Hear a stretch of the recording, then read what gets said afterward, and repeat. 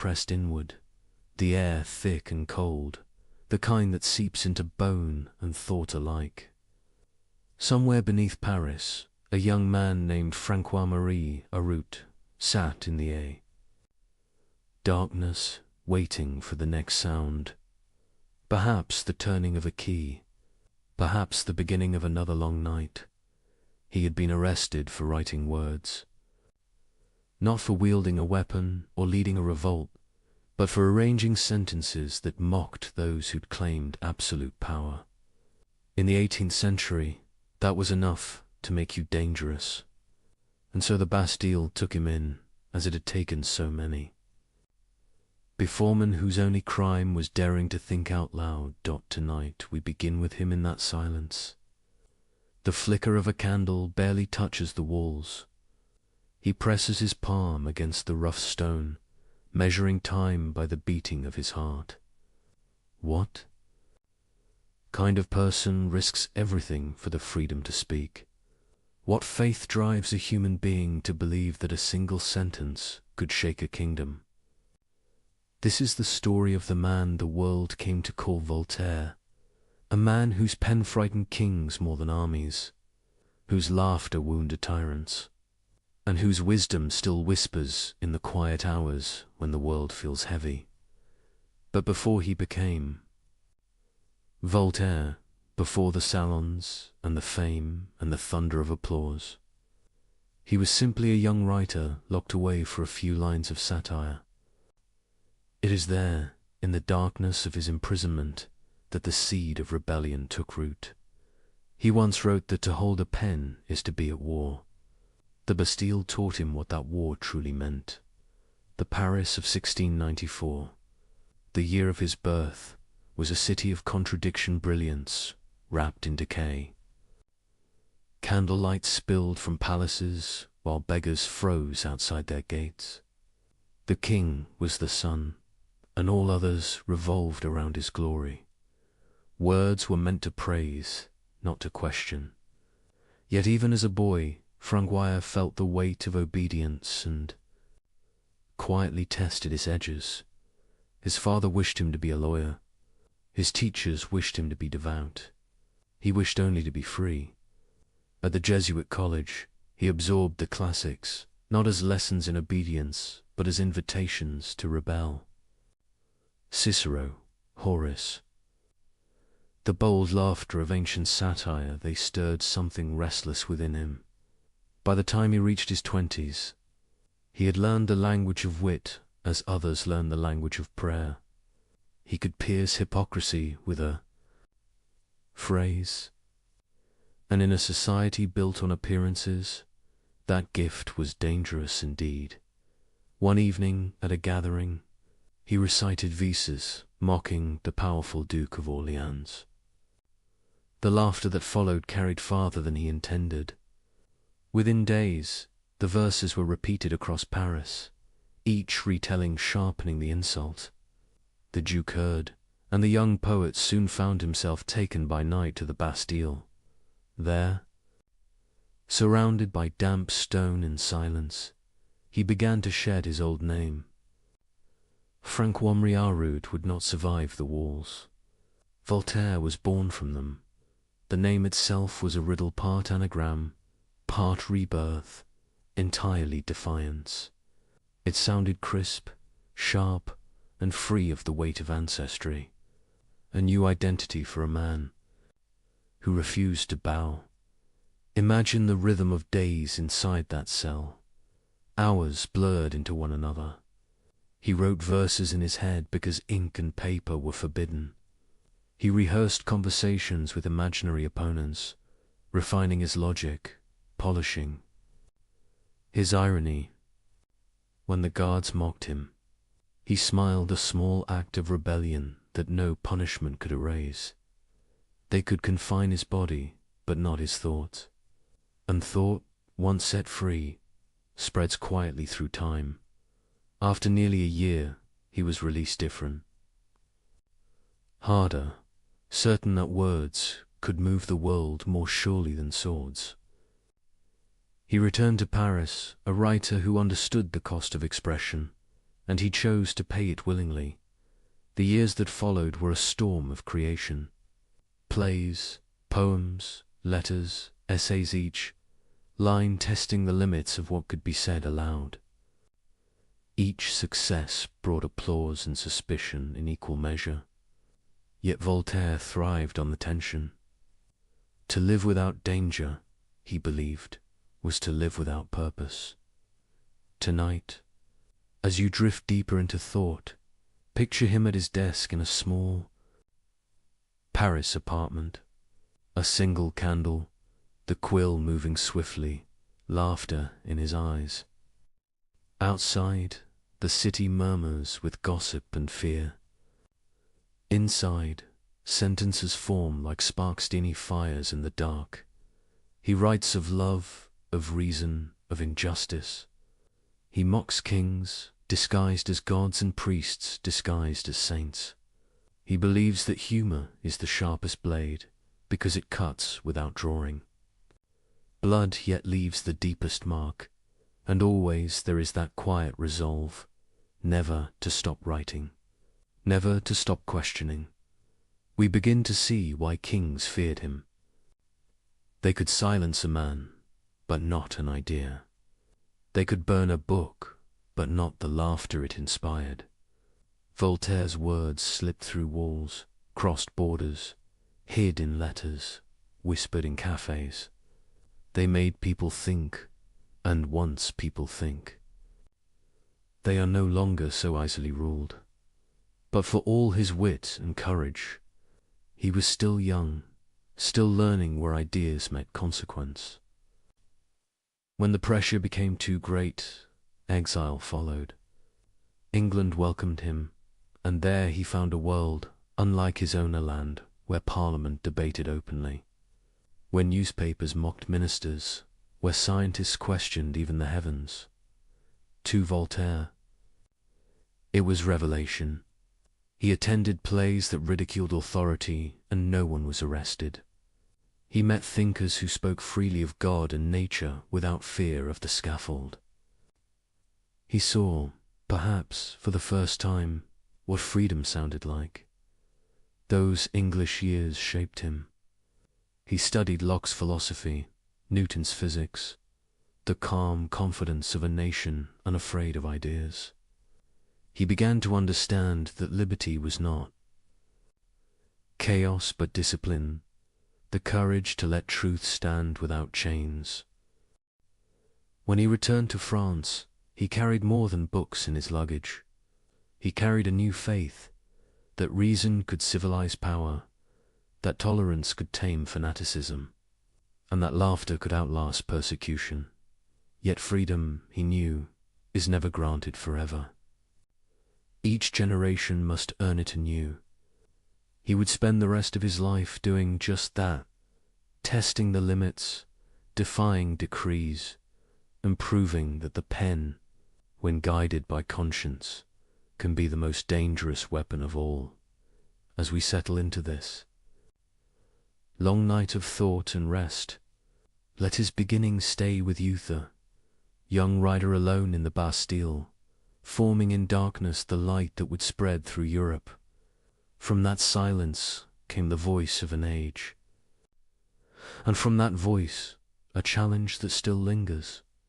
Will we think for ourselves, or let others think for us? The question drifts, gentle but unending. As the first section closes and the next begins, a soft fade, as candlelight dissolves into dawn, and the dangerous mind begins to awaken. Morning light returned to Paris as if nothing had changed.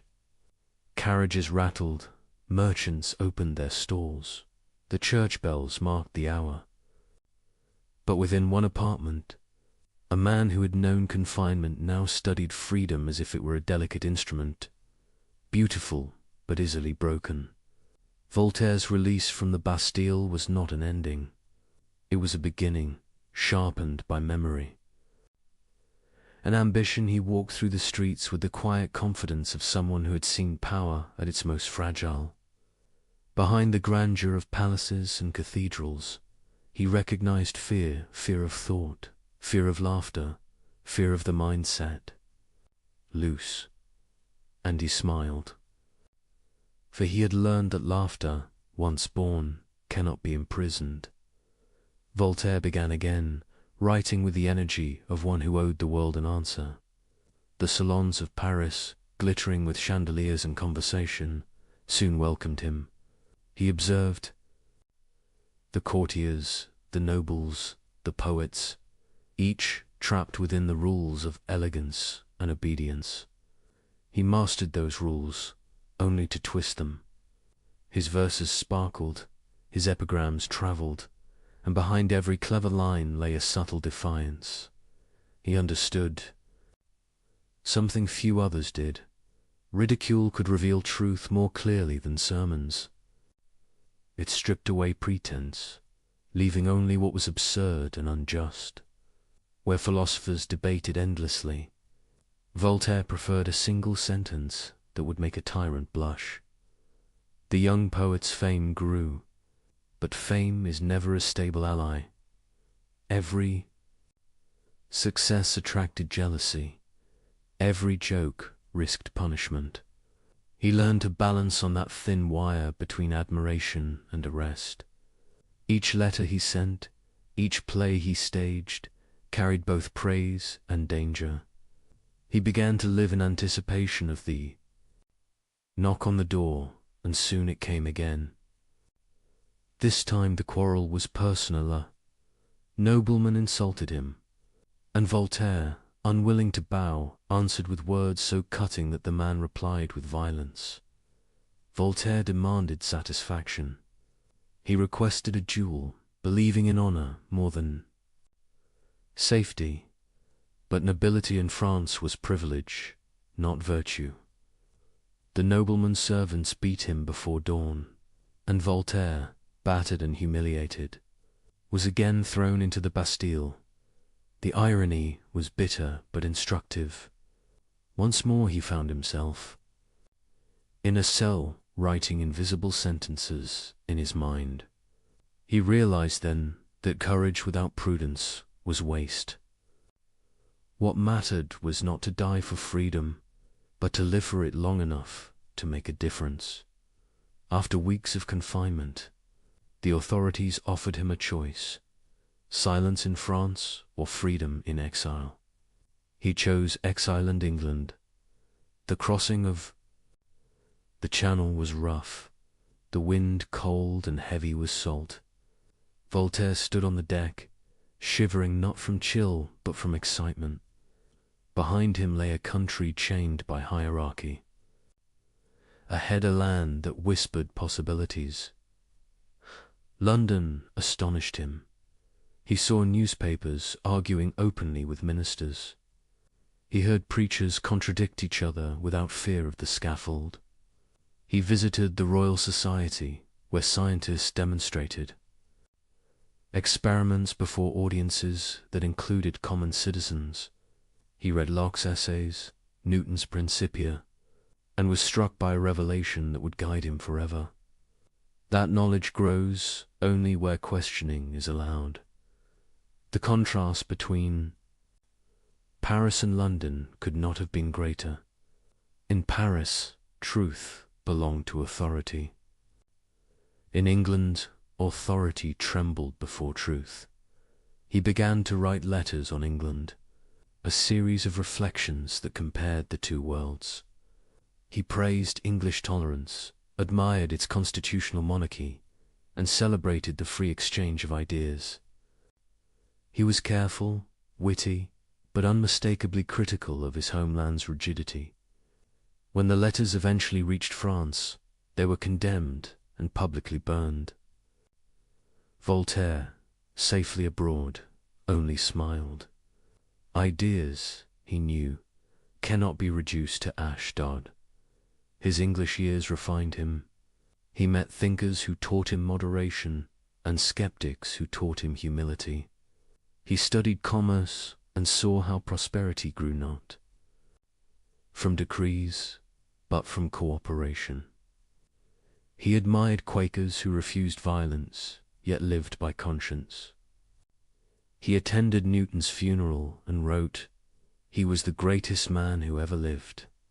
He proved the universe obeys laws, not caprice. To Voltaire, this was revelation. If nature itself was governed by reason, then reason must also govern mankind. Superstition, fanaticism, cruelty or were violations of the same harmony that move the stars.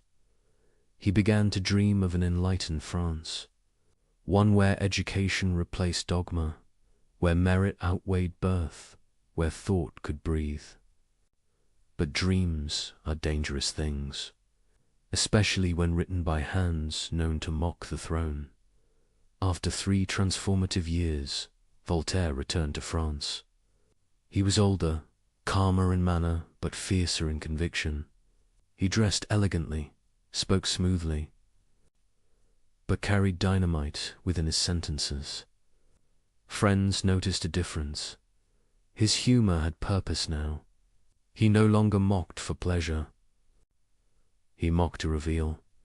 He published tragedies that drew crowds and controversy alike. His plays entertained, but always carried hidden commentary. Audiences laughed, cried, and went home uneasy, sensing meanings just beyond the curtain. Voltaire had turned art into philosophy disguised as theatre. He understood that people resist doctrine but welcome stories. Through stories, he could smuggle truth past senses and into hearts. It was a delicate dance between intellect and instinctor. Rhythm he perfected with time. Paris loved him, envied him, feared him. He had become something new, a public intellectual in an age when thinking publicly was perilous. Letters arrived from admirers across Europe. Princes sought his friendship. Priests cursed his name. He thrived on the contradiction. To be praised by power was comfortable. To be condemned by it was meaningful. He preferred meaning. Voltaire's correspondence grew into a network of thought. From Amsterdam to Geneva, from London to Berlin, ideas moved faster than armies. He believed this was how revolutions truly began, not with gunfire, but with conversation at night. He worked tirelessly, composing essays that challenged superstition, poems that ridiculed cruelty, and treatises defending tolerance. He wrote letters to ministers, to philosophers, to anyone who might listen or might one day remember. His wit became legend. When asked why he opposed certain powerful men, he answered, "Because they are wrong." When a censor demanded that he retract a line, he replied, "Very well, I shall retract it to 10 more editions." The more they tried to silence him, the more his words multiplied. And yet, for all his fire, Voltaire was not without doubt. He watched revolutions of spirit fail because men preferred slogans to sense. He feared fanaticism, whether in religion or reason. He began to see that freedom required discipline, that truth without kindness becomes another form of tyranny. He wrestled with these thoughts in solitude, seeking balance. He was no dreamer, detached from reality. He was a craftsman, shaping his own mind as carefully as a sculptor shapes marble. Each essay, each dialogue was another stroke toward clarity. In those years he began to form the philosophy that would guide his entire life. That tolerance is not weakness but strength, that happiness is found in usefulness, and that reason, though fragile, is the only true light. His private notebooks reveal a quiet as sight reflections on mortality, friendship, and the absurd theatre of human ambition. He wrote, "We are all made of weakness and error. Let us forgive each other's words. Follies, that is the first law of nature." It is in such lines that the revolutionary and the sage converge. The Paris he returned to was restless. The Enlightenment was dawning, but darkness still lingered in its corners. Censorship remained harsh. Faith and fear shared the same pulpit. Voltaire moved through it all with the grace of a survivor. He knew when to jest and when to hide, when to provoke and when to retreat. To wage war with words required patience. He often said, "The secret of being a bore is to tell everything." He learned instead to suggest to let readers draw the dangerous conclusion themselves. It was a form of intellectual aikido, turning censorship's weight back upon itself. Through this subtle rebellion, Voltaire matured into more than a writer.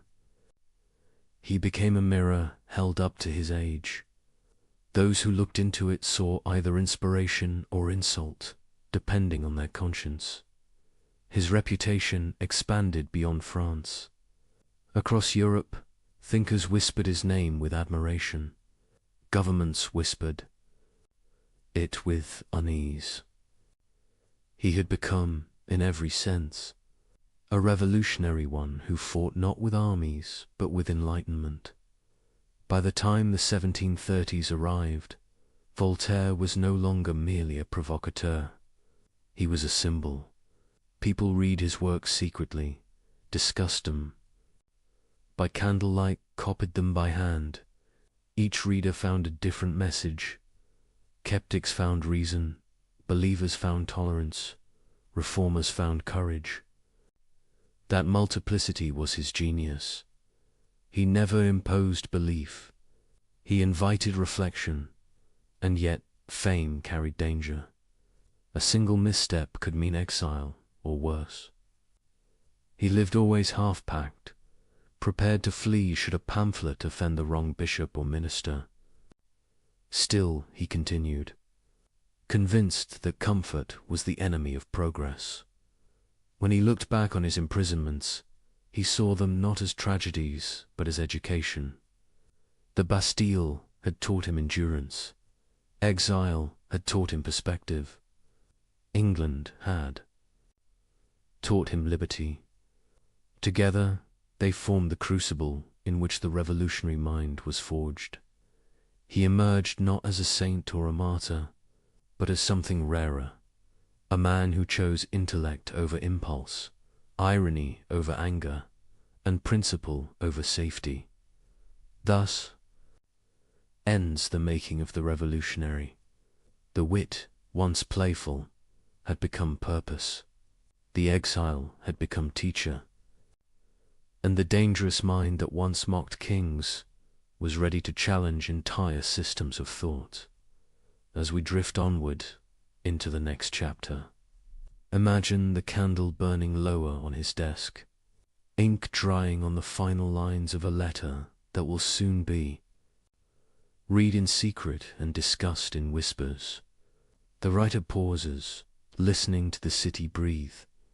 He smiles softly, knowing that the revolution he began will move not through noise, but through thought.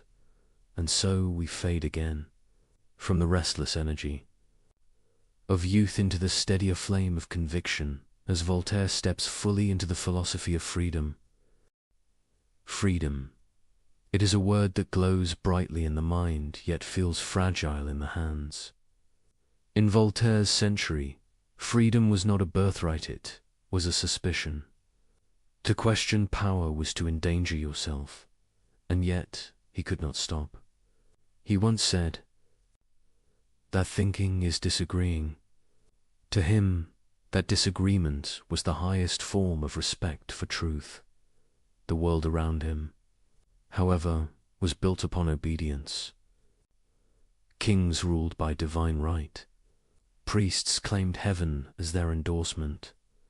Voltaire looked upon this structure of fear and saw an illusion, a system maintained by habit and silence. And he knew that silence, more than swords, kept people enslaved. He began to write with new precision.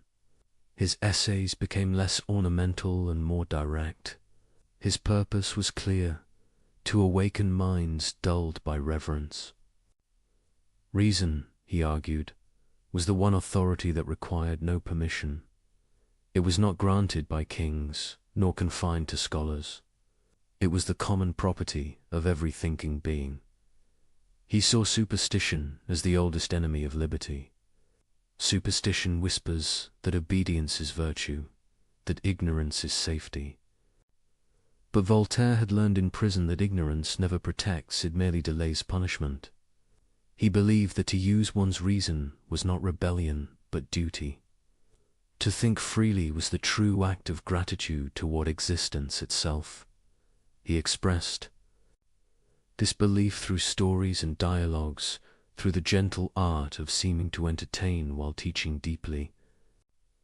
In philosophical letters, he praised the English for their tolerance of religion, not to flatter them, but to expose the narrowness of France. He compared nations like a physician compares fevers, noting which symptoms mark sickness, which mark recovery. The Church called him dangerous. They were right, though not for the reasons they claimed. He did not want to destroy belief. He wanted to strip it of cruelty. He respected faith that inspired kindness, but despised faith used to justify harm.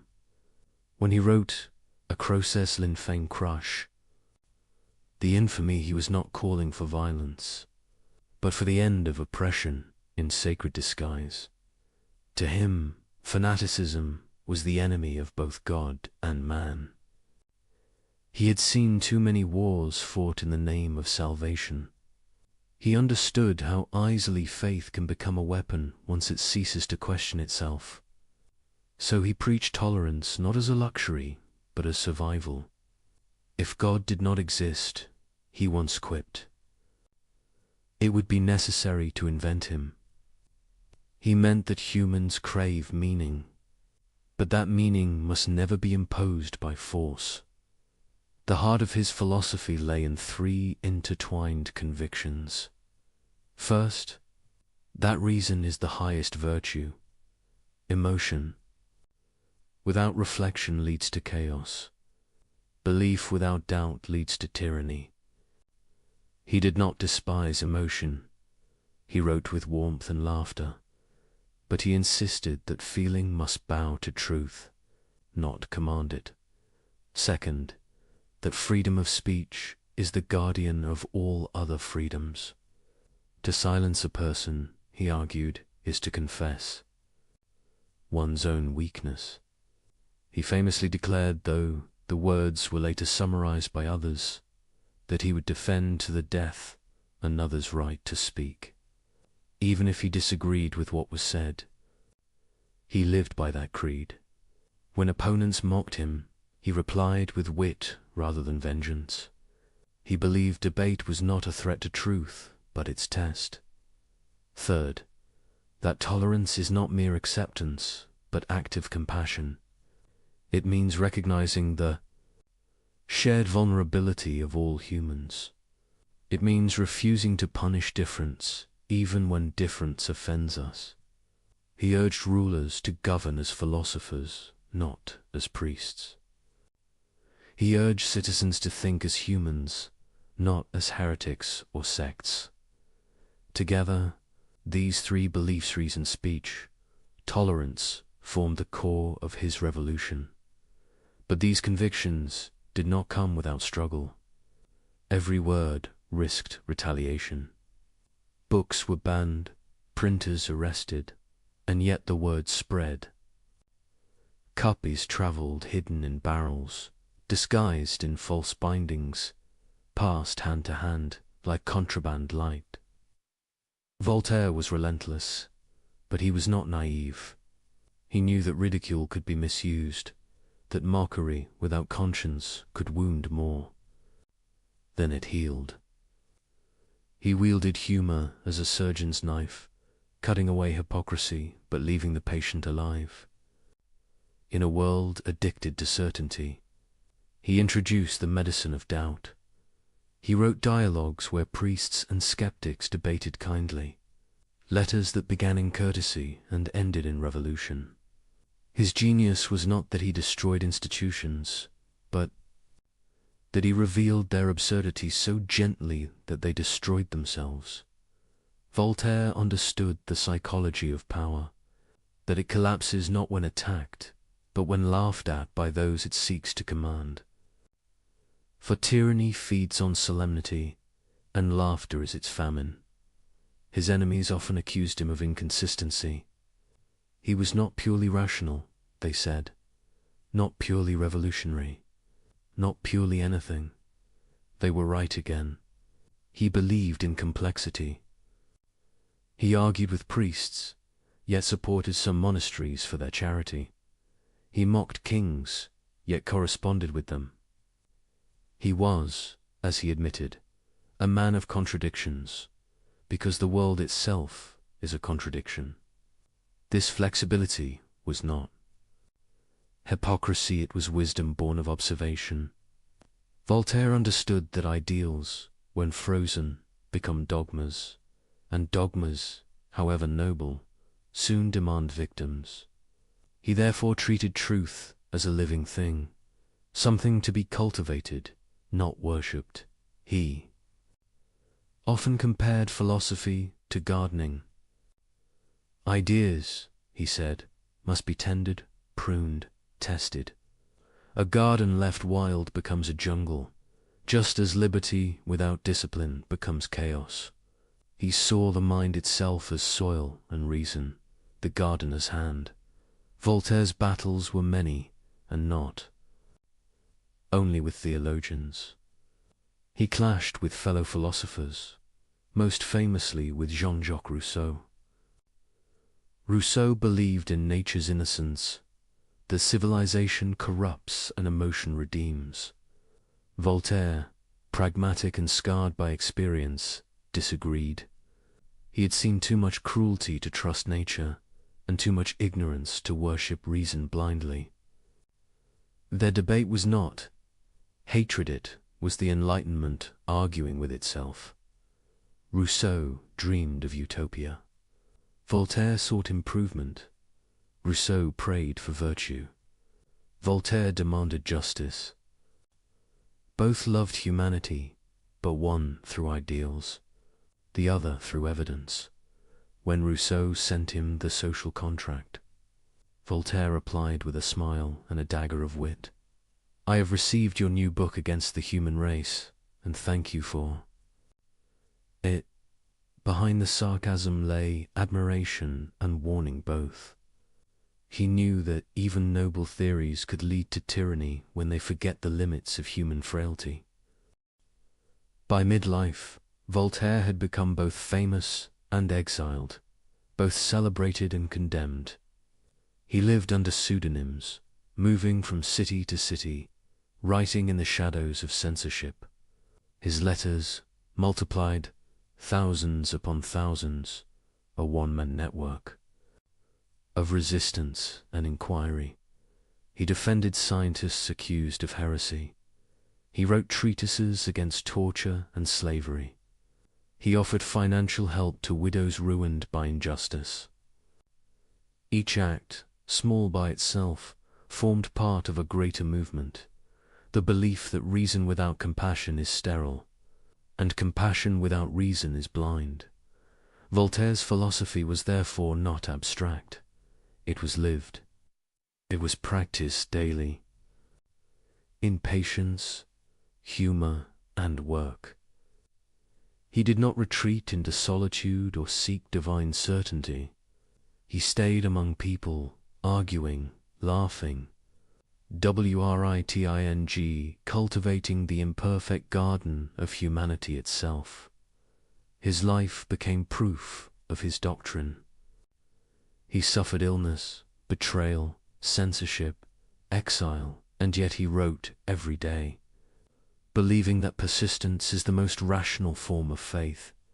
He called himself a hard-working bee, making honey even while surrounded by wasps. This quiet endurance gave his words a depth the sermons lack. He taught not by preaching, but by example, by continuing. He once wrote, "The best is the enemy of the good." He meant that perfectionism paralyzes progress.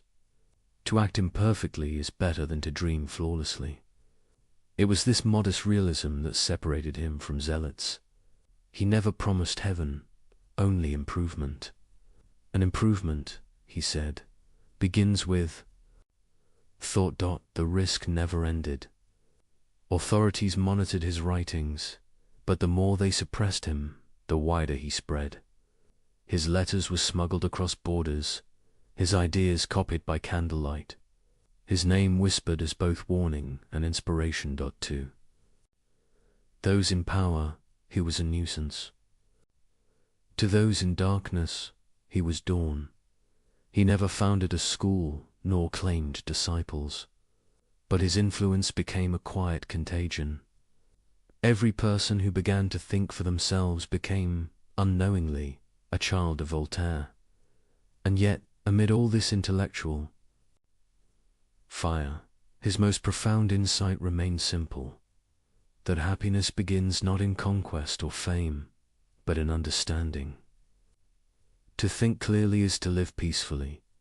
To reason is to be free. By now, his ideas had outgrown their author. He had become the embodiment of a movement, the Enlightenment itself. Princes quoted him to appear wise. Commoners quoted him to appear bold. He knew the irony. Once dangerous ideas become fashionable, their sharpness dulls. So he kept writing, kept refining, urging readers to question even him. He feared that dogma might one day wear his own name. So he insisted on humility. Doubt, he said, is not a pleasant condition, but certainty is absurd. He invited all who read him to doubt him, too. In that invitation lay the purest freedom of all, the freedom to disagree, even with the teacher. This was the essence of his philosophy of freedom. That liberty is not license, that thought is not rebellion, that doubt is not despair, and that laughter, when kind, is the truest prayer of the wise. As this section draws toward its quiet close, picture Voltaire at his desk again, older now, the candle shorter, the quill moving steadily in practiced rhythm. Each word another step away from ignorance, another seed for gardens he may never see bloom. He smiles, aware that his own freedom came at a price, but certain it was worth paying. The cell in the Bastille, the exile in England, the duels of wit, and the scars of battle, they were not burdens but tuition. Through them he learned what no book could teach, that true liberty is not given. It is cultivated, one thought, one act, one moment of courage at a time. And as he dips his pen again into the ink, he writes the words that would echo for centuries. Simple, steady, unflinching. Think for yourselves. The candlelight trembles, and with it begins the next chapter, where satire becomes prophecy, and a book called Candid will change everything. The year is 1759. Europe trembles under the noise of armies, sermons, and earthquakes littoral and moral. Empires are at war, philosophers argue about optimism, and the ground itself seems uncertain. Somewhere on that shifting continent, an agent Voltaire sits by candlelight and begins to write the book that will distill half a century of observation into a single work of laughter and sorrow. He calls it Candid, or optimism. The idea arrives after a disaster. On the morning of November 1st, 1755, Lisbon shakes. Churches collapse during Mass. Fires devour the city, and tens of thousands die. Priests call it divine punishment. Philosophers debate whether such suffering can coexist with a benevolent God. Voltaire, staring at the ruins from afar, feels the futility of those arguments. He writes a long poem of grief and rage. Then something quieter grows within him, a desire to show through story how fragile optimism truly is. Candid begins in innocence. A young man lives in a beautiful castle in Westphalia, tutored by the cheerful Dr. Pangloss, who teaches that all is for the best in the best of all possible worlds. The phrase sounds harmless, even comforting, but Voltaire sharpens it like a blade. Through that single idea, he will expose the gulf between philosophy and reality. Candid is expelled from paradise for loving the baron's daughter, Cunegonde. He is beaten, conscripted, shipwrecked, betrayed, flogged, and starved. He witnesses cruelty in every shape: wars, stupidity, slavery's horror, religion's hypocrisy. Each episode is a mirror held to humanity's self-deception. Everywhere, someone insists that everything is for the best. Everywhere, the world replies with pain. Voltaire's prose is light, almost cheerful. That is its genius. He never raises his voice. He simply describes, and the absurdity condemns itself. The laughter he evokes is uneasy. The laughter that trembles on the edge of recognition. When readers first opened Candid, they found themselves smiling and wincing at once. A battle described as a beautiful arrangement of butchery, a sermon interrupted by robbery, a philosopher defending optimism while sinking in mud. Voltaire's irony was merciless but never cruel. His sympathy remained with the victims, never the theories that explained them away. Pangloss, ever faithful to metaphysics, persists through disease and disaster, proclaiming that all is well. He becomes the emblem of philosophical blindness, reason detached from experience, logic unmoored from compassion. Through him, Voltaire mocks the comfort of abstract certainty. He teaches that when we use intellect to deny suffering, we lose both intellect and humanity. Yet Candid is more than satire. It is a journey from illusion toward responsibility. Candid begins as a believer, becomes a skeptic, and ends as something rarer, worker of his own small patch of earth. After all the adventures, he concludes with 9 simple words: Il faut cultiver notre jardin. We must cultivate our garden. Those words close the book like a sigh after a storm. They do not offer triumph, only peace earned through labor and humility. Voltaire's message is not withdrawal from the world, but engagement with what is real and within reach. The garden is both literal and metaphorical, a call to action scaled to human hands. To understand its depth, imagine the Europe that read those words. Philosophers promise systems explaining everything. Churches promise salvation for obedience. Kings promised order through conquest. Voltaire promised nothing, only a hoe, a seed, and a mind awake.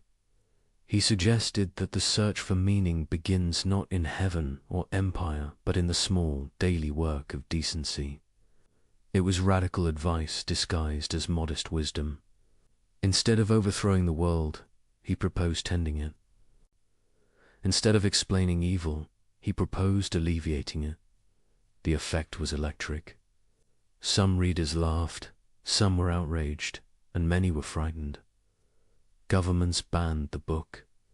Priests denounced it, but people copied it anyway. Within months, Candid spread across Europe, translated, smuggled, whispered. It became a mirror no one could put down. The church called it impious. Revolutionaries called it inspiring. Voltaire accepted both judgments with a smile. He had achieved what he desired most, to make people think without telling them what to think. Beneath its humor, Candide carries quiet compassion, each grotesque episode reveals not only folly but endurance. Even in ruin, the characters continue moving forward, searching for something better. Voltaire understood that survival itself can be a kind of wisdom. The novel's cruelty is always balanced by resilience. He never despairs completely, because despair would flatter the absurdity he mocks.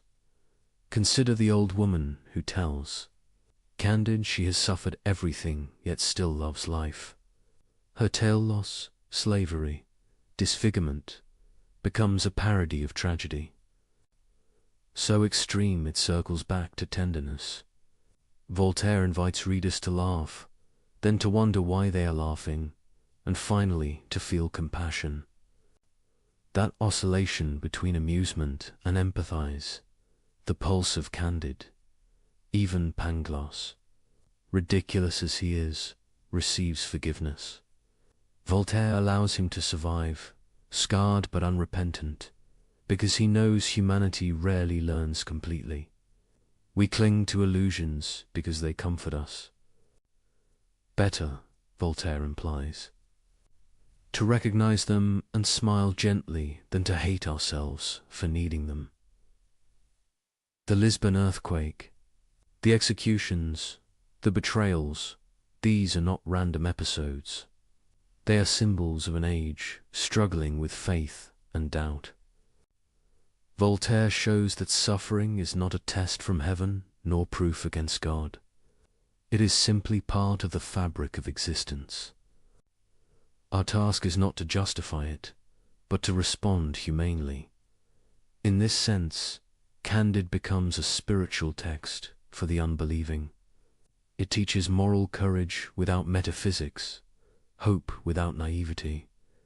Its final lesson, cultivate your garden, compresses an entire philosophy. Tend to what you can, repair what you touch, and leave metaphysical debates to those who prefer clouds to soil. For Voltaire, this was not retreat, but revolution. He had seen how grand theories led to grand cruelties. He wanted a wisdom that begins with breakfast, with friendship, with the simple refusal to harm. The garden is not escape, it is ethics, made tangible. In later years, readers would interpret those words endlessly. Some saw resignation, others defiance, still others serenity. Voltaire encouraged all interpretations and claimed none. That was the trick. He left space for the reader to think. The very openness of Candide was its freedom. He once said that tragedy should make us weep, comedy should make us wise. In Candide, he achieved both. Its laughter washes the dust off reason. Its pain reminds us why reason matters. When the book reached Rousseau, he accused Voltaire of cynicism. "How," Rousseau wrote, "can you laugh while people suffer?"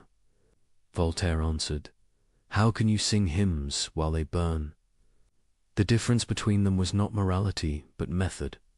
Rousseau sought salvation in emotion, Voltaire in lucidity. Both longed for a better world. Voltaire merely refused to lie about the one that existed. The making of Candide also reveals Voltaire's mastery of craft. He wrote it in 3 months swiftly, secretly, moving between inns and borrowed studies. He disguised it as a translation. From the German to evade censors. Each sentence is polished, short, rhythmical design to sound effortless. Behind that simplicity lies perfect control. He chose the name Candide from the Latin candid sclera, shining, naive. The hero begins pure and ends wise, not by revelation, but by exhaustion. After seeing the world, he stops asking why, and begins asking what now. That shift from metaphysics to practice is the heart of Enlightenment thought. Voltaire himself lived that transition. He had chased theories in youth. In age, he cultivated gardens of justice, friendship, and knowledge. Candide is therefore autobiography, disguised as fable, the journey from cleverness to clarity. As success spread, danger returned. Authorities raided printers, confiscated copies, threatened imprisonment. Voltaire, living near the Swiss border, kept moving manuscripts between safe houses. He joked that his books travelled more than he did. In letters to friends, he called Candide a book that makes people laugh and priests nervous.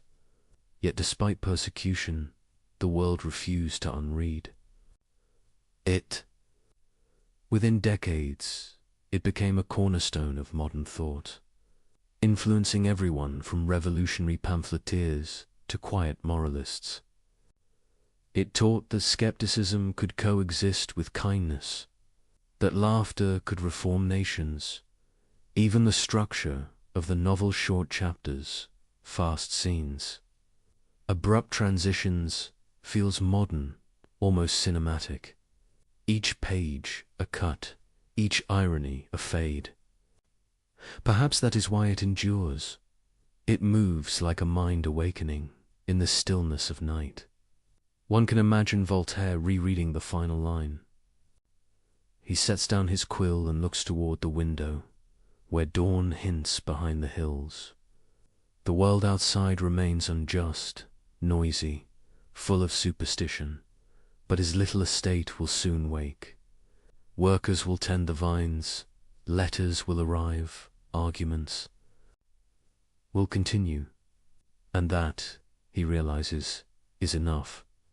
He has replaced the perfection of heaven with the imperfection of labor. He has traded metaphysical comfort for moral clarity. In that exchange lies peace, the peace of a mind reconciled with limits. The lesson of Candide is not that the world is meaningless, but that meaning must be made daily. Not in proclamations, but in gardens. Not in temples, but in workshops. Not in eternity, but in time.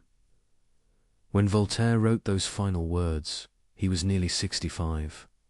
His health was fragile. His humor was not. He called himself half-blind, half-deaf, entirely amused. But within that amusement lay serenity earned through struggle.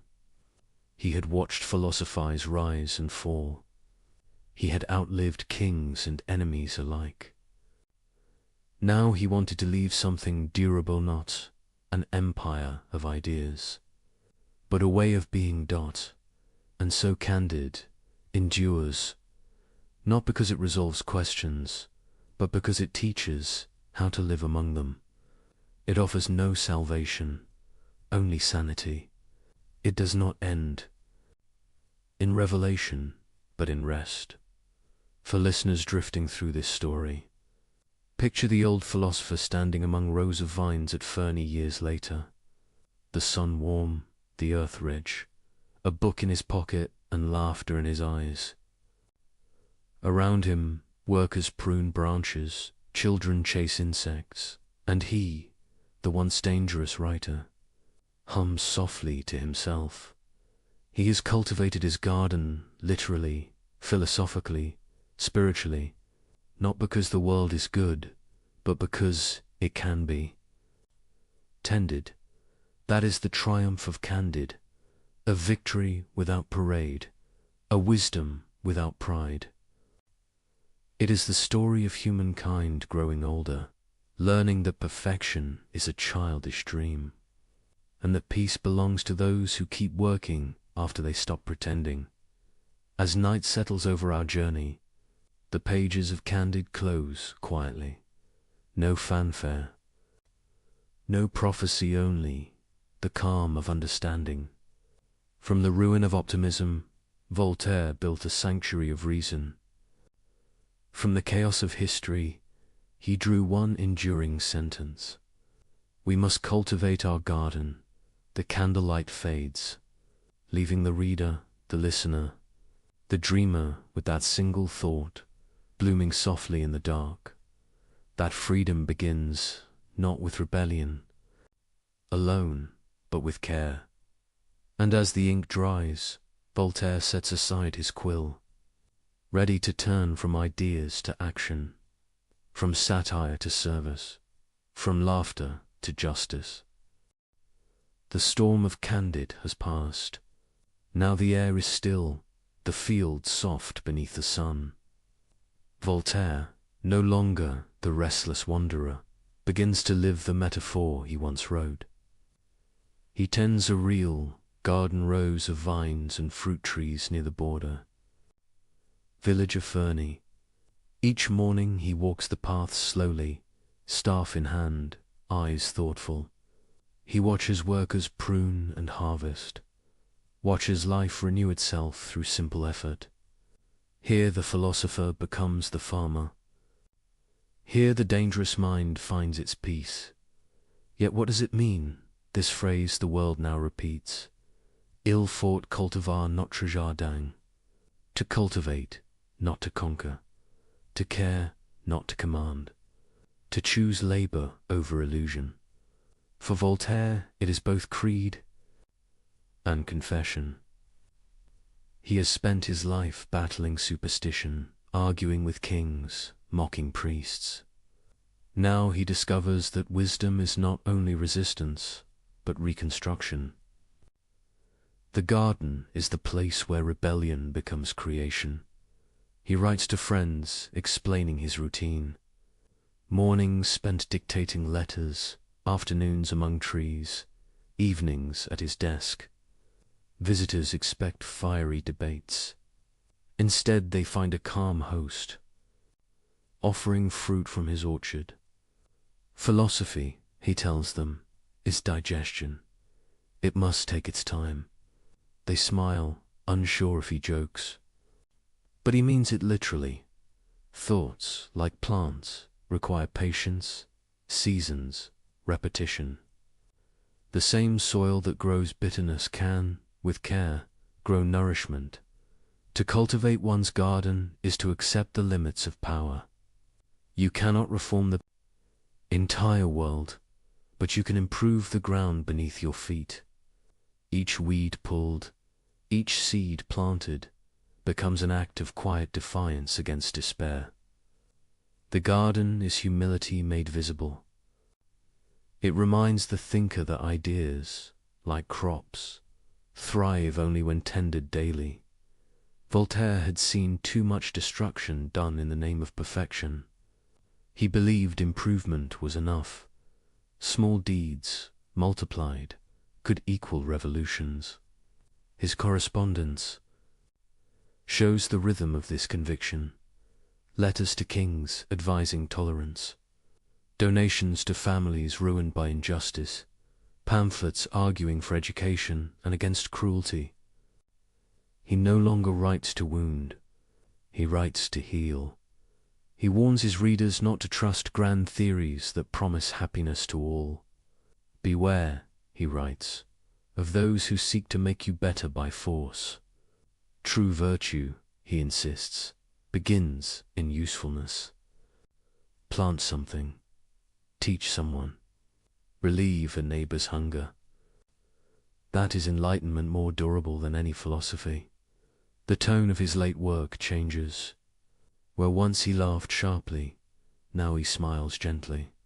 He keeps irony, but tempers it with gratitude. He speaks often of work not ambition's work, but sustenance's work. He sees in labor the rhythm that reconciles body and mind. Work protects from idleness. Idleness breeds fantasy. Fantasy breeds fanaticism. To cultivate one's garden is therefore to cultivate one's sanity. In these years, he transforms Ferney into more than a home. It becomes a symbol. Travelers arrive from across Europe to glimpse the legendary philosopher in his sanctuary. They find him walking with villagers, settling disputes, funding schools. He builds workshops so the poor can earn wages. He pays teachers to educate girls as well as boys. He writes, half amused, that the village once known for ignorance now exports clocks and ideas. Voltaire calls himself the innkeeper of Europe. His house never empties. Princes, poets, refugees, skeptics all pass through. Some expect a profit. They meet a man in a straw hat offering pears. He listens more than he speaks, laughs more than he lectures. He tells them, "My garden is my argument." The example replaces the sermon at night. When the guests sleep, he sits again at his desk. The candlelight touches piles of correspondence. He answers them one by one. Letters about justice, tolerance, war, and faith. He no longer expects quick victories. He has learned that truth travels slower than rumor, but endures longer. He writes, "We must judge progress by the number of children who can read." It is a sentence as humble as it is revolutionary. In the stillness, he reflects on his long path. He remembers the Bastille, the duels, the exile, the applause. He feels no bitterness, only clarity. The struggle has not ended oppression, but it has enlarged thought. He sees that the world changes by increments, not miracles. The philosopher must learn to live inside the unfinished. That is the essence of the garden philosophy, to accept incompleteness without surrendering hope. He explains this to a young visitor, who asks him for the meaning of happiness. Voltaire answers with a story. There was once a man who wanted to change the climate. He shouted at the sky, cursed the rain, prayed for sun. He died before the harvest. His neighbor watered the soil and picked weeds. He lived to eat. The visitor laughs. Voltaire adds softly, "Be the neighbor." Happiness, he says, is the equilibrium between effort and acceptance. Work keeps despair from rotting the heart. Acceptance keeps pride from choking it.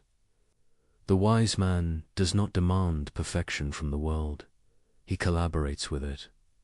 That collaboration between will and limitation is the true art of living. Voltaire extends this idea beyond the self. Each person's garden totters in others. Communities, nations, civilizations are networks of adjoining plots. When one lies untended, weeds spread to the rest. Therefore justice is not charity, it is maintenance.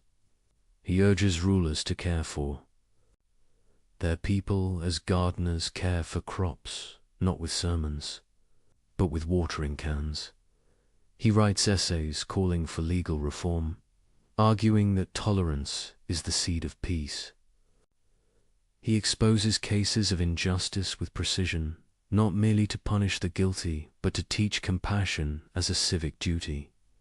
He becomes, almost without noticing, a statesman of conscience. His words restore the idea that moral improvement is practical.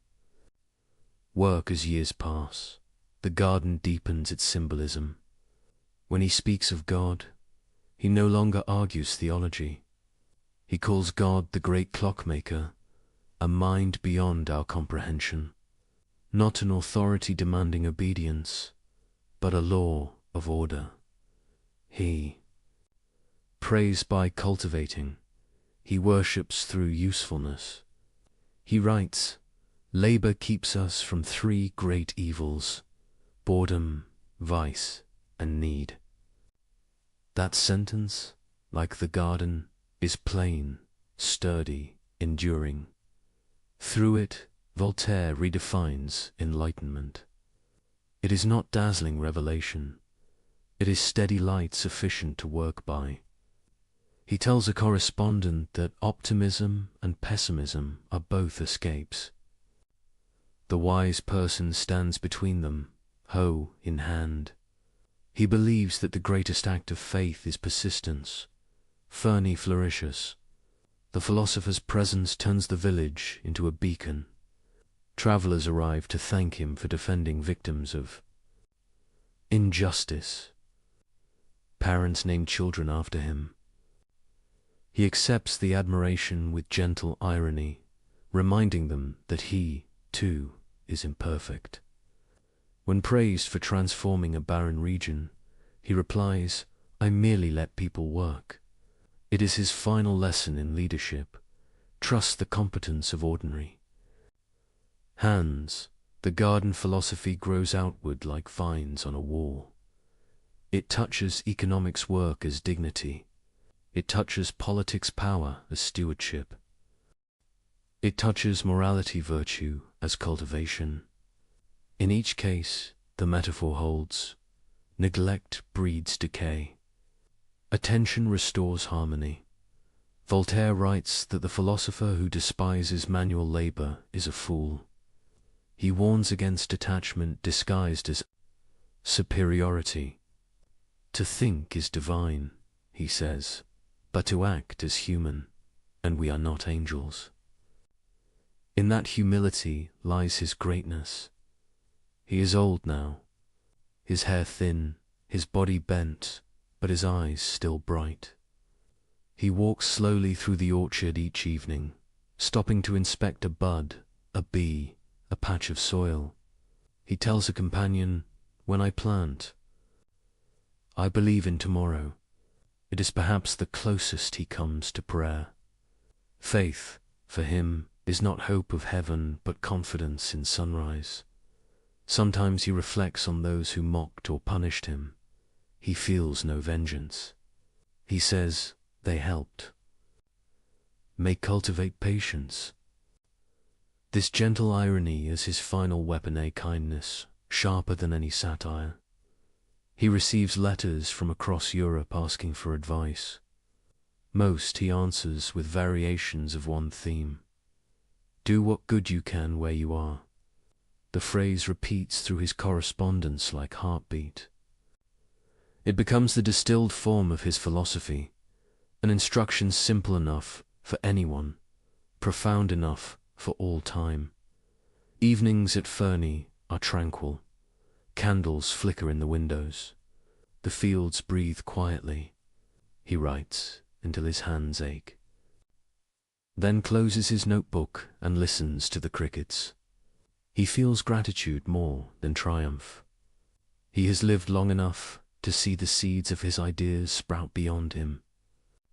He senses that revolutions of thought move like seasons slow, inevitable, returning. He wonders if future generations will understand that his laughter was love in disguise. He hopes they will remember that to cultivate a garden is to believe in continuity. He smiles at the thought that someday someone he will never meet might pick fruit from trees he planted. That, he decides, is immortality enough. When visitors later write of meeting him, they describe a man at peace but never idle. Even in frailty, he debates, jokes, dictates letters. He says, rest is good after work, not instead of it. His mind remains sharp, his humor kind. He repeats his maxim endlessly, aware that repetition is how truth sinks in. Cultivate your garden, cultivate your garden. He knows people crave grandeur, yet he gives them simplicity. He knows they want revelation, yet he gives them routine. He trusts that maturity will make them grateful for both. By the time he nears 80, the world outside Fernie is changing fast. New revolutions stir. New thinkers quote his words. Some interpret them as calls to rebellion, others as calls to reason. He watches from afar, amused and a little weary. He tells a friend, "They will improve upon me, or they will not. Either way, the weeds will keep returning." There is no bitterness, only awareness that every age must weed its own soil. He does not live to see how widely his seeds will spread, how future nations will claim his ideas as their foundation, how his insistence on tolerance will shape laws, how his laughter will echo in the concept of human rights. But perhaps he would have shrugged. For him, the reward was always the work itself. As this section draws to its close, picture the old man in his chair at twilight. The sky turns gold, then grey, then deep blue.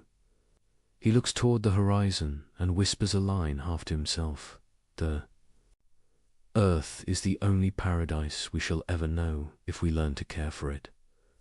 Then he smiles, sets his quill aside, and lets the silence of the garden complete the sentence. The candle fades. Another day ends in the philosophy of freedom transformed into the philosophy of tending. No monuments, no victories, only the simple miracle of things growing. And so we fade with him, into evening light and patient soil, carrying forward the lesson that wisdom is work, and that every mind, every life, is a garden waiting to be cultivated. The garden at Ferney is peaceful, but the world beyond its hedges is not. From across France come stories that disturb Voltaire's quiet mornings, families ruined by prejudice, men condemned without trial, women silenced by superstition. Each new letter reminds him that weeds grow fastest in places untended. He realizes that philosophy, if it stays only among books, becomes decoration. To mean anything, it must act. Thus begins the final transformation of Voltaire, the philosopher. Becomes the warrior. His pen, once playful, now sharpens into an instrument of justice.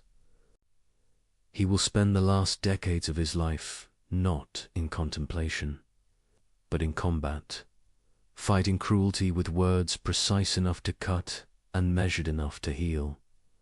It begins with a tragedy that echoes through. Europe, the case of Jean Cola is a Protestant merchant from Toulouse, accused of murdering his own son to prevent his conversion to Catholicism.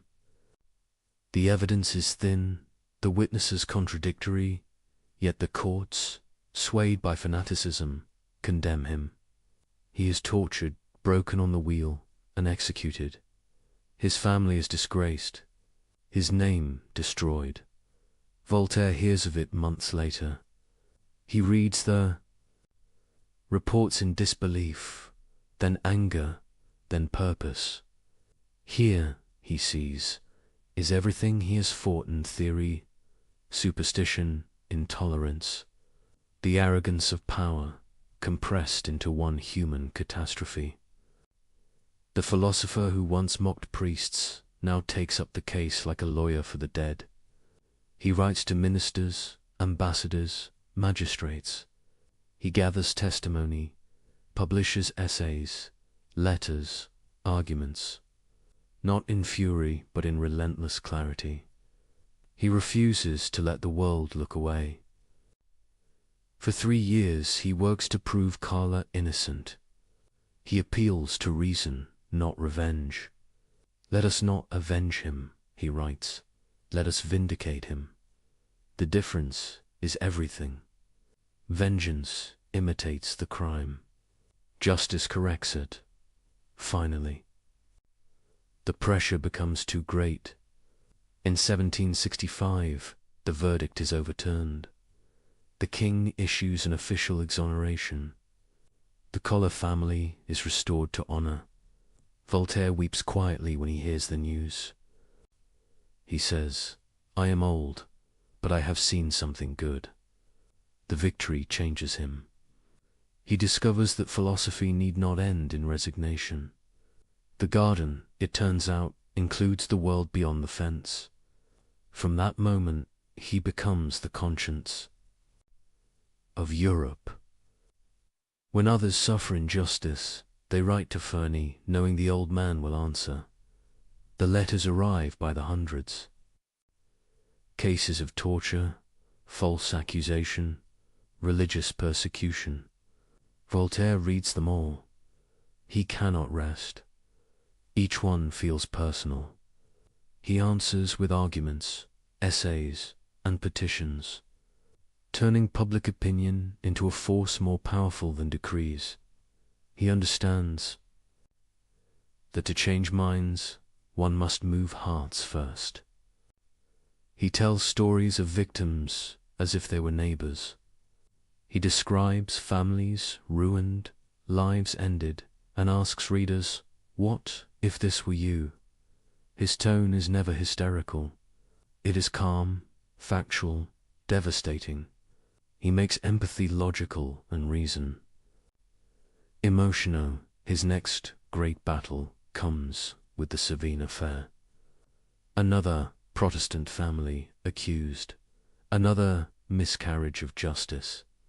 He fights again tirelessly, methodically until innocence is proved. Then comes the case of the Chevalier de la Barre, a young man executed for failing to salute a religious procession. Voltaire's outrage burns through his letters. So they have cut off a boy's head for singing an irreverent song.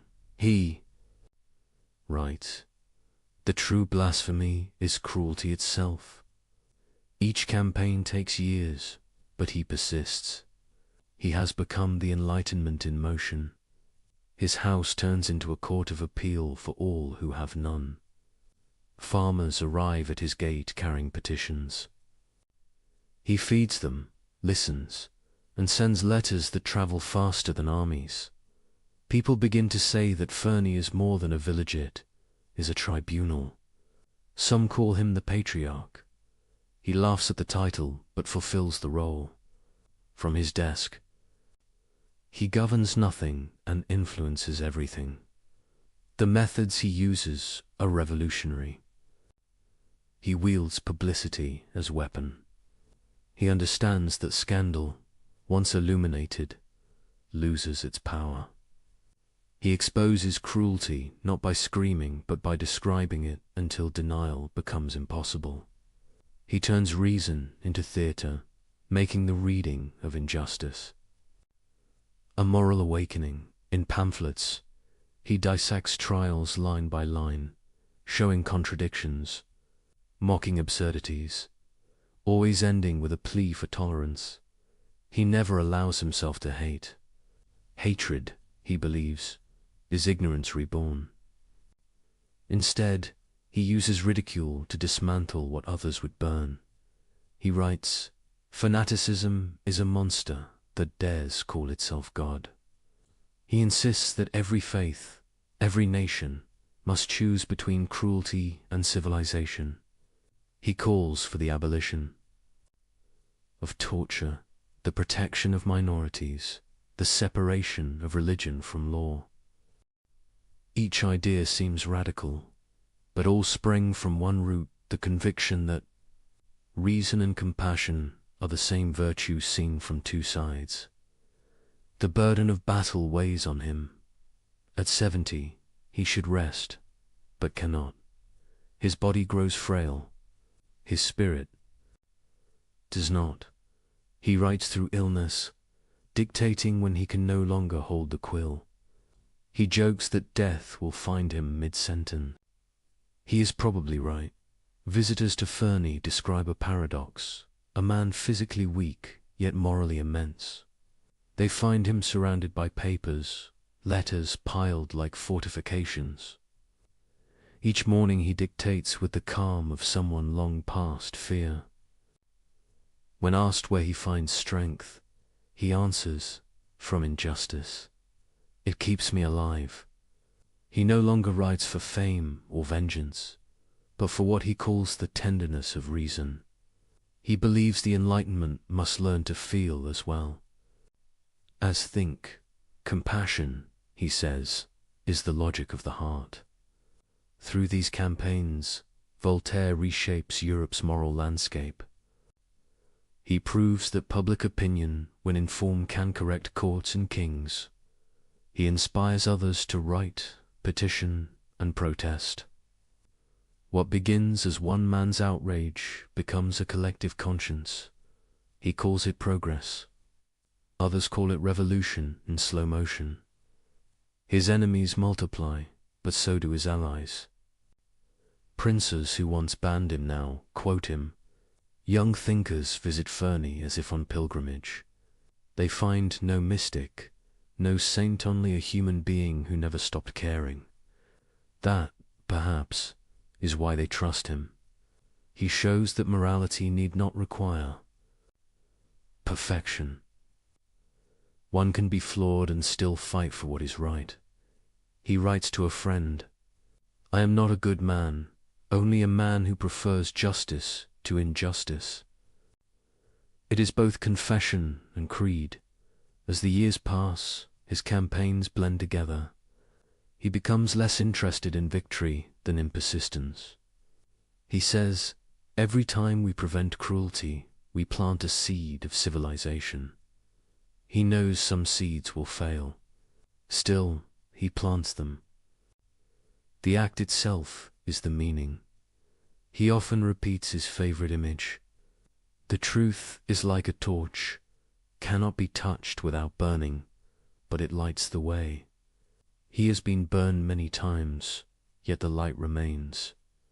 In his late letters, fatigue seeps through the wit. He confides to a friend, "My only wish is to see reason have the last word before I have my last breath." It is a prayer disguised as irony. One afternoon, near the end of his life, a visitor asks whether all his battles were worth it. Voltaire looks out the window at his fields, pauses and answers softly, "Look around you. The wheat grows straighter when it is tended." The visitor nods, understanding. Justice, like agriculture, is never finished. It demands constant cultivation. He writes one final appeal on behalf of a prisoner he has never met. He seals it with unsteady hands, smiles, and says, "The garden must never be left alone." That is his final message to the world, that conscience is maintenance, that civilization is continuous care. By the time he is 80, he has become both legend and lesson. Children learn his maxims by heart. Rulers read his essays in secret. He has outlived persecution. The voice once forbidden now shapes law. Yet he remains humble, reminding admirers that truth is older than any author. "I did not invent justice," he says. "I only reminded people it exists." When asked what kept him writing for so long, he replies, "The world kept misbehaving, and then, with a laugh, I could not allow it the last word." As we drift toward the close of this chapter, imagine the old philosopher at dusk, quill resting beside a half-written letter. The window is open, evening air stirs the curtains. Outside, voices of workers returning home. He listens, content. For all the battles, this sound ordinary life continuing is his reward. The warrior for justice has become a guardian of peace. He has learned that righteousness without gentleness hardens into tyranny, that truth without humor dies of solemnity, and that compassion, practiced daily, is the highest form of reason. The candle burns low. He leans back, closes his eyes, and murmurs, "Let us cultivate the garden of justice, for the weeds never rest." And with that thought, we fade into the next part of the journey, a reflection on the age he helped shape, and the enemies his light exposed. The 18th century calls itself an age of light, but the shadows are never far. Every candle burns against darkness. Every idea meets resistance. Voltaire knows this better than anyone. He has lived long enough to see knowledge advance, and ignorance advance beside it. For every mind awakened, another retreats behind dogma. The struggle, he realizes, is not between good and evil, but between curiosity and fear. By now, the world names him a leader of the philosophes, the writers, scientists, and dreamers who believe reason can civilize humankind. Their movement is not an organization, but a conversation, a network of letters stretching from Paris to Berlin, from Geneva to St. Petersburg. They debate, they argue, they contradict, but all share one belief, that light is worth its cost. Voltaire watches this awakening with mixed pride and caution. He knows ideas spread faster than understanding. He warns his friends, let us enlighten, but let us not inflame. For he senses that every philosophy, once simplified, can become a banner for zeal. He has seen how easily reform turns to revenge. The Enlightenment, to him, is not rebellion, is renovation. He does not wish to destroy the old house of faith, only to open its windows. He does not want atheism to replace religion, but tolerance to replace cruelty. He writes, if God did not exist, we should have to invent him. Not as theology, but as irony, a reminder that belief can serve morality only when it ceases to serve oppression. He admires science, but distrusts arrogance. He honors Newton as a saint of reason, but warns that even science, if worshipped, becomes superstition by another name. Reason must remain humble before mystery. That humility is what separates the sage from the fanatic. Voltaire's personal faith is quiet, almost agnostic. He calls himself a deist, believing in a creator who does not govern by miracle.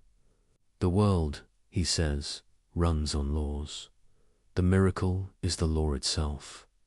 He prefers the god of geometry to the god of thunder.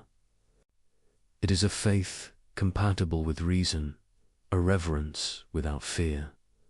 Yet the age is not ready for such balance. Around him, monarchs tremble, priests plot, and revolutionaries sharpen words into weapons. He watches as thinkers younger than himself turn his moderation into militancy. They demand immediate change. He counsels patience. They call him cautious. He calls them reckless. He sees that enlightenment itself has enemies on every side. On one side, the old powers, the church, the court, the censors. On the other, new radicals who mistake destruction for liberty. Both, he says, are blinded by certainty. The true philosopher walks between, trusting in reason and experience, never in slogans. He writes, doubt is uncomfortable, but certainty is ridiculous. That line becomes a shield for generations to come. In it lies his whole method, to live intelligently in a world that resists intelligence. Voltaire studies the history of fanaticism as others study war. He collects examples of intolerance from every religion, not to mock faith, but to remind believers that cruelty wears many names. In his treatise on tolerance, he pleads for conscience without persecution. He writes, it does not require faith to be virtuous, but it requires virtue to make faith harmless. He argues that religion's purpose should be consolation, not control. That prayer means little if it blesses injustice. That salvation, if it exists, must depend more on kindness than on creed. He does not abolish the sacred, he purifies it. For him, the enemy is not belief, but fanaticism, not ignorance, but arrogance. He calls dogma the poison of certainty. His antidote is curiosity. Every question asked in good faith, he insists, is an act of worship. Among the philosophes, Voltaire stands apart. Diderot dreams of universal encyclopedias. Rousseau preaches natural virtue. Montesquieu designs political balance. Voltaire, ever practical, concerns himself with human pain. He measures progress not by theories, but by suffering reduced.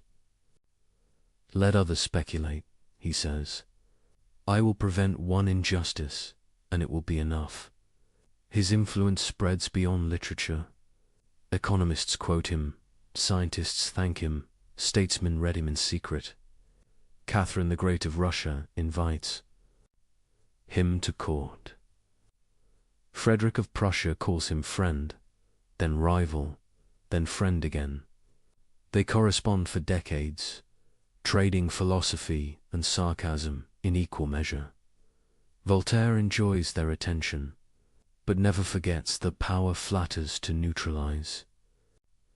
He flatters back, but keeps his independence. To kings he offers advice wrapped in wit. To subjects he offers laughter sharp enough to wound without bleeding. He proves that diplomacy and defiance can coexist. His letters are theatre, half flattery, half resistance. They allow him to whisper truths that would be dangerous if shouted. Still, danger finds him. Books banned, plays censored, pamphlets condemned as heresy. He answers each attack not with retreat, but with more writing. He claims that persecution is advertisement. Burn my books, he says, and you light my words anew. In time, his defiance becomes legendary. Young writers adopt his tone, mixing courage with comedy. Voltaire becomes not only a thinker, but a style, a rhythm of irony, a way of being fearless without hatred.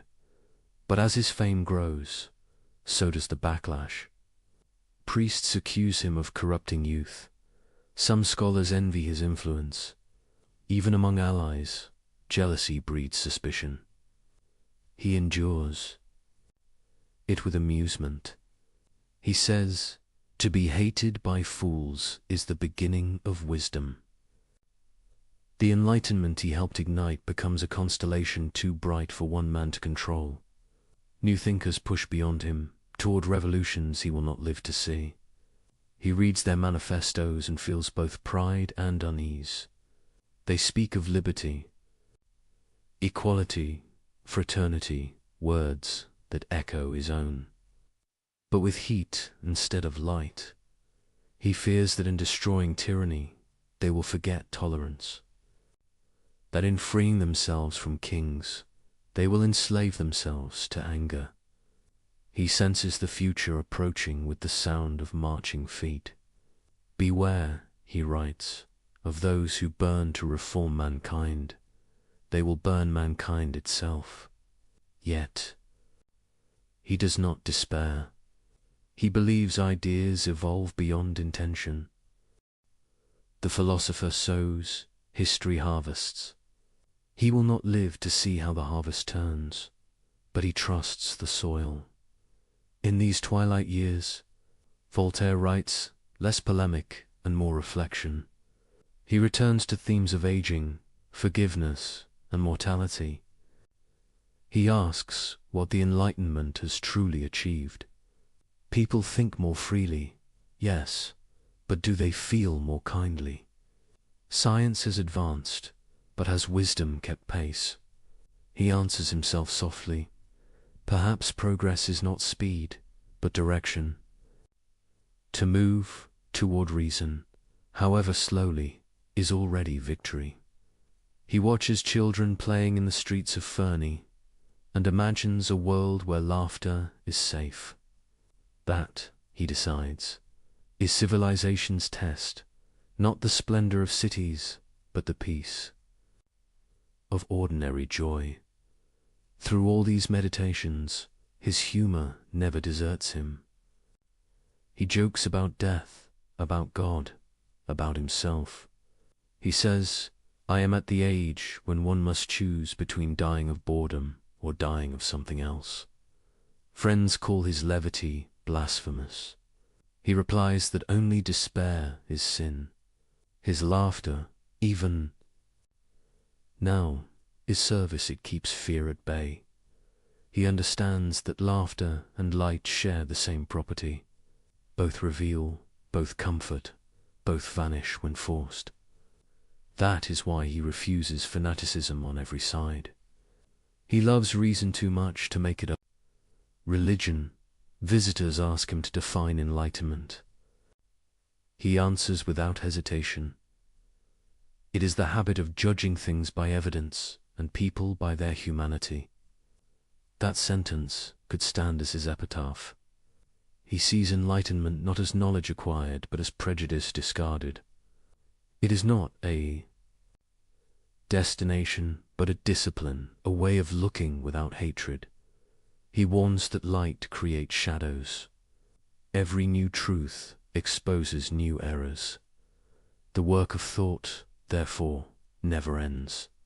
He imagines the future continuing this work, generation after generation, each one correcting the last. That image comforts him more than any creed. Late in life, he visits Paris again after decades in exile. The journey is both triumph and temptation. Crowds fill the streets to see him. Theaters perform his plays. Academies welcome him as a hero. He rides through the city as through a living book. Students shout his name. Women throw flowers. Priests mutter prayers he does not need. He bows from his carriage window, smiling faintly. He knows that fame, like faith, is a form of illusion. But he accepts it as one accepts sunlight, brief, warm, undeserved, and gone by evening.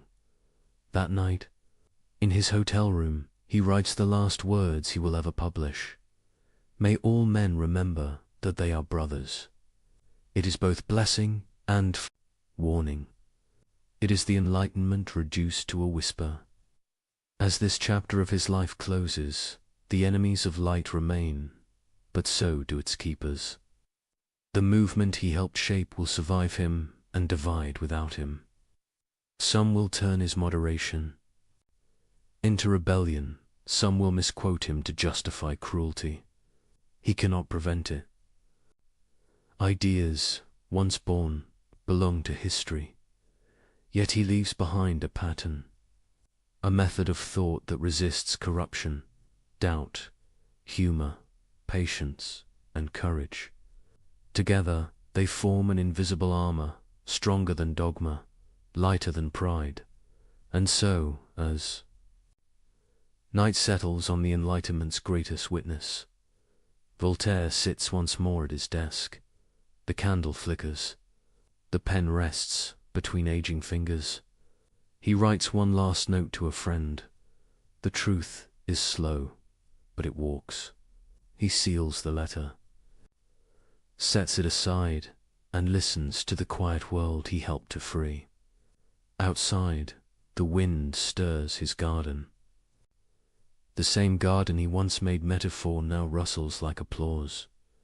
The philosopher smiles, knowing that the light he tended will wander on without him, fragile, flickering, but alive.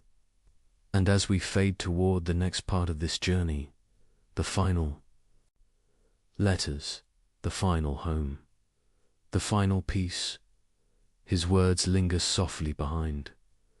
The more I see of mankind, the more I love my garden. In the century before instant words and glowing screens, letters with a bloodstream of ideas. They carried thought from one solitude to another, stitched together the countenance-hidden conversations, and no one wrote letters like Voltaire. His pen connected kingdoms, scholars, merchants, and friends.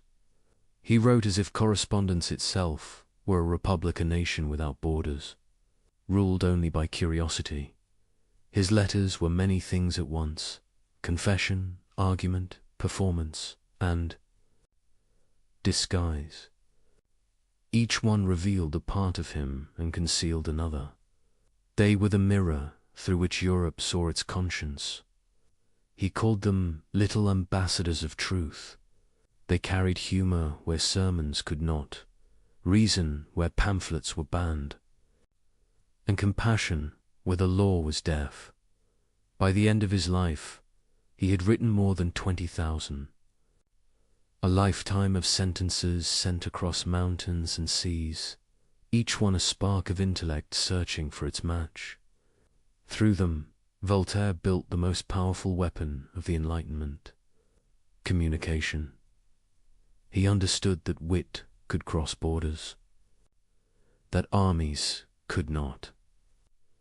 While census-inspected books and sermons thundered from pulpits, his letters slipped quietly from desk to desk, turning into echoes that could not be contained. He addressed kings as equals, priests as students, friends as partners in the grand experiment of reason. He wrote with grace and danger balanced so delicately that even his enemies could not resist reading him. To Catherine the Great, he offered counsel disguised as flattery. To Frederick the Great, he offered flattery disguised as counsel. Their exchanges reveal a man who could disagree without provoking wrath, a master of tone who never confused humility with submission. He knew that a gentle truth, well-timed, was more revolutionary than any shout. The art of wit, to Voltaire, was not mockery for its own sake. It was the discipline of clarity. To write wittily was to think clearly enough that even the dull would listen. He said, "A witty phrase is a truth smiling." And he smiled often. Among his most dangerous letters were the letters philosophites, the philosophical letters written after his stay in England. They compared English liberty with French absolutism, English science with French dogma. Each essay was a mirror angled just enough to reflect discomfort. He praised the English Parliament not to glorify Britain, but to embarrass France into thinking. When the book appeared, it exploded like quiet dynamite. Readers laughed first, then realized what they were laughing at. The clergy denounced it. The government banned it. Copies were burned in public squares. Voltaire, from exile, watched the smoke rise and murmured, "Fire purifies my ideas, will be sterilized and reborn." Those letters marked the birth of modern journalism. Fact and opinion fused into art, argument disguised as conversation. Voltaire had discovered that information, when made elegant, could move faster than authority could suppress it. What made him truly dangerous was accessibility. He wrote not for academies, but for anyone who could read. He refused the obscurity of scholars, believing that knowledge locked in jargon was as useless as treasure buried in stone. He wanted light to reach kitchens and workshops. His enemies called him vulgar. He took it as praise. "Let us be clear," he said, "so that clarity itself becomes contagious." He believed that reason must be shared to survive. An enlightened few accomplish little. An enlightened many transform the world. So he simplified without betraying depth. He laughed in sentences short enough for memory. He quoted himself before others could misquote him. And always he wrote as if speaking to one attentive mind, the reader alone at night, candle burning, low, heart open to thought. Voltaire's wit served not only philosophy, but humanity. He used humor to comfort the afflicted, to reassure them that laughter need not vanish in suffering. In letters to grieving friends, he writes not of theology, but of endurance. He tells one widow, "Your tears are proof of love, and love is proof of life. Therefore, you honor the dead by living kindly."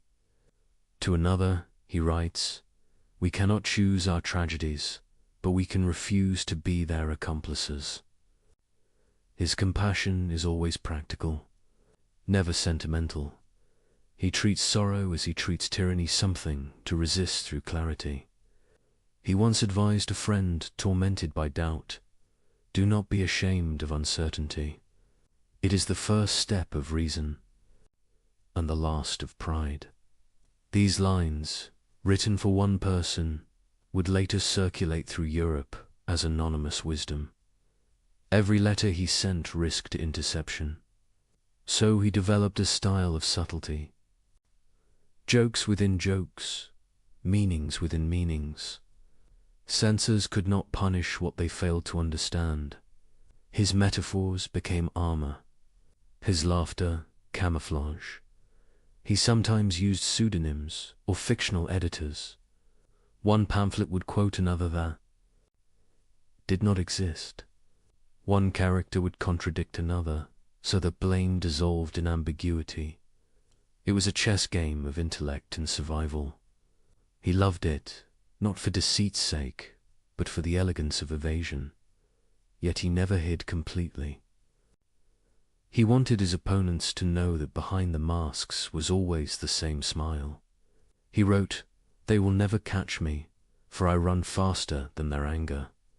And he did through wit, through mobility, through sheer endurance, the charm of his letters lay not only in ideas, but in tone.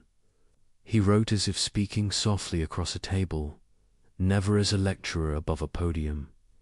He replaced dogma with dialogue. Even when he corrected, he invited. Even when he mocked, he included. He used humor to level the field between philosopher and reader. To a young writer, he advised, "Do not preach, converse." To another, truth enters through the ear that laughter has opened. He believed that reform achieved through conversation endures longer than reform achieved through coercion, because conversation, unlike conquest, preserves dignity on both sides. This is why his letters outlasted his polemics. While essays grow dated, letters preserve tone, the texture of living thought. They reveal a mind in motion rather than a monument. Some of his finest insights hide in casual sentences. To a mathematician he writes, "Precision is the politeness of thinkers." To a soldier, courage without reason is a wild dog. To a poet, the rhythm of a verse is the rhythm of breathing. If it stops, so does the reader. He could be teacher, friend, and provocateur in the same paragraph. He turned correspondence into mentorship on a continental scale. Many of his recipients never met him, yet felt they knew him intimately. He belonged to them, not as idol, but as companion in the art of questioning. He gave them permission to think aloud, and that permission, granted quietly through envelopes, became one of the most subversive acts of his century. The tone of his letters also reveals a paradox. For all his attacks on hypocrisy, Voltaire loved the theatre of life. He enjoyed playing roles: courtier, rebel, sage, comedian. He believed irony was not deceit but perspective. It allowed him to see both sides of truth at once. Seriousness, he said, is the refuge of the mediocre. Yet his laughter always served. Sincerity. He joked, only to expose what people took too seriously. In his later years, the letters mellow. He no longer fights with everyone. He chooses his battles with care. He praises young thinkers, encourages women, writers, and debates priests who have learned, finally, to answer with civility. The age has changed, partly because he forced it to. But not all his correspondence is gentle. Sometimes the old fire returns. When he reads of injustice, the sentences sharpen instantly. He writes to a bishop defending intolerance. If you wish to serve God, begin by making men less miserable. He writes to a minister who excuses censorship. Do you fear words? Then you have already lost. Even at 80, his pen still carries the precision of outrage. He signs each letter not as philosopher or noble, but simply Voltaire, cultivator of Ferney. That title, half humorous, becomes his signature philosophy. Cultivator, one who tends the soil, the mind, the human conscience. It replaces all other honors. Through these letters, Europe learns to think aloud. They form the nervous system of the Enlightenment, carrying shock, sympathy, and stimulation across distance. Voltaire teaches that conversation itself is civilization. That where people exchange words, they are less likely to exchange blows. His wit softens disagreement into curiosity. He makes the act of correspondence a moral duty. He writes, "To answer is to exist." He means that silence is complicity, and that every reply, even in disagreement, keeps reason alive. He anticipates the future without knowing it, a world connected by voices instead of chains, a world where words travel faster than armies. In his letters lie the first architecture of modern dialogue, toward the end. As his strength fades, he writes fewer lines, but with more tenderness. He thanks his correspondents for keeping him alive in spirit. He writes, "When I can no longer travel, my words walk for me." He feels the limits of his body, but not of his reach. Every sealed envelope carries another fragment of his immortality. In one of his last letters, he muses, "I have spent my life fighting foolishness, and I see that it is immortal. But perhaps, if it never dies, neither will laughter." That single line could stand as the motto of his age. He does not expect victory. He expects continuity. And that expectation, humble and steadfast, is the true essence of enlightenment. When he dies, his letters remain in drawers, trunks, pockets. They circulate slowly, outliving censorship, outliving even the revolutions they inspired. Future generations will piece them together and find not a hero, but a human voice, curious, weary, amused, alive.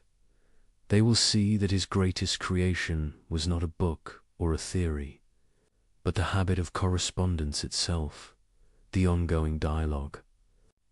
Between minds seeking clarity, Voltaire's wit was dangerous because it proved that truth need not be solemn to be powerful. A joke, sincerely meant, could loosen the grip of tyranny. A letter, honestly written, could change a world one reader at a time. As this section fades to its quiet close, imagine him once more at his desk, the quill moving slowly across parchment. He signs his name, folds the sheet, and presses wax upon it. The candlelight flickers on his face.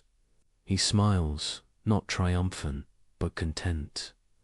He has learned that words, like seeds, find their soil in distant minds. And somewhere, perhaps tonight, someone will open a letter and feel a sudden lightness of thought, a quiet rebellion, a smile at the edge of revelation.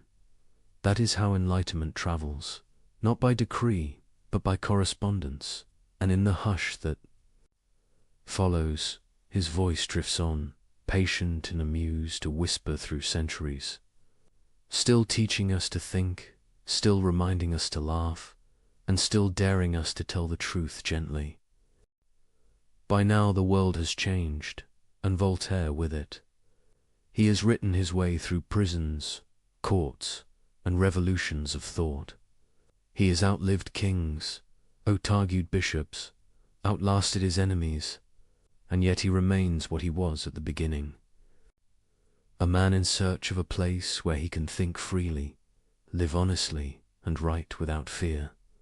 That place will be Ferney, a small estate near the French-Swiss border, a frontier between nations, between safety and danger, between silence and speech.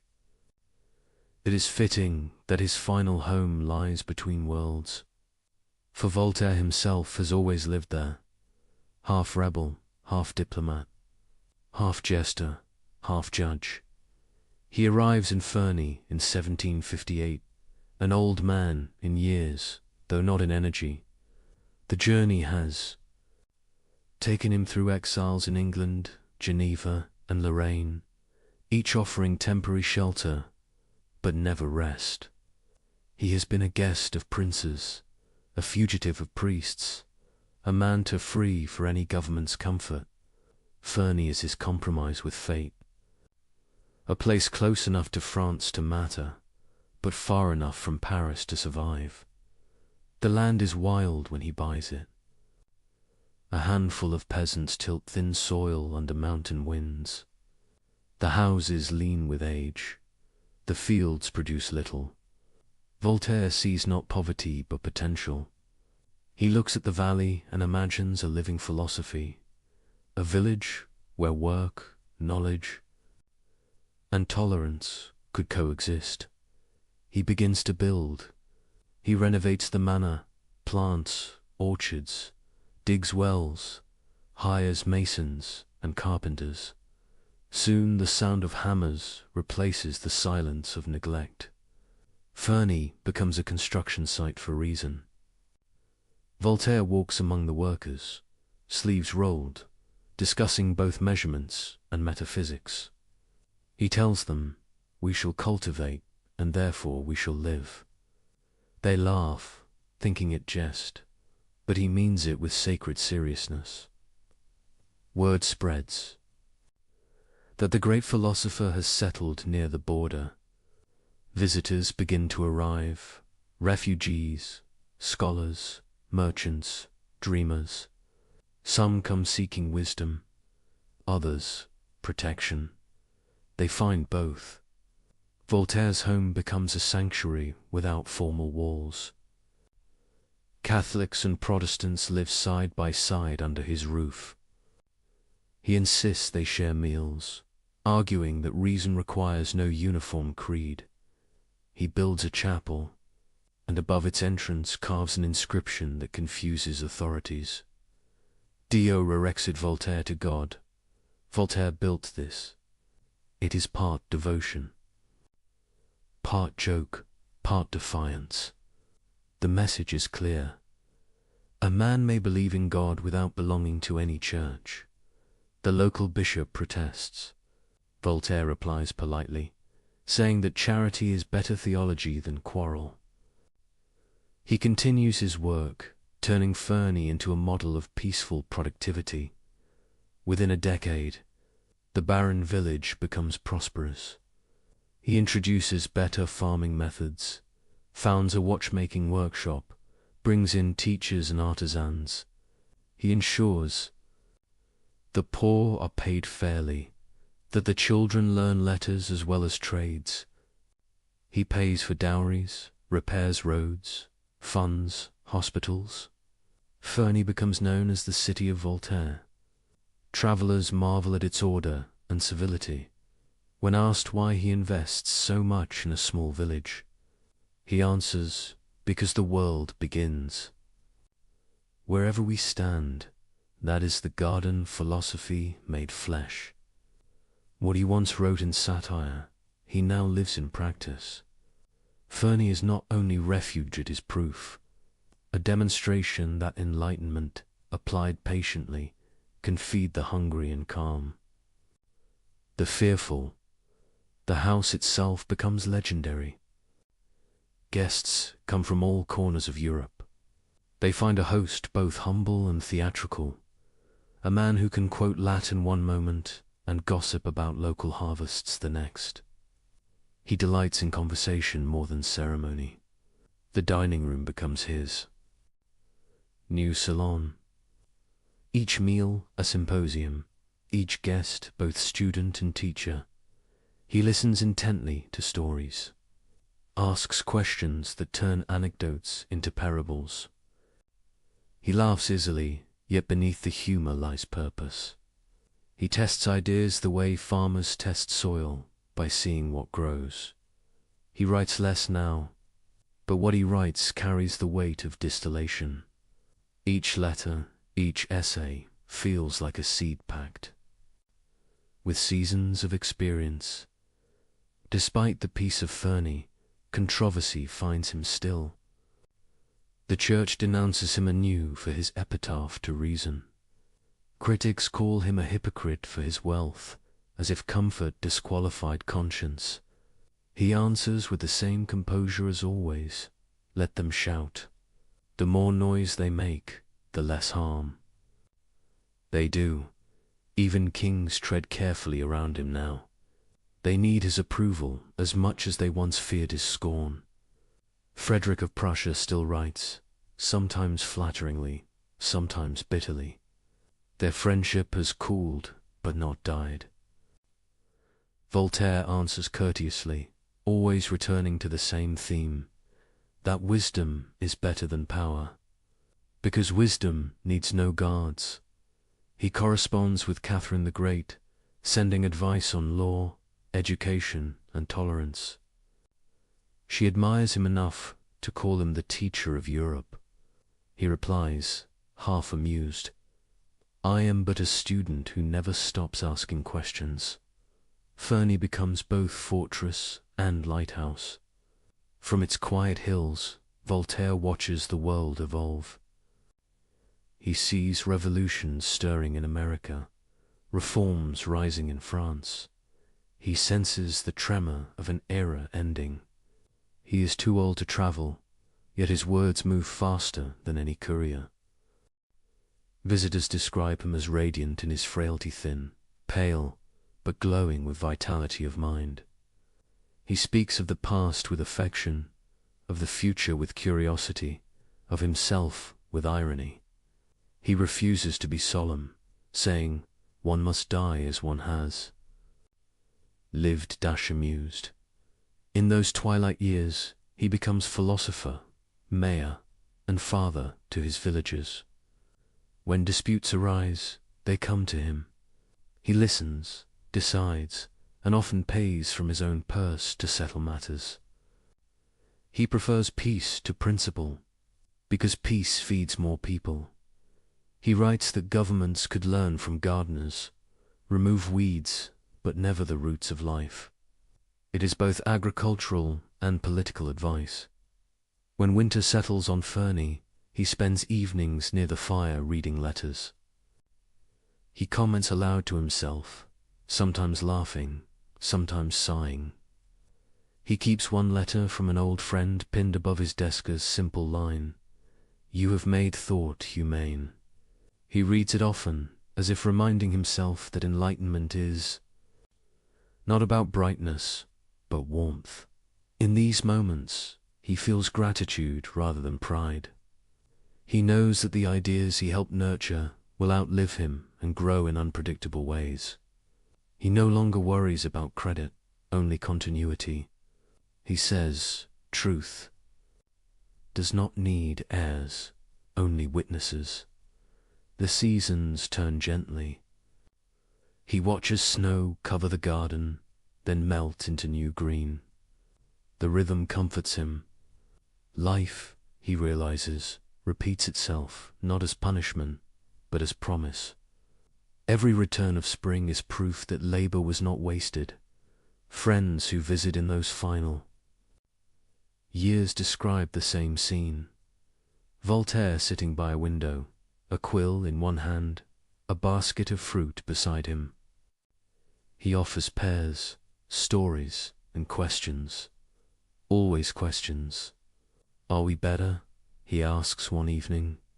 Not perfect, just better. The visitor hesitates. Voltaire smiles. That hesitation, he says, is honesty. Keep it. Fernie becomes his metaphor for the human condition in imperfect paradise maintained by imperfect hands. He writes that civilization is a garden under siege by weeds. Weeds will always return. The task is to keep them manageable. He has no illusions of final victory, only faith in the daily act of care. He reminds his villagers that thinking is also cultivation. He funds a small school, teaches arithmetic and reading, believing ignorance is the root weed of them all. When someone thanks him, he replies, "Do not thank me. Thank the idea of progress, it belongs to everyone." He continues to write letters late into the night, his sentences shorter now, but no less clear. He ends one with, "My body sleeps, my mind keeps gardening." It is both metaphor and fact. As he grows weaker, Paris calls to him once more. Friends urge him to return, to receive the adoration he has long been denied. For years he refuses. Then, one spring morning in 1778, he decides to go. "I shall see my children once more," he says, meaning his readers. The journey is slow, but when he enters the city, it feels like history itself coming home. Crowds gather, shouting his name. The theater dedicates a performance to him. The streets bloom with applause. He bows, weary but smiling. After decades of exile, Paris has become the world he imagined a city daring to think aloud. He stays only a few weeks. The excitement exhausts him. One night he whispers to a friend, "I die loving God, cherishing my friends, not hating my enemies, and detesting superstition." Then he sleeps. They bury him in secret, for the church still fears his presence even in death. But fear cannot silence affection. Years later, the revolution will carry his remains to the Pantheon, where crowds will chant his name and call him the soul of France. Fernie, meanwhile, remains. The gardens continue to bloom, the workshops hum, the schools teach. His villagers keep a chair for him at the table and say, "He is not gone. He is working elsewhere." And so, as we leave this quiet refuge, picture the estate at dusk, the air cool, the fields golden. A single lamp glows in the study window. Inside, an empty chair, a quill resting in its holder, the scent of parchment. An ink still fresh dot outside. The garden hums with life bees moving between blossoms, branches stirring in gentle wind. Everything continues, as it always does, as he always hoped it would. The man is gone, but his refuge remains, a living symbol of reason's patience. Proof that thought, when rooted in kindness, can become a home. And from that quiet place between nations, between faith and doubt, between laughter and truth, Voltaire's voice still carries, soft but unending, "Cultivate your garden. It is the only world that will ever belong to you." The year is 1778. Voltaire is 83 years old, thin as parchment and just as full of words. He has lived through a century that feared him, mocked him, and finally learned to listen. Now, after 27 years away, he returns to Paris. the city that once imprisoned him, the city that now greets him as a prophet returned from exile. He travels slowly, stopping in villages along the road. Everywhere, crowds gather. Farmers, students, merchants, people who had never read a line of his work, lined the streets to see the face that had argued with kings. They call his name not as a philosopher, but as a friend. Some kneel, others laugh, and he, amused, waves them to their feet. He whispers to his companion, "When I left, they cursed me. Now they cheer." It seems success is simply exile that lasted long enough. When he enters Paris, the city erupts. The noise is overwhelming, the cheers rising from every quarter like the sound of an awakening. Windows blaze with candles. Carriages follow his coach through the streets. The Academy welcomes him as a returning patriarch. Theatres perform his plays to standing ovations. Crowds wait outside his lodging just to catch a glimpse of him. He bows from the balcony, thin and radiant, eyes gleaming with both exhaustion and disbelief. He has outlived all who condemned him. He has outlasted every threat. In that moment, the philosopher becomes a legend made flesh. The applause seems endless, but beneath it he hears something deeper, the murmur of a century closing behind him. He senses that he has become the bridge between worlds, the old of kings and creeds, and the new of liberty and reason. He knows bridges do not last forever, but while they stand, they carry everything across. During those weeks in Paris, he lives as if the years have rolled away. Visitors crowd his rooms from dawn to nightfall. He speaks, jokes, argues, blesses. Students ask for guidance. Nobles beg for wit. Painters sketch him, poets quote him, and children recite his aphorisms like prayers. He laughs softly at the irony that after a lifetime of being too dangerous to print, he has become the safest symbol of intellect the world can offer. Yet even as he enjoys the adoration, he feels its fragility. He tells a friend they applaud ideas they have not yet understood. When they begin to understand them, they will tremble again. He knows popularity is not proof of progress. Still, he accepts it with grace. To deny joy, even temporary, would be ungrateful. He spends his last nights attending the theatre. The audience rises when he enters. Actors stop mid-performance too. Bow. He bows back, smiling faintly. A physician warns him that the excitement will kill him. Voltaire replies, "Then let me die," applauded. The exhaustion does come. After so many years of surviving persecution, his body cannot withstand celebration. He grows weak, though his mind remains clear. Friends gather around his bed. Priests send polite invitations for confession. He declines gently.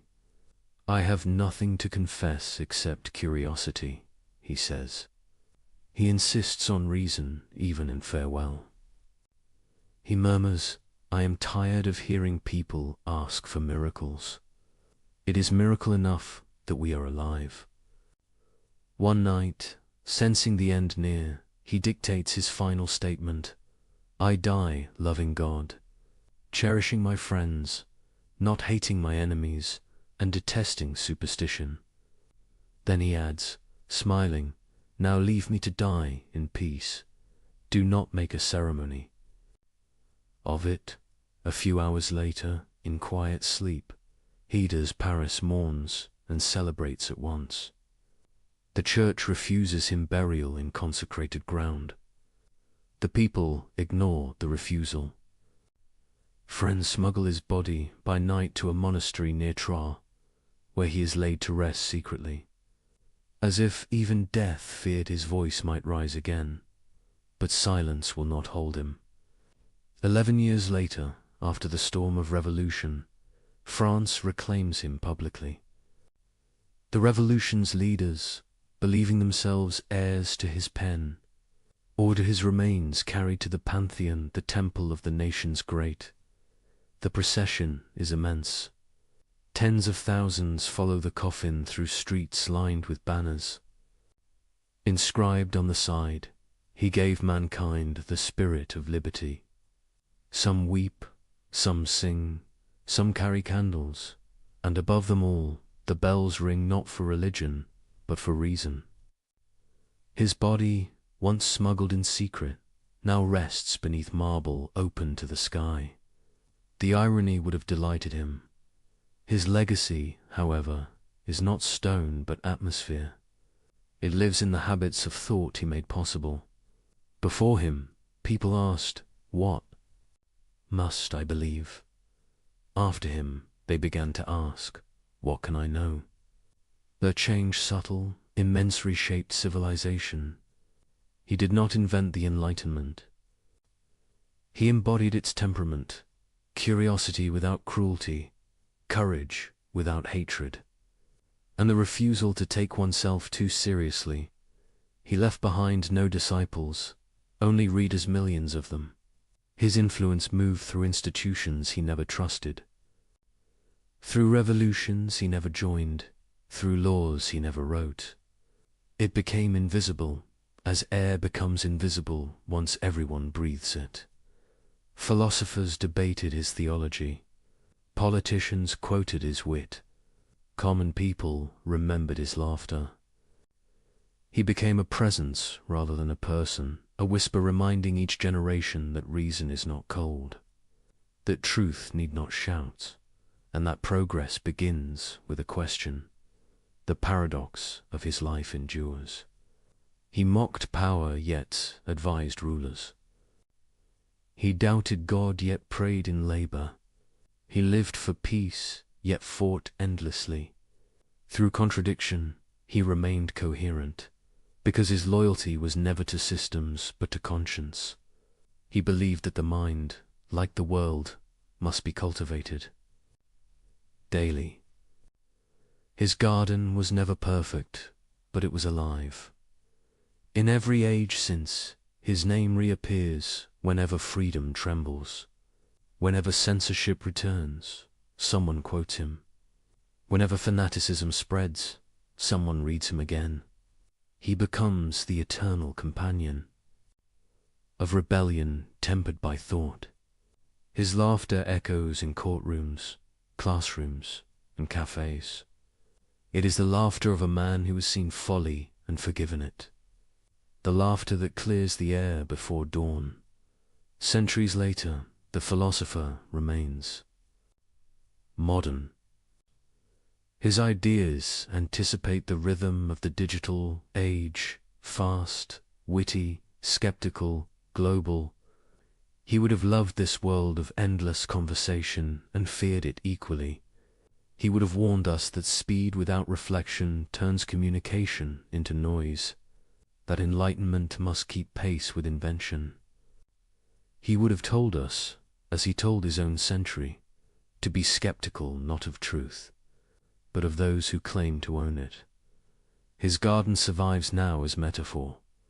We cultivate it each time we choose understanding over outrage, dialogue over dogma, kindness over pride. Every act of patience continues his work. Every question asked in good faith extends his light another generation. That is his real immortality, not a statue, not a book, but the rhythm of thinking that refuses to stop.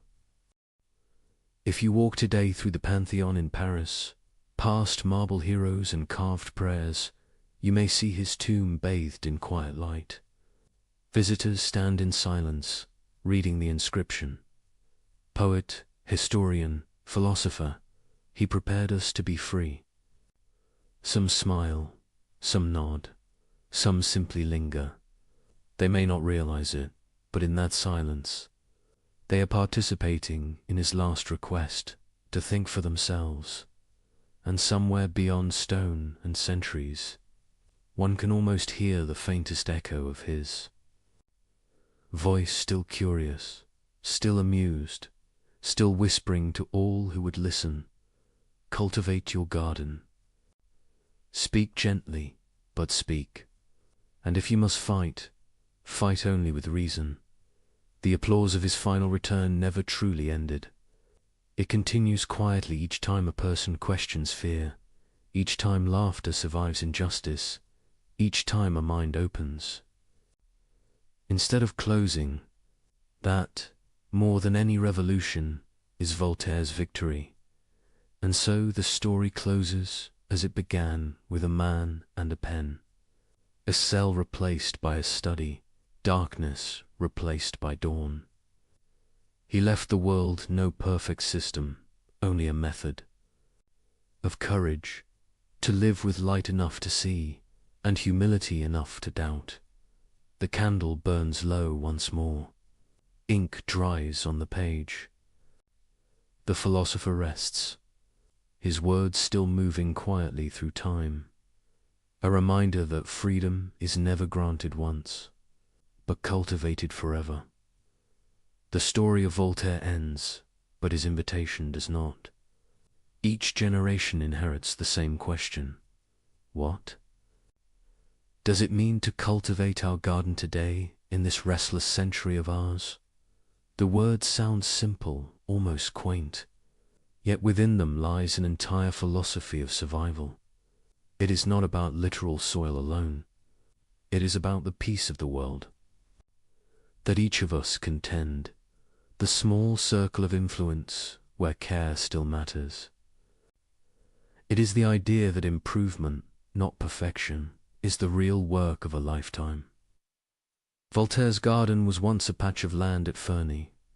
Ours may be a household, a classroom, an online conversation, a business built with integrity, or simply a quiet discipline of attention in a noisy world.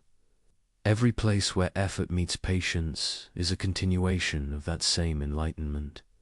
We live in a time flooded with light screens, information, opinions, and yet so much of it blinds rather than illuminates. Voltaire would recognize this paradox immediately. He would remind us that light without clarity becomes glare, that knowledge without perspective becomes confusion. He would tell us that the gardener's task is not to own the sun, but to guide its warmth to what needs it most. He would ask, are you cultivating your mind or merely consuming? For him, thought was labor, low, methodical, honest. It required weeding out prejudice, watering compassion, letting humility breathe between rows of certainty.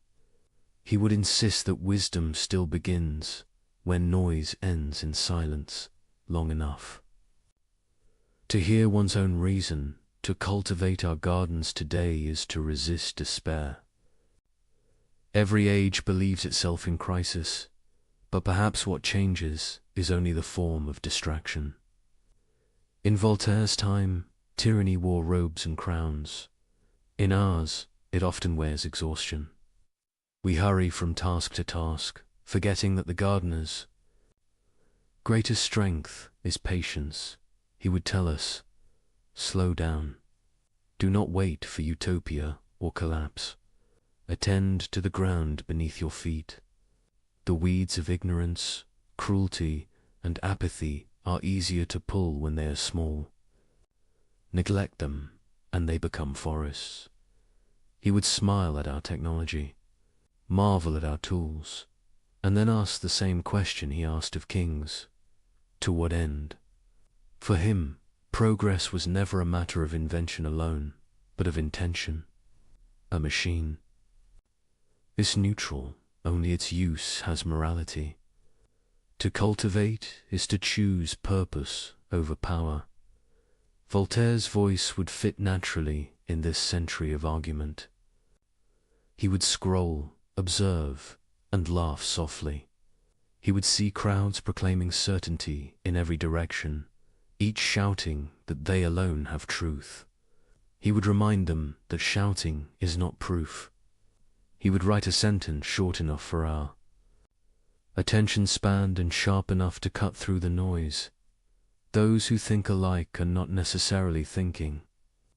He would ask us to bring humor back to discourse, to argue as gardeners debate, whether with passion, yes, but also acceptance of limits. For a reason, like the seasons, thrives on cycles of growth and rest. We must plant ideas, knowing some will fail. Failure, to Voltaire, was never disgrace. It was compost future nourishment for better thought. To cultivate our gardens today also means courage. Freedom of speech remains fragile, threatened not only by laws but by indifference. He would tell us that silence, even when born of fatigue, feeds the roots of tyranny. He would not demand constant rebellion, only honest participation, the willingness to speak gently but persistently. He believed persuasion begins not with shouting but with listening. Speak, he might say, as if your opponent could. Be your neighbor tomorrow. He would urge us to defend reason without cruelty. The enemy is not the believer or the skeptic, but the arrogance that refuses to learn. Tolerance, he wrote, is not weakness. It is the recognition that all of us are fragile in different ways. In a world divided by ideology, his garden remains open ground. Perhaps most of all, he would remind us to find happiness not in theories, but in usefulness. He once wrote that work protects us from boredom, vice, and need. That still holds. 2. Create, repair, teach, or help. These are acts of faith in the human project. They are how we turn thought into life. Voltaire never trusted purity. He trusted improvement. He knew perfection is a mirage that leads to cruelty. Better, he said, to do small good daily than to dream of grand goodness deferred forever. The gardener's joy lies in tending, not in finishing.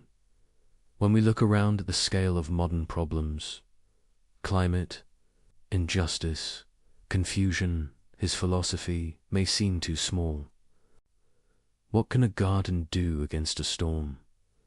But he would answer, the storm does not last forever, the garden does. He believed in endurance over spectacle. Every era that forgets moderation, he warned, must relearn it through pain. The cultivation of one plot, one mind, creates ripples across generations. The person who teaches a child to think plants trees that will shade strangers. The worker who insists on fairness waters roots that feed unseen futures. Such acts are not dramatic, but they are the foundation of civilization. Voltaire would also remind us of humor's sacred place. He knew laughter is not escapism, but oxygen. To laugh at folly is to deny its authority. To laugh at oneself is to remain free from vanity. He would tell us that solemnity has ruined as many nations as sin, when we can still smile at absurdity. We prove that reason is alive. He would not ask us to be saints, only to be awake. He would forgive our contradictions as he forgave his own. He would say that doubt, properly tended, bears the fruit of humility. And humility is the soil in which wisdom grows, as the night deepens. Imagine sitting in that old garden of Fernie, the air cool, the leaves whispering. You can almost hear the faint scratch of a quill, the sound of a chair creaking, the voice of an old man smiling as he writes, "Let us cultivate our gardens." He meant it literally, and he meant it for eternity. It is not instruction, but reassurance, that goodness is still possible, that effort still matters, that the world, for all its noise, is still capable of being tended. We cultivate our gardens. When we study instead of scroll, when we build instead of complain, when we forgive instead of argue for sport. We cultivate them when we plant trees we will never see mature, when we mend a friendship instead of winning an argument, when we leave a space more peaceful than we found it. These small actions, multiplied silently, are what keep civilization breathing. He would call this the arithmetic of kindness. No sermon, no ideology, just numbers that add up over time. 1,000 tiny efforts outweigh a single grand declaration. Every thoughtful person becomes a gardener of their own era. In the end, cultivating our gardens today is nothing more and nothing less than remembering that freedom is a form of responsibility. To think clearly, to speak honestly, to act usefully, to rest without surrendering curiosity. These are the tools of the gardener's trade. Voltaire's life taught that the battle for reason is not fought once. It is maintained every sunrise. He gave us not conclusions, but habits. He did not ask us to worship his name, but to continue his work. As this journey draws to its quiet close, imagine returning from the vastness of history to your own small garden. It may be literal or invisible, a piece of mind or earth or duty. Look at it the way he would, without cynicism, without illusion, but with care. The weeds will always be there. So will the light. He would wish you not perfection, but persistence. He would remind you that every moment of clear thought, every act of kindness, every refusal to hate is another stroke of cultivation. He would leave you with a final whisper, gentle, practical, eternal. Do not wait for the world to be wise. Begin with your garden. Plant reason, water compassion, harvest peace. And as those words settle, the garden fades into stillness, the air filled with quiet breathing, the night deep but kind. Another century sleeps, and the light of reason, small yet steady, continues to burn.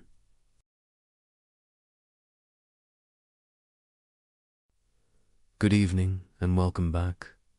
At this moment, take a deep breath. As you exhale, unwind your body and let go of all the air within and prepare. In today's journey, we'll delve into the paradoxes of ancient Buddhist philosophy. We'll transform how you understand rest, peace, and letting go. Welcome to this exploration of ancient wisdom, a journey into what the Buddha understood about suffering, and how this understanding holds the key to the deep, restorative rest you seek. Tonight, we shall travel together through teachings that have brought peace to countless minds across 25 centuries. These are not mere words to help you sleep. They are truths that transform how you relate to your own mind, your own experience, and ultimately, how you find rest. You see, the Buddha made a remarkable discovery.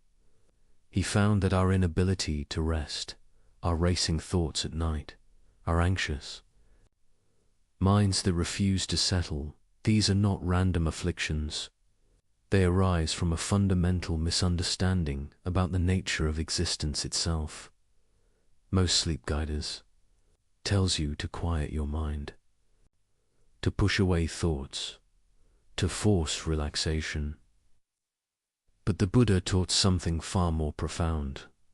He taught that true rest comes not from suppressing the mind, but from understanding it so deeply that it naturally settles, like mud gradually clearing. From disturbed water, the connection between suffering and sleeplessness is not metaphorical. It is direct, it is causal, and once you understand this connection, once you truly see it, the quality of your rest transforms forever in the hours ahead. We shall explore 3 profound insights from the Buddha's teachings. First, we will examine the first noble truth, the truth of suffering, or, as the Buddha called it in Pali, dukkha. But this is not merely about pain or sadness. It is about the fundamental unsatisfactoriness that pervades human existence when we do not see clearly. We will understand why the unexamined mind cannot rest, why it churns endlessly through the night, replaying the past and rehearsing the future. Second, we will explore the origin of this suffering, what the Buddha called tanha, craving or thirst. We will see how our constant reaching, our endless wanting, our desperate clinging to what we desire, and our fierce rejection of what we fear creates the very turbulence that prevents sleep. The mind that grasps cannot settle. The mind that pushes away cannot rest. And third, we will discover the cessation of suffering, the path of letting go. We will understand anicca, impermanence, and how truly seeing the flowing, changing nature of all things allows the mind to release its grip. This is not philosophical theory. This is the direct path to the peace you seek. Throughout this journey, we shall draw upon the Buddha's own words from the ancient Pali Canon, the earliest recorded teachings. We shall explore stories and parables that have guided seekers for millennia, and we shall see how these ancient insights speak directly to the modern mind, struggling to find rest in our turbulent world. So settle yourself comfortably now. There is nowhere you need to be, nothing you need to do. Simply listen and allow these teachings to work upon your understanding. The Buddha taught that right view, correct understanding, is the foundation of all transformation. Tonight, we cultivate that view together. Let us begin with the first great truth that the Buddha proclaimed upon his awakening, the truth that opens the door to all liberation, the recognition of suffering itself. The Buddha's first teaching after his enlightenment was delivered in the deer park at Sarnath to 5 ascetics who had been his former companions. This teaching, known as the Dhammacappapo-Sutta, the discourse on the turning of the wheel of Dharma, begins with a statement so simple yet so profound that it has echoed through the centuries. Birth is suffering, aging is suffering, illness is suffering, death is suffering, union with what is displeasing is suffering, separation from what is pleasing is suffering. Not to get what one wants is suffering. This is the first noble truth, the truth of dukkha now. The word dukkha is often translated as suffering, but this translation, while convenient, does not capture the full depth of what the Buddha meant. Dukkha is not merely pain or obvious distress. It is something far more subtle, far more pervasive. Dukkha means unsatisfactoriness.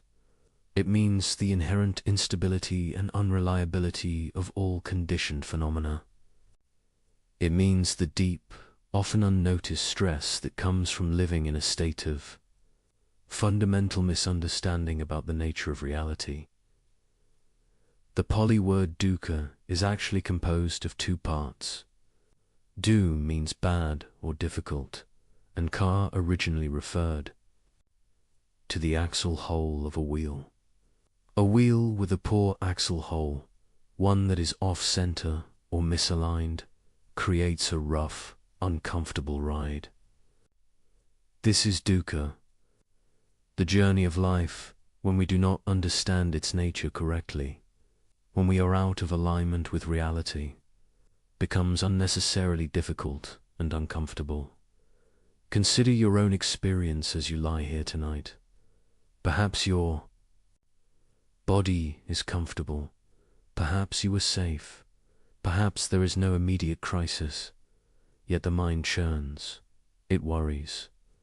It replays conversations from the day. It rehearses scenarios for tomorrow. It judges itself for not sleeping. It fears the consequences of tiredness. This churning, this inability to rest even when all external conditions are favorable. This is dukkha. The Buddha made a radical observation. He saw that even in moments of pleasure, even in experiences we call happiness, there is an undercurrent of dukkha. Why?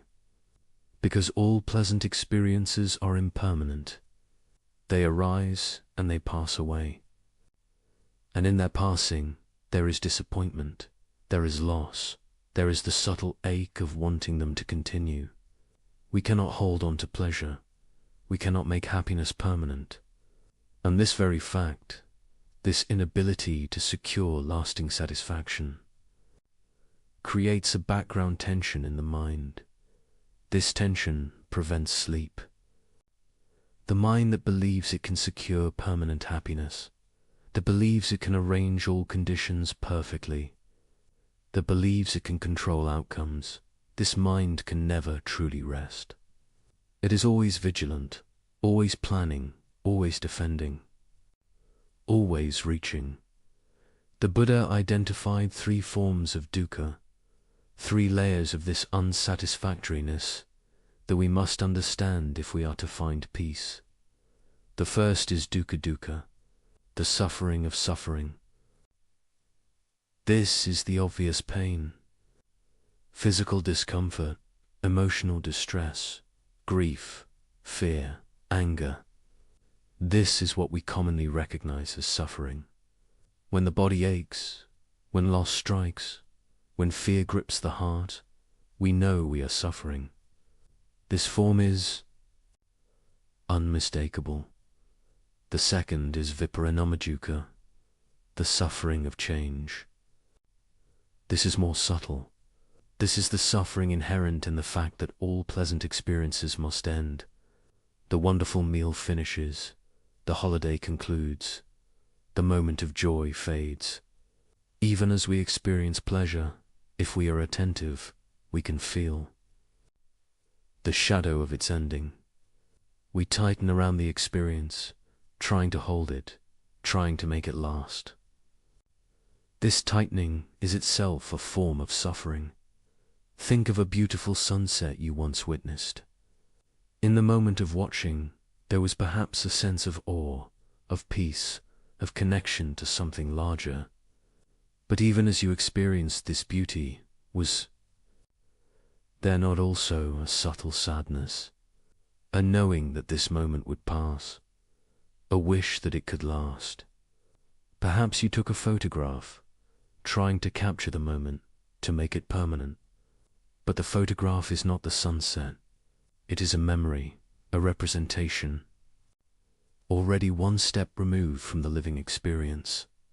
This is viparinamadukkha, the suffering that comes from the changing nature of all pleasant experiences. And the third, the most profound, is sankhara dukkha, the suffering of conditioned existence itself. This is the deepest teaching. The Buddha saw that the very nature of conditioned phenomena, the nature of all things that arise dependent on causes and conditions, is inherently unsatisfactory. Why? Because everything conditioned is impermanent, unreliable, and beyond our ultimate control. We build our sense of self, our sense of security, our sense of meaning upon things that are by nature unstable. This is like building a house upon sand. The structure may stand for a time, but its foundation is unreliable. Your sleeplessness tonight is rooted in this third form of dukkha. The mind is trying to secure itself, trying to establish control, trying to create permanence in a world where everything is flowing and changing. The mind lies awake, reviewing, planning, worrying, because it believes that through mental activity, it can secure what cannot be secured. It believes that through thinking, it can make the impermanent permanent, the unreliable reliable, the uncontrollable controllable. This is the fundamental delusion that the Buddha awakened from.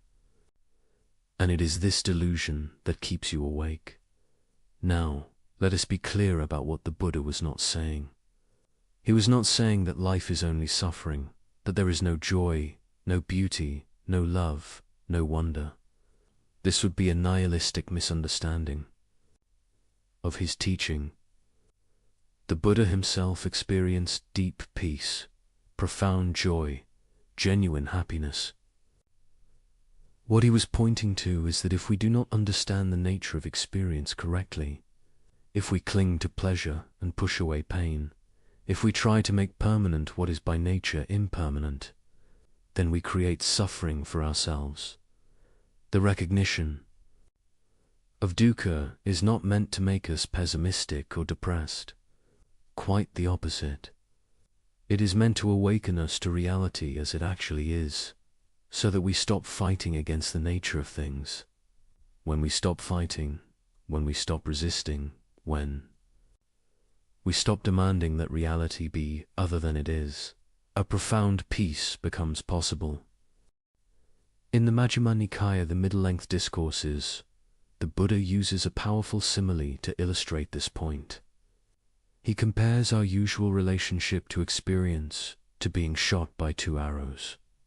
The first arrow is the actual experience, the pain, the loss, the difficulty. This arrow is unavoidable. It is part of the nature of conditioned existence. But the second arrow, the Buddha says, we shoot at ourselves. This second arrow is our reaction to the first, our resistance, our anger, our fear, our story about what. The pain means our judgment of ourselves for experiencing it.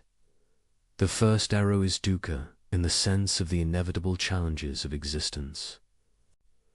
The second arrow is dukkha in the sense of the suffering we create through our misunderstanding and reactivity. The Buddha's teaching is aimed at helping us avoid shooting that second arrow. We cannot always prevent the first arrow. Life brings pain, loss, change, uncertainty. But we can learn not to compound that pain with our reactivity. As you lie here tonight, unable to sleep, consider this teaching. Perhaps there is a genuine difficulty in your life right now, a challenge at work, a strain in a relationship, a concern about health or finances. This is the first arrow. It is real. It requires your attention and skillful response. But notice how the mind multiplies this difficulty. It worries not just about the actual situation, but about all the terrible things that might happen. It judges you for having the problem. It compares you to others who seem to have it easier. It tells stories about inadequacy or unfairness. This proliferation, this multiplication of the original difficulty, this is the second arrow. And this is where most of our suffering actually lies. Let us examine more deeply how this dukkha manifests in the specific context of sleep and rest. The Buddha taught about the 5 aggregates of clinging, the 5 bundles of grasping that constitute what we call the self. These are form, feeling, perception, mental formations, and consciousness. It is through clinging to these aggregates as me and mine that dukkha arises. Consider the aggregate of form, the physical body. As you lie here, perhaps you notice discomfort, a tension in the shoulders, an ache in the back, the body's temperature, feeling not quite right. The mind immediately identifies with this discomfort. This is my pain. My body is not comfortable. I need it to be different. This identification, this claiming of the body's sensations as mine, as something I must fix or control, creates agitation. The body simply has sensations arising and passing. It is the mind's relationship to these sensations, the claiming of them, the resistance to them, that creates suffering. The Buddha taught a practice of observing the body with what he called kyanupasana, contemplation of the body. Not thinking about the body, but directly observing it. Feeling the sensations as they actually are, without the overlay of judgment or story. When you observe the body in this way, you begin to notice something remarkable. The sensations are constantly changing. That ache in the back is not a solid, unchanging thing. It is a flow of sensations, appearing and disappearing, intensifying and softening, moving and shifting. When you stop trying to make it go away, when you simply observe it with clear awareness, often it changes on its own, not because you controlled it, but because change is its nature, or considered the aggregate of feeling, the pleasant, unpleasant, or neutral tone that accompanies every experience. A thought arises about tomorrow's responsibilities. An unpleasant feeling accompanies it. Immediately, the mind contracts around this unpleasantness. It tries to push the thought away. It judges itself for having the thought. It worries about the worry. Layer upon layer of reactivity builds upon a simple, unpleasant feeling tone. The original feeling may have lasted only a moment, but the mental proliferation around it continues for hours, preventing sleep. The Buddha taught Vedananupasana, contemplation of feelings. This means observing the feeling tone of experience directly, pleasant, unpleasant, or neutral. That is all. Not the story about the feeling, not the judgment of the feeling, not the reactivity to the feeling, simply the bare feeling tone itself. When you observe feelings in this way, you notice that they too are impermanent. A pleasant feeling arises and passes. An unpleasant feeling arises and passes. Even what seems like a continuous, unpleasant feeling, when observed closely, is actually a series of moments, each slightly different, appearing and disappearing in rapid succession. And here is the liberating insight. If you do not grasp at pleasant feelings, trying to make them last, they arise and pass naturally without creating the suffering of clinging. If you do not push away unpleasant feelings, resisting their presence, they arise and pass naturally without creating the suffering of aversion. The feelings themselves are not the problem. Your relationship to them, your grasping and pushing, this is where dukkha is created. The aggregate of perception labels and categorizes experience. This is good, this is bad. This thought means I am anxious. This sensation means something is wrong. These perceptions, these labels, are not reality itself. They are the mind's interpretation of reality, but we take them as absolute truth. We believe our perceptions completely, and this belief keeps us trapped in reactivity. The Buddha taught sana, the understanding that perceptions are constructed, not given. They arise based on past conditioning, past experience, learned patterns. A sound in the night is perceived as threatening or benign based on past association, not on the sound itself. A bodily sensation is perceived as dangerous or harmless, based on learned interpretation. These perceptions happen so quickly, so automatically, that we rarely recognize them as perceptions.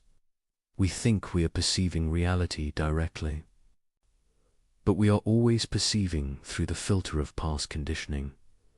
When you recognize this, when you see that your perceptions are interpretations rather than direct reality, something loosens.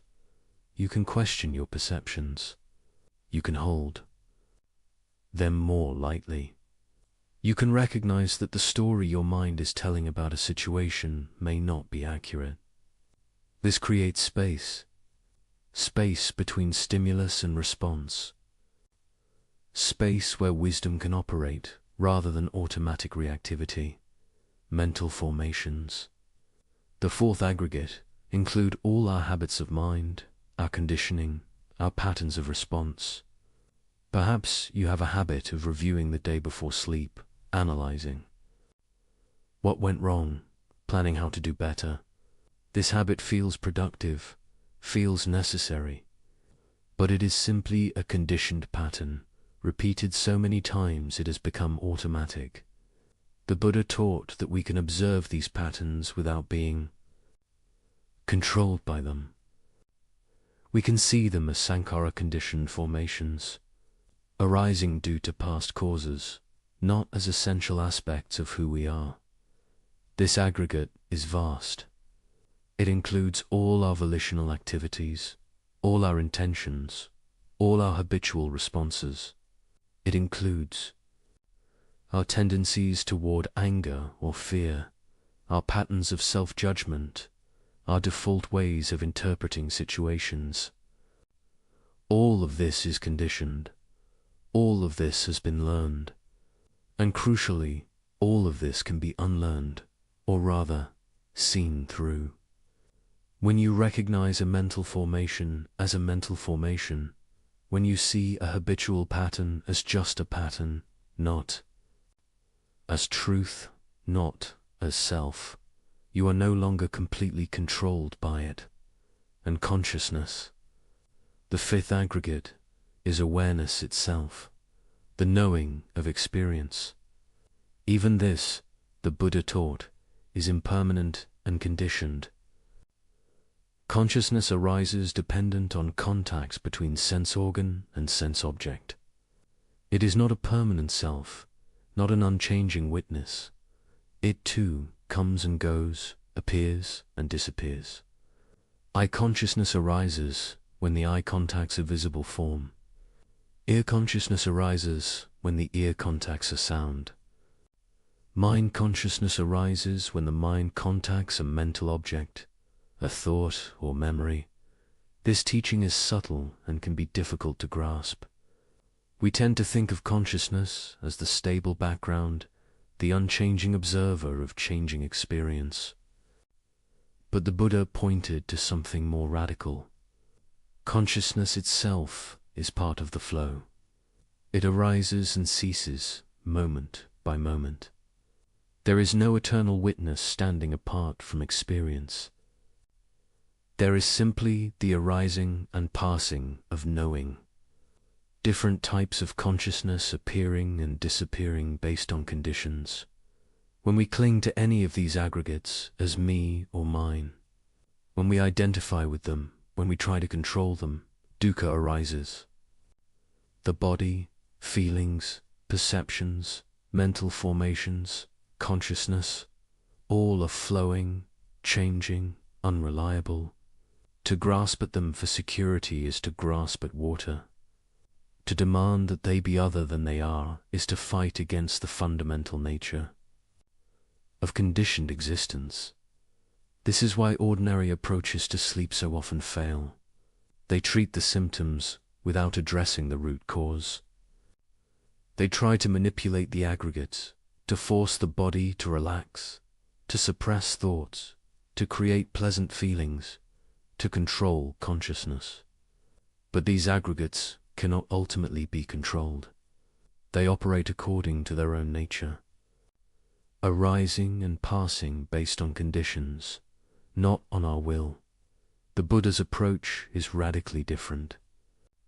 Rather than trying to control experience, he taught us to understand it. Rather than fighting against the aggregates, he taught us to see them clearly, to recognize their impermanent, unsatisfactory, and selfless nature. And in that recognition, clinging naturally releases. When clinging releases, dukkha ceases. When dukkha ceases, the mind settles into its natural state of peace. In the Anattalakkhana Sutta, the discourse on the not self-characteristic, the Buddha questions his 5 companions systematically about each aggregate. Is form permanent or impermanent? He asks. Impermanent, venerable sir, they reply. Is what is impermanent satisfactory or unsatisfactory? Unsatisfactory, venerable sir. Is it fitting to regard what is impermanent, unsatisfactory, and subject to change as, this is mine, this I am, this is myself? No, venerable sir. He asks the same questions about feeling, perception, mental formations, and consciousness. Each time, the answer is the same. These aggregates are impermanent, unsatisfactory when clung to, and not fit to be regarded as self. This systematic questioning is not meant to be merely intellectual. It is meant to be investigated directly in one's own experience. The Buddha is inviting us to look closely at what we take to be ourselves and see if it holds up under examination. In the Satipatthana Sutta, the discourse on the foundations of mindfulness, the Buddha provides detailed instructions for observing these aggregates. He teaches us to observe the body in the body, feelings in feelings, mind in mind, mental phenomena in mental phenomena, not observing from outside, but observing directly, intimately, within experience itself.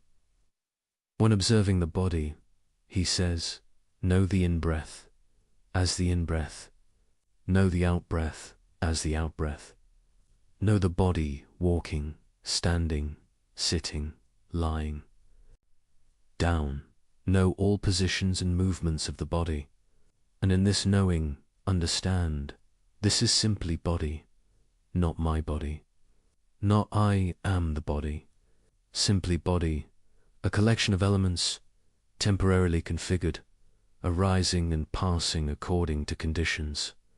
He teaches contemplation of the body's elements. This body is composed of the earth element, the solidity and resistance in bones and flesh. It is composed of the water element, the fluidity in blood and lymph. It is composed of the fire element, the temperature and metabolism that maintain life. It is composed of the air element, the movement in breath and circulation. These 4 elements come together temporarily to form what we call a body. They will separate again at death, returning to the greater field of elements from which they came. This is not morbid contemplation. It is realistic understanding. It is seeing the body as it actually is, not as we wish it to be. When observing feelings, know a pleasant feeling as pleasant, an unpleasant feeling as unpleasant, a neutral feeling as neutral, and understand these feelings are impermanent. They arise and pass. They are not to be grasped or rejected. They are simply the natural responsive organism to conditions. In this understanding, the reactivity to feelings lessens. The mind does not chase after pleasant feelings or run from unpleasant ones. It simply observes the feeling tone, recognizes its impermanent nature, and remains equanimous. The Buddha further distinguishes between worldly and unworldly feelings. A worldly pleasant feeling is one based on sensual experience. An unworldly pleasant feeling is one based on renunciation or on meditative joy. A worldly unpleasant feeling is one based on attachment to sensual experience. An unworldly, unpleasant feeling is one based on the sincere wish for liberation, the healthy discontent with the unsatisfactory nature of conditioned existence. These distinctions help us understand our feelings more subtly, more accurately, when observing the mind. Know a mind with desire as a mind with desire, a mind with aversion as a mind with aversion, a mind with delusion as a mind with delusion. Know a concentrated mind as concentrated, a scattered mind as scattered. Know a great mind as great, a small mind as small. Know a surpassable mind as surpassable, an unsurpassable mind as unsurpassable. Know a concentrated mind as concentrated, an unconcentrated mind as unconcentrated. Know a liberated mind as liberated, an unliberated mind as unliberated. This is not judgment, it is recognition. The mind has many states, constantly changing. By knowing each state as it arises, by recognizing its characteristics, we stop identifying with the state. We see that these are visitors, temporary conditions of mind, not who we are. The mind that is scattered now may be concentrated later. The mind with desire now may be free of desire later. None of these states are permanent. None define us absolutely. And when observing mental phenomena, understand the hindrances when they arise. No sensory desire, ill will, sloth and torpor, restlessness and worry, doubt. Understand how they arise, how they are sustained, how they cease. These hindrances are what prevent meditation, what prevent concentration, what prevent clear seeing. And significantly for our purposes tonight, these hindrances are what prevent sleep. Restlessness and worry, uthaka, is particularly relevant. The mind that cannot settle, that jumps from thought to thought, that worries about past and future, this is the restless mind. The Buddha taught specific antidotes to this hindrance. One is concentration practice, gathering the mind to a single object. Another is calming the bodily formation, relaxing the body to help calm the mind. Another is reflecting on the teachings, bringing wise attention to bear on the worried thoughts to see their impermanent, insubstantial nature. Observe also the factors of awakening when they arise. Know mindfulness, investigation, energy, joy, tranquility, concentration, equanimity. Understand their conditions, their development, their maturation. These 7 factors, when cultivated, lead to awakening, to the direct realization of the truth the Buddha taught. Mindfulness is the foundation. Investigation examines experience closely. Energy sustains the practice. Joy arises from skillful practice. Tranquility is the calming of body and mind. Concentration is the collected, unified mind. Equanimity is the balanced, non-reactive awareness that sees all phenomena with the same clear gaze. This is the Buddha's medicine for dukkha. Not positive thinking, not distraction, not suppression, but clear, direct, unflinching observation of experience as it actually is. And in this observation, wisdom arises, the wisdom that sees impermanence directly, the wisdom that recognizes the unsatisfactory nature of clinging, the wisdom that understands there is no permanent, unchanging self to be found in these flowing aggregates. This wisdom does not come from belief. It does not come from faith. It comes from direct observation. The Buddha famously said in the Kalama Sutta, "Do not believe something simply because it has been passed down through tradition, or because it has been said many times, or because it is written in scriptures, or because it accords with your beliefs, or because it seems logical, or because it accords with your philosophy, or because it appears true after consideration, or because the speaker appears trustworthy, or out of respect for a teacher.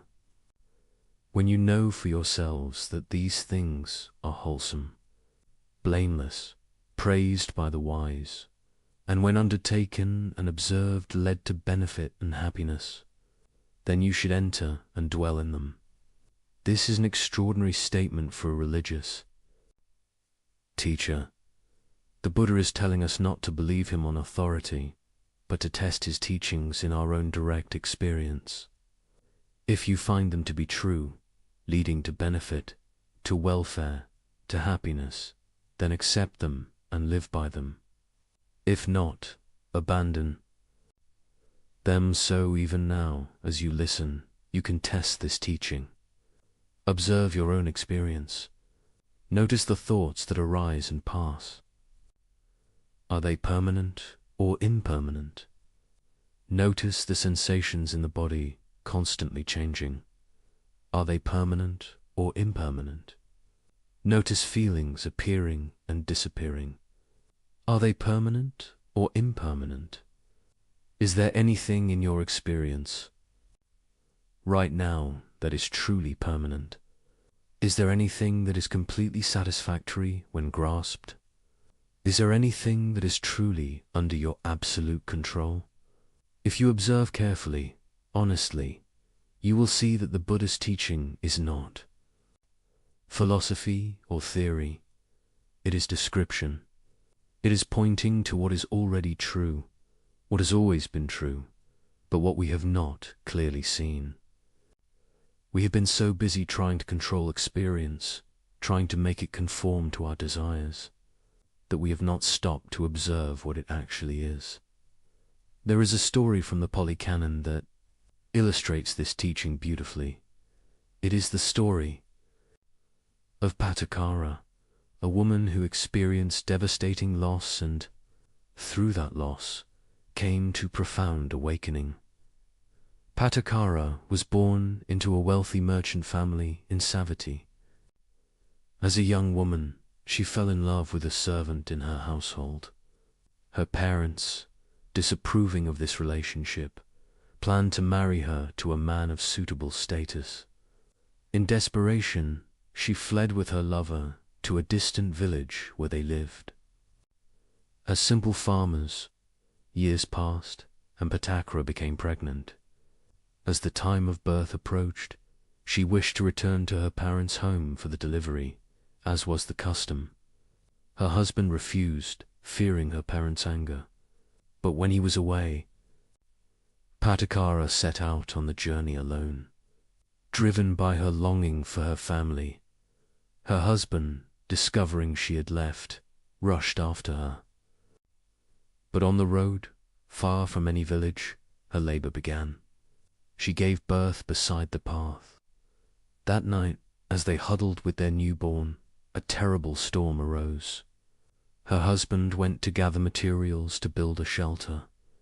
In the darkness, he disturbed a nest of vipers and was bitten. He died there, alone, trying to protect his family. Patakara, not knowing what had happened, waited through the night with her infant and her toddler son. At dawn, she found her husband's body, grief-stricken, but, needing to survive, she continued toward her family home, carrying her infant and leading her toddler by the hand.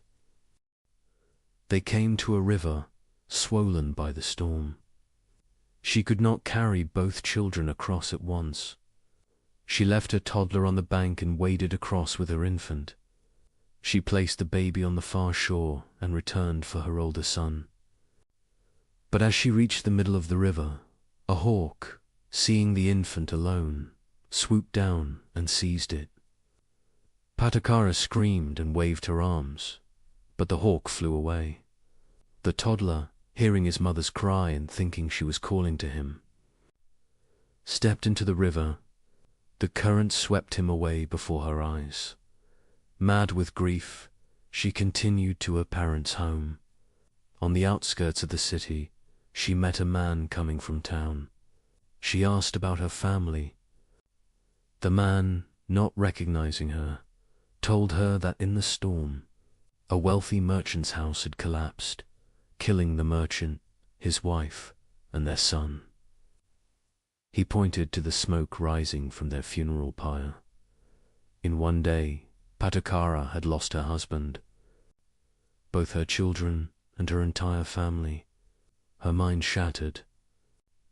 She tore off her clothes and wandered the streets, insane with grief, crying out her losses to anyone who would listen. She wandered thus until she came to the Jetavana monastery where the Buddha was teaching. The monks tried to prevent her from entering, but the Buddha, seeing her, said, "Let her come. Bring her to mindfulness."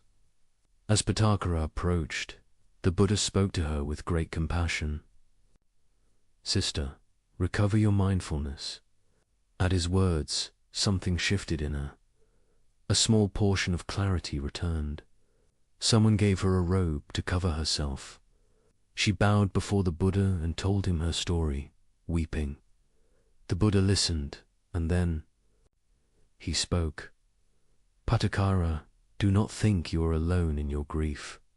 Throughout countless lifetimes, the tears you have shed for lost loved ones are greater than the waters of the 4 great oceans. In the long journey of birth and death, you have experienced this loss not once, but thousands upon thousands of times. You have lost children, parents, husbands, friends, beyond counting. This is the nature of conditioned existence. All that arises passeth away. All that meets must part. This is not punishment. This is not personal. This is simply the nature of all conditioned things." He continued, "Searching for your loved ones in birth and death is like seeking someone in a dream. Where have they gone? They have gone where all conditioned things go. They have dissolved back into the elements, the earth, water, fire, and air from which they were temporarily composed. To cling to them, to demand that they remain, is to cling to the impossible. It is this clinging, this resistance to the truth of impermanence, that creates your suffering." Then the Buddha taught her about dukkha, about the unsatisfactory nature of all conditioned existence when we do not see it clearly. He taught her about the arising and passing of all phenomena. He taught her to observe her own mind, to see grief as a conditioned response arising due to causes, and capable of ceasing when those causes are understood. But Akara listened deeply, and as she listened, understanding arose in her.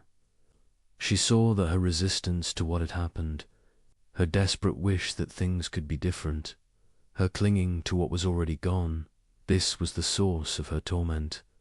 The events themselves were already past. They could not be changed. But her relationship to those events, her understanding of them, this could transform. The Buddha taught her in stages. First, he established her in moral conduct, in sila. She took the precepts, the ethical guidelines that create a stable foundation for practice. Then he taught her about generosity, about dana, the practice of giving that loosens the grip of selfishness. Then he taught her about the heavenly realms, about the fruits of good action. And then, seeing that her mind was ready, pliant, without hindrances, elevated, and clear, he taught her the 4 noble truths. Patakara became a nun and devoted herself to practice. Later, after she had developed concentration and insight, She was washing her feet one evening. She poured water from a vessel and watched it flow down the slope. Some water traveled only a short distance before being absorbed into the earth. Some water flowed farther before disappearing. Some water flowed all the way to the bottom of the hill. As she watched this simple phenomenon, sudden, complete understanding arose. She saw that lives are like this water. Some beings live only briefly. Some live longer. Some live to old age. But all, without exception, flow toward death. None escape. This is not tragedy. This is simply the nature of conditioned existence. All formations are impermanent. All formations are unsatisfactory when clung to. All phenomena are not self. In that moment, Patakara awakened fully. She became an arahant, one who has realized complete liberation. Her grief did not disappear entirely. The memory remained, but her suffering ended. She could remember her loved ones with tenderness, but without the tearing pain of resistance. She had stopped fighting against reality. She had stopped demanding that impermanent things be permanent. And in that stopping, she found unshakable peace. The Buddha later spoke a verse about her realization.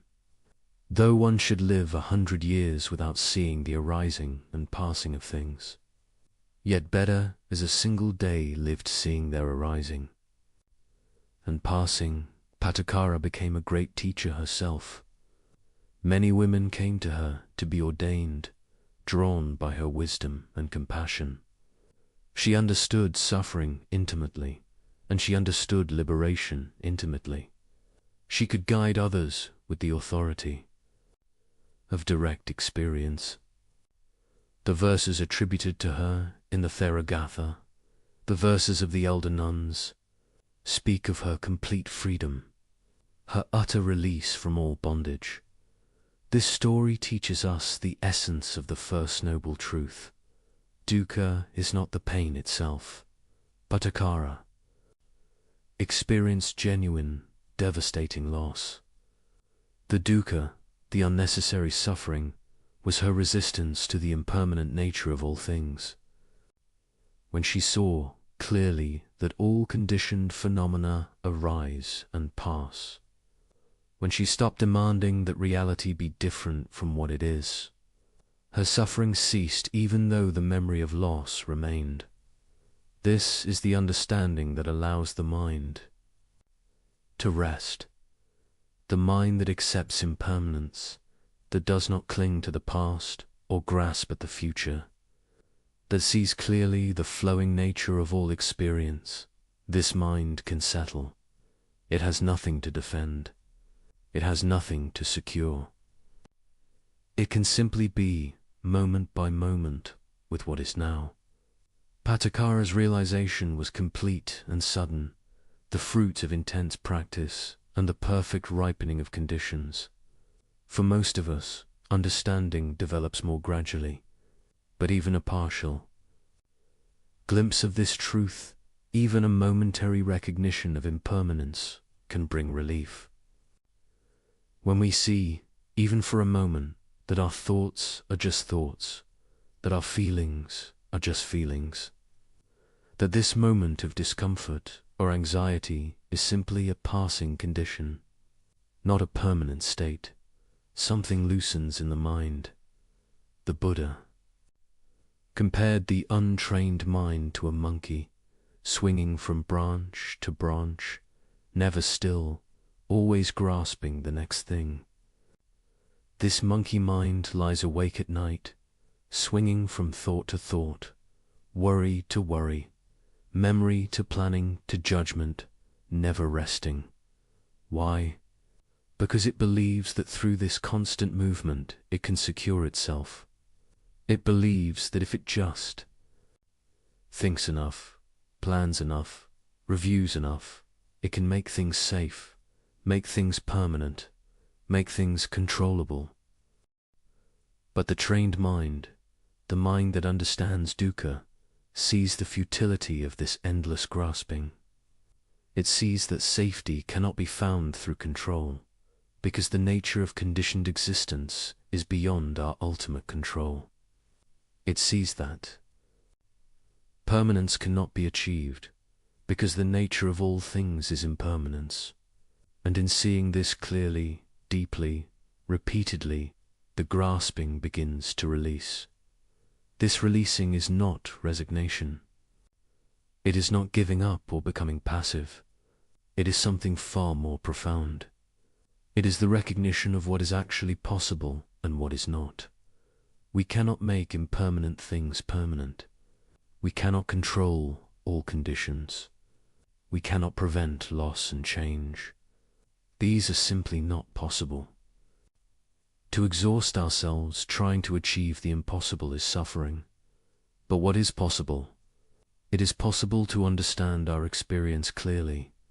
It is possible to observe our reactions without being controlled by them. It is possible to meet each moment with awareness rather than with automatic reactivity. It is possible to recognize impermanence directly and to live in harmony with it rather than in opposition to it. And it is possible to find peace, deep and unshakable peace, not through controlling conditions, but through understanding their nature. This understanding is what the Buddha called right view, samadhi, the first factor of the Noble Eightfold Path. It is the foundation of all transformation. Without right view, we are lost in the forest of confusion, mistaking the impermanent for permanent, the unsatisfactory for satisfactory, the not self for self. With right view, the path becomes clear. We see where we are, where we need to go, and how to get there. Right view has two aspects. There is mundane right view and supramundane right view. Mundane right view is the understanding of karma, of cause and effect in the moral realm. It is the understanding that wholesome actions lead to happiness and unwholesome actions lead to suffering. This view motivates ethical conduct and creates the conditions for deeper practice. Supramundane right view is the direct penetration of the Four Noble Truths, the seeing of things as they actually are. This is the view that liberates, the view that cuts through delusion at its root. This is the view that Patakara realized as she watched the water flowing down the hill. This is the view that ends suffering completely and finally. But even before full liberation, even in the development of practice, right view transforms our experience. When we understand, even intellectually at first, that clinging causes suffering, we begin to notice our clinging. We catch ourselves grasping at pleasant experience, pushing away unpleasant experience. And in that noticing, in that awareness, the grip loosens slightly. We are no longer completely identified with the craving or aversion. We see it happening, and what can be seen can eventually be released. As you lie here tonight, perhaps you can begin to sense this truth in your own experience. Notice the thoughts that prevent sleep. Are they not thoughts of resistance? Resistance to how the day went. Resistance to how you feel. Resistance to the uncertainty of tomorrow. The mind churns because it is fighting against what is, or what might be. What if, just for this moment, you stopped fighting? Not giving up, not becoming passive, but simply ceasing the internal war against reality. What if you allowed this moment to be exactly as it is, with all its uncertainty, all its incompleteness, all its imperfection? What if you recognized that your sleeplessness itself is an impermanent condition, arising due to causes, and capable of ceasing when those causes are understood? This is the beginning of wisdom. This is the first noble truth, not a pessimistic declaration that life is suffering, but a realistic recognition that when we misunderstand the nature of existence, when we cling to what cannot be held, when we resist what cannot be prevented, we create suffering for ourselves. The good news, the profoundly liberating news, is that this suffering is not necessary. It arises from ignorance, and therefore it can cease through understanding. This understanding is what we are cultivating together tonight. The Buddha did not merely diagnose the disease. He provided the complete cure. But to understand the cure, we must first understand more deeply the cause of the disease. The first noble truth shows us that dukkha exists. That unsatisfactoriness pervades conditioned existence when we relate to it incorrectly. But why? What is the root cause? What is the mechanism by which this suffering arises? This is what we must explore next. We must investigate what the Buddha called the second noble truth, the origin of suffering. We must examine tanha, the thirst, the craving, the endless wanting, that drives the mind's restless pursuit and prevents its peace. For it is not enough to recognize suffering. We must understand its source. A physician does not merely identify symptoms. He traces them to their cause, their origin. Only then can effective treatment be prescribed. The Buddha was often called the great physician, and his teaching follows this medical model precisely. First, the diagnosis. Dukkha exists. Second, the etiology. This is its cause. Third, the prognosis. It can be cured. Fourth, the treatment. This is the path to its ending. We have examined the diagnosis thoroughly. Now we turn to the cause. What is it that keeps the mind turning, churning, unable to rest? What is the engine that drives this endless becoming? This constant dissatisfaction, this perpetual seeking that finds no lasting fulfillment. The Buddha pointed to something both simple and profound. He pointed to craving, to tanha, to the mind's constant thirst for something other than what is. Let us turn now to this exploration, to the second noble truth, to understanding the very root of our restlessness. The second noble truth, samudaya, speaks to the origin of suffering. In the Dhammacappavan Sutta, the Buddha states it clearly and directly. This is the noble truth of the origin of suffering. It is this craving tanha which leads to repeated existence, accompanied by delight and lust, seeking delight here and there. That is, craving for sensual pleasures, craving for existence, craving for extermination. Tanha. This single word in Pali encompasses the entire mechanism by which suffering arises. It is usually translated as craving or thirst, and both translations point to something essential. Thirst implies an urgent need, a driving compulsion, a state of lack that demands to be filled. Craving suggests a reaching toward, a grasping at, an inability to rest content with what is. Consider actual physical thirst. When the body needs water, everything else becomes secondary. The mind focuses on the need, on finding water, on satisfying the thirst.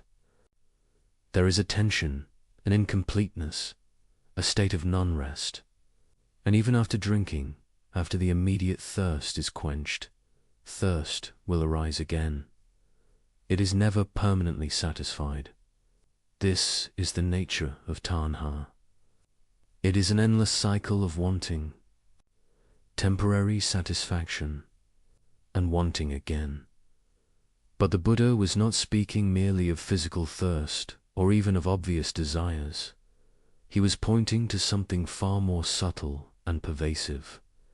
He was pointing to the fundamental orientation of the unawakened mind, the mind that has not understood the nature of reality. This mind is always in a state of reaching, always seeking, always dissatisfied with what is, always believing that fulfillment lies just ahead, in the next experience, the next achievement, the next moment. This is why you cannot sleep.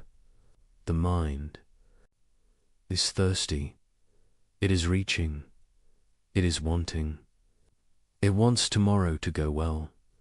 It wants yesterday to have been different. It wants this moment of wakefulness to end. It wants sleep, and in wanting sleep, it creates the very agitation that prevents sleep. This is the paradox of tanha. The more we crave, the more we suffer. The more we grasp, the more we create the conditions for dissatisfaction. The Buddha identified 3 types of tanha, 3 forms of craving that keep us bound to suffering. The first is kama tanha, craving for sensual pleasures. This is the most obvious form.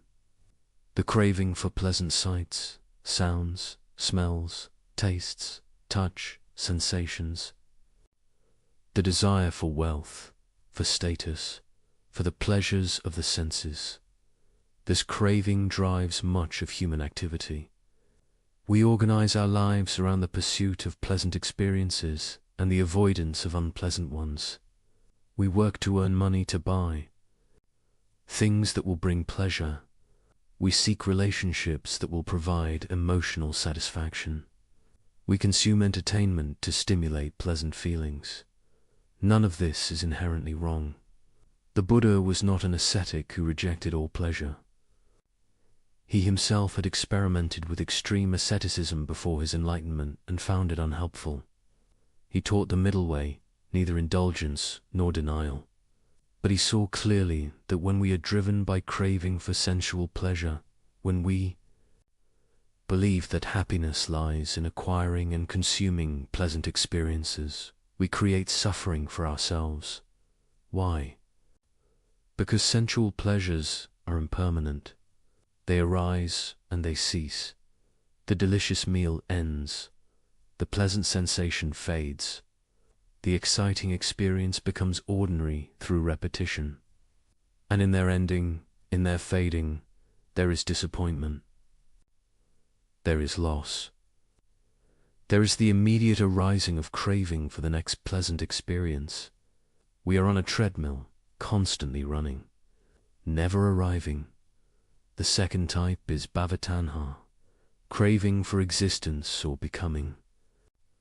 This is more subtle. This is the craving to be someone, to become something, to establish ourselves as a particular identity.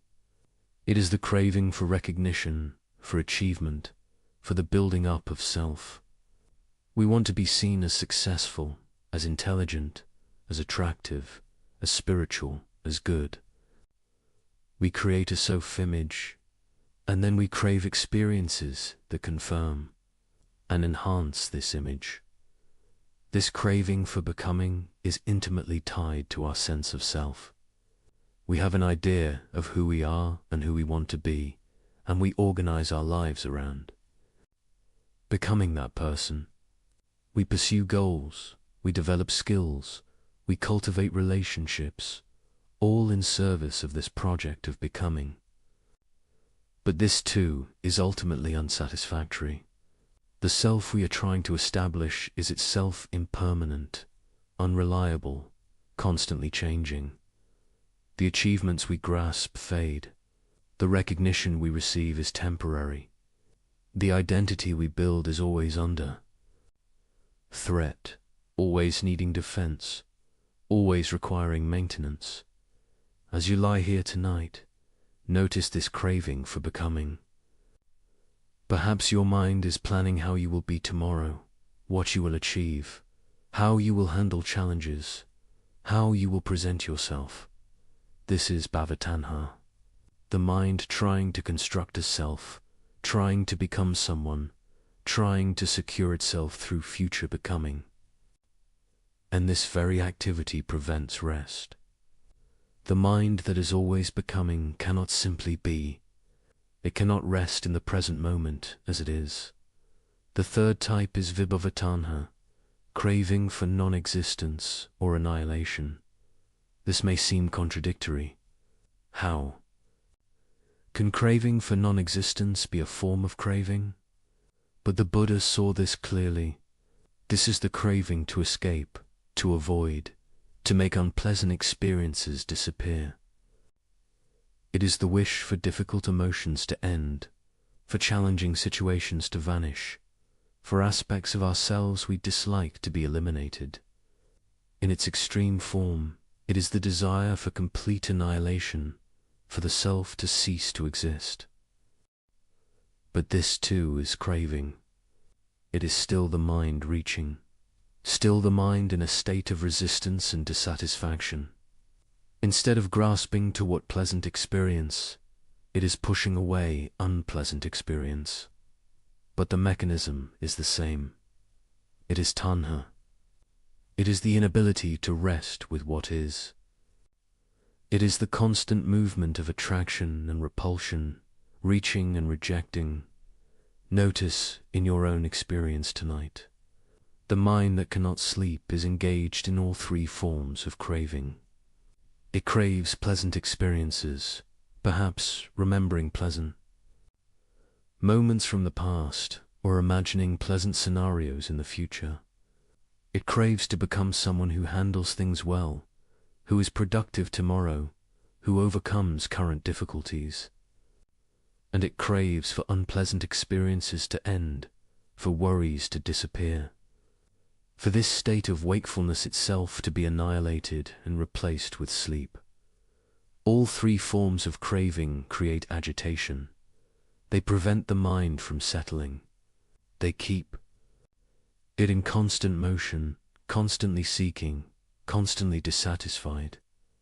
The Buddha saw this pattern with perfect clarity, and he saw that this pattern is not personal, not unique to any individual. It is the default operation of the unawakened mind. It is what the mind does when it does not understand the nature of reality. Now, why does craving arise? What is its source? The Buddha traced it back to feeling, to Vedana. When a pleasant feeling arises, craving to prolong it arises. When an unpleasant feeling arises, craving to end it arises. When a neutral feeling arises, often ignorance about its nature arises, and then craving for something more interesting, more stimulating. This is the sequence. Contact between sense organ and sense object gives rise to consciousness. Consciousness and contact give rise to feeling. Feeling gives rise to craving. Craving gives rise to clinging. And from clinging arises all suffering. This is called paticca samuppada, dependent origination. It is the Buddha's most profound teaching on causality, on how suffering arises through a chain of conditions. Each link in the chain depends on the previous link. Break any link, and the chain is broken. Suffering ceases. This is not fatalism. This is empowerment. Because if suffering arises through causes, then by removing the causes, suffering can be ended. The crucial link, the one where intervention is most effective, is the link between feeling and craving. Feeling arises automatically. It is part of the nature of consciousness. When the eye sees a pleasant form, a pleasant feeling arises. We cannot prevent this. It happens naturally. But what happens next is not automatic. Between feeling and craving, there is a space, a moment where wisdom can operate, a moment where we can observe the feeling without immediately reacting to it with craving. This is the practice. This is where freedom lies. Not in preventing feelings from arising, which is impossible, but in observing feelings clearly, understanding their impermanent nature, and not reacting to them with craving. When we can do this, when we can feel a pleasant feeling without grasping at it, feel an unpleasant feeling without pushing it away, then craving does not arise. And when craving does not arise, clinging does not arise. And when clinging does not arise, suffering does not arise. This is the promise of the Buddha's teaching. Complete freedom from suffering is possible, not by arranging external conditions perfectly, not by achieving all our goals, not by acquiring everything we desire, but by understanding the mechanism of suffering and ceasing to perpetuate it. Let us examine more closely how craving operates in the mind. The Pali texts describe it with the term perupa saturupa, that which is agreeable and pleasing. The mind surveys experience looking for what is agreeable, what is pleasing. When it finds it, it grasps. When it finds what is disagreeable, it rejects. This is happening constantly, mostly below the threshold of conscious awareness. The mind is evaluating, judging, categorizing, reaching, rejecting, all in a continuous stream. This evaluating mind, this judging mind, this craving mind prevents rest. To rest, to truly rest, the mind must stop this constant activity. It must cease. The endless project of seeking pleasure and avoiding pain. It must come to a state of non-craving, of non-reaching, of acceptance of what is. But how? Simply telling the mind to stop craving does not work. Craving is deeply conditioned. It has operated for so long, through so many lifetimes according to the Buddhist view, that it feels like our nature. It feels like who we are. We identify with our desires. We think we are what we want, what we fear, what we hope for. To stop craving feels like ceasing to exist. And here we encounter a profound teaching. The Buddha said that craving arises from ignorance, avijja. We crave because we do not see clearly. We do not understand the nature of what we are craving. We think that acquiring the object of craving will bring lasting satisfaction. We think that avoiding what we fear will bring lasting security. We think that becoming what we want to be will bring lasting happiness. These are all mistakes. They are misunderstandings about the nature of reality. Every object of craving is impermanent. It will change and pass away. Every state we hope to avoid will arise again under the right conditions. Every identity we try to establish is unreliable and constantly shifting. We are craving after things that cannot deliver what we hope they will deliver. This is the fundamental ignorance that drives craving. When we see this clearly, when we understand directly through our own experience that no conditioned thing can provide lasting satisfaction, then craving naturally weakens. Not through suppression, not through force, but through understanding. The mind that sees clearly loses interest in chasing after what it now knows to be unsatisfying. There is a famous simile in the texts. The Buddha compares craving to the taste of honey on the blade of a knife. A child, seeing the honey, licks the blade, attracted by the sweetness.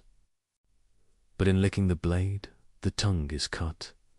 There is both pleasure and pain mixed together. The pleasure is temporary, superficial.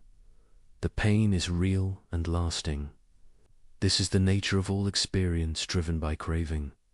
There may be temporary satisfaction, but it is always mixed with suffering, always leading to more craving, always cutting even as it sweetens. The wise person sees this and no longer licks the blade. Not because they suppress desire, not because they grit their teeth and resist, but because they see clearly that this leads to harm. The seeing itself is the freedom. When you truly see that something leads to suffering, you naturally stop doing it. You do not need to force yourself. The clarity itself protects you. This is why the Buddha emphasized wisdom, panna, over willpower. Willpower can suppress craving temporarily, but it creates tension, creates struggle, creates a sense of deprivation. Wisdom sees through craving, understands its nature, and in that understanding, craving releases naturally. There is no struggle, no sense of giving something up. There is simply clarity and the natural response to clarity. Consider how this works in your own experience. When you were a child, perhaps you believed in certain myths or stories that you later outgrew. When did you stop believing? Not through forcing yourself, not through willpower, simply through growing in understanding, through seeing more clearly. The belief fell away naturally when it was no longer supported by your level of understanding. This is how craving falls away through wisdom, not through struggle, but through seeing. As you lie here tonight, you can begin to observe craving directly. Notice when a thought arises and there is a reaching toward it or a pushing away from it. That movement, that lean of the mind, that is tanha. Notice how the mind wants things to be different. It wants sleep when there is wakefulness.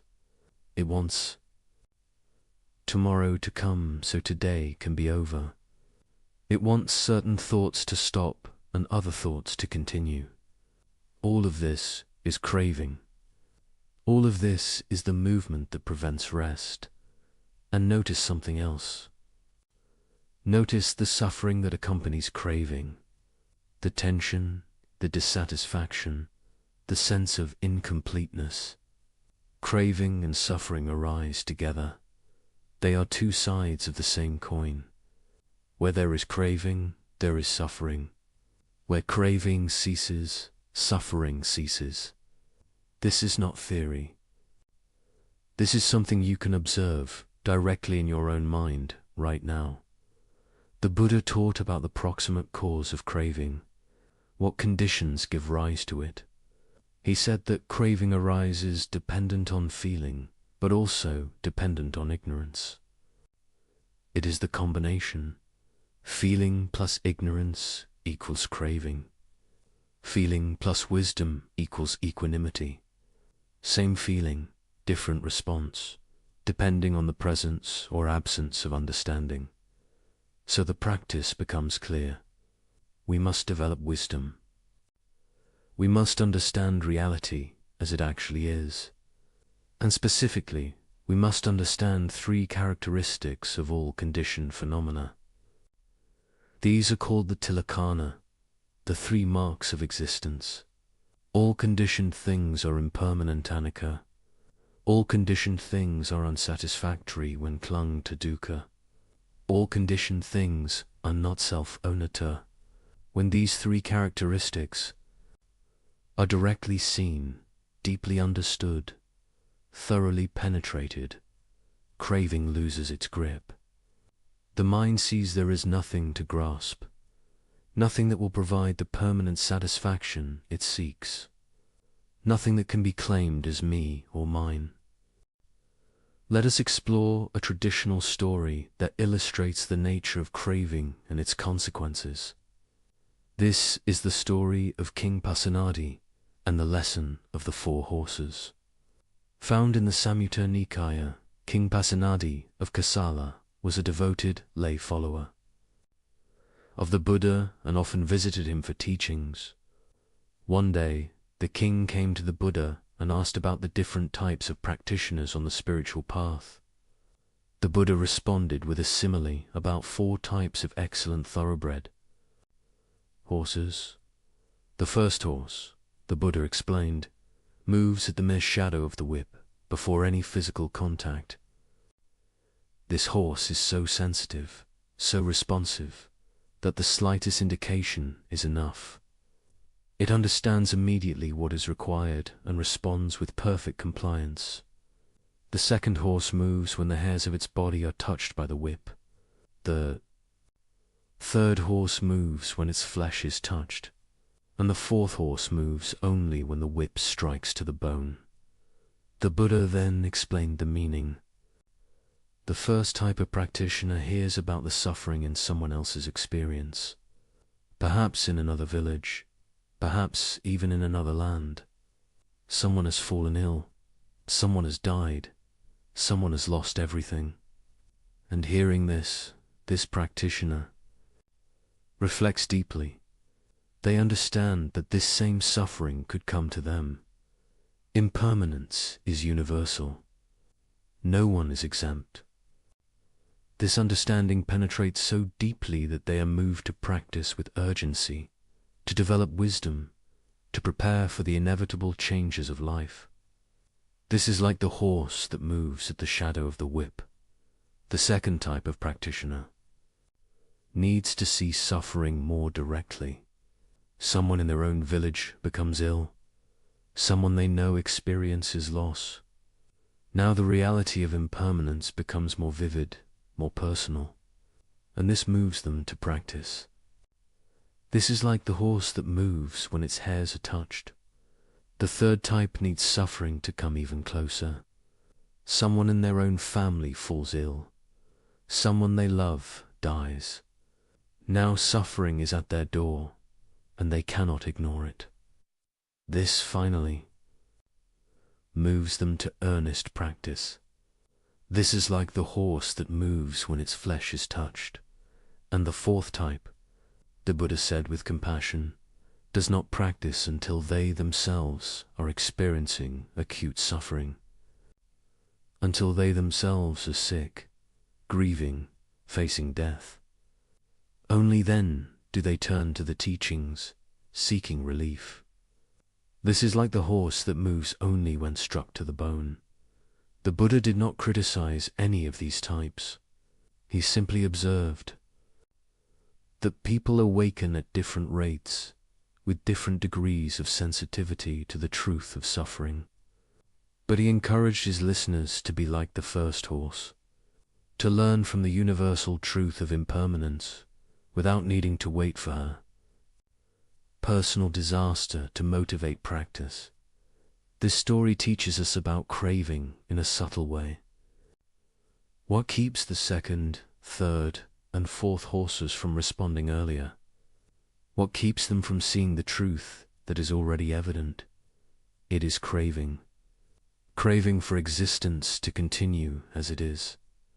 Craving for the pleasant illusion that we are somehow exempt from universal laws. Craving to avoid the uncomfortable truth of impermanence and suffering. We want to believe that things will stay the same, that the people we love will always be here, that our health will last, that our circumstances will not change dramatically.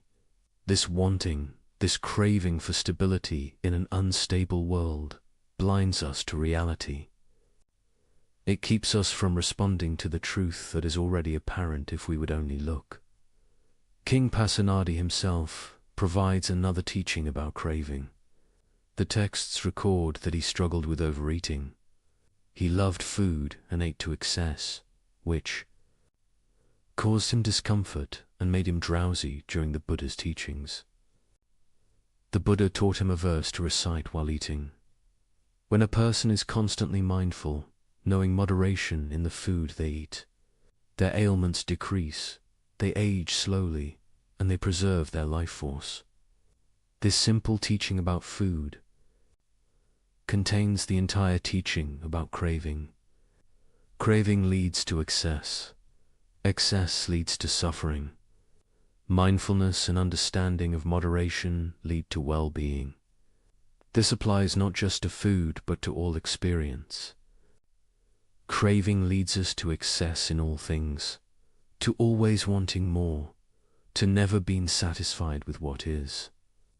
And this constant wanting is exhausting.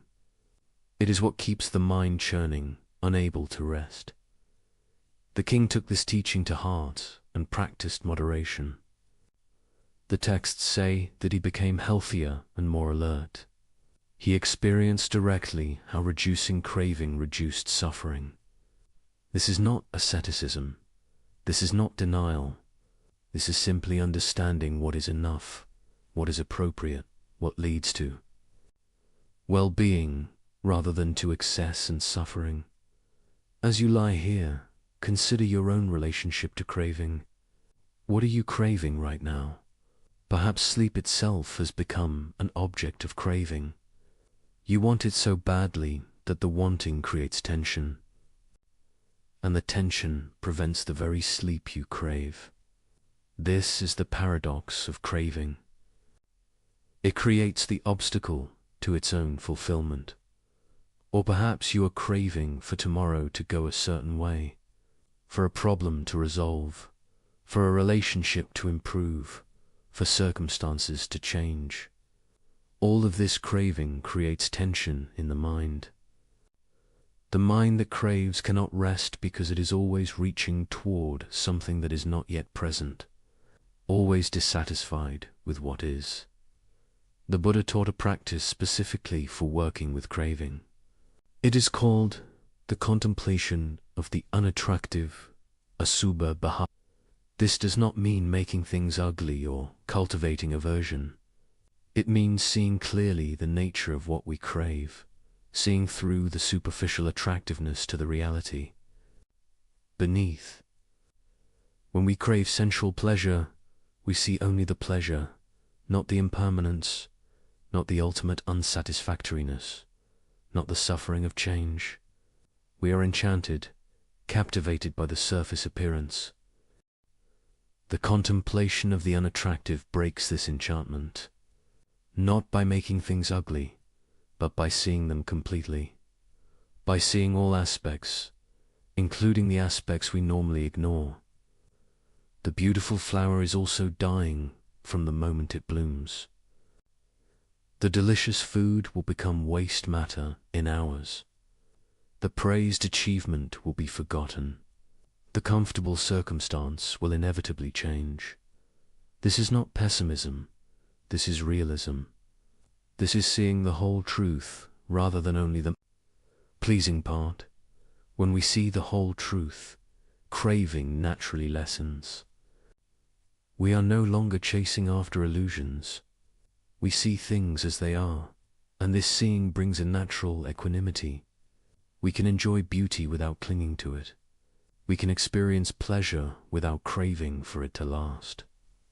We can accept comfort without demanding that it remain. This is the freedom that comes from understanding. Another teaching the Buddha gave about craving is found in the discourse on the simile of the snake. He taught that there are two ways of grasping things. One is like grasping a snake incorrectly, by the tail or the middle of the body. The snake, feeling threatened, will bite. The bite brings suffering. The other way is like grasping a snake correctly, with a forked stick behind its head. The snake cannot bite. It can be held safely. The same is true of the teachings and of experience itself.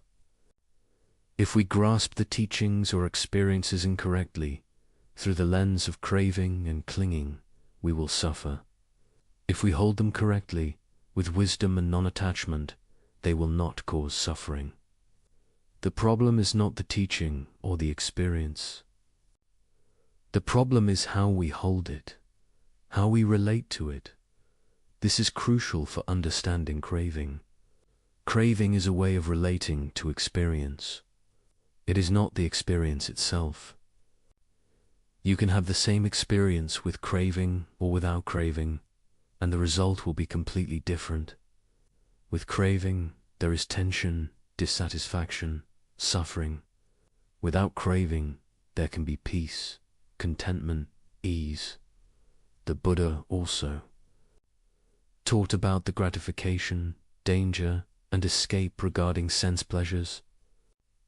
The gratification is the pleasure we experience, the satisfaction, the temporary happiness. This is real. The Buddha did not deny it, but he said we must also see the danger. The danger is the impermanence, the bondage, the way pleasure binds us to the cycle of craving. And the escape is the renunciation, not of pleasure itself, but of craving for pleasure, of dependence on pleasure for our well-being. When we see all three clearly, gratification, danger, and escape, then we are no longer enslaved by sense pleasures. We can experience them without being controlled by them. We can enjoy them without needing them. This is mature renunciation, not the forced denial of the beginner, but the natural no-note attachment of one who sees clearly. Consider the relationship between craving and identity. Much of our craving is tied to our sense of self. We crave things that confirm our identity, that make us feel real, that establish us as someone.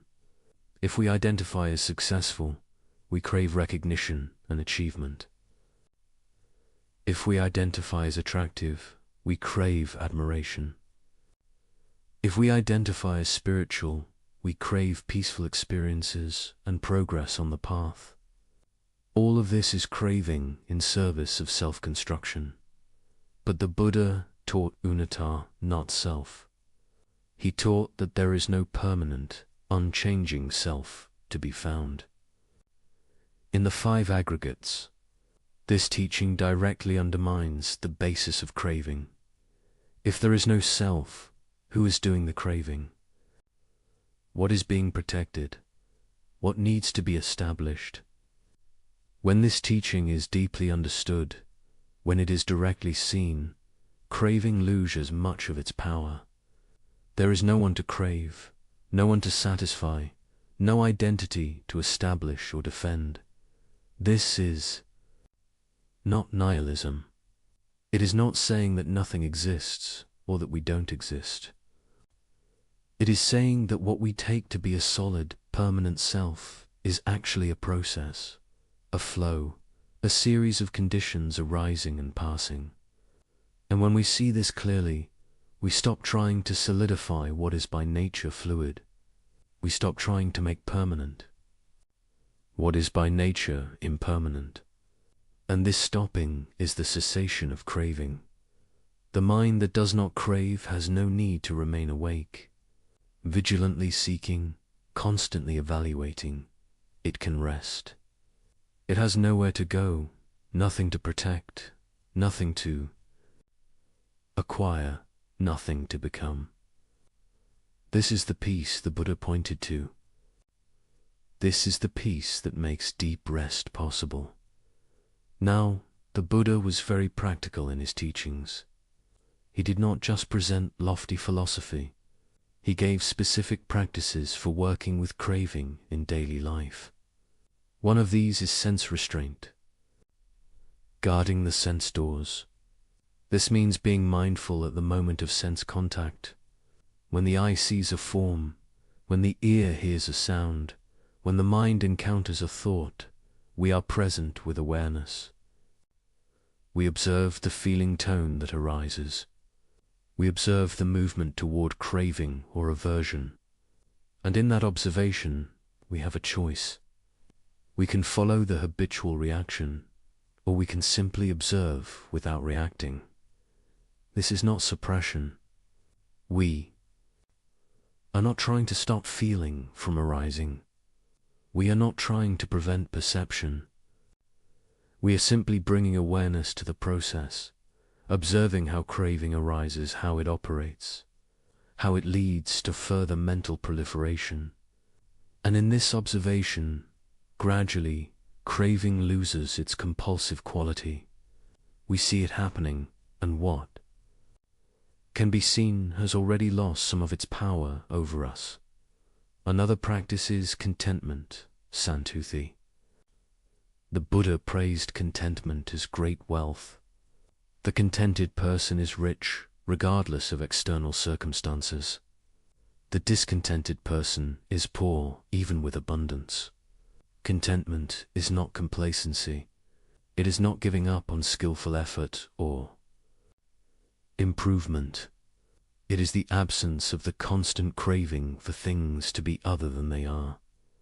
It is the ability to be at peace with what is, even while working skillfully to improve conditions. This contentment is especially relevant to sleep. The mind that is content can rest. The mind that constantly wants things to be different churns endlessly. Contentment does not mean you must like everything about your circumstances. It means you recognize and accept what is, even as you work to address what can be addressed. This acceptance, this lack of internal resistance, creates the conditions for rest. The Buddha also taught about the nutriment of craving, what feeds it, what sustains it. He said that inappropriate attention, ayoniso manasikara, is the nutriment of craving. Inappropriate attention means attending to things in a way that increases craving. For example, focusing on the attractive aspect of something while ignoring the unattractive aspects. Focusing on what you lack rather than what you have. Comparing yourself unfavorably to others. All of this is inappropriate attention. It feeds craving. It makes it stronger. Appropriate attention, yoniso manasikara, is attending to things in a way that decreases craving.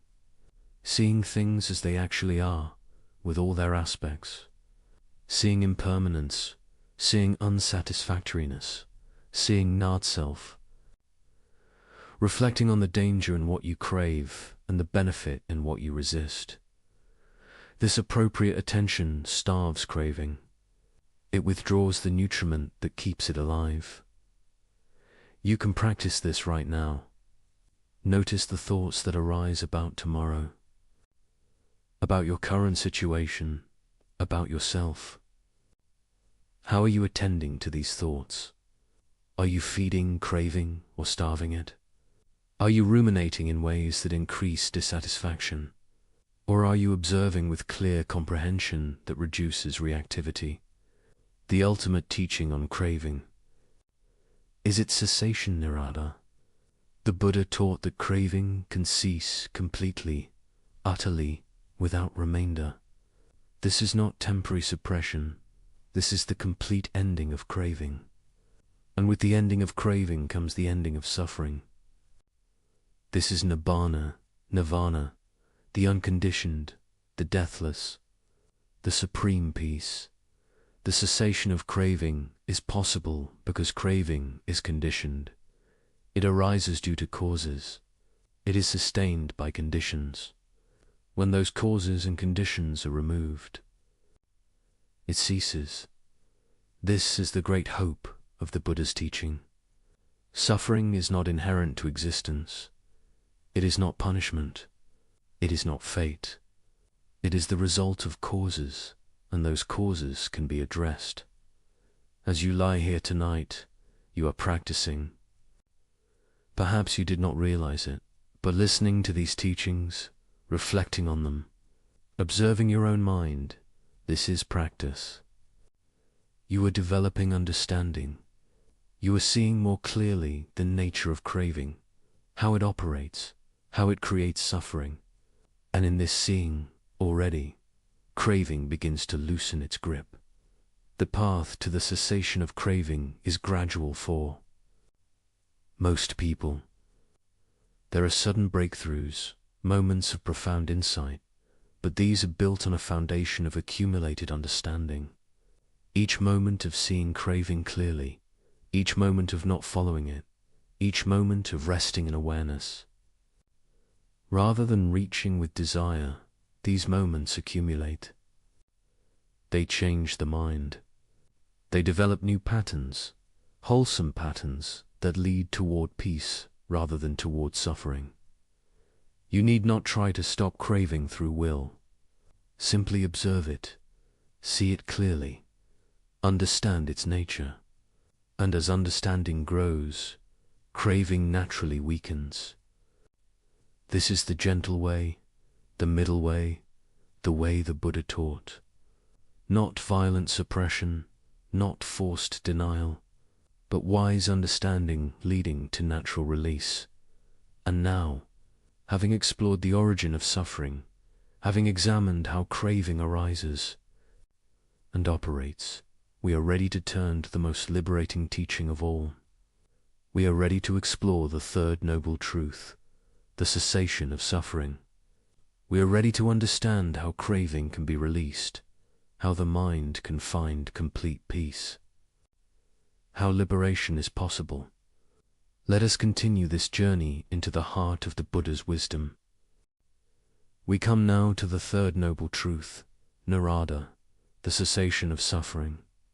In the Dhammacopappavan Sutta, the Buddha proclaimed, "This is the noble truth of the cessation of suffering. It is the remainderless fading away and cessation of that same craving, the giving up and relinquishing of it, freedom from it, non-reliance on it. This is the most liberating teaching in all of Buddhism. Suffering can end, not temporarily, not partially, but completely, utterly, finally. The craving that drives suffering can cease. The grasping can release. The mind can find peace so profound that no circumstance can disturb it. This is not wishful thinking. This is not religious faith. This is the direct testimony of one who achieved it, and the confirmation of countless practitioners across 25 centuries, who have followed the same path and reached the same destination. The third noble truth is the declaration that Nibbana exists. Nibbana, nirvana in Sanskrit, literally means extinguishing or blowing out. Like a flame that is extinguished when its fuel is exhausted, suffering is extinguished when its fuel, craving, is removed. This is not annihilation of existence. It is the extinguishing of greed, hatred, and delusion. It is the end of suffering, not the end of being. But what does this cessation feel like? How can we understand it? The Buddha used many terms to describe it because it is beyond ordinary language. He called it the unconditioned, the deathless, the supreme peace, the secure, the refuge, the island amidst the flood, the further shore, the end of suffering, the unbinding, the letting go, the freedom, the liberation in the Udana collection. Of inspired utterances, the Buddha speaks of Nibbana directly. There is, monks, an unborn, unbecome, unmade, unconditioned. If there were not that unborn, unbecome, unmade, unconditioned, there would be no escape from the born, become, made, conditioned. But since there is an unborn, unbecome, unmade, unconditioned, therefore an escape from the born, become, made, conditioned is discerned. This is a profound statement. The Buddha is pointing to something that is not part of the conditioned realm, not subject to arising and passing, not subject to birth and death. This is what makes escape possible. If everything were conditioned, if everything was subject to arising and passing, then suffering would be inevitable and inescapable.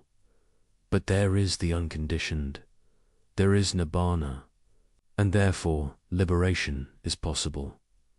Now the experience of Nibbana is said to be ineffable, beyond words.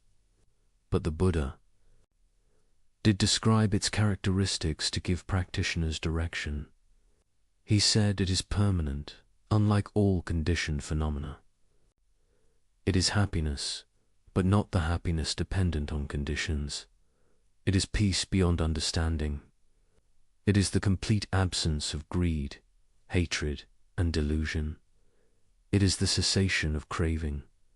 It is the ending of dukkha. But how is this cessation achieved? This is what we must understand carefully. The cessation of craving is not achieved through more craving. We cannot crave our way to non-craving. We cannot force cessation through willpower alone. We cannot make it happen through effort. In the ordinary sense, this is a subtle point that many practitioners misunderstand. The Buddha taught that cessation comes through understanding. When the nature of craving is fully understood, when its origin is fully understood, when its danger is fully seen, when the benefit of its cessation is fully appreciated, then craving naturally releases, not through force, but through wisdom, not through suppression, but through seeing clearly. This is why the Buddha emphasized right view as the first factor of the Noble Eightfold Path.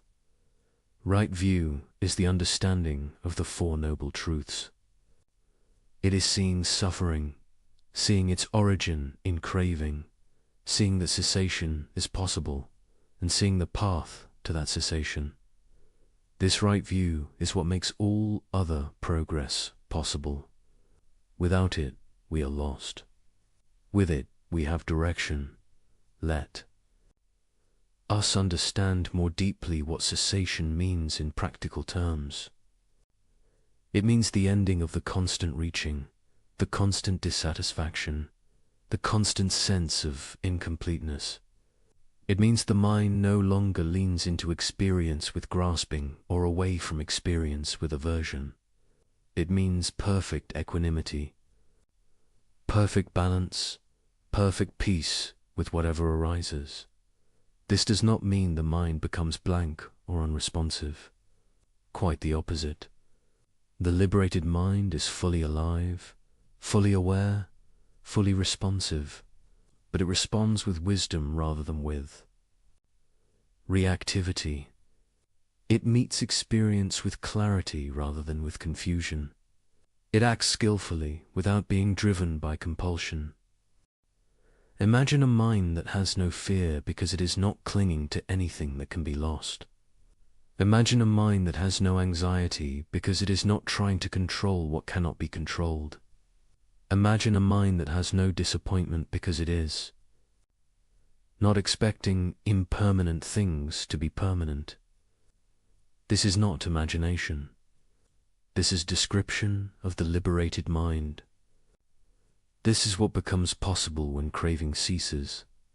As you lie here tonight, you might wonder, how can I experience even a taste of this cessation? How can I move toward this liberation? The Buddha's answer is clear, through the Noble Eightfold Path. But even before systematic practice of the full path, there are moments when cessation can be glimpsed. Moments when craving temporarily releases and the mind touches peace. These moments often come unexpectedly. Perhaps you are in nature, standing before a vast landscape, and suddenly the constant mental chatter stops. There is simply the experience, pure and immediate, without the overlay of wanting or fearing. This is a moment of cessation, or perhaps, in deep meditation, the mind settles and all reaching ceases. There is simply awareness, resting in itself, content. This is a taste of cessation, or perhaps in a moment of profound loss. After the initial storm of grief has passed, there comes a moment of complete acceptance. Not resignation, not defeat, but a deep letting go. An understanding that this is how things are. This is the nature of existence. In that moment, while pain may remain, suffering ceases. This cessation arising through wisdom born of experience. The Buddha taught that there are two kinds of nibbana. There is nibbana with residue esaropadisa, nibbana and nibbana without. Residue and upadisasa, nibbana. The first is the experience of the living errant, the fully liberated one who still has a physical body and continues to experience the world through the senses. The body may experience pain, may experience pleasant and unpleasant sensations, but there is no craving, no suffering. The mind is completely free even while the body continues. The second is the final nibbana at the death of the arahant, when even the five aggregates dissolve completely. This is beyond all description because there is no reference point left in the conditioned world. But the Buddha assured his disciples that this is not annihilation. It is not nothingness. It is the unconditioned, which cannot be understood through conditioned concepts. For our purposes tonight, what matters is the first kind, the cessation that is possible here and now, in this very life, with this very mind. This is what the Buddha taught is achievable through dedicated practice. This is what makes the teaching practical and relevant. We need not wait for death to experience liberation. We can taste it now, develop it now, realize it now.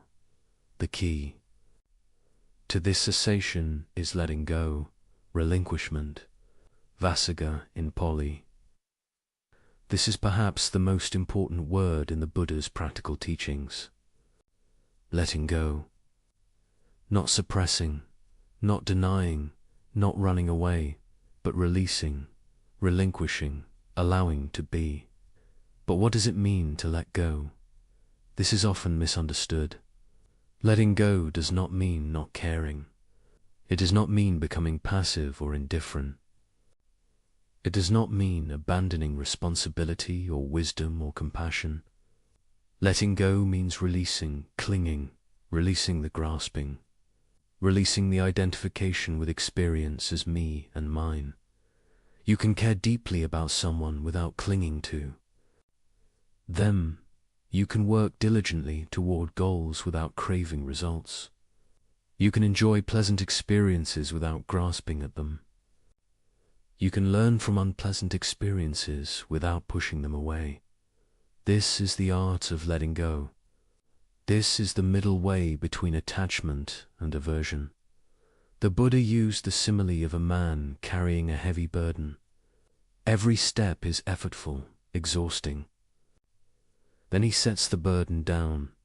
There is immediate relief, immediate ease. This is what letting go feels like. The burden of craving, of constant grasping and pushing is heavy. When it is released, even momentarily, there is palpable relief.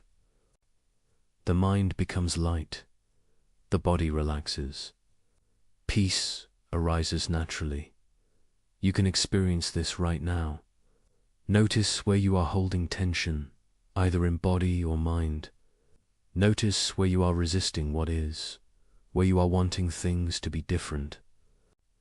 And just for this moment, experiment with letting go.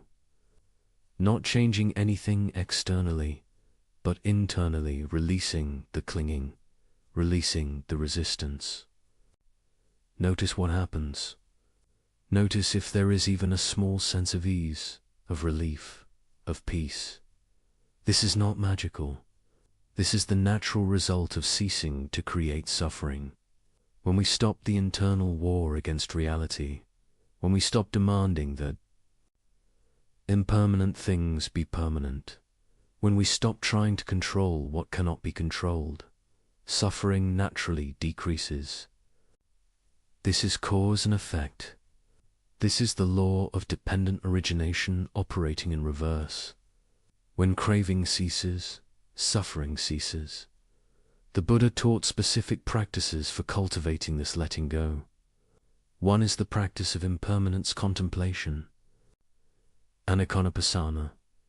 This means observing directly, repeatedly, persistently, that all conditioned phenomena are impermanent. Every thought arises and passes. Every sensation appears and disappears. Every emotion comes and goes. Every experience is in constant flux. When impermanence is seen clearly, deeply, repeatedly, clinging naturally weakens. Why grasp at what is already slipping away? Why try to hold on to what is by nature flowing? The mind that truly understands impermanence learns to move with the flow rather than against it. It learns to appreciate each moment as it is, knowing it will not last, and therefore not demanding that it last. Another practice is the contemplation of not-self and ananupassana. This means observing that nowhere in experience can a permanent, unchanging self be found. The body is not self, it is changing. Feelings are not self, they come and go. Perceptions are not self, they are constructed. Mental formations are not self, they are conditioned. Consciousness is not self, it arises and ceases. When not self is understood, the question arises, who is doing the clinging? If there is no permanent self, what is being protected? What is being established? This understanding undermines the very basis of craving. Craving operates on the assumption of a self that needs protecting, satisfying, establishing. When that assumption is seen through, craving loses its foundation.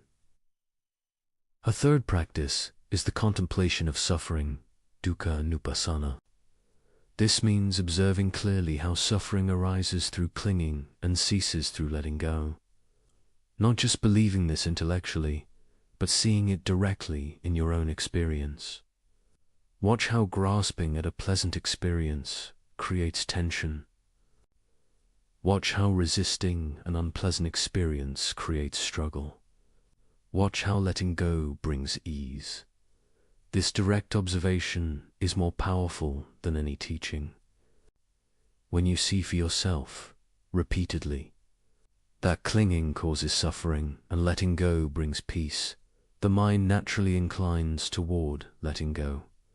It is not forced. It is not effortful. It is simply the natural response to clear seeing. There is a story in the Majjhima Nikaya that beautifully illustrates letting go. It is the story of the lute string told by the Buddha to the monk Sona. Sona was a young monk who was practicing with great intensity. He would walk in meditation until his feet bled. He pushed himself relentlessly, thinking that only through extreme effort could he achieve awakening. But despite his heroic efforts, he made no progress. Instead, he became exhausted and discouraged. He began to think perhaps he was not suited for the monastic life. Perhaps he should return to his family, to the wealth he had left behind, and practice as a layperson. The Buddha, through his telepathic powers, knew what Sona was thinking. He appeared to him and asked Sona, "When you were a householder, were you skilled at playing the lute?" Sona confirmed that he was. The Buddha then asked, "When the strings of your lute were too tight, was it in tune and playable?" Sona replied, "No, venerable. And when the strings were too loose, was it in tune and playable?" "No, venerable. But when the strings were neither too tight nor too loose, but adjusted to an even pitch, was your lute then in tune and playable?" "Yes, venerable sir." The Buddha then taught, in the same way, Sona, excessive energy leads to restlessness, and insufficient energy leads to laziness. Therefore, Sona, resolve on an even level of energy, find the right pitch for your faculties, and take up your task there. Sona followed this advice. He adjusted his practice, finding the middle way between extreme effort and laxity. Soon after, he achieved full liberation. He became an arahant. This story teaches us about letting go in a profound way. Letting go is not a matter of more effort, more striving, more forcing. It is a matter of balance, of finding the right adjustment, of allowing rather than demanding. When the mind is too tight with effort, there is strain. When the mind is too loose with laxity, there is no progress. But when the mind finds the middle way, when there is alert relaxation, engaged ease, then progress becomes natural. This is directly relevant to sleep. The mind that tries too hard to sleep cannot sleep. The trying creates the obstacle, but the mind that gives up all effort may simply continue churning. The middle way is alert relaxation, aware but not striving, present but not grasping. This is the quality that allows sleep to come naturally. The Buddha also taught about gradual cessation, how the mind progressively lets go of grosser attachments before it can let go of subtler ones. He compared it to the ocean, which deepens gradually, slopes away gradually, not plunging suddenly to great depths. In the same way, the practice leads gradually to deeper and deeper letting go. First, we let go of gross unwholesome behaviors. We stop harming others. We stop taking what is not given. We stop harmful speech. This is moral conduct sila, the foundation of practice. Without this foundation, the mind is too disturbed, too burdened with remorse and consequence, to progress further. Then we let go of gross hindrances. We observe the mind's tendency towards sensual desire, ill will, sloth and torpor, restlessness and worry, doubt. We see these arising and we practice not feeding them, not following them. This allows concentration to develop. As concentration develops, we let go of identification with thoughts. We see thoughts arising and passing like clouds in the sky. We do not take them so personally, so seriously. This is a significant letting go. Most people are completely identified with their thoughts, believing that their thoughts are truth, a reality, are who they are. When this identification releases, there is great freedom. Then we let go of identification with emotions. We see emotions as energy moving through the body-mind, arising due to conditions, passing when conditions change. We do not need to suppress them or act them out. We can simply observe them with equanimity. This letting go brings stability. Progressively, we let go of identification with all five aggregates. Form, feelings, perceptions, mental formations, consciousness, all are seen as impermanent processes, not as self. This is the deepest letting go, the letting go that leads to complete liberation. But we need not achieve complete liberation to benefit from the teaching of letting go. Every small release, every moment of non-clinging, brings a measure of peace. The practice is not all or nothing. It is gradual, progressive, cumulative. Each step taken is valuable in itself and prepares the ground for the next step. The Buddha taught that there are 4 stages of awakening, for progressively deeper realizations of truth. The stream enterer has glimpsed nibbana directly and can never again completely fall back into ignorance. The one's returner has weakened sensual desire and ill-willed significantly. The non-returner has eliminated them completely. The arahant has eliminated all fetters, all chains that bind consciousness to suffering. But even before stream entry, even in the very beginning of practice, there are benefits. The person who practices moral conduct experiences the peace of blamelessness. The person who develops concentration experiences the peace of a settled mind. The person who cultivates wisdom experiences the peace of understanding. All of these are valuable. All of these are worth pursuing. And here is a liberating truth. You are already practicing. Right now, as you lie here listening to these teachings, contemplating them, observing your own mind, you are engaging in wise reflection. You are developing understanding. You are planting seeds of wisdom that will bear fruit. The Buddha said that there are 3 ways of making merit, of creating positive karma: dana, giving sila, moral conduct, and bhavana, mental development through meditation and study. You are engaging in bhavana. Right now, you are developing your mind.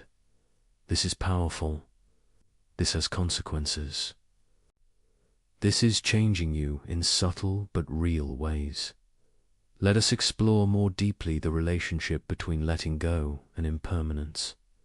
The Buddha taught that truly understanding impermanence is the direct path to cessation. Why? Because when impermanence is deeply seen, directly experienced, thoroughly penetrated, clinging becomes impossible. You cannot cling to what you truly know is flowing away. You cannot grasp what you see is by nature ungrasping-able. Most of us know, intellectually, that things are impermanent. We know people die. We know circumstances change. We know our bodies age. But this knowing is superficial. It has not penetrated deeply. We live as if things are permanent. We make plans assuming continuity. We cling to relationships as if they will last forever. We identify with our body as if it is stable. This is the ignorance the Buddha pointed to. True understanding of impermanence comes through direct observation. Watch the breath. Each inhalation is unique, never to be repeated. Each exhalation dissolves into space. The breath of this moment is not the breath of the last moment. It is constantly new, constantly dying, constantly being born. This is impermanence. Not as concept, but as lived reality. Watch sensations in the body, that ache in the back. Is it constant? Look closely.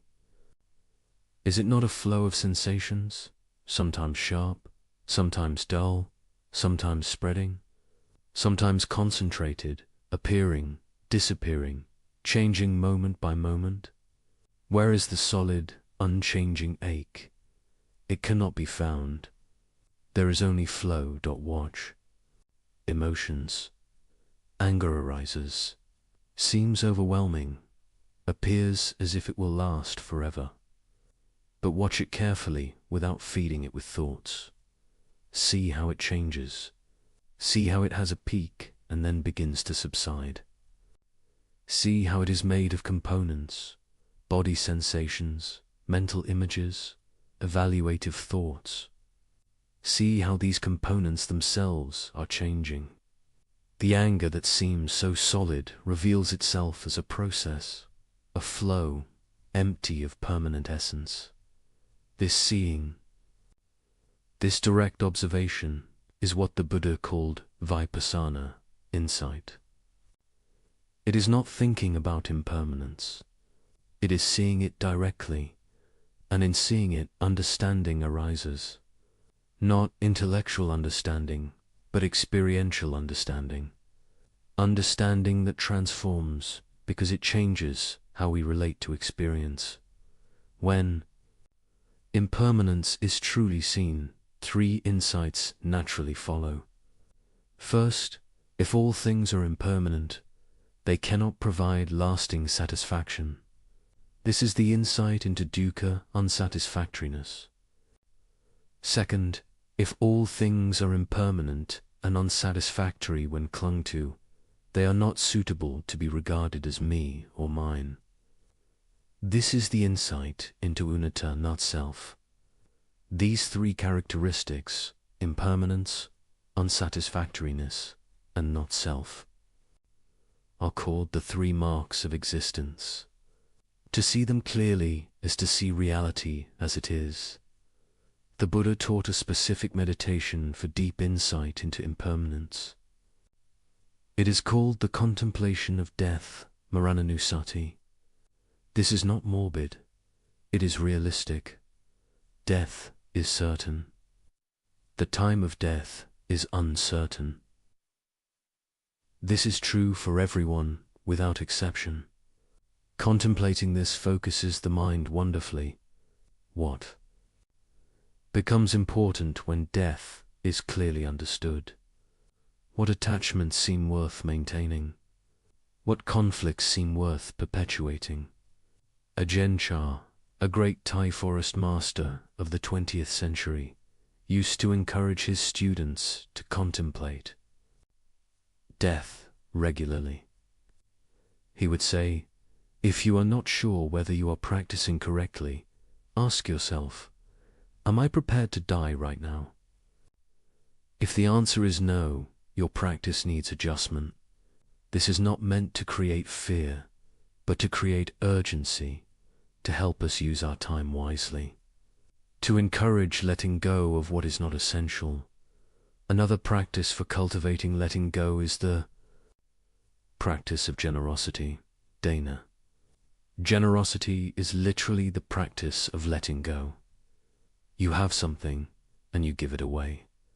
You release your hold on it. You practice non-clinging in a very concrete way. The Buddha taught that generosity is the foundation of the path. Before people are ready for deeper teachings, they should first practice giving. Why is generosity so important? Because it directly counters greed, one of the three roots of suffering. When you give, you experience that letting go brings happiness. You see that your security does not depend on accumulating and hoarding. You see that there is joy in releasing rather than in grasping. This experiential understanding then carries over into other areas of practice. You can practice generosity of material things, of time, of attention, of presence, of forgiveness. All of these are forms of giving, forms of letting go. All of them create happiness for yourself and others. All of them weaken the grip of craving.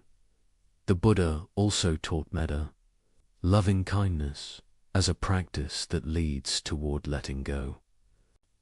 When the heart is filled with love, with genuine care for the welfare of others, there is no room for hatred, for ill will, for resentment. Metta is a way of releasing the heart from negative states, allowing it to rest in a positive, wholesome quality. That traditional metta practice involves mentally reciting phrases of well-wishing. May I be happy.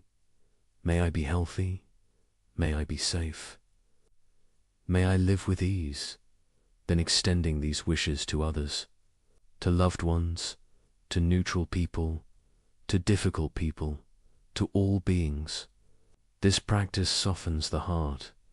It reduces the sense of separation between self and other. It cultivates a quality of openness and care that naturally reduces clinging. As you lie here, you might practice metta for yourself. You might recognize that you deserve kindness, you deserve care, you deserve peace. The mind that is harsh with itself, that judges and criticizes, cannot rest. But the mind that meets itself with friendliness, with compassion, can settle. May you be at peace. May you be free from suffering. May you rest easily. These are not just nice words. They are powerful intentions that shape the quality of mind. Let us return to the central question. How does cessation actually occur? The Buddha described it as the fading away of passion, viraga. Viraga means dispassion, but not in the sense of becoming cold or unfeeling. It means the ending of feverish craving, the cooling of the burning of desire. When passion fades, when craving lessens, when grasping releases, cessation naturally occurs. This fading happens through seeing clearly. When you see the danger in what you crave, when you see the benefit in letting go, when you see the impermanent nature of all objects of craving, passion naturally fades. Not through force, but through understanding. The mind that sees clearly loses interest in what it previously craved. Not because it suppresses desire, but because it sees the futility of pursuing what cannot satisfy. Think of how you might have craved certain things as a child that you no longer crave as an adult. Perhaps toys, perhaps games, perhaps foods. These cravings do not end through willpower. They ended through growing in understanding, through seeing that these things no longer satisfy in the way you need. This is natural maturation. The spiritual path is the same process, but applied to all cravings, even the subtlest ones. The Buddha compared this process to the ocean gradually evaporating under the heat of the sun. Drop by drop, the ocean decreases. In the same way, moment by moment, through clear seeing, through understanding, through non-engagement with craving, the ocean of suffering gradually evaporates. There may not be a dramatic moment where everything suddenly changes, though such moments do occur for some. More commonly, there is gradual transformation, gradual lightening, gradual peace. This gradual path should encourage us. We need not achieve complete enlightenment in one night. We need only take one step, understand one thing, let go of one clinging. This is enough. This is valuable. This is progress. And each step makes the next step easier. There is a beautiful teaching in the Itavataka, a collection of short discourses. The Buddha says, there are these two kinds of happiness, the happiness of household life and the happiness of renunciation. Of these two, the happiness of renunciation is supreme. There are these two kinds of happiness, the happiness connected to attachment and the happiness not connected to attachment. Of these two, the happiness not connected to attachment is supreme. There are these two kinds of happiness, the happiness of the senses and the happiness not of the senses. Of these two, the happiness not of the senses is supreme. This teaching points to progressive, letting go leading to progressively deeper happiness. We might think that letting go means losing happiness, but the Buddha teaches the opposite. The happiness that comes from letting go is superior to the happiness that comes from grasping. Why? Because it is not dependent on conditions. It does not fade. It does not disappoint. It is the happiness of freedom itself. You might taste this even now. Notice if there is any moment where craving has temporarily ceased, perhaps in a moment of full attention to the present, perhaps in a moment of acceptance of what is. In that moment, how does the mind feel? Is there not a quality of ease, of peace, of okayness? This is the happiness of non-clinging. This is what becomes available when we stop fighting reality. The final teaching we must understand about cessation is that it is not a distant goal, not something that exists only at the end of the path. Every moment of letting go is a moment of cessation. Every moment of non-craving is a moment of peace. The practice is not about achieving some future state. It is about this moment, this breath, this experience, met with wisdom and non-clinging. The Buddha taught about two kinds of release: release through wisdom and release through concentration. Release through wisdom is seeing clearly the three characteristics and thereby letting go of clinging. Release through concentration is the temporary suspension of hindrances through deep meditative absorption. Both are valuable. Both bring peace. Ultimately, complete liberation requires wisdom, but concentration supports and enables the development of wisdom. As you lie here, you might experience moments of deep concentration naturally arising. The mind settles, becomes absorbed in the teachings, becomes quiet. These are valuable moments. They give the mind rest. They show what is possible. They create faith that peace is achievable. Do not grasp at them. Do not try to force them to continue. Simply appreciate them when they occur and let them go when they pass. This itself is practice of letting go. We must also understand that letting go does not mean we become passive or indifferent. The Buddha was enormously active. He taught for 45 years after his enlightenment, traveling constantly, establishing the Sangha, guiding thousands of students. He was not passive, but he was free from craving. His actions came from wisdom and compassion, not from craving and aversion. This is the key difference. You can engage fully with life while letting go of clinging. You can work diligently without craving results. You can love deeply without grasping at the beloved. You can care about outcomes without being attached to. Then, this is the middle way, the balanced way, the wise way. It is not cold detachment. It is warm engagement combined with wisdom. As we come to the end of this exploration of cessation, let us reflect on what we have understood. Cessation is possible. It is the ending of craving through understanding. It comes through seeing clearly the impermanent, unsatisfactory, and not self-nature of all conditioned phenomena. It develops gradually through practice, and it brings happiness that surpasses all conditioned happiness. This is the third noble truth, the truth that gives hope, the truth that motivates practice. Because of this truth, we know that our efforts are not in vain.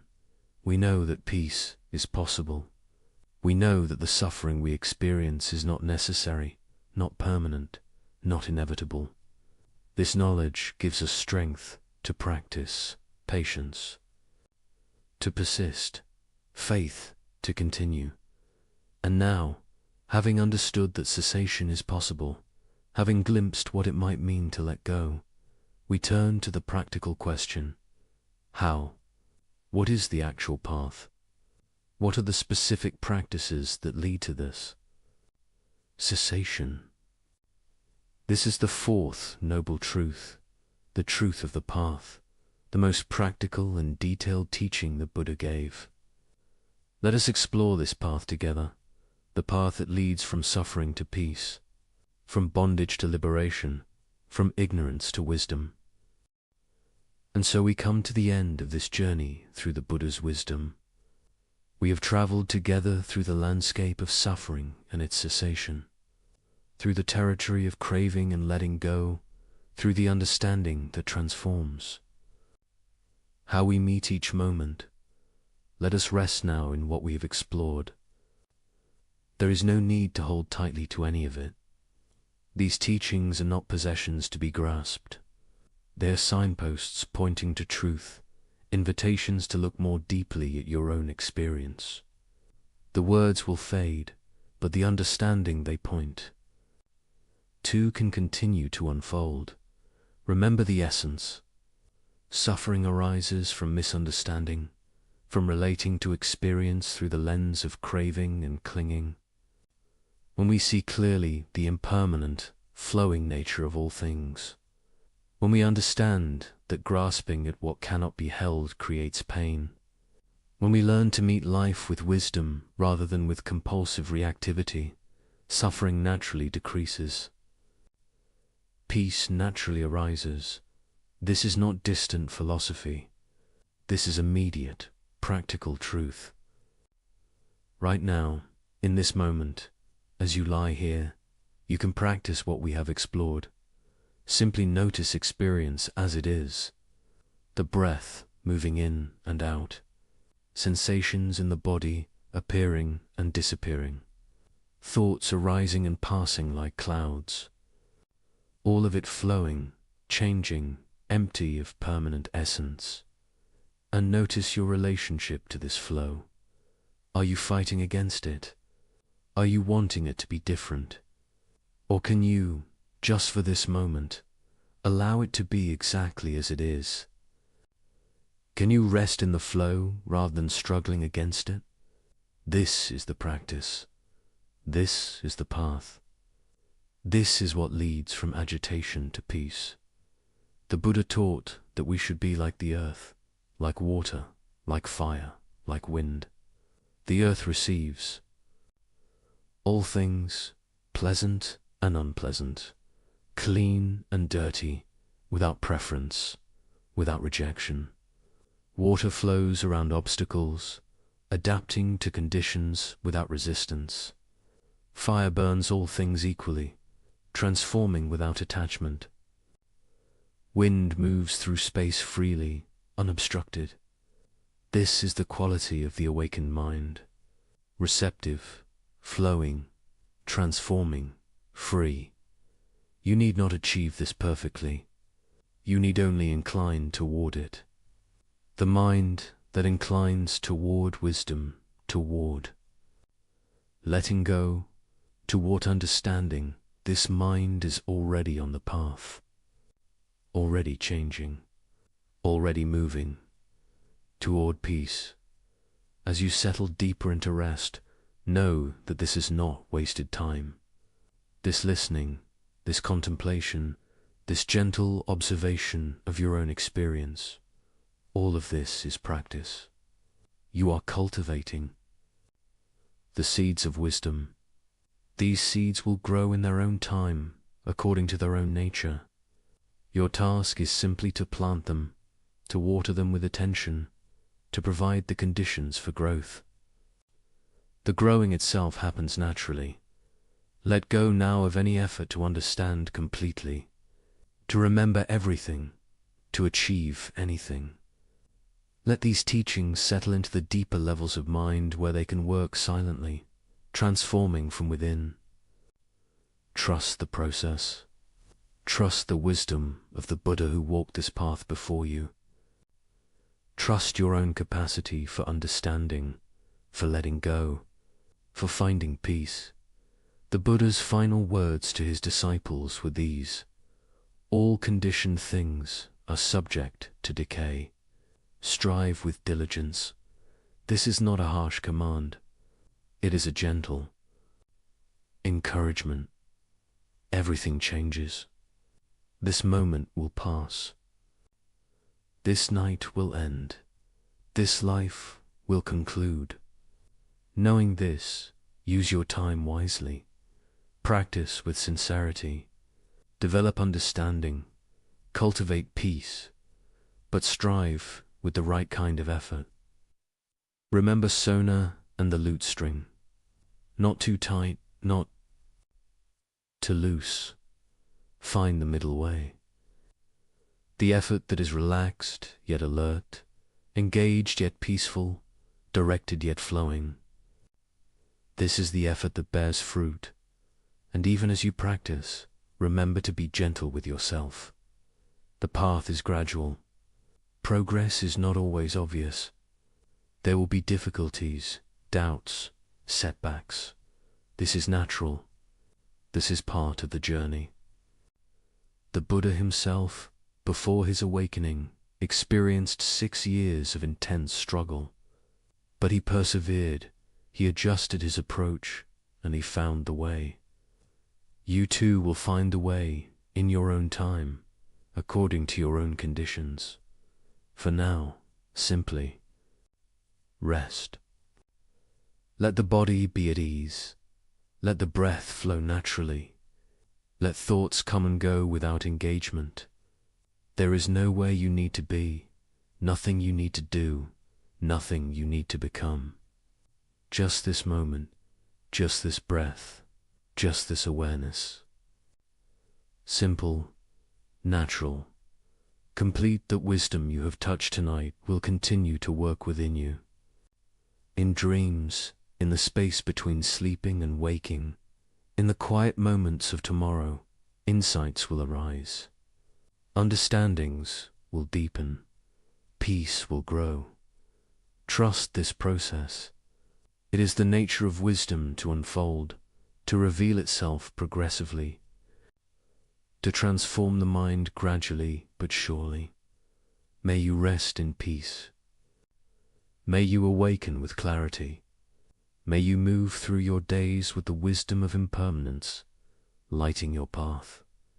May you find the freedom that comes from letting go. May you know the happiness that does not depend on conditions. May you be well. May you be at ease. May you be free from suffering.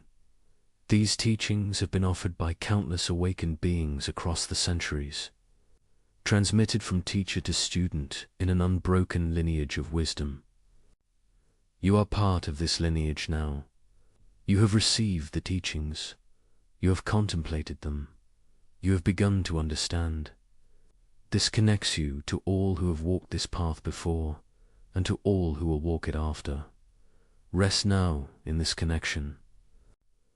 Rest in the timeless truth that the Buddha discovered. Rest in your own capacity for awakening. Rest in the peace that is always available when we stop fighting against reality and learn to flow with it. The Buddha once said, "Peace comes from within. Do not seek it without." This is the final teaching. What you are seeking is not far away. It is not in some future achievement or attainment. It is here, now, in the simple act of letting go, of accepting what is, of resting in awareness itself. So let go now. Release the day that has passed. Release concern for the day to come. Release even these teachings. Let everything settle. Let everything be. And in this letting go, discover what remains when all grasping ceases. Discover the peace that has always been here, waiting beneath the turbulence, waiting beneath the striving, waiting to be recognized. Sleep well, rest deeply, and may the wisdom of the Buddha's teachings bring you lasting peace, now and always. Welcome back, dear friends. Before we begin, let me know where in the world you are watching, and please don't forget to subscribe and like to support the channel. Tonight, we journey into the life and mind of perhaps the most dangerous philosopher who ever lived. Picture, if you will, a young man standing before the elders of his community. He is 23 years old. The year is 1656. In moments, words will be spoken against him that have never been spoken against anyone before, words so filled with fury and rejection that they will echo across centuries. He will be cursed by day and cursed by night, cursed when he lies down and cursed when he rises up. His name will be blotted out from under heaven. No one will be permitted to speak with him, to be under the same roof, to read anything he writes. And this curse, unlike all the others before it, will never be lifted, not even 350 years later, when scholars and rabbis gather to consider whether it is finally time to forgive. What could this young man have said? What ideas could be so threatening, so fundamentally dangerous, that they required not just exile but eternal damnation? The young man's name was Baruch Spinoza, and his crime was offering humanity a new way to see God, nature, and ourselves. A vision so radical, so breathtaking in its implications, that it would shake the foundations of religion and philosophy itself. a vision that would influence minds from Goethe to Einstein, that would secretly circulate through the Enlightenment like contraband, that would be declared as dangerous as any weapon ever forged. But here is what makes Spinoza's story so remarkable. He did not respond to his excommunication with bitterness or revenge. He did not recant or beg forgiveness. He simply walked away from everything he had known, picked up the tools of a lens grinder, and set about thinking his way to truths that would outlast empires. In the quiet of his workshop, between the careful grinding of glass that would help others see more clearly, he constructed a philosophy of such serene power that even those who condemned him could not ultimately ignore it. Tonight, as you settle into rest, we will follow Spinoza's extraordinary journey. We will stand in the Amsterdam synagogue as the curse is pronounced. We will follow him into exile and watch as he transforms rejection into revelation. We will explore his audacious claim that God and nature are one and the same. We will discover his revolutionary understanding of emotions, freedom, and what it means to be human. And perhaps, in the gentle unfolding of these ideas, you will find the same strange peace that Spinoza himself discovered in the face of absolute rejection, the peace that comes from seeing yourself not as separate from the universe, but as a wave in an infinite ocean, temporary in form, but eternal in substance. So let your breathing slow. Allow the concerns of the day to settle like dust, and prepare to meet a mind that refused to accept easy answers, a heart that found divinity in everything, and a spirit that discovered freedom in the very necessity that seems to bind us all. The world Spinoza was born into was one of fear and precarious hope. To understand what would happen to him, we must first understand the community that both nurtured and ultimately rejected him. Amsterdam in the early 17th century was unlike any other place in Europe. While the Inquisition raged across Spain and Portugal, while Jews were expelled, forcibly converted, or worse, the Dutch Republic offered something precious and rare. Not full acceptance, perhaps, but tolerance, room to breathe, permission to worship according to conscience, as long as one did not disturb the public peace. And so they came.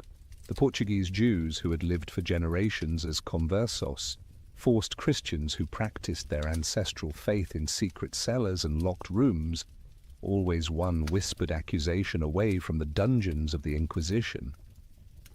They came to Amsterdam, this city of canals and commerce, this haven at the edge of Europe, and they began to rebuild, not just their homes and businesses, but their very identities. They learned again how to be Jewish openly, to gather in synagogues instead of hiding in shadows, to speak Hebrew without fear of being overheard. But their freedom was conditional, and they knew it. The Dutch were tolerant, yes, but tolerance had its limits. Disturb the social order, cause scandal, give the Christian authorities reason to question whether Jews could truly be trusted as citizens, and that precious tolerance might evaporate like morning mist. The Portuguese Jewish community of Amsterdam lived with this knowledge every day.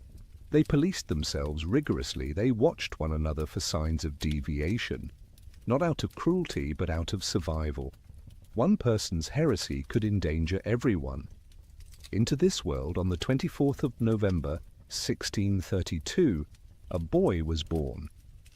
His parents named him Baruch, which in Hebrew means blessed. The Portuguese form of the name was Bento. Later, he would adopt the Latin version, Benedict. 3 names, all meaning blessed, for a child who would grow up to challenge every traditional understanding of what blessing might mean. His father, Michael de Spinoza, was a merchant of moderate success, respected in the community, involved in the synagogue's affairs. His mother, Hannah Deborah, was a woman history has largely forgotten, leaving us only the bare facts of her existence. She died when Baruch was 5 years old, a loss that would haunt the boy in ways we can only imagine. To lose a mother at such an age is to lose the very ground beneath your feet. Perhaps it taught him early that nothing is permanent, that even the most fundamental relationships can dissolve without warning. Perhaps it planted the first seeds of the philosophy he would later develop, a philosophy that would insist we must find our peace not in the temporary, but in the eternal. The boy grew up in a household where books were valued, where Hebrew learning was taken seriously, where the great questions of theology and law were discussed around the table. He attended the Talmud Torah school, the community's center of learning, and from the beginning his brilliance was obvious. He absorbed Hebrew, he mastered the Torah and Talmud, he excelled at the intricate logical arguments that Talmudic study required. His teachers must have looked at him with pride, seeing perhaps a future rabbi, a scholar who would bring honor to the community that had suffered so much. But something was stirring in the boy's mind that his teachers did not see or chose not to see.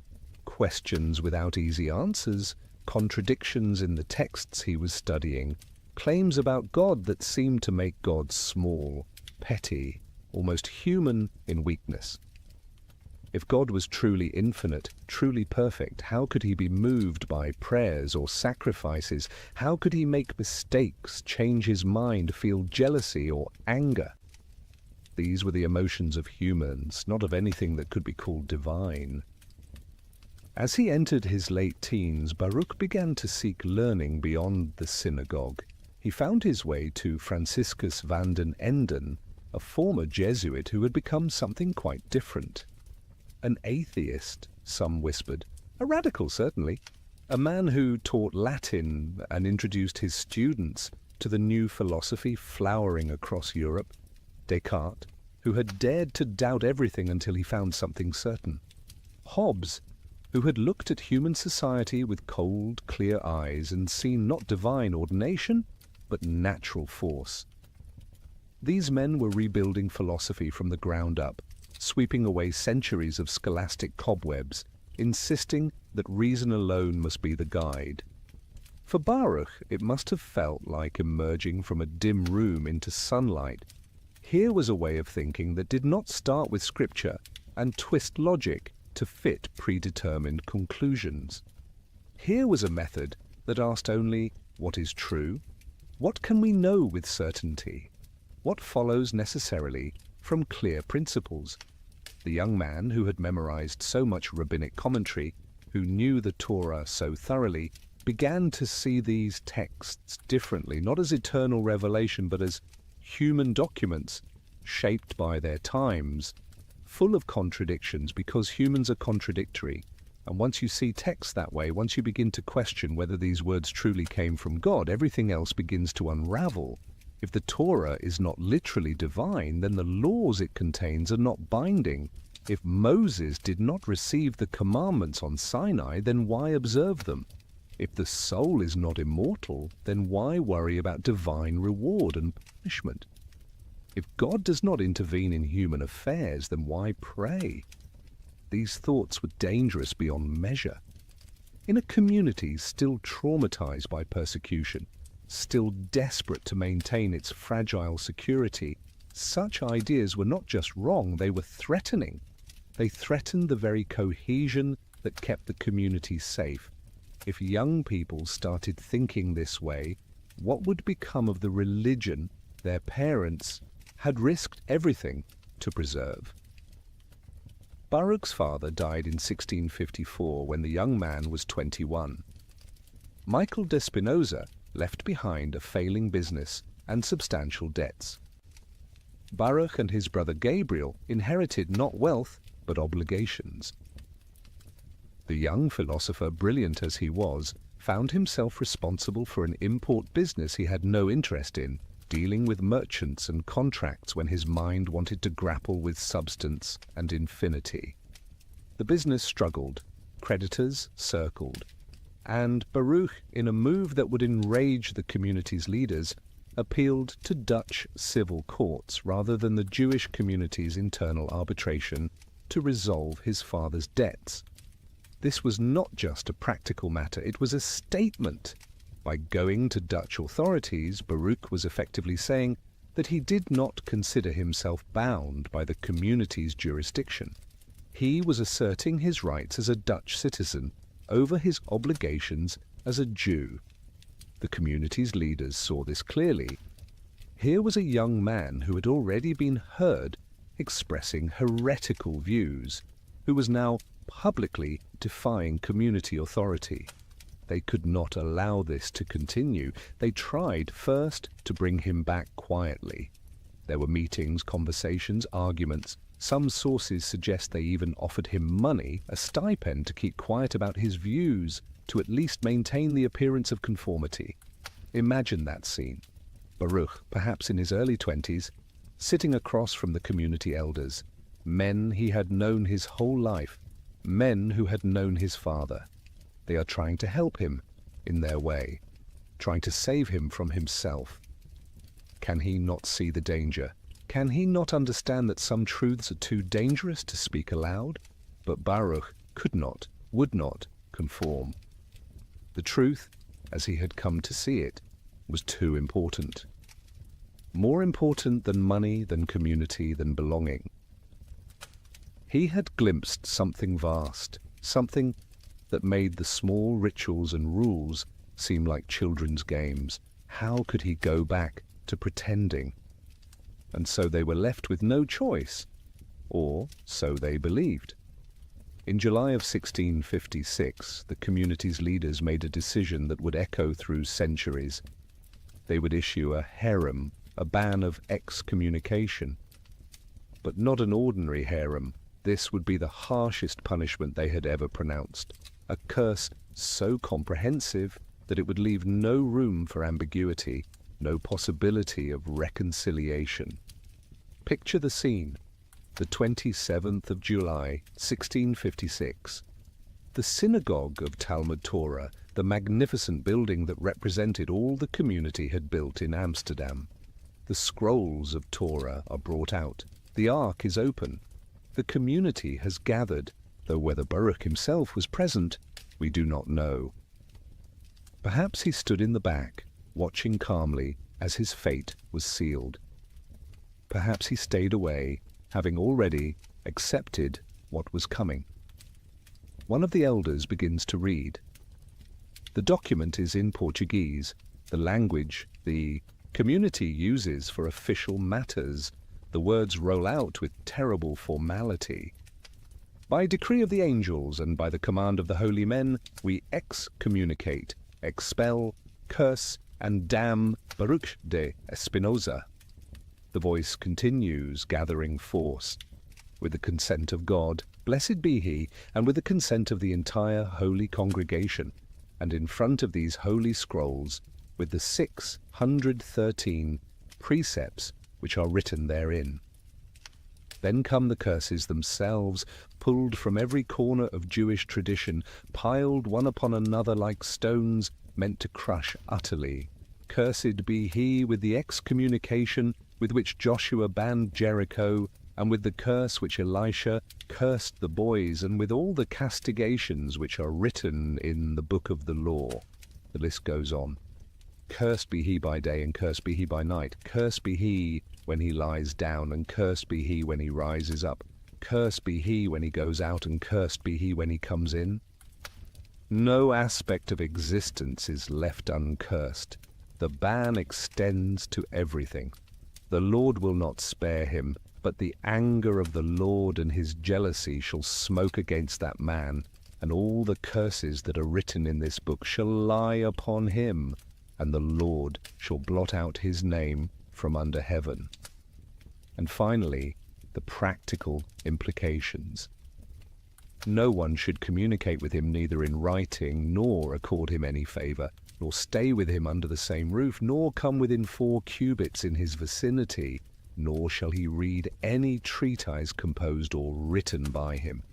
It was comprehensive, total, final. The community that had nurtured him, that held his family history, that connected him to generations of ancestors, was cutting him off completely. He was to become as one dead. His name, which meant blessed, was to be erased from the book of life. He was to wander the world alone, without community, without the support system that had defined Jewish survival for millennia. How did Baruch receive this? We have no record of his immediate reaction. He left no letter describing his feelings in that moment. But we know what he did next. He left Amsterdam's Jewish quarter. He moved first to the outskirts, then to other towns, Leiden, Ravensburg, finally The Hague.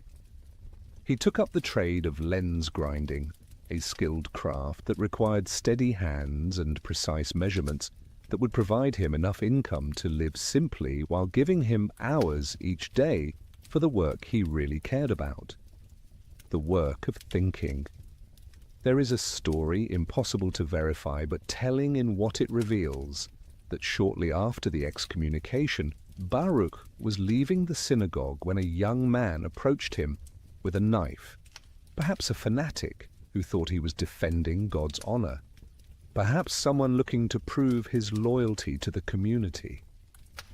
The attack failed. Baruch was not seriously injured, but he kept the cloak he had been wearing, slashed by the knife, and would later point to it as a reminder, not of bitterness, but of something else, perhaps of the cost of truth, perhaps of the violence that fear and dogma can inspire. And now, alone, rejected, cursed by day and by night, the young man who had been called blessed began the work that would make his name immortal. He began to write down the vision that had cost him everything, the vision of a universe so ordered, so necessary, so beautiful in its iron laws that it would transform how humans understood their place in existence. At the heart of Spinoza's philosophy lies an idea so simple in expression and so revolutionary in implication that it would shake Western thought to its foundations. 3 Latin words that would be whispered in philosophical circles like a secret too dangerous to speak aloud: Deus sive natura, God or nature. God or nature, as if they were interchangeable, as if there were no difference between the divine being who supposedly created the universe and the natural world itself. To understand how radical this was, you must understand what people believed about God in the 17th century. God was understood as a being separate from creation, existing before the universe began, choosing to create it through an act of will, then remaining apart from it, intervening occasionally through miracles, judging humans, rewarding the righteous, and punishing the wicked. God was like a king on a throne, infinitely powerful, but also separate, distant, other. You prayed to this God, you pleased or displeased him through your actions. You hoped for his mercy because his justice was terrifying. Spinoza looked at this picture of God and saw nothing but projection. Humans imagining the divine as a magnified version of themselves. A cosmic father figure, a supernatural emperor. And what Spinoza proposed instead was not quite atheism, though many called it that, but something stranger and in some ways more profound. He proposed that we drop the distinction entirely, that we stop imagining God as separate from the universe and recognize that God is the universe, that the universe is God, that there is nothing but this one infinite reality expressing itself in endless modes. In his magnum opus, The Ethics, which he spent years writing, and which would only be published after his death, Spinoza laid this out with geometric precision. He began with definitions, as Euclid had done with geometry. What do we mean by substance, by attribute, by mode? And then, step by step, proposition by proposition, he built his argument. There can be only one substance, infinite and eternal. This substance is what we call God. This substance is what we call nature. They are not two things, but one thing seen from different perspectives. Think of it this way. When you look at the ocean, you see waves. Each wave seems distinct, separate, with its own identity, its own moment of rising and falling, but no wave is truly separate from the ocean. Each is a temporary form that the ocean takes. The wave is not something other than the ocean. It is the ocean, expressing itself in that particular way at that particular moment. And so Spinoza would say, with all of existence, you are not separate from God. You are a mode of God, a temporary form that the infinite substance takes. Everything you see around you, every tree and stone, every person and animal, every thought and feeling, all of it is God expressing itself, nature in its infinite creativity. Now this might sound beautiful and perhaps mystical, and indeed many later thinkers, particularly the Romantics, would embrace Spinoza for this apparent unity with nature. But Spinoza meant something more rigorous and more challenging than mystical union. He meant that everything that happens follows from the nature of God with the same necessity that the properties of a triangle follow from its definition. There is no room for chance, no room for divine whim, no room for miracles that violate natural law, because natural law is divine law, is simply how God necessarily acts. This means that when terrible things happen, when children die and earthquakes destroy cities, these events are not punishments from an angry deity.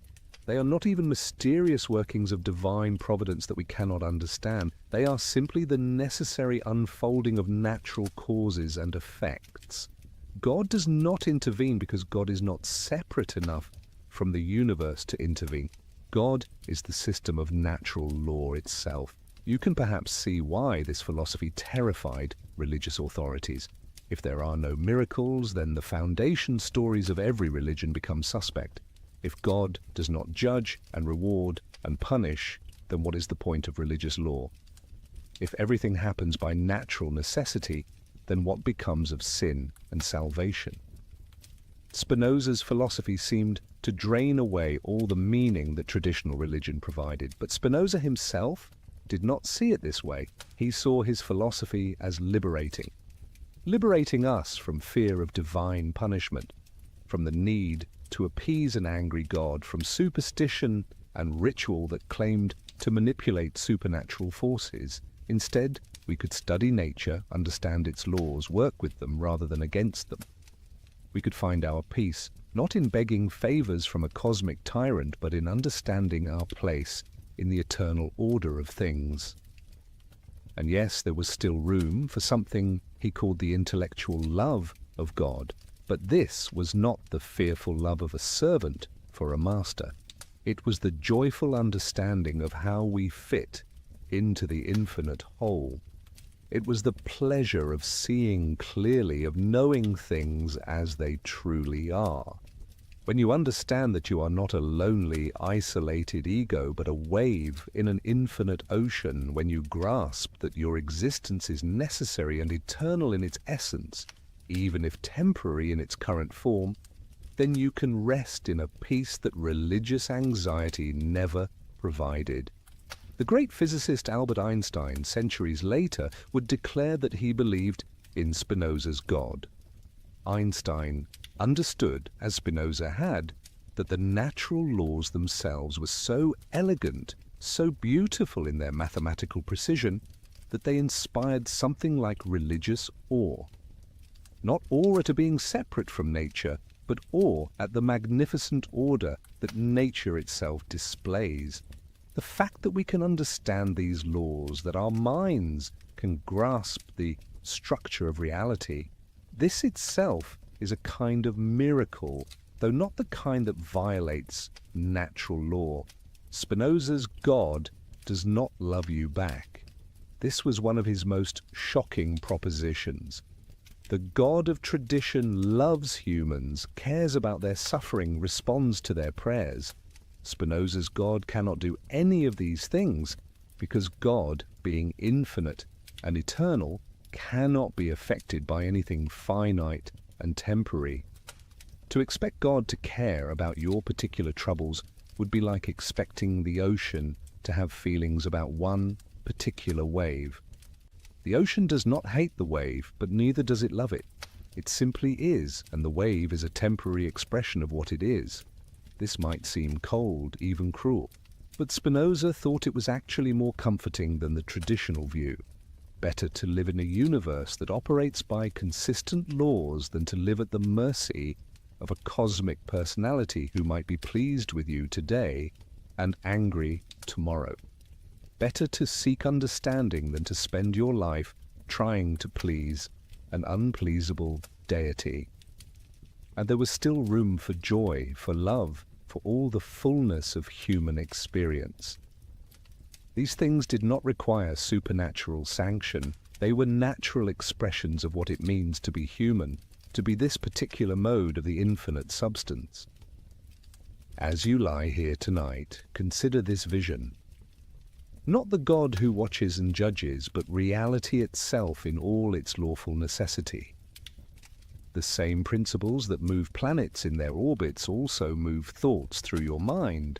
You are not separate from nature, but woven into it at every level.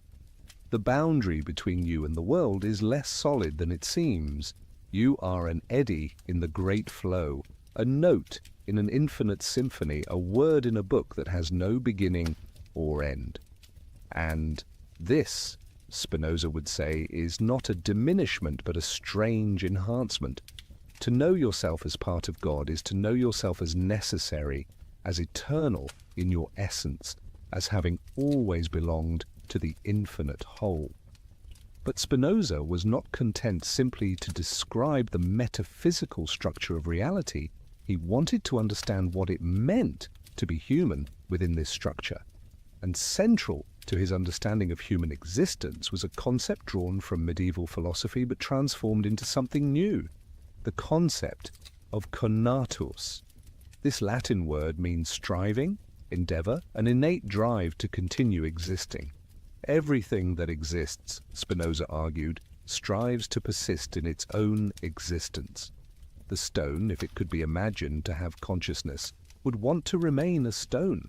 The tree strives upward towards sunlight, sends roots down seeking water, produces seeds to continue itself. The animal flees danger, seeks food, reproduces. And humans? We too, beneath all our complex thoughts and elaborate cultures, are fundamentally driven by this same principle. We strive to go on existing, we seek what enhances our power of existing and avoid what diminishes it. But Spinoza made an even stronger claim. He argued that this striving is not just something each thing does, it is what each thing is. The essence of any being is its conatus, its striving to persist and enhance itself. You are at your deepest level this drive to continue, to flourish, to extend your being into the future. Everything you desire, every goal you pursue, every fear you flee, can be traced back to this fundamental striving. This might sound like a bleak reduction of human complexity to mere survival instinct, but Spinoza drew from this principle a rich psychology and ethics. Consider how he defined emotions. There are, he claimed, three primary affects from which all others derive. First is desire itself, the conatus made conscious. You want things because you are, in your essence, a striving being. Second is joy, which Spinoza defined as a passage to greater perfection, an increase in your power to act and think. When something aids your striving, when it enhances your capacity to exist and flourish, you experience joy. Third is sadness, the opposite, a passage to lesser perfection, a decrease in your power. When something hinders your striving, diminishes your capacity, you experience sadness. All other emotions are variations or combinations of these three. Love is joy accompanied by the idea of an external cause. You love what brings you joy. Hate is sadness accompanied by the idea of an external cause. You hate what brings you sadness.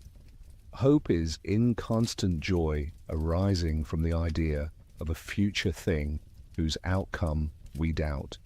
Fear is inconstant sadness from the same source. Jealousy, pride, envy, compassion, Spinoza traced them all back to these fundamental patterns of striving. of passing to greater or lesser power. But here is what makes this analysis so profound. These emotions are not arbitrary. They are not mysterious forces that descend upon us from outside. They are natural expressions of our conatus encountering a world that sometimes aids and sometimes hinders our striving.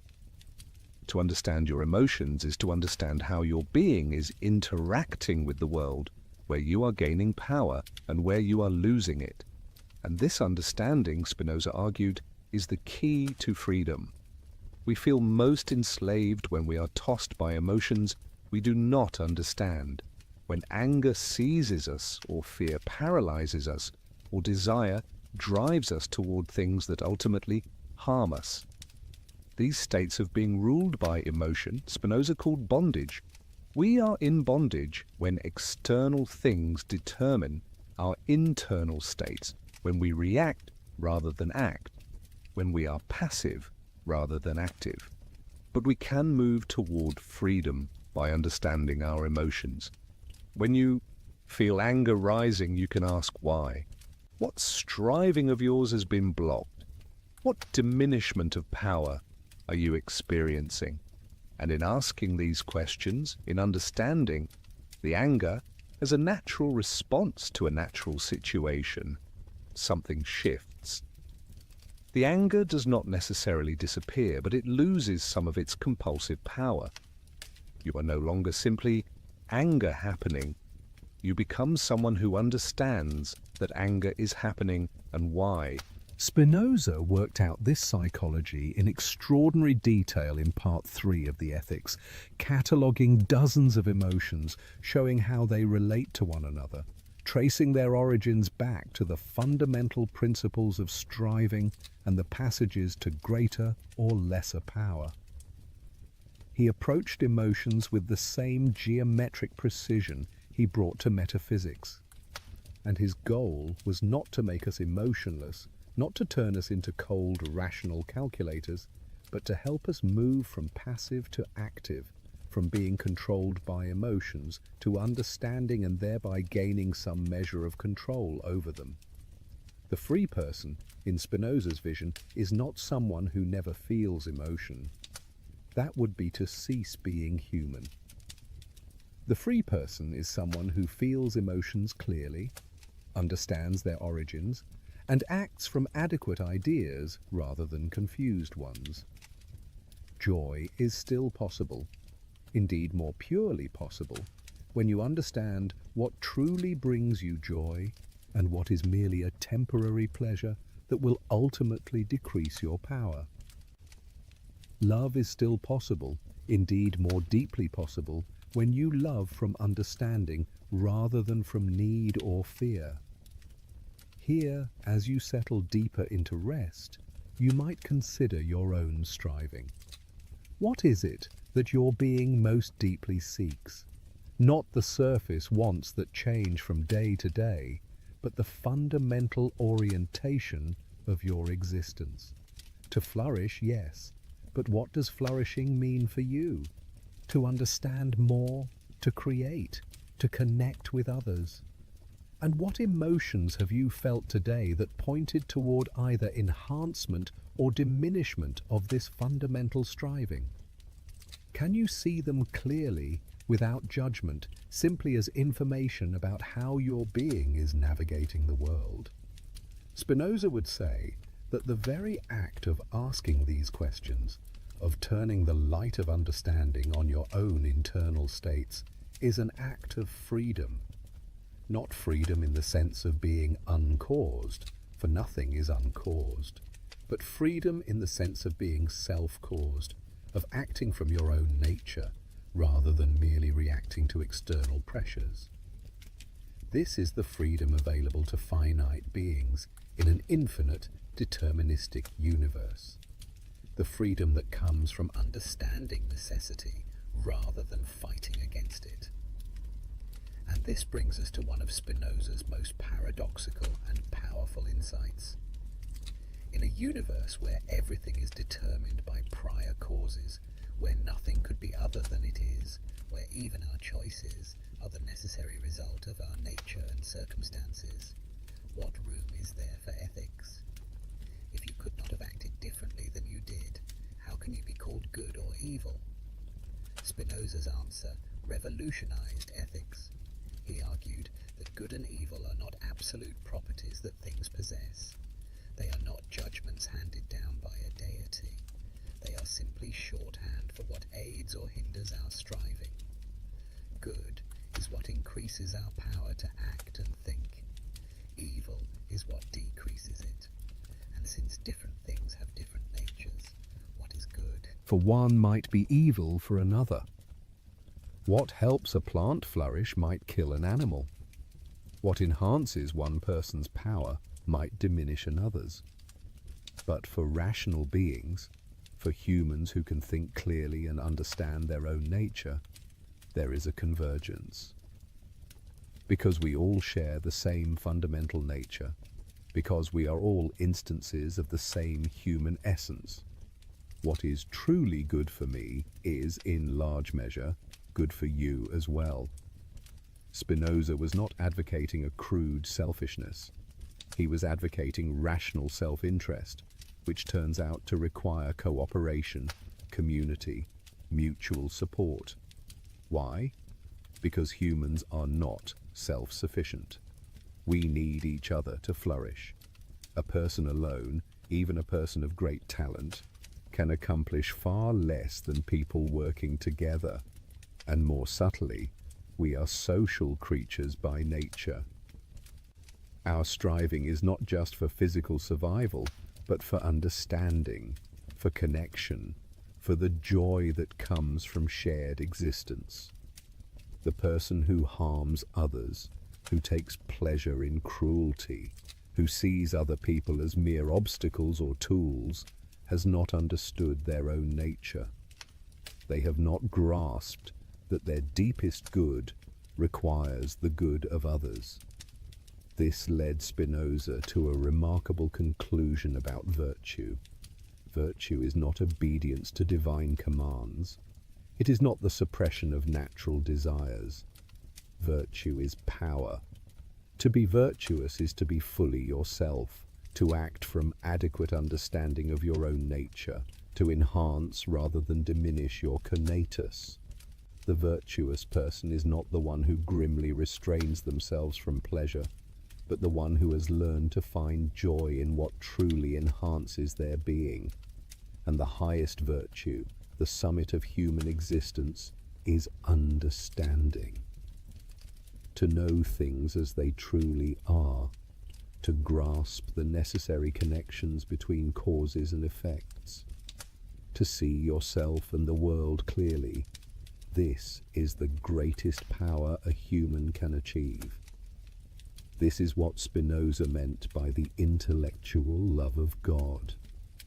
It is the joy that comes from understanding your place in the infinite whole, from seeing the world sub specie aeternitatis, from the perspective of eternity. This eternal perspective does not mean escaping time or denying the reality of change. It means seeing the necessary pattern within change, understanding how each moment follows from what came before according to eternal laws. It means recognizing that while your individual existence is temporary, what you are in your essence participates in the eternal. Your body will die, yes, but the principles that organize your being, the patterns of thinking and striving that make you who you are, these are eternal truths about the infinite substance expressing itself through you. Spinoza was clear about death. The individual perishes. There is no personal immortality in the sense of your ego continuing forever. But neither is death the absolute end some fear it to be. What you are most deeply, the essence of your being, the patterns of understanding you have achieved, these remain as eternal modifications of the infinite substance. You return to the ocean, but the wave you were has left its mark on the whole. This might seem like cold comfort if what you want is to continue as this specific person forever. but Spinoza thought it was the only honest comfort available, and there was something in it that could bring genuine peace. To know that you are not an accident, that your existence is necessary, that you are an eternal part of an eternal whole, even if your current form is temporary, this can ease the anxiety that comes from feeling isolated and contingent. As sleep approaches, bringing its own small rehearsal of death, you might find some rest in this perspective. Your conscious mind will fade, thoughts will become dreams, then nothing you can remember. But you will wake, and the you that wakes will be continuous with the you that sleeps. The pattern persists through the discontinuity, and so perhaps with the greater sleep. What you are most deeply persists in the infinite pattern, even as this particular configuration of matter and mind dissolves back into the elements. Spinoza was not building a philosophy in isolation from the world. He lived in turbulent political times, and his ideas had profound implications for how societies should be organized, how religious and civil authorities should relate, how freedom should be understood and protected, and these implications would nearly get his books banned and destroyed. In the Dutch Republic of the 17th century, there was more freedom than in most of Europe, but that freedom was under constant threat. The Republican government that had thrown off Spanish rule was engaged in an ongoing power struggle with the House of Orange and with the Dutch Reformed Church. Different factions wanted different things. The Republicans wanted more openness, more tolerance for different religions and philosophies. The Orthodox Calvinists wanted tighter control over what could be thought and said, and the House of Orange played both sides, seeking whatever path would enhance their own power. Spinoza had been writing the Ethics for years, carefully working out his metaphysical and psychological system. But when he saw religious authorities gaining power, threatening the tolerant atmosphere that made philosophical inquiry possible, he put the ethics aside and wrote something more immediately political.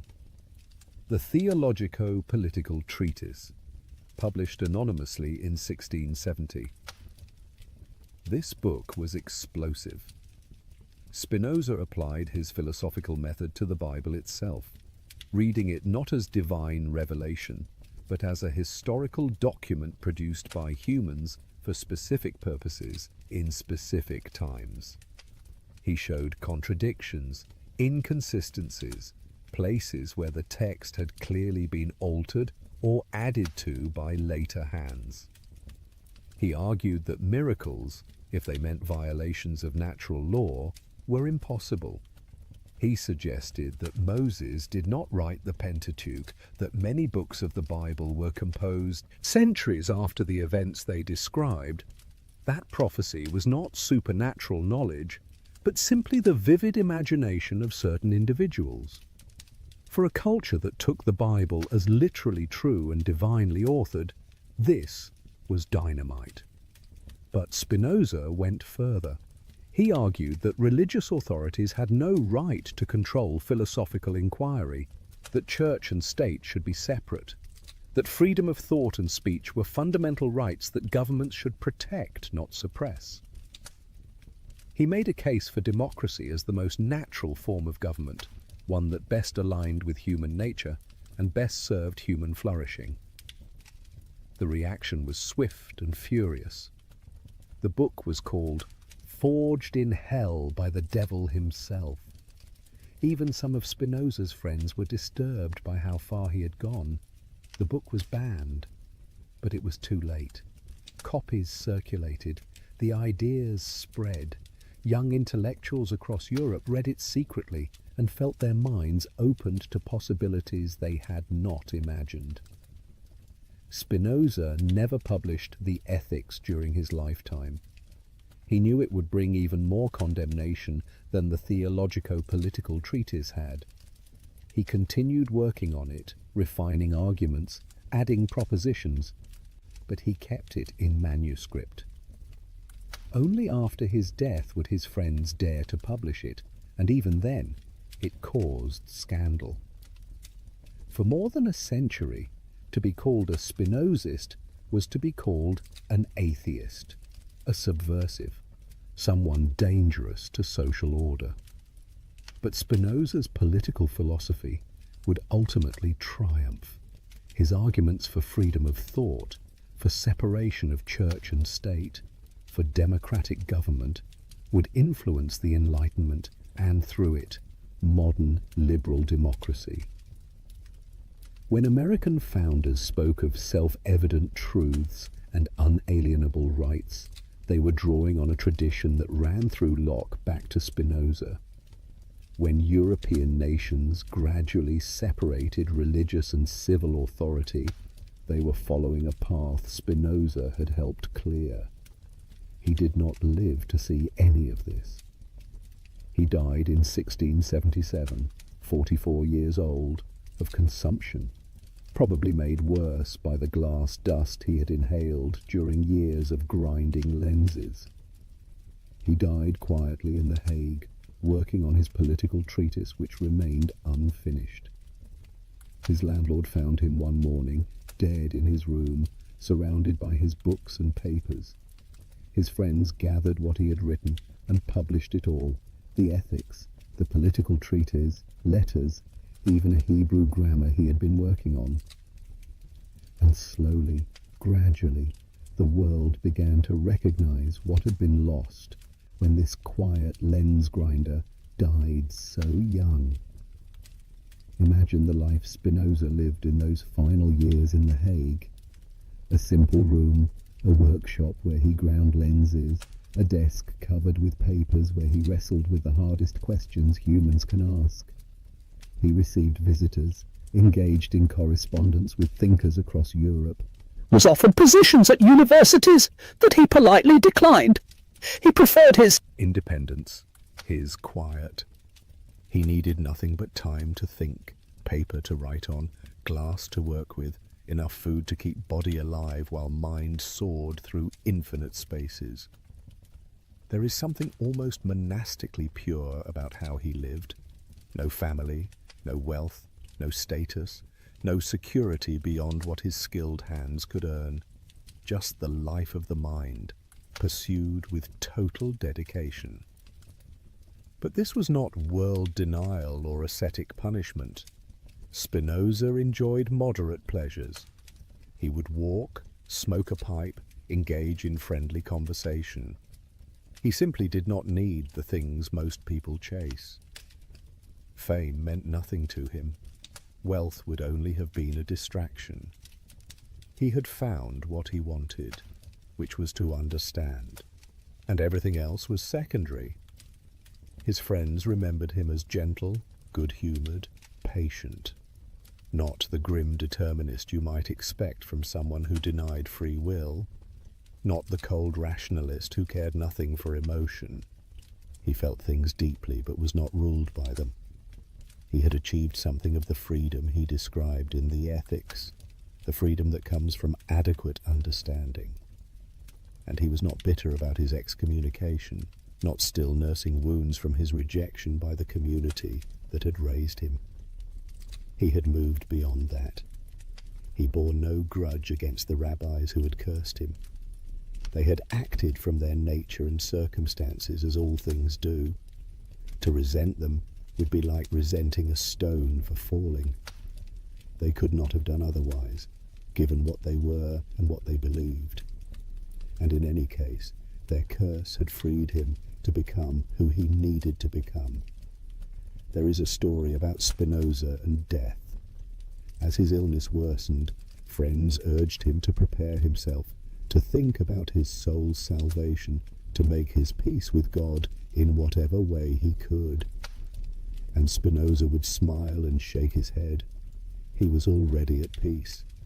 He understood that what he was would continue in the infinite substance, that his individual existence ending was no more tragic than a wave returning to the ocean. He had seen things from the perspective of eternity, and from that perspective there was nothing to fear. When he died, he left behind almost nothing. Some clothes, some books, a few guilders, his philosophical manuscripts. No children to carry on his name, no wealth to endow institutions. Just ideas. Ideas that had been too dangerous to publish during his life, that would remain dangerous for generations after his death, but that would ultimately change how humanity thinks about God, nature, freedom, and what it means to be human. The immediate aftermath of Spinoza's death was chaotic. His books were condemned, banned, burned. To own the ethics was dangerous. To be known as a Spinozist was social and professional suicide. The word itself became an accusation. Spinozist, atheist, subversive, materialist. All these terms were thrown around as epithets meant to mark someone as beyond the pale of acceptable thought. And yet, the ideas spread. They spread precisely because they had been banned, because they were forbidden. Young intellectuals across Europe read Spinoza in secret, met in private to discuss his propositions, felt the foundations of their inherited worldviews cracking open. Here was a way of thinking that made sense of so much that traditional philosophy left mysterious. Here was a rigor, a clarity, a willingness to follow arguments wherever they led, regardless of whether the conclusions were comforting. The Enlightenment, that great flowering of rational inquiry and political reform, owed more to Spinoza than many of its proponents wanted to admit. Voltaire read him. Diderot was influenced by him. The great encyclopedia of human knowledge that Enlightenment thinkers compiled drew on his principles even when it did not cite his name. His critique of biblical authority, his insistence on freedom of thought, his vision of a society based on reason rather than revelation, all of this became part of the intellectual atmosphere of the 18th century. But it was the Romantics who really embraced Spinoza, who rescued him from the charge of being cold and mechanistic. Goethe read him and felt he was looking at the universe with new eyes. Here was not a dead machine, but a living whole, God and nature one and the same, divinity flowing through everything. Wordsworth and Coleridge, though they never mentioned Spinoza by name, were breathing Spinozistic air when they celebrated nature as the dwelling place of the divine. And in Germany, the philosophers who rebuilt metaphysics in the wake of Kant's critical philosophy, thinkers like Hegel and Schelling, they saw in Spinoza a precursor, someone who had glimpsed the absolute, even if he had not quite grasped it correctly. They argued with him, revised him, claimed to move beyond him, but they could not ignore him. He had become part of the bedrock of European philosophy. In the 19th century, Spinoza's reputation began to shift from dangerous heretic to honored philosophical ancestor. Universities included him in their curricula. Scholars wrote learned commentaries on the ethics. His metaphysics might be rejected, yes, but he was respected for his rigor, for the purity of his commitment to reason, for his personal integrity in standing by his convictions at such cost. And then, in the 20th century, something remarkable happened. Scientists began to see that Spinoza had been, in some ways, ahead of his time. His determinism, which had seemed so bleak to earlier generations, started to look less like fatalism and more like a recognition of natural law. Einstein's universe, ordered by mathematical principles where everything followed necessarily from the laws of physics, this was Spinozistic. Einstein himself said he believed in Spinoza's God, the God that reveals itself in the orderly harmony of everything that exists.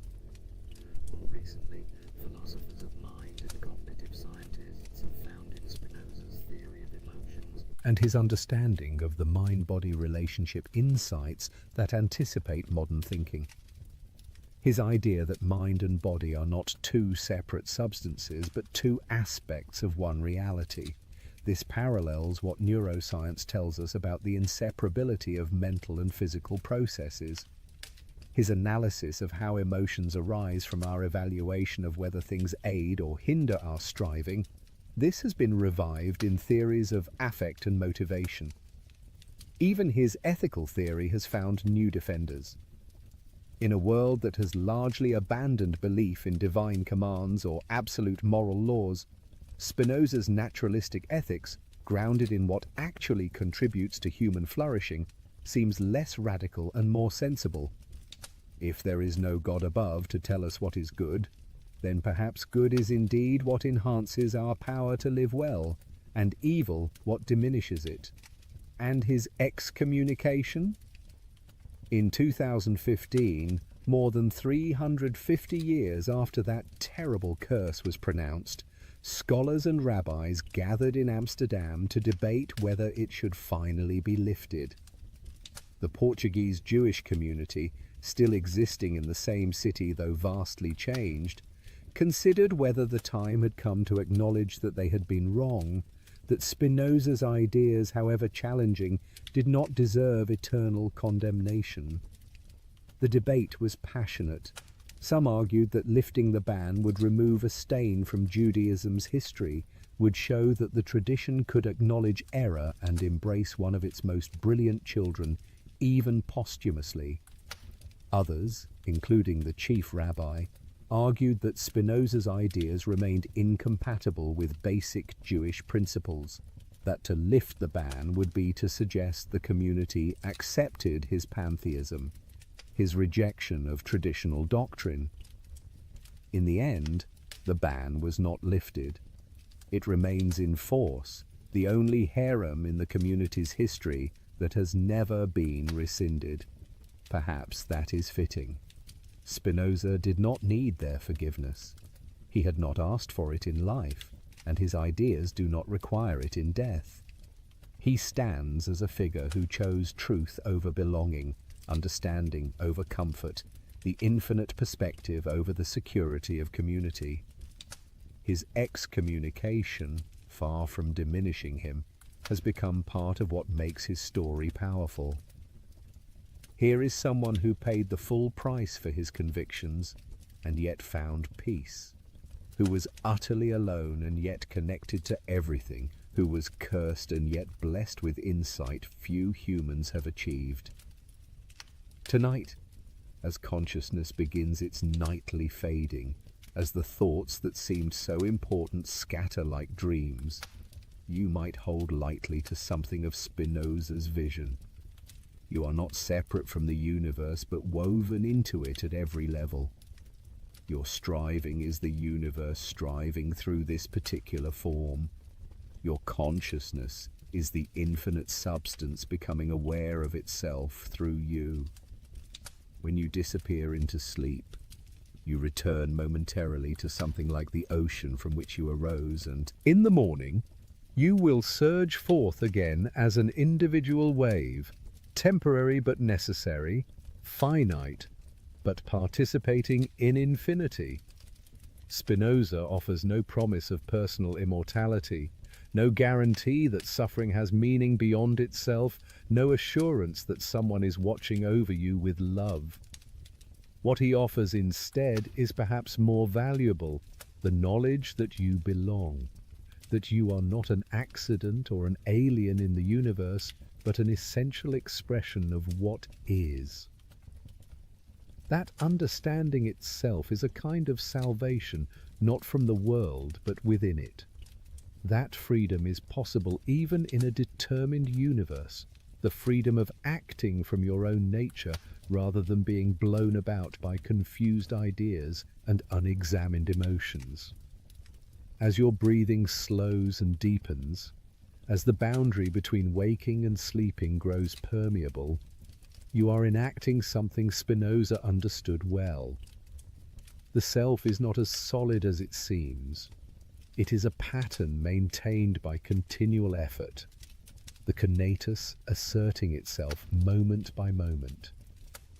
In sleep, that effort relaxes, the pattern loosens, and you do not cease to exist, but exist differently, in a mode less bounded, less defended, more fluid.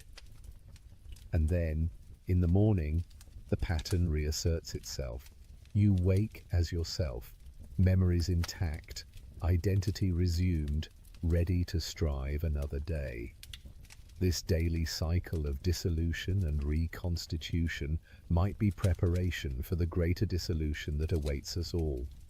And if Spinoza is right, that dissolution is not annihilation but transformation, not ending but returning, the wave becoming ocean once more. The individual form releases, but nothing is lost from the total. You are eternal in your essence, even as you are temporary in your existence. You have always been part of the infinite whole and always will be, even when this particular configuration of matter and mind no longer maintains itself as a separate entity. There is peace in this, not the peace of being saved by an external power, but the peace of understanding where you actually are. You are already home. You have never left. The universe is not a place you inhabit, but what you are, a mode of, a temporary way that infinite being expresses itself. When you understand this fully, when you see from the perspective of eternity, fear dissolves. Not because nothing bad can happen to you, but because you recognize that what you are most deeply cannot be harmed, because it is not separate enough to be harmed, because it is the eternal substance itself looking out through these particular eyes for this particular span of time. This is what Spinoza called blessedness, and it is available in life, not just in death. Available to anyone willing to think clearly and honestly about what they are and what the universe is. Available through understanding, through the patient work of moving from confused to adequate ideas, from passive to active emotions, from being controlled by external things to acting from one's own nature. And now, dear friend, let these Ideas settle into the background of awareness. You do not need to hold them tightly or figure them all out. They are seeds that can germinate in their own time. For now, simply rest in the knowledge that you are part of something vast and ordered and beautiful, that the same intelligence that moves the stars moves through you, that you are, in your own small way, the universe becoming conscious of itself, that your life, however brief, is necessary and eternal in its essence. Let your eyes close fully now. Let the day's striving subside. You have done what you could with the power available to you, and that is all any finite being can do. Tomorrow will bring new opportunities for joy, for understanding, for the enhancement of your conatus. But for now, rest. Return to the ocean for a few hours. Be wave becoming water, becoming wave again. Participate in the eternal rhythm of assertion and relaxation, form and formlessness, particular and universal. The curse pronounced against Spinoza has not been lifted, but curses are just words, and words cannot touch what is eternal. The young man who walked out of the synagogue into a life of isolation found more in his solitude than most people find in the embrace of community. He found the key to understanding suffering without being destroyed by it, to accepting necessity without becoming passive, to being fully human without needing the approval of any authority but truth itself. And his ideas, banned and burned and condemned for centuries, have outlasted all their opponents. They are part now of how thoughtful people think about the universe, about consciousness, about freedom and ethics. They have been absorbed into the intellectual bloodstream of humanity. The lens grinder's workshop in The Hague became a kind of monastery where a new vision of existence was carefully polished into clarity. And that vision still shines, still guides, still offers the possibility of the intellectual love of God to anyone willing to think deeply enough. Sleep now. Sleep with the blessing that Spinoza's name promised and that his philosophy delivered. The blessing of understanding, the blessing of seeing clearly, the blessing of knowing that you are an eternal mode of the infinite substance, temporarily individuated as this particular person, destined to return to the ocean but never truly separate from it. The blessing of being exactly what you are, where you are, part of the necessary unfolding of everything that is. And may you wake tomorrow with something of the freedom Spinoza described, the freedom that comes not from being uncaused, but from acting according to your own nature, from understanding rather than being confused, from striving according to adequate ideas rather than being blown about by every external wind.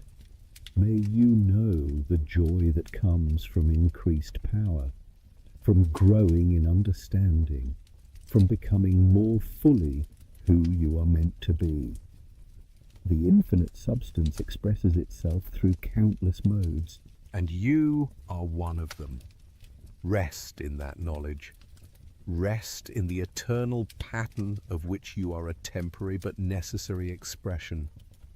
Rest as Spinoza rested, understanding that God and nature are one, that you are never separate from the divine, that understanding itself is the highest form of love, and that even death cannot touch what you are in your essence.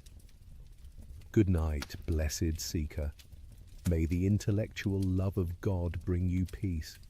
May adequate ideas replace confused ones. May you pass tonight to greater perfection and wake to a morning full of the power to strive, to understand, and to joy. The universe continues its necessary unfolding, and you are part of that great pattern. Rest now, knowing that all is as it must be, that nothing is separate, that everything is within God, and God is everything. Blessed be the lens grinder who saw so clearly. Blessed be the excommunicated heretic who found his home in infinity. Blessed be the philosophy that transforms curses into understanding and solitude into union with everything that is. Sleep deeply, dream well, and know that you are eternal. A simple question exposes every lie you've ever been told, every manipulation, every excuse for cruelty dressed up as necessity. The question is 300 years old, but the powerful still fear it. Because once you learn to ask it, you become impossible to deceive. This is the story of Immanuel Kant's categorical imperative, and why it remains the most dangerous idea in philosophy. For centuries, human beings have justified terrible actions with reasonable-sounding explanations. Everyone does it. The ends justify the means. It's just business. You have to break a few eggs to make an omelette.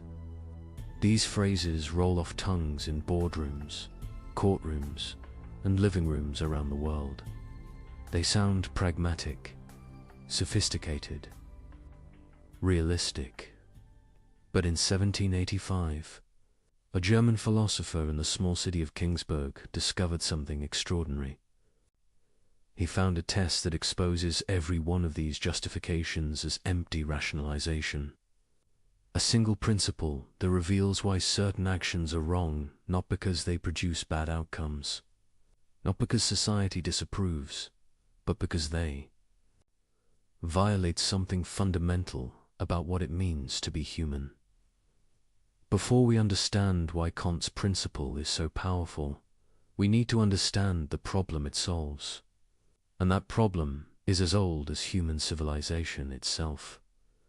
Imagine a world where everyone truly believed that morality was simply a matter of personal opinion, where right and wrong carried no more weight than preferences about food or music, where murder is wrong had the same logical status as I don't like cilantro. This might sound liberating at first, complete moral freedom. No judgments, everyone doing their own thing. But think it through. Really think it through. In such a world, when someone steals from you, you cannot say they did something wrong. You can only say you didn't like it. When they respond, well, I believe stealing is fine, you have no ground to stand on. Your dislike of theft is just your opinion. Their approval of theft is just theirs. There's no fact of the matter, no truth to discover. Just competing preferences with equal validity. The same logic applies to everything. Deception, betrayal, violence, cruelty. If morality is merely subjective, then the person who enjoys inflicting suffering is not mistaken about anything. They simply have different tastes than you do. Calling them immoral would be like a person who enjoys spicy food telling someone who prefers mild food that they're wrong. It's a category error. This isn't a hypothetical problem. Throughout history, this view, call it moral relativism or moral subjectivism, has tempted thoughtful people precisely because it seems to avoid dogmatism and allow for tolerance. Who are we to impose our values on others? Shouldn't everyone be free to choose their own moral framework? But notice what happens when you actually try to live this way. You cannot. When you witness genuine, injusticey child being abused, an innocent person being framed for a crime, a vulnerable person being exploited, something in you rebels against the idea that this is merely a matter of opinion. You don't think, well, I personally dislike child abuse, but the abuser has their own valid perspective. You recognize immediately and with certainty that something objectively wrong is occurring, that the perpetrator is not simply expressing a different preference, but violating something real. This recognition reveals that we don't actually believe morality is subjective, even if we sometimes claim to. Our moral intuitions run deeper than taste preferences. They present themselves as truths about the world, not just facts about our psychology. But if morality isn't subjective, what is it? Where do moral truths come from? How do we discover them? And most importantly, how do we distinguish genuine moral principles from the endless rationalizations people offer for their selfish behavior? This is where the chaos enters. Because while everyone agrees that something like morality exists, they disagree violently about its content and foundation. Some point to religion. God commands certain actions and forbids others. But which religion? Which interpretation? And what about people who don't believe in any gods? Are they simply amoral? Others point to nature. We should do what's natural, follow our evolved instincts, recognize that humans are fundamentally self-interested animals. But this leads immediately to the problem that many natural impulses, aggression, dominance, tribalism, seem morally horrifying when examined closely. If we should follow nature, why shouldn't the strong dominate the weak? That's natural too. Still others point to consequences. An action is right if it produces good outcomes, wrong if it produces bad ones. This sounds reasonable until you start asking questions. Good outcomes? For whom? Over what time horizon? And who decides what counts as good? One person's benefit is often another person's harm. The landscape of moral philosophy before Kant was a battlefield of competing theories, each claiming to have found the foundation of ethics, each vulnerable to devastating objections. Religious ethics required faith in specific doctrines that not everyone shared. Natural law theories struggled to derive aught from is. Just because something is natural doesn't make it right. Consequentialist approaches led to counterintuitive conclusions where terrible acts could be justified if they produced enough benefit. But meanwhile, in everyday life, people offered an endless parade of justifications for questionable behavior. The merchant who cheated customers claimed, "Everyone does it, I'd be a fool not to." The official who accepted bribes argued, "The system is corrupt anyway, my personal integrity won't change that." The person who betrayed a confidence insisted, "I did it for their own good." Each excuse had a kind of surface plausibility. Each gestured toward some broader principle. But underneath, thinking people could sense something hollow. These weren't genuine moral reasoning. They were clever ways of giving yourself permission to do what you wanted anyway. This was the philosophical landscape when Kant began his work. A chaos of competing theories, none fully satisfying. A world where people knew moral truth existed but couldn't quite pin down what it was or where it came from. A situation where the clever could always find some justification for their actions. However terrible, Kant recognized that this problem wasn't just academic. It was existential. If human beings cannot distinguish genuine moral principles from sophisticated rationalization, then morality becomes nothing more than a word game. The person with the cleverest argument wins, regardless of whether they're right. Might makes right, or at least eloquence makes right. But Kant also recognized something else, something that would lead to his breakthrough. He saw that despite all their disagreements about the content of morality, almost everyone agreed on something fundamental. When we make moral judgments, we claim they're universal. When you say lying is wrong, you don't just mean I personally dislike lying. You mean that lying is wrong for anyone in relevantly similar circumstances. You're making a claim about reality, not just reporting your feelings.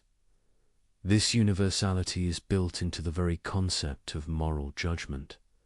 It's what distinguishes saying murder is wrong from saying I don't like asparagus. The latter is explicitly about me and my preferences. The former is about everyone, a claim that holds regardless of what any individual thinks or feels. And this universality, Kant realized, was the key to everything. Immanuel Kant was 57 years old when he published the groundwork of the Metaphysics of Morals in 1785. He had spent decades thinking about the nature of knowledge, reality, and human reason. His previous work, The Critique of Pure Reason, had revolutionized epistemology by showing how the human mind actively structures experience rather than passively receiving it. Now he turned his revolutionary method to ethics, and what he had discovered would change moral philosophy forever. Kant's breakthrough came from a simple observation about what we actually mean when we make moral judgments. Not what we should mean, not what would be convenient or useful to mean, but what we actually, inevitably do mean whenever we use moral language. When someone says, "You shouldn't have lied to me," they're not making a prediction about consequences. They're not saying, "Lying to me produced outcomes I dislike." They're saying something much stronger. Lying was wrong. You had an obligation not to do it. This obligation existed before you lied, would have existed even if I never found out, and would exist for anyone else in similar circumstances. This is a very specific kind of claim. Its categorical meaning, it applies regardless of what anyone wants or desires. It's not conditional on achieving some goal. It's not hypothetical. It's simply binding. Think about the difference. When someone says, if you want to get good grades, you should study, that's a hypothetical imperative. The should is conditional on you wanting good grades. If you don't care about grades, the imperative loses its force. But when someone says, you should keep your promises, they're not conditioning the obligation on whether you happen to want to keep promises. They're saying you're bound to keep them whether you want to or not.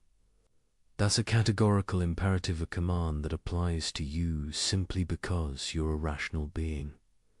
Regardless of your personal goals or desires, this distinction might seem subtle, but it's revolutionary.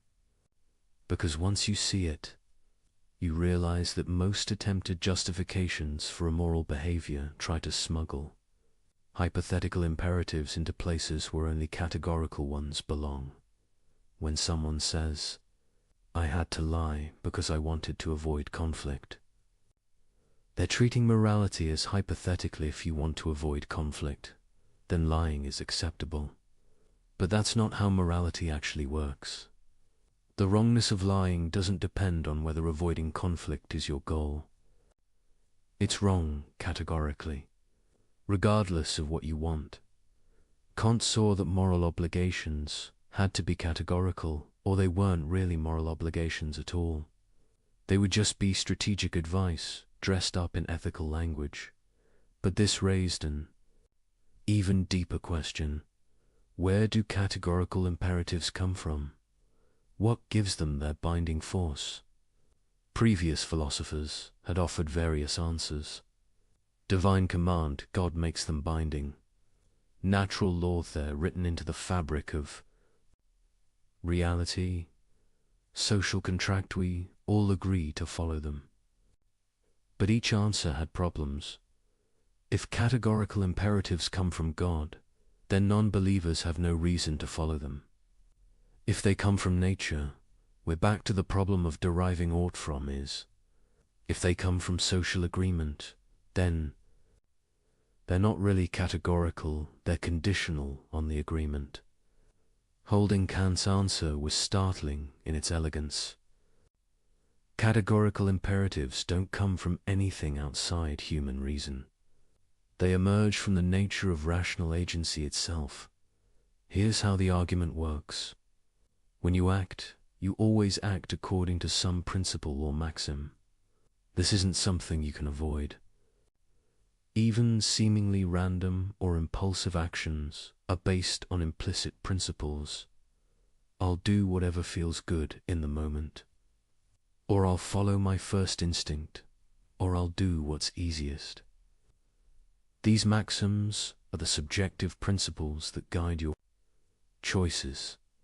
Sometimes you're aware of them, sometimes not. But they're always there. Now, when you act on a maxim, you're implicitly claiming something.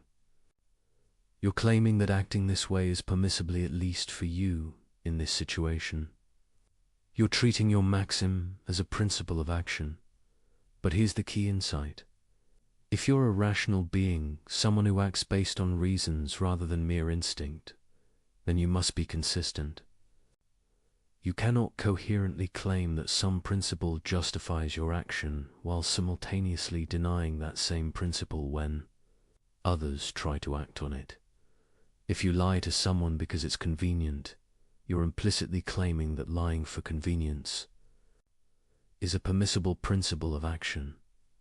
But then you cannot coherently object when others lie to you for their convenience. To do so would be a contradiction, claiming the principle is valid when you use it, but invalid when others do. This isn't just hypocrisy, it's rational incoherence. It's trying to have things both ways in a way that violates the basic laws of logic. And this, Kant realized, is where moral obligation comes from. It doesn't require God, or nature, or social agreement. It emerges from what's required for rational agency itself to be possible. When you act, you must act on maxims. When you act on maxims, you must be able to will them as universal principles, principles that anyone in similar circumstances could follow. If you cannot do this without contradiction, then the maxim is morally impermissible. If you can, it's permissible. If you must, it's obligatory. This is why morality is categorical. It's not imposed from outside. It's not a constraint on your freedom. It's the internal requirement of rational action itself. To be a rational agent it ought to act for reasons rather than mere impulse. Just as to be bound by moral principles. Kant had found something remarkable. He'd shown that morality isn't arbitrary, isn't culturally relative, isn't dependent on what anyone happens to want. It's built into the structure of rationality itself. To deny moral obligation is to deny that you're a rational being. And to deny you're a rational being is to undermine any claim you might make, including the claim that morality doesn't exist. But there was more. Because if this is where moral obligation comes from, then it tells us something profound about what moral actions look like.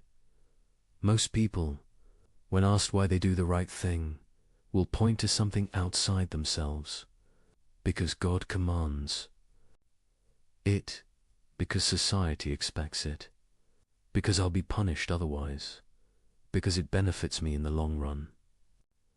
These might all be good motivations in their own way, but Kant realized they're not truly moral motivations. Why? Because they make morality conditional. They reduce it to a means to some other end. And whenever you treat morality as a means to something else, you open the door to abandoning it when it no longer serves that end. If you're honest because honesty benefits you, then you'll be dishonest when dishonesty benefits you more. If you keep promises because you fear punishment, you'll break them when you can get away with it. If you help others because it makes you feel good, you'll stop helping when it becomes emotionally costly. True moral action, Kant argued, must be done from duty itself, not duty as an external constraint, but duty as the recognition of what rational consistency requires. You act morally because reason shows you this is what you must do to remain coherent as a rational agent. This might sound cold or mechanical, but it's actually the opposite. When you act from duty in this sense, you're expressing your highest nature as a rational being. You're not being controlled by desire or fear or social pressure. You're acting from principle, from reason itself. And this, Kant realized, is what makes human beings special, what gives them dignity rather than mere value, what makes them ends in themselves rather than mere means. An animal acts from instinct. A programmed machine acts from its code. But a rational agent acts from self-given principles. This capacity for autonomy, for giving laws to yourself through reason, is the source of all moral worth. When you act morally, you're not obeying some external authority. You're legislating for yourself. You're being autonomous in the deepest sense, and this autonomy is precisely what the moral law protects and demands. This was Kant's revolutionary insight. Morality isn't imposed on rational beings from outside. It's what rational agency itself requires. The moral law and the law of reason are the same thing. To be free, in the truest sense, is to be bound by principles you give yourself through reason, and to be moral is to exercise this freedom in a way that respects the same capacity in others. Understanding this changes everything. Because now we can see why certain maxims fail moral scrutiny. It's not because they produce bad outcomes, though they often do. It's not because an authority figure forbids them, though they often might. It's because they're rationally incoherent. They cannot be universalized without contradiction, and this gives us the tool we need. A way to test any proposed action, any justification, any moral claim. A principle that cuts through complexity and rationalization to expose the underlying truth. Kant called it the categorical imperative. Now we arrive at the principle itself, the test that exposes every rationalization, every excuse, every sophisticated justification for doing wrong. Kant formulated it in several ways, but the most famous version reads, "Act only according to that maxim whereby you can at the same time will that it should become a universal law." Let's break this down, because every word matters. Act only according to that maxim. A maxim is your subjective principle of action. It's the rule you're following when you do something.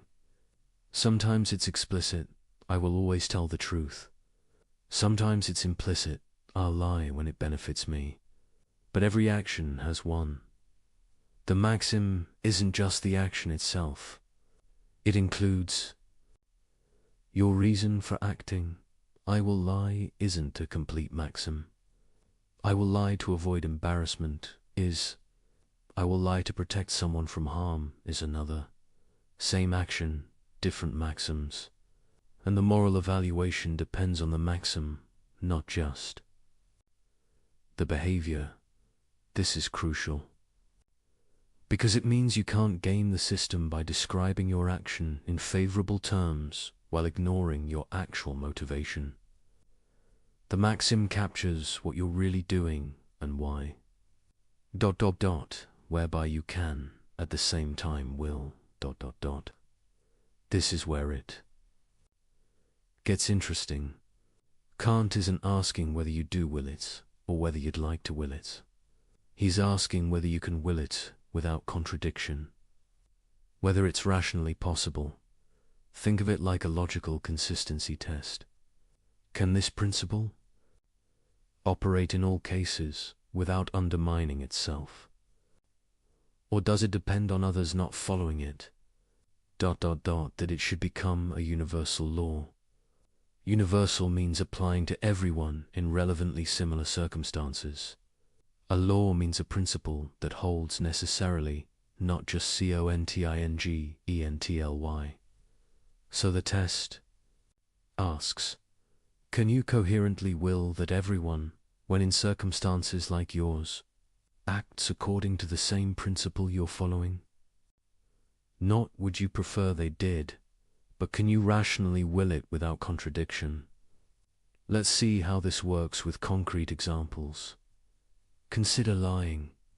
Suppose your maxim is, I will make false promises when it helps me get what I want. Now apply the universalization test. Can you will that everyone follows this maxim? That whenever someone wants something, they can make promises they have no intention of keeping? Here's where it breaks down. If everyone made false promises whenever convenient, the entire practice of promising would collapse. No one would believe promises anymore. The institution itself would dissolve. But notice your maxim depends on other people believing promises.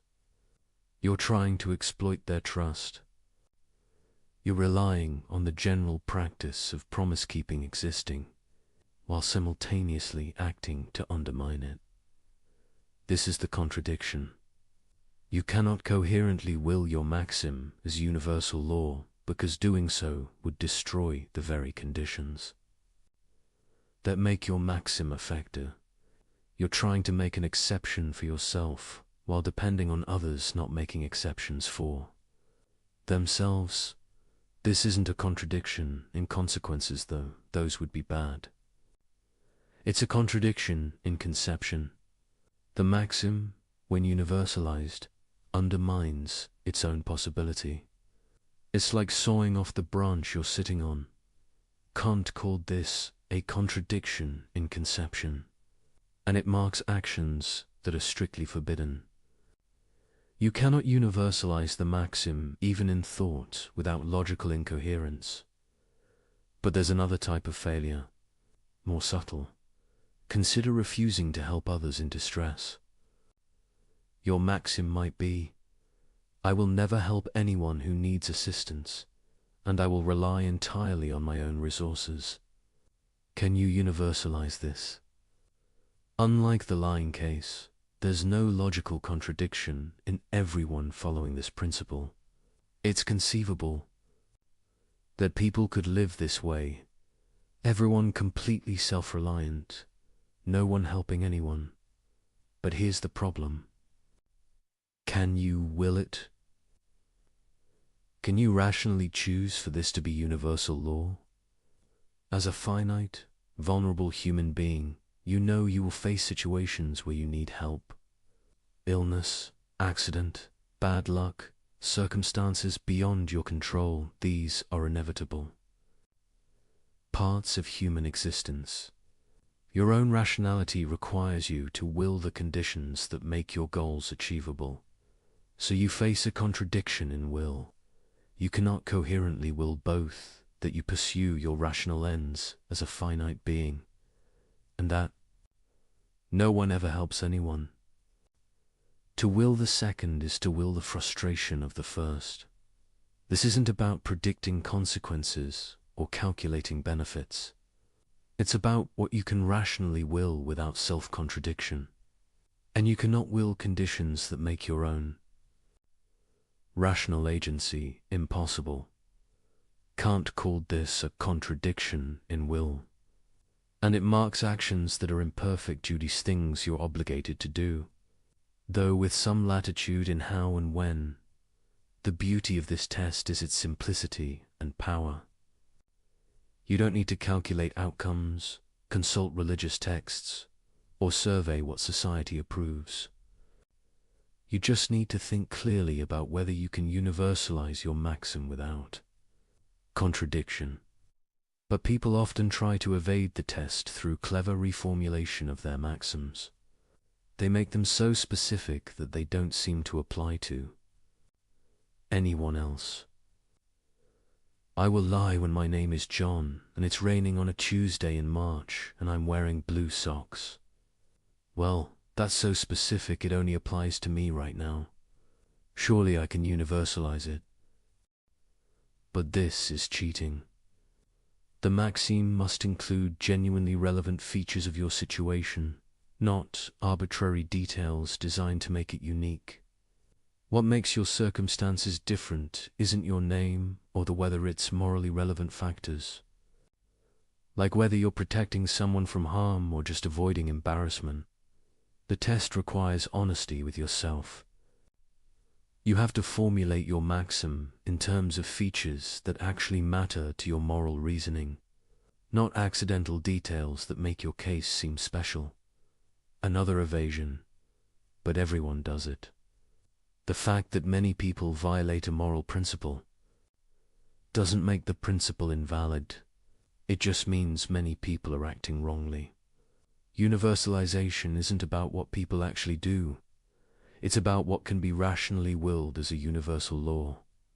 Still another, what if I'm in an unusual situation? Kant isn't naive. He knows life presents complex cases. But complexity doesn't eliminate obligation. It just makes discernment more difficult. The categorical imperative doesn't provide automatic answers to every dilemma. It provides a test for evaluating your reasoning. And here's something crucial that people often miss. The categorical imperative isn't about predicting what would happen if everyone acted that way. It's about whether you can rationally will it. Suppose I want to become a concert pianist. Can I will that everyone becomes a concert pianist? Well, if everyone did, there'd be no farmers, doctors, builders, society would collapse.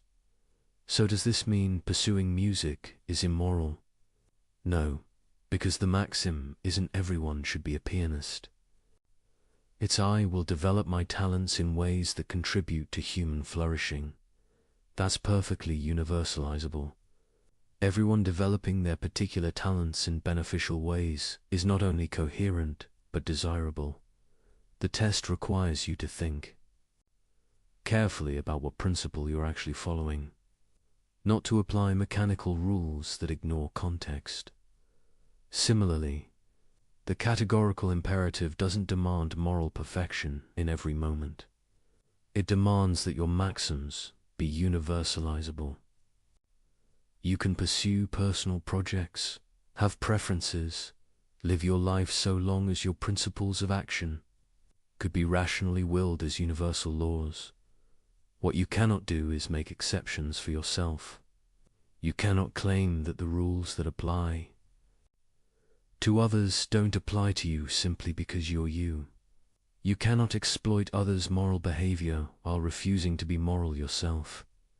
This is why the categorical imperative is so powerful against manipulation and exploitation. Because manipulators always depend on asymmetry. They lie while requiring others to tell truth. They break promises while requiring others to keep theirs. They use people as means while insisting on being treated as ends. The universalization test exposes this asymmetry immediately. It forces you to acknowledge that if your principle is valid for you, it must be valid for everyone. And if you cannot accept it being valid for everyone, then it's not actually valid for you either. This is the weapon Kant gives us. Not a list of rules to memorize, but a test for evaluating any proposed action. A way to see through rationalizations to the underlying logical structure. When someone tells you why their questionable behavior is justified, translate it into a maxim. Then ask, can this be universalized? Can everyone in similar circumstances follow this principle without contradiction? If not, you've found the flaw. Not because you disagree with their values, not because you have different preferences, but because they're being rationally incoherent. They're claiming an exception for themselves, while depending on others not claiming the same exception. And once you see this, you cannot unsee it. Every excuse, every justification, every sophistication, argument for doing wrong reveals itself as an attempt to have things both ways, to enjoy the benefits of a moral order while refusing to be bound by it yourself. The categorical imperative strips away the complexity and reveals the simple truth. Either your principle can apply to everyone, or it cannot apply to you. There is no middle ground, no special pleading, no exceptions. This is why Kant believed morality could be based on reason alone. Because the categorical imperative doesn't depend on what anyone desires, believes, or values. It's a test of logical consistency, and logical consistency is binding on all rational beings, regardless of their particular commitments. You might not want to be moral. You might wish you could lie, cheat, and exploit with impunity. But if you're rational, you cannot coherently claim the right to do so. Because to claim that right is to grant it to everyone, which destroys the very conditions that make your actions effective. This is the trap that catches all moral violators.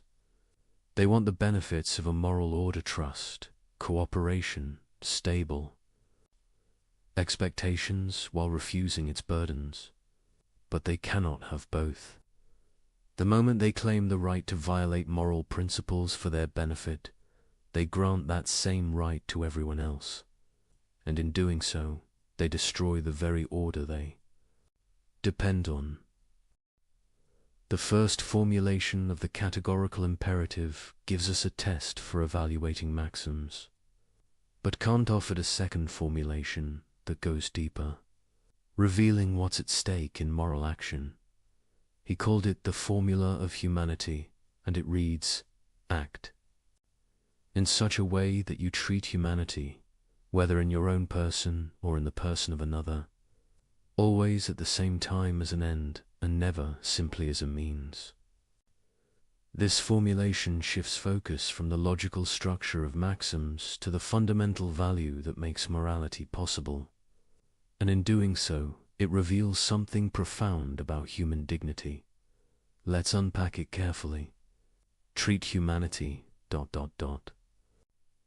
Not just human beings as biological organisms, but humanity, the rational nature that makes us moral agents. The capacity for setting ends, making choices, legislating principles for ourselves. Double quotes, ... whether in your own person or in the person of another ... This is crucial. You can violate humanity in yourself as much as in others. Destroying your own rational nature is as wrong as destroying someone else's. ... Always at the same time as an end. An end is something valuable in itself, not just as a means to something else. To treat humanity as an end is to recognize its unconditional worth, its dignity rather than mere price. ... And never simply as a means. Notice the word simply. Kant isn't saying you can never use people as means. You use people as means all the time in perfectly innocent ways. When you buy groceries, you're using the cashier as a means to get food. When you ask for directions, you're using someone as a means to find your way. The problem is treating people merely or simply as means, using them as tools without respecting their rational agency, manipulating, coercing, or deceiving them in ways that undermine their capacity to make informed choices. This formulation captures something the universalization test points toward but doesn't make explicit. Why can't you lie? Because lying treats the person you deceive as a mere tool for achieving your ends. You're manipulating their beliefs to get what you want, without respecting their capacity to reason and choose for themselves. Why can't you break promises? Because promises are commitments between rational agents. Breaking them treats the other person as someone whose rational expectations don't matter, as if they were just an obstacle to navigate rather than a fellow agent with legitimate claims. Why can't you coerce? Because coercion overrides someone's will, treating them as an object to be controlled rather than a person whose choices deserve. Respect, the formula of humanity, reveals that all moral violations share a common structure. They all involve treating rational nature in yourself or others as if it had only instrumental value, as if it could be used, manipulated, or destroyed for the sake of other goals. But rational nature isn't valuable because it's useful. It's valuable in itself. It's the source of all value. Without rational beings who can recognize value, judge worth, and set ends, nothing would have value at all. Think about it. Why is gold valuable? Because rational beings desire it and use it. Why is health valuable? Because rational beings pursue it as an end. Everything else in the universe has value only in relation to rational beings who can care about it, pursue it, use it for purposes. But rational nature itself is different. It's not valuable because it serves some further end. It's valuable because It's the condition of anything having value at all. It's what Kant called an end in itself, something with absolute rather than conditional worth. This is why human dignity is unconditional, not because humans are more intelligent than other animals, or more capable, or more anything, but because humans are rational agents beings who can recognize value, legislate principles, and hold themselves and others accountable. This rational agency is what makes moral law possible, and recognizing it in all human beings is what morality requires now. The formula of humanity and the universalization test are meant to be equivalent. Two ways of expressing the same fundamental principle. And we can see why. When you violate the universalization test, you're always treating humanity as mere means.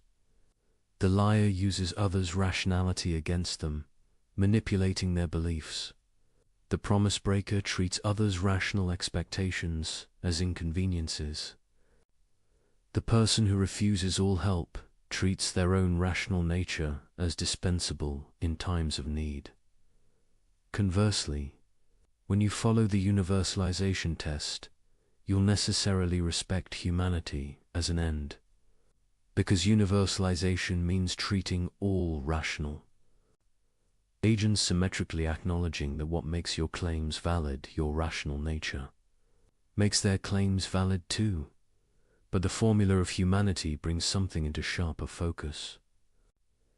It emphasizes that morality isn't just about following rules. It's about recognizing and respecting value, the unconditional worth of rational agency. This has practical implications. It means moral action isn't about grudging compliance with obligations. It's about appreciating what's genuinely precious and acting accordingly. When you keep a promise, you're not just following a rule. You're respecting the rational nature of the person you made the promise to, acknowledging that their plans and expectations matter because they're a rational agent. When you tell the truth, you're not just avoiding lying. You're respecting others' capacity to reason and choose for themselves based on accurate information. When you help someone in distress, you're not just fulfilling a duty. You're recognizing that their rational agency, their capacity to pursue ends deserves support when it's threatened.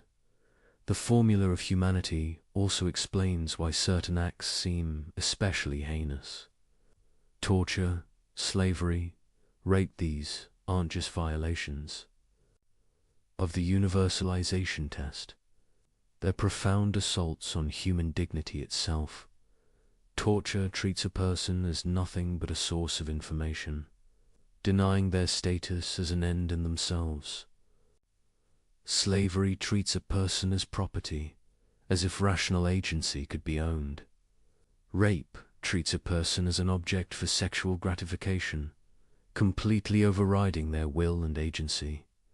These acts don't just break moral rules, they attack the very thing that makes morality possible, the rational nature that gives humans their dignity. And notice, the formula of humanity protects you as much as others. You cannot treat your own humanity as mere means either. This rules out self-destructive behavior that damages your rational capacities, addiction that undermines your ability to choose freely, degradation that corrupts your moral judgment. Even suicide, in Kant's view, treats your rational nature as dispensable, as if it could be destroyed for the sake of escaping suffering. You might disagree with some of Kant's specific conclusions here. The point isn't that his every application was perfect. The point is the principle. Your rational nature is precious. You owe it respect.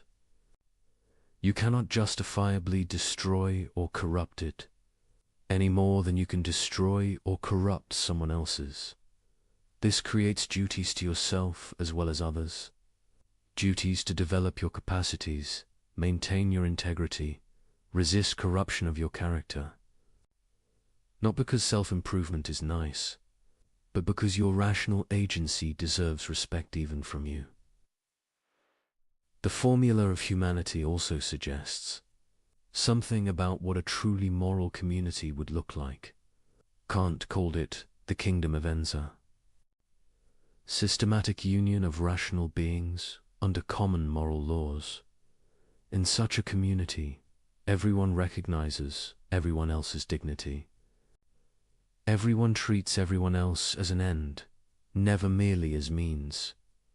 Everyone acknowledges that the same rational nature that makes their own claims valid makes others' claims valid too. This isn't just a utopian fantasy. It's what morality aims toward. The ideal that guides moral action even when we fall short. When you act from the categorical imperative, you're helping to realize this kingdom. You're treating people as they deserve to be treated with the respect due to rational beings. And here's the remarkable thing. When you really grasp this, when you truly understand that every human being possesses rational nature that gives them unconditional worth, it changes how you see everything.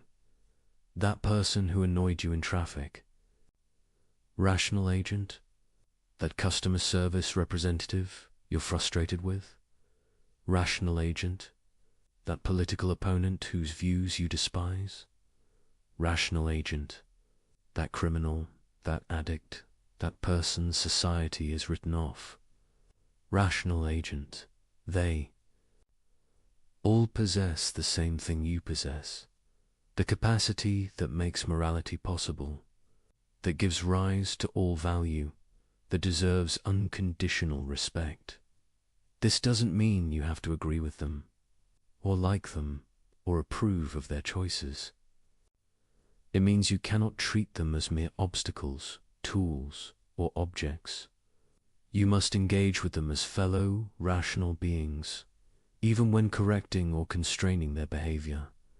The formula of humanity is demanding, far more demanding than simple rule following, because it requires you to maintain constant awareness of the dignity in every person you encounter, to never slip into treating people as mere functions, the person who brings your food, the person who cleans your office, the person who processes your paperwork. But it's also liberating, because once you see human dignity clearly, you cannot unsee it. And seeing it makes moral action natural rather than forced. You don't help others because some rule demands it. You help them because you recognize what they are beings with. The same rational nature you possess, deserving the same respect you claim for yourself.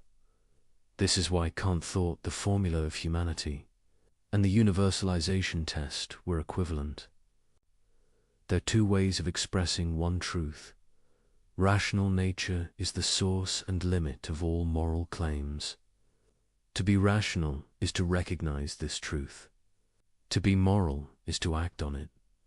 And to fail to act on it, to treat people as mere means, to violate their dignity, to claim exceptions for yourself is not just to break rules.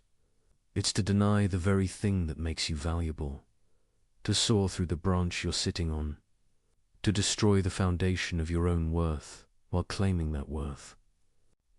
For yourself, this is the deeper reason why immoral action is irrational. Not just because it fails the universalization test, but because it violates what you implicitly affirm every time you claim your own dignity, assert your own rights, or demand respect from others. You cannot coherently claim dignity for yourself while denying it to others.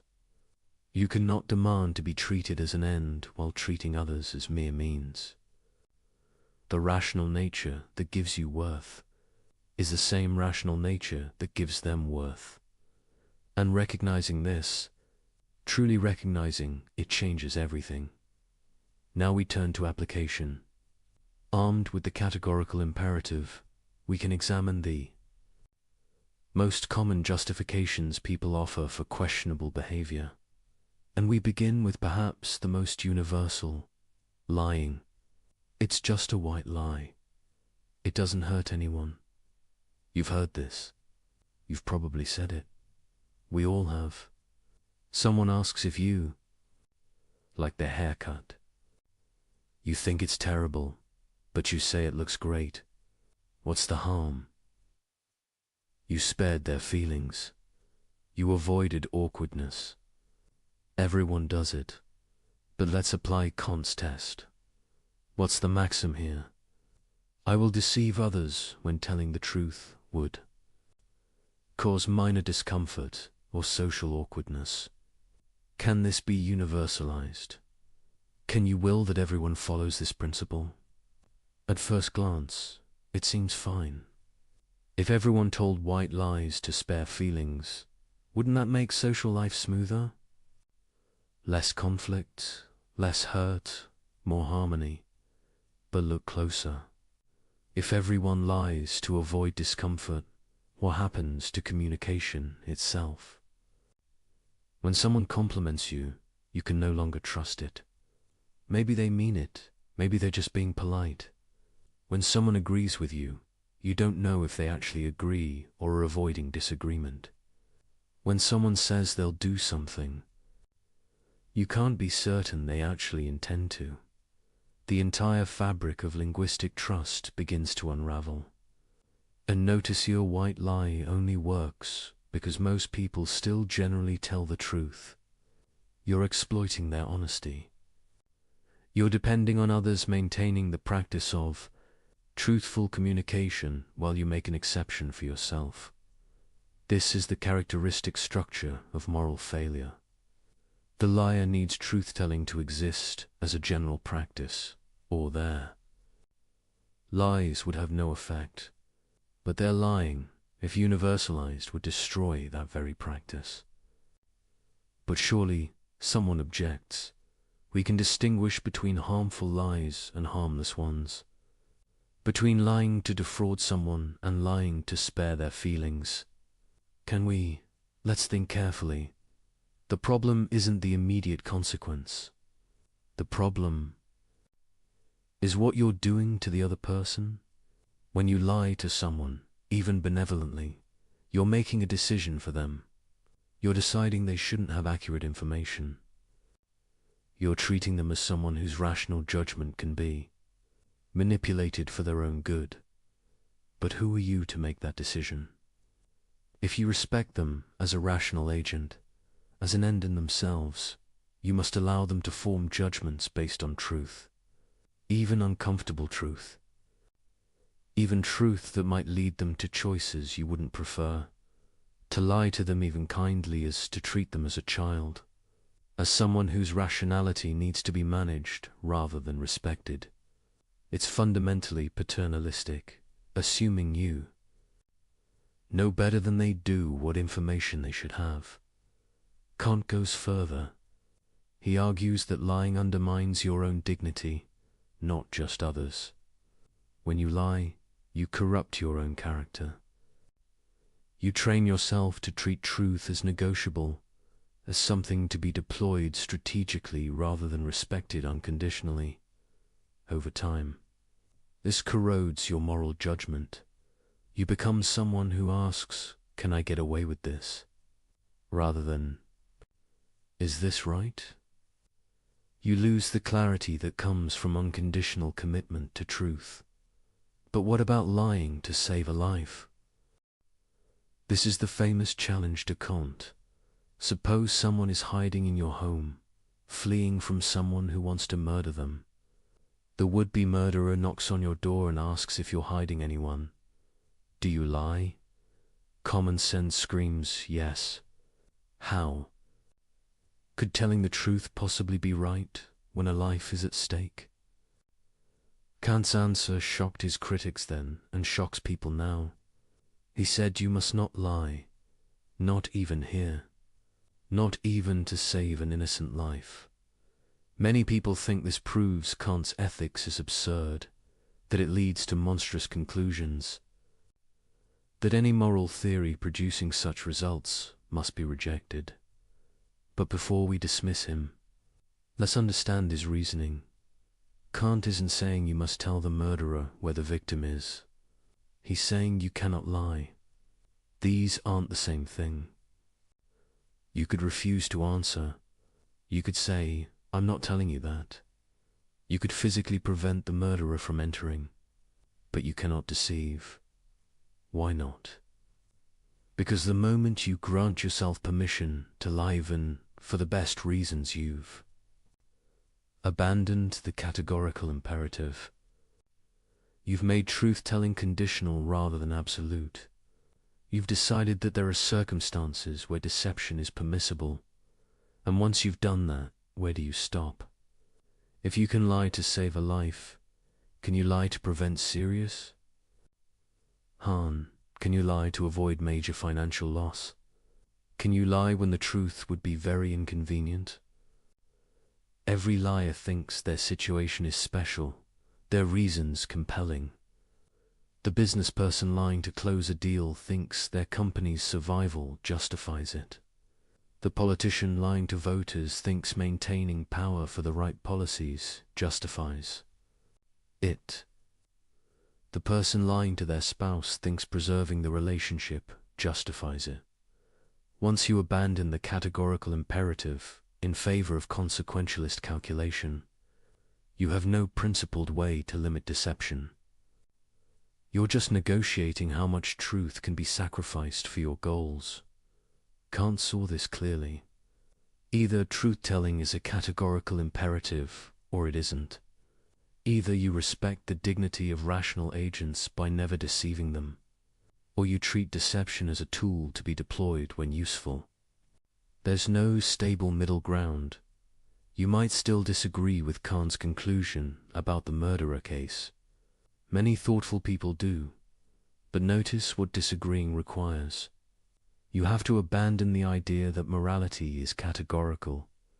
You have to accept that moral principles have exceptions, that duty is conditional, that the rightness of action depends on circumstances and outcomes. Maybe that's correct. Maybe morality is fundamentally consequentialist. But then you've given up what Kant was trying to preserve, the idea that moral obligations are absolute, that human dignity is unconditional, that some things are simply wrong regardless of results. And if you give that up, you're back to the problem Kant was trying to solve. Because now every moral claim is just a prediction about consequences. Every principle is just a rule of thumb. Every obligation is just a suggestion that holds until circumstances change. The liar's excuse in all its forms, from white lies to strategic deceptions, rests on making truth conditional, on deciding that honesty matters except when it doesn't, that you should tell truth unless you have good enough reason not to, but good enough according to whom? Judged by what standard? If you allow exceptions, you allow everyone to judge their own case. And humans are remarkably good at convincing themselves their situation is exceptional. Kant's absolutism about truth-telling isn't arbitrary rigidity. It's the recognition that once you start making exceptions, you've lost the categorical imperative entirely. You've reduced morality to sophisticated rationalization, where the clever can always find some justification for doing what they wanted anyway. The test is simple. When you're considering lying, ask yourself, can I will that everyone in my situation would lie? Can I will that deception is permissible whenever someone judges truth would produce bad results? If you answer honestly, you'll see the problem. You're claiming a right you cannot universalize. You're treating your judgment as special, your situation as uniquely deserving of exception.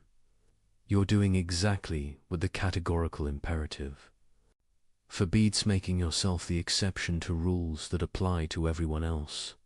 And this is why lying, even kind lying, Even life-saving lying violates human dignity, because it asserts that you can override others' rational agency when you judge it necessary, that you can manipulate their beliefs, control their choices, treat them as objects to be managed rather than agents to be respected. Perhaps Kant is wrong. Perhaps consequences matter more than he acknowledged. Perhaps flexibility is wisdom rather than weakness. But if he's wrong, we need to explain why.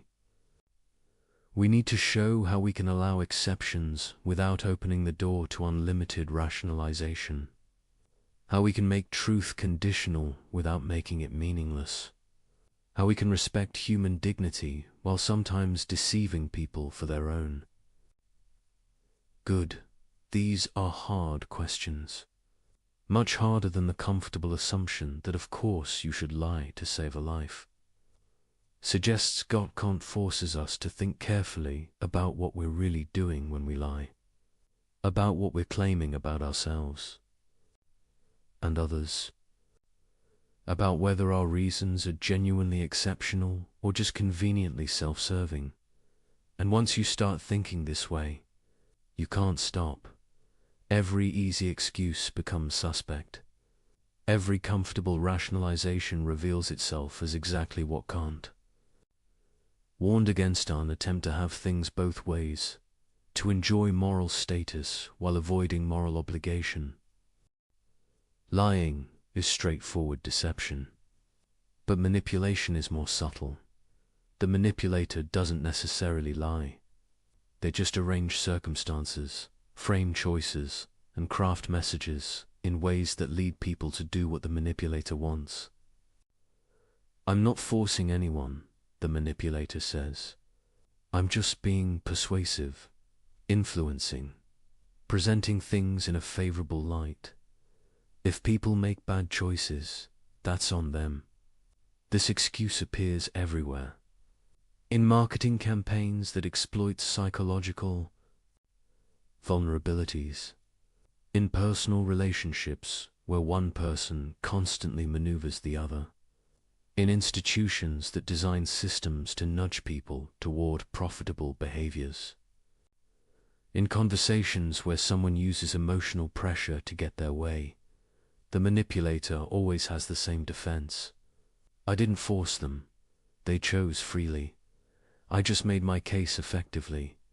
But let's examine this through Kant's lens. What is manipulation? Exactly. It's getting someone to do what you want by methods that bypass or compromise their rational judgment. You're not presenting reasons that would appeal to a fully informed, clear-thinking person. You're exploiting biases, triggering emotions, creating false urgency, or otherwise interfering with rational deliberation. Consider a simple example. A salesperson is trying to sell you something you don't need. They know you don't need it, but they've studied techniques to overcome objections. They create artificial scarcity only to left in stock. They trigger social pressure. Everyone in your neighborhood has one. They use subtle flattery to build rapport. They time their pitch for when you're tired and your judgment is weakened. Have they lied? Not necessarily. There might be only 2 in stock.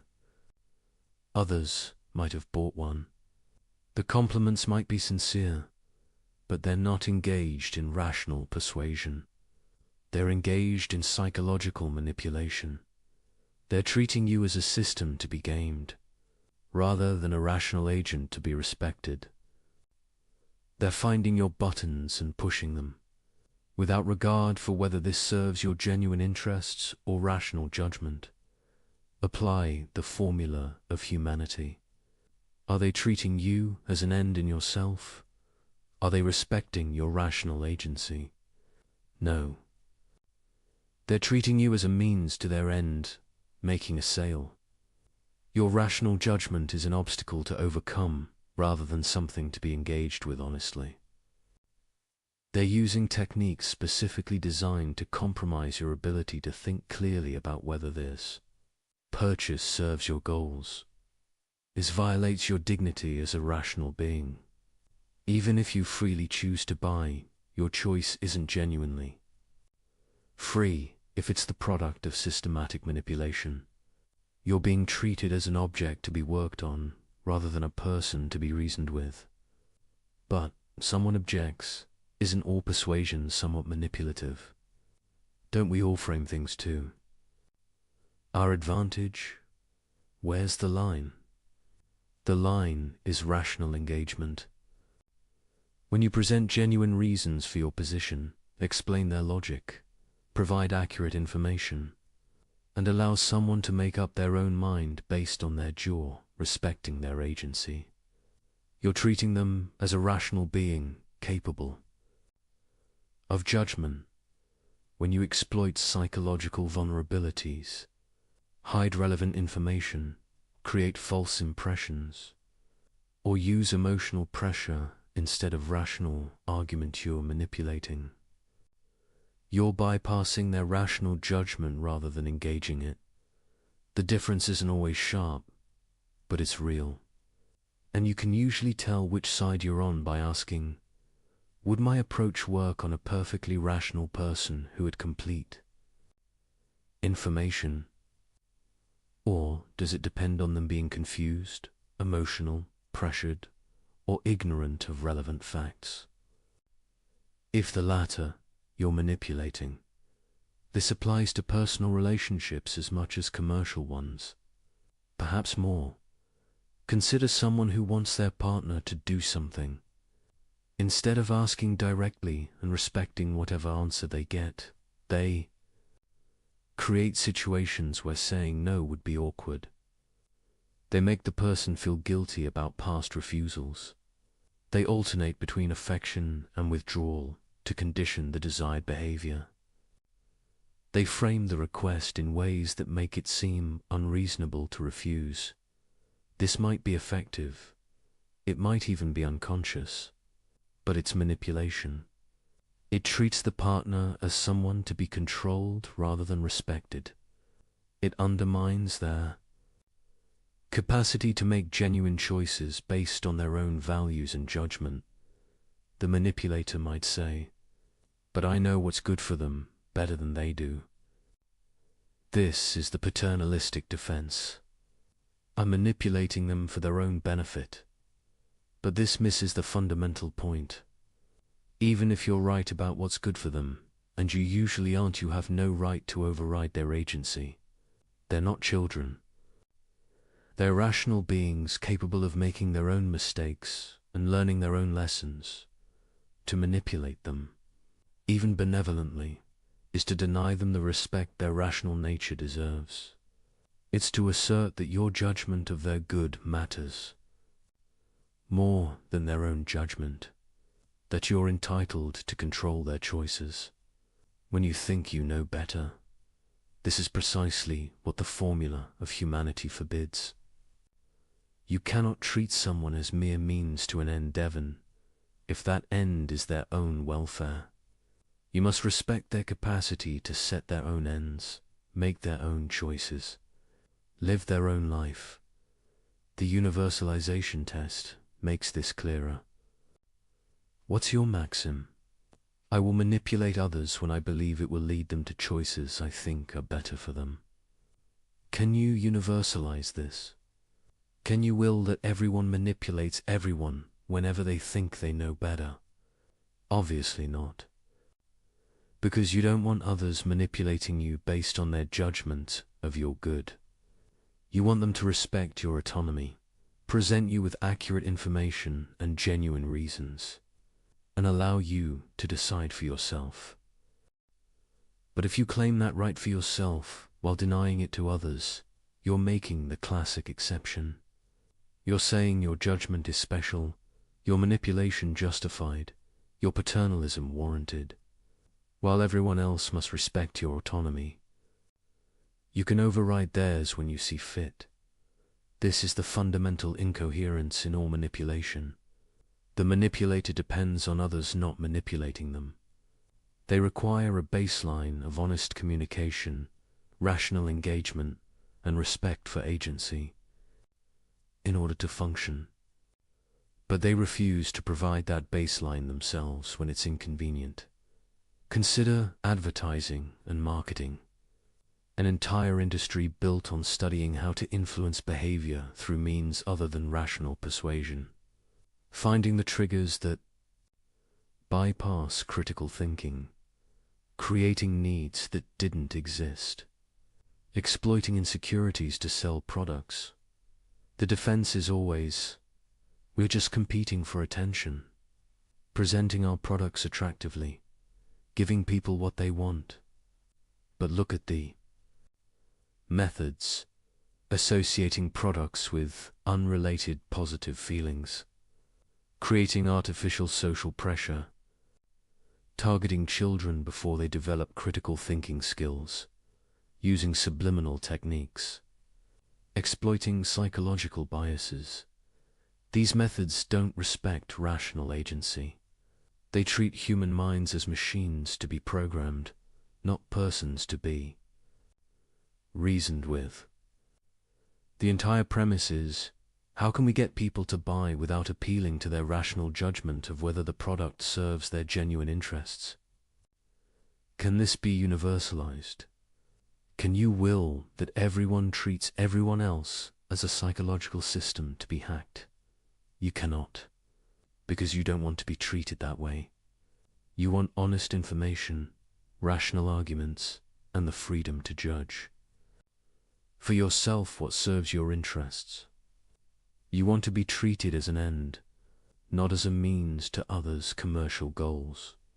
But marketers claim this right for themselves, while depending on most people maintaining basic honesty and trust. They exploit the fact that people generally believe what they're told, generally assume good faith, generally don't expect systematic manipulation. This parasitic relationship depending on others, good faith while refusing to practice it yourself is exactly what Kant's ethics exposes and condemns. The same pattern appears in personal manipulation. The person who constantly maneuvers their partner depends on that partner's honesty and good faith. They're exploiting trust while refusing to reciprocate it, using the other's openness as a vulnerability to exploit rather than something to respect. When discovered, the manipulator often becomes indignant. You're not trusting me. You're being paranoid. But the manipulator is the one who violated trust by treating it as a tool rather than a reciprocal commitment. Kant's ethics draws a bright line. Either you engage with people as rational agents, presenting them with reasons and respecting their judgment, or you manipulate them by bypassing their rationality. There's no middle ground where you can kind of respect someone's agency while also treating them as an object to be controlled. This doesn't mean you can never influence anyone. Rational persuasion is influence. Good arguments, influence. Accurate information influences. But these influence by engaging someone's rationality, not bypassing it. The test is whether you're willing to explain your methods. Can you tell the person, here are the reasons I think you should do this, and here are the psychological techniques I'm using to make you more receptive to those reasons? If revealing your methods would undermine their effectiveness, you're manipulating, because you're depending on the person not recognizing what you're doing. You're treating their ignorance as a resource to exploit. Genuine persuasion doesn't need to hide its methods. Here are the facts. Here's the logic. Make up your own mind. The conclusion stands on its merits, not on psychological tricks, but manipulation dies in the light. Once someone recognizes they're being manipulated, the manipulation fails, which proves it was never about genuine reasons, only about psychological control. The manipulator's defense collapses under Kantian analysis. You cannot claim to respect someone while manipulating them. You cannot treat them as an end while using them as a means. You cannot honor their dignity while overriding their judgment. And you cannot universalize manipulation without destroying the very conditions that make it effective. The manipulator depends on a world of generally honest, trusting, rational people. But manipulation, if universalized, would create a world where no one trusts anyone. Everyone suspects ulterior motives, and all communication becomes a game of deception and counter-deception.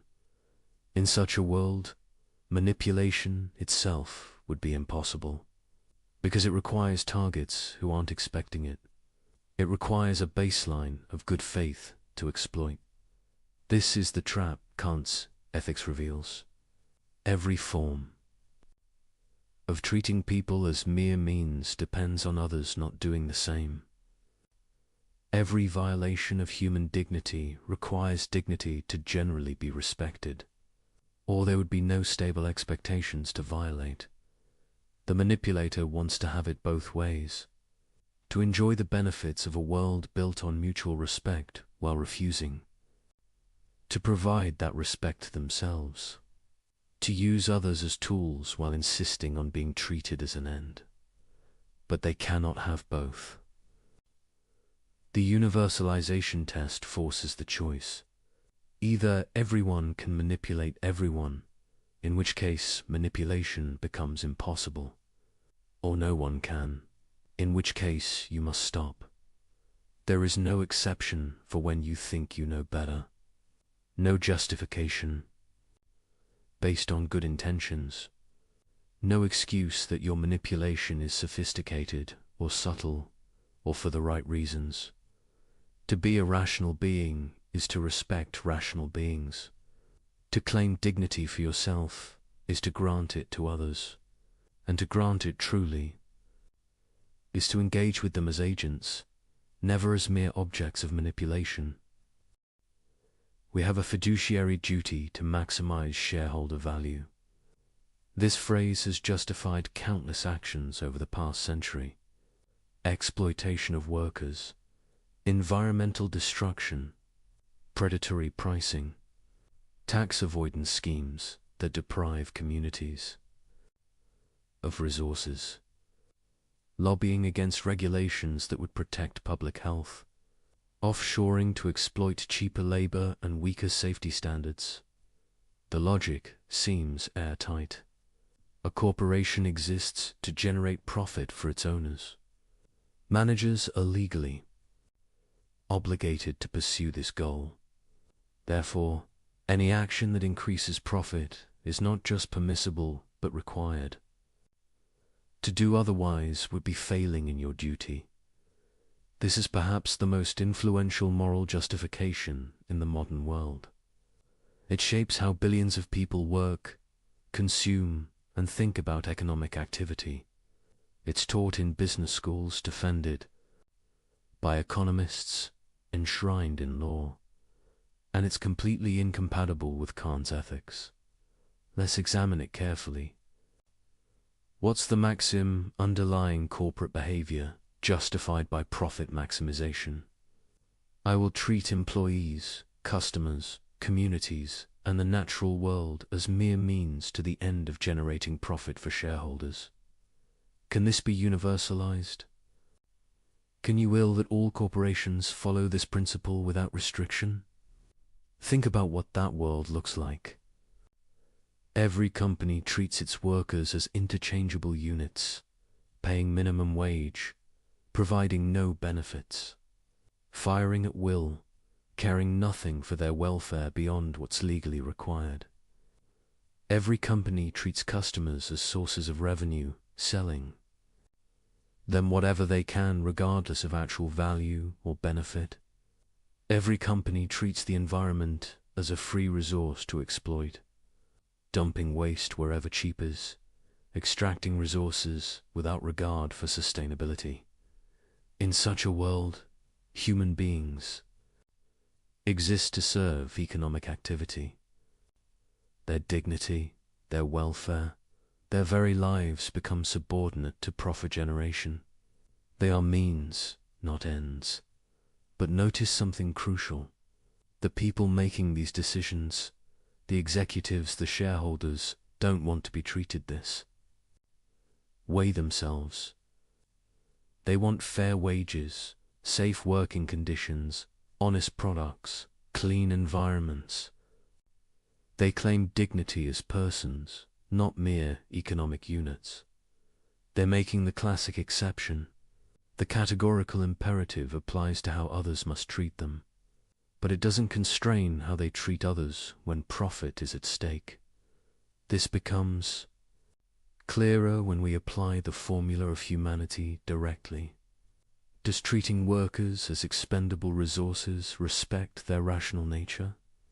Does selling harmful products to uninformed customers treat them as ends in themselves? Does destroying ecosystems for quarterly earnings recognize the dignity of all the human beings affected? Obviously not. These actions treat human beings as tools, as obstacles to profit that must be overcome or resources to be extracted. The entire framework reduces persons to economic functions.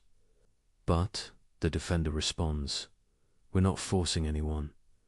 Workers choose to work here. Customers choose to buy. If they don't like the terms, they can go elsewhere.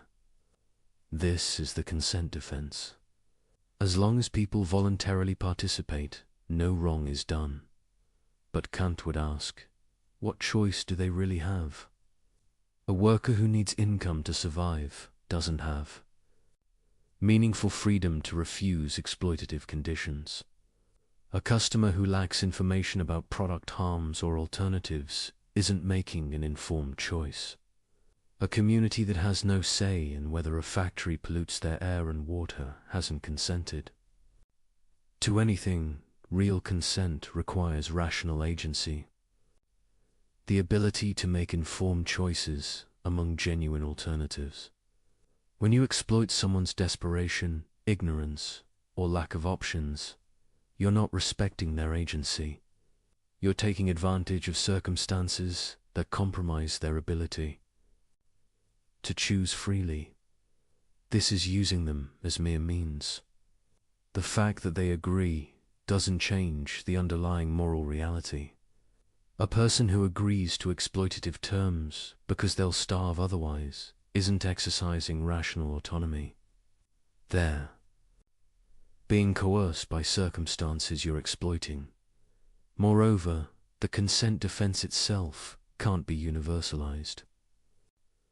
The corporation claims the right to pursue profit limited only by what people agree to. But do they grant others this same right?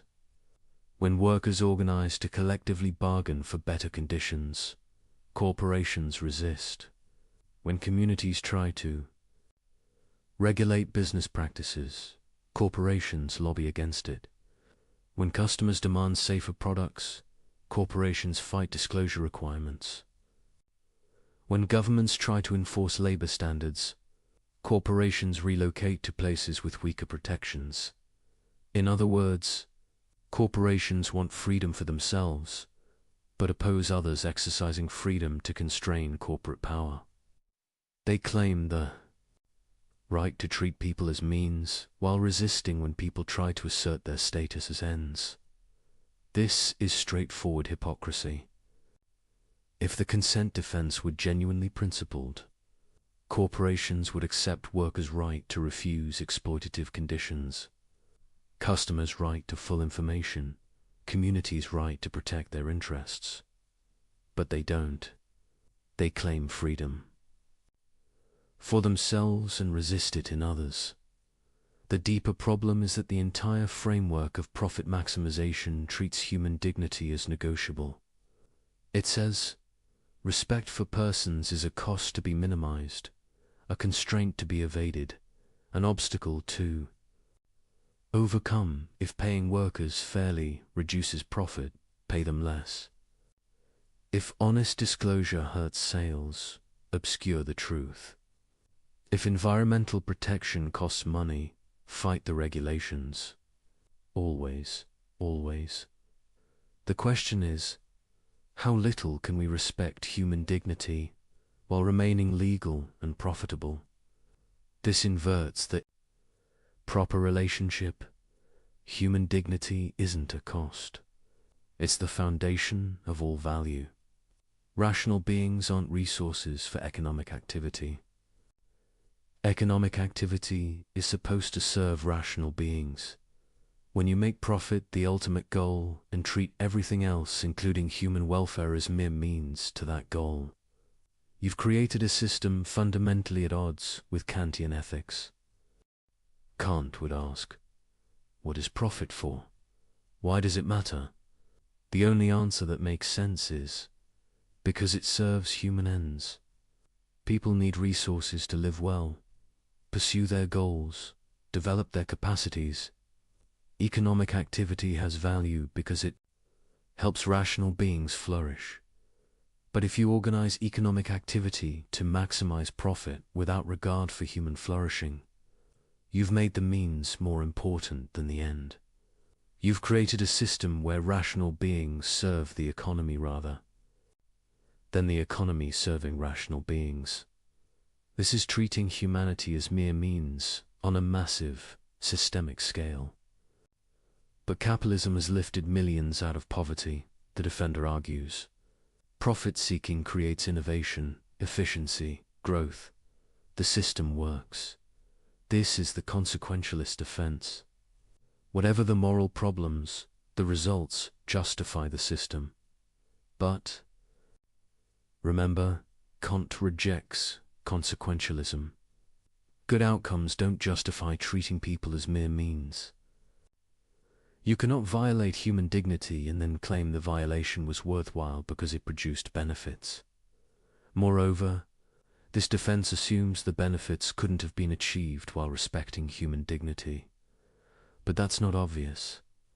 Maybe we could have innovation and efficiency and growth while also treating workers fairly, being honest with customers, and protecting the environment. The fact that we've organized things one way doesn't prove it's the only way. It might just prove we've chosen to prioritize profit over dignity. And notice what the consequentialist defense reveals.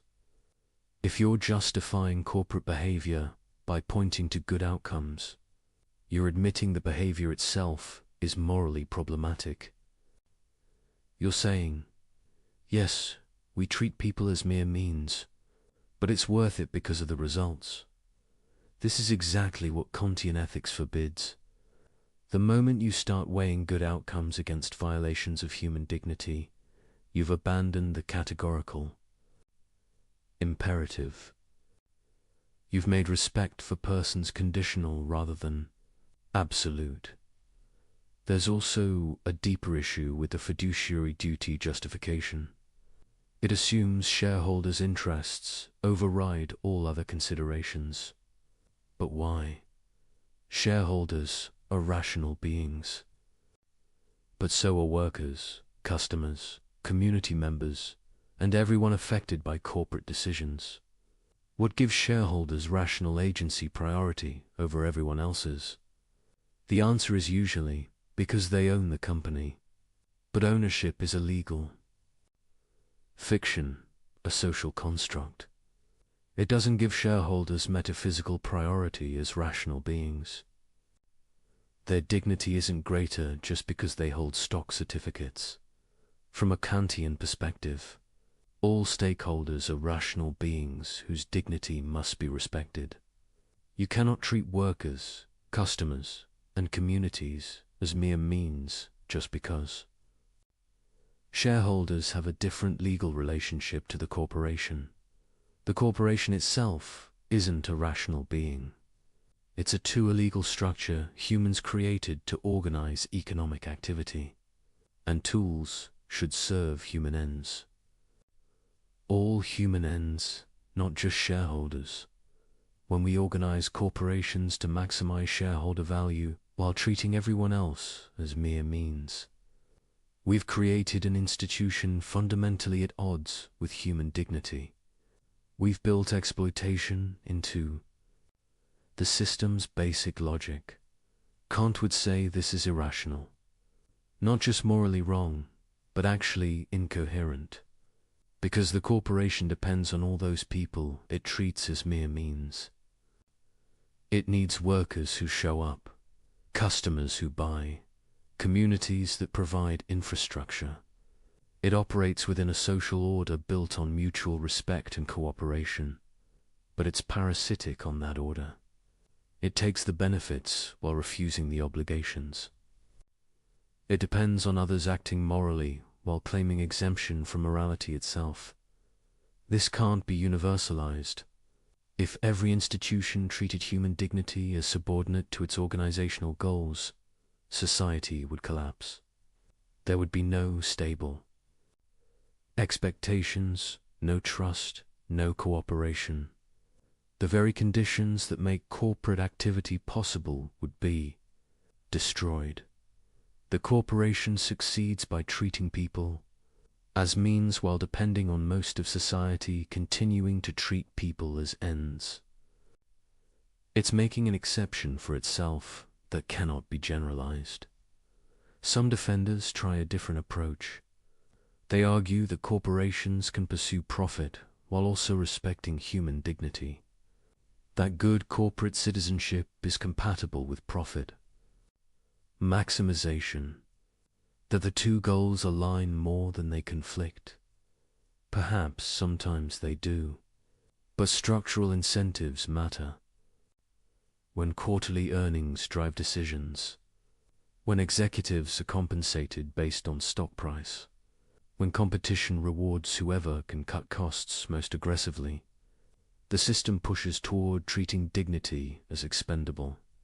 You see this in how corporations behave when they think no one is watching.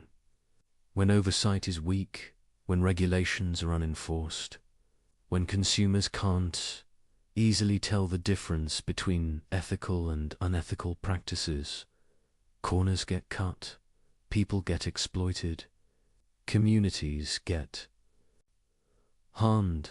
This reveals the underlying logic. Respect for human dignity happens when it's profitable or required, not because it's recognized as unconditionally binding. A genuinely Kantian corporation would be different. It would start from the premise that all stakeholders are rational, beings whose dignity must be respected. Profit would be pursued only within constraints set by this fundamental commitment.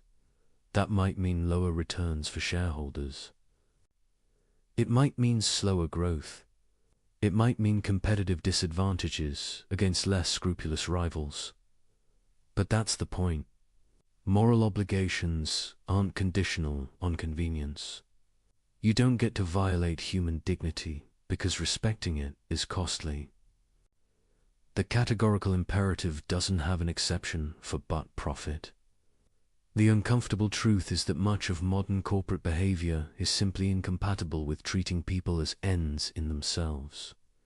The entire structure is built on the premise that profit justifies treating human beings as resources to be exploited rather than persons to be respected. This doesn't mean all business is immoral. It means we need to rethink how we organize economic activity, to ask whether the institutions we've created truly serve human flourishing or whether they've made humans serve institutions. From a Kantian perspective, the answer is clear. Any system that treats profit maximization as the ultimate goal, while treating human dignity as a constraint to be minimized, has inverted the proper order of values. Rational beings are ends. Economic systems are means. When we organize things the other way around, we've committed a fundamental moral error, one that corrupts everything built on that foundation. The greatest good for the greatest number. This principle sounds obviously right. Who could object to maximizing overall welfare? Isn't that what morality should aim for, making the world as good as possible for as many people as possible? This is utilitarianism, and is probably the most intuitively appealing alternative to Kantian ethics. While Kant focuses on duty and principle, utilitarians focus on outcomes and consequences. While Kant asks whether your maxim can be universalized, utilitarians ask whether your action produces the best overall results. The conflict between these approaches runs deep, and Kant's critique of consequentialism reveals something crucial about the categorical imperative. Consider a classic utilitarian scenario. 5 people are dying and need organ transplants. One person walks into the hospital for a routine checkup. That person is a perfect match for all 5. If you kill the one and harvest their organs, 5 people live instead of 1 dying. The utilitarian calculus seems clear. 5 lives outweigh 1 life. You should kill the one person. Most people recoil from this conclusion. But why? From a purely consequentialist perspective, what's the objection? You've maximized welfare. You've saved the most lives. You've produced the greatest good for the greatest number. The Kantian answer is immediate. You've treated the one person as a mere means. You've used them as a resource, as a source of organs, as a tool for saving others. You've completely violated their dignity as an end in themselves. That person didn't consent to being killed. They had their own life, their own project, their own rational agency. You've treated all of that as irrelevant, as something that can be sacrificed if the numbers work out right. This is the fundamental problem with consequentialism from a Kantian perspective. It makes human dignity negotiable. It says that respect for persons can be overridden when doing so produces enough benefit. But, Kant argues, this gets the relationship backwards. Consequences matter only because they affect rational beings. Value exists only because rational beings can recognize and pursue it. Therefore, rational beings themselves, their dignity, their agency, their status as ends must be prior to, and more fundamental than any calculation of consequences. You cannot coherently say we should maximize value, while treating the very beings who are the source of all value as expendable when the math requires it. The utilitarian might respond, but we're not saying individuals don't matter. We're saying every individual matters equally. One person's welfare counts the same as anyone else's. We're being perfectly impartial. This sounds fair, but consider what it means in practice. It means that if violating one person's rights produces enough benefit for enough other people, you should violate those rights. If enslaving a minority produces enough happiness for the majority, slavery is justified. If torturing one person saves many others, torture is required. The utilitarian might say these scenarios are unrealistic, that violating rights rarely produces net benefits. But that's an empirical claim, not a principled objection. If the numbers did work out that way, utilitarianism would endorse the violation. This reveals something crucial. Utilitarianism doesn't actually protect human dignity.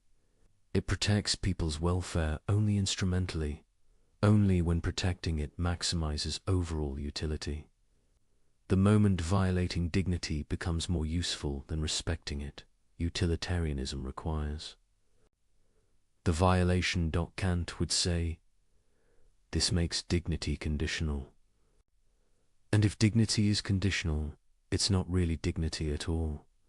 It's just another value to be weighed against other values.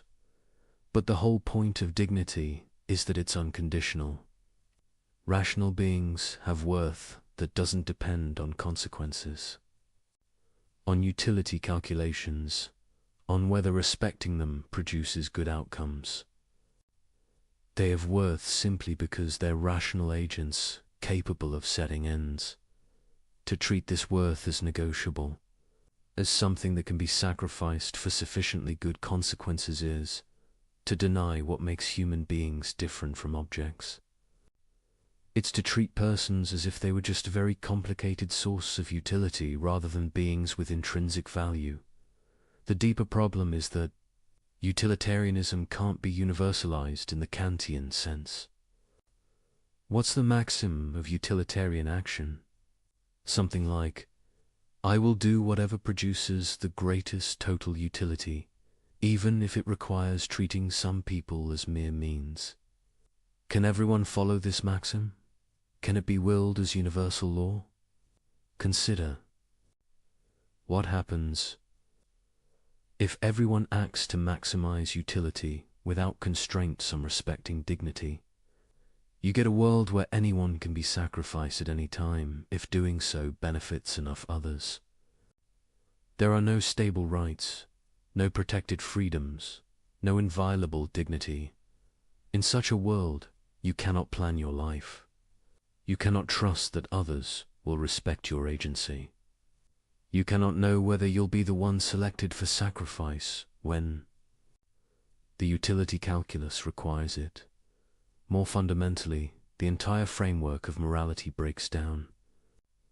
Because morality requires stable expectations, reciprocal respect, and recognition of each other as agents with claims that bind others. But utilitarianism says these only matter when they produce good consequences. This is incoherent. The very idea of moral obligation of being bound to respect others, regardless of whether doing so benefits you, is incompatible with making everything conditional on consequences. Kant saw this clearly. Either morality is categorical or it's not morality at all. It's just sophisticated prudence. Doing what's useful while calling it duty. Utilitarians might object that this is unfair. They're not abandoning morality, just grounding it differently. Instead of abstract principles, they base ethics on the concrete reality of human welfare. But Kant would ask, why does human welfare matter?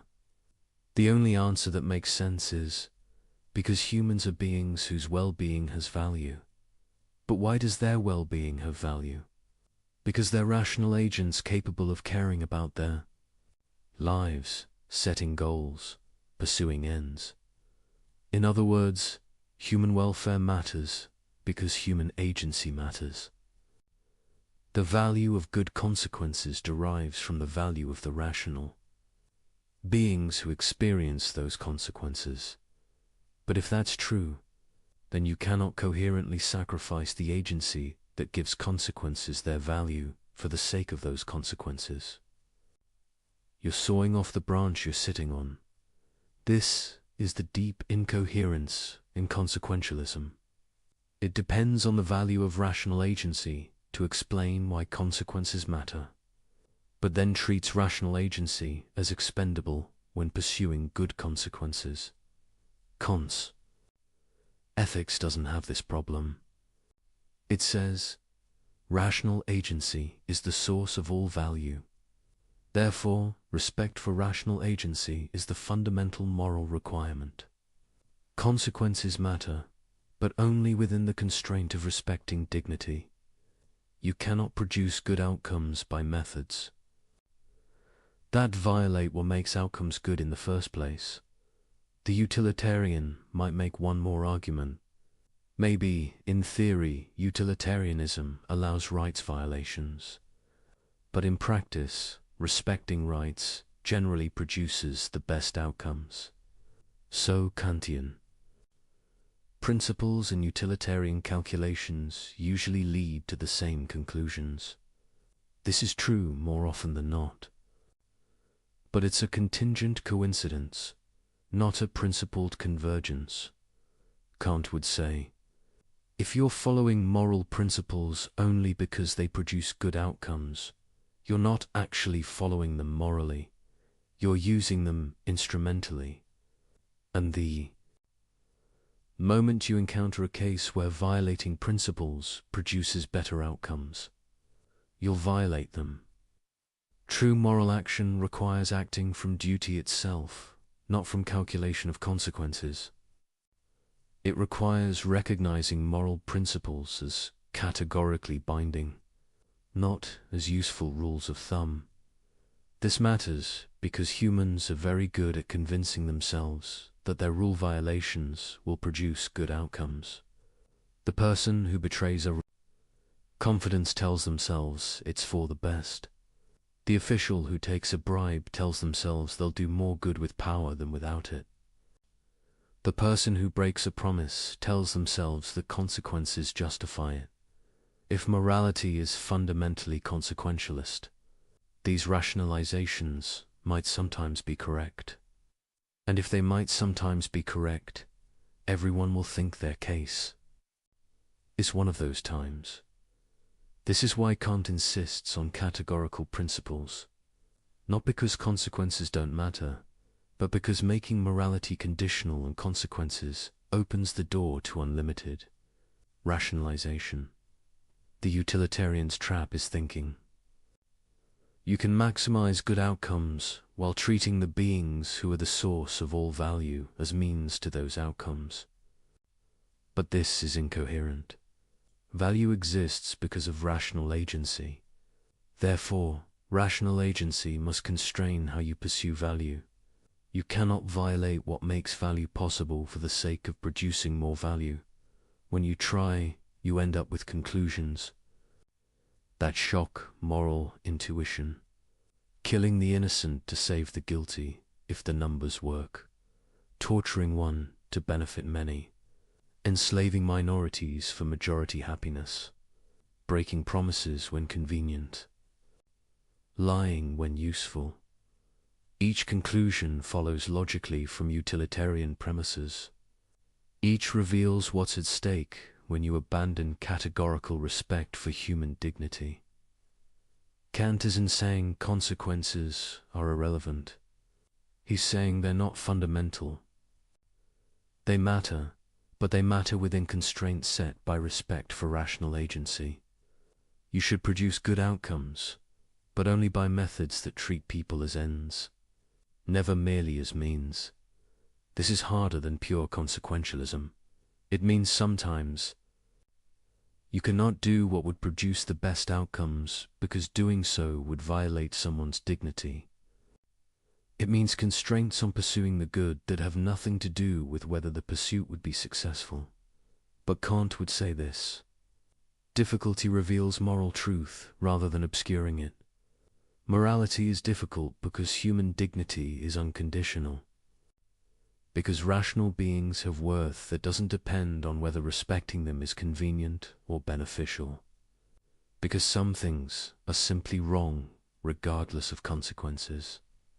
If you abandon this, if you make dignity conditional on producing good outcomes, you've given up the substance of morality while keeping its language. You're left with sophisticated calculation, dressed up as ethical reasoning. The utilitarian's trap is thinking you can avoid this while still being consequentialist, but you cannot. The moment you make consequences fundamental and dignity derivative, you've opened the door to treating people as expendable resources, to violating rights when the numbers require it, to sacrificing persons for impersonal goods. And once you've done that, you're no longer doing ethics in any meaningful sense. You're just doing accounting with human lives. In the real world, power matters. Ideals are nice, but survival requires strength. The strong dominate the weak. That's just how things are. This is perhaps the oldest justification for a moral behavior, before sophisticated philosophical systems, before appeals to greater goods, before elaborate rationalizations. there was simply power. The assertion that might makes right, that winners write the rules, that morality is just a story the strong tell to control the weak. This view has enormous, intuitive appeal. Look at history, look at nature. The powerful do seem to prevail. Resources flow to those who can take them. Those with strength impose their will on those without it. Why shouldn't we acknowledge this reality? Why pretend otherwise with talk of dignity and moral obligation? Kant's response to this position is devastating, not because he denies the reality of power, but because he shows that the power player's logic is self-refuting. Let's examine it carefully. What's the maxim underlying pure power ethics? I will take whatever I can get through superior force, and others have no legitimate claim against me except their own power to resist. Can this be universalized? Can you will that everyone follows this principle? The power player might say yes. That's exactly what I'm saying. Let everyone exercise whatever power they have. May the best survive. But notice what this actually means. If everyone follows this maxim, you live in a world of pure conflict, a war of all against all, where every interaction is a test of force, where no commitments bind, where cooperation is impossible except as temporary alliance based on mutual threat. In such a world, you cannot sleep safely, cannot trust anyone, cannot plan beyond immediate survival, cannot develop anything requiring time and cooperation, cannot build, create, or achieve anything complex. More fundamentally, you cannot even assert claims. When you say this is mine, you're making a claim that goes beyond mere physical possession. You're asserting a right that should bind others, even when you're not actively defending the resource. But if might makes right, there are no such rights. There's only current ability to control. The moment you turn your back, lose your strength, or face superior force, you lose everything. Can you will this? Can you rationally choose a world where you have no stable claims, no protected space, no security beyond immediate force? You cannot, because willing requires planning. Planning requires stability. Stability requires that others respect claims. You're not currently enforcing with power. In other words, the power player depends on others not following the power maxim. They depend on a world where most people respect rights, keep commitments, and cooperate so the power player can exploit that cooperative order while refusing to be bound by it themselves. This is the classic exception Kant's ethics exposes. The power player wants the benefits of a moral, order-stable property, honored agreements, predictable behavior while claiming exemption from moral constraints themselves. But they cannot have both. If power is really the only reality, then their own claims based on power have no more validity than anyone else's. They cannot object when others use power against them. They cannot complain about injustice, betrayal, or violated agreements. Because, in a world of pure power, there is no justice. There is only force and counterforce. The formula of humanity reveals another dimension of this failure. When you treat others based solely on power relations, you're not engaging with them as rational agents. You're treating them as obstacles to overcome or resources to exploit. But you don't treat yourself this way. You regard yourself as an agent with legitimate projects, justified claims, and reasonable expectations. You think others should respect your interests, honor their commitments to you, and recognize your autonomy. This is inconsistent. Either rational agency creates legitimate claims, or it doesn't. If it does, then others' rational agency creates claims on you. If it doesn't, then your own rational agency creates no claims on others. You cannot coherently assert your own dignity while denying others, because the same rational nature that grounds your claims grounds theirs. The power player might respond, "I'm not making moral claims, I'm just taking what I can. I don't ask others to respect my rights, I defend them with power." But this is self-deception. The moment the power player expects others to honor agreements, the moment they object to theft or betrayal, the moment they appeal to any principle beyond immediate force, they're making moral claims. And they do this constantly. When someone steals from them, they don't just physically resist, they claim it was wrong. When someone breaks an agreement with them, they don't just shrug, they assert betrayal. When someone challenges their authority, they don't just apply force, they justify their position. All of this reveals that even the pure power player doesn't actually believe might makes right.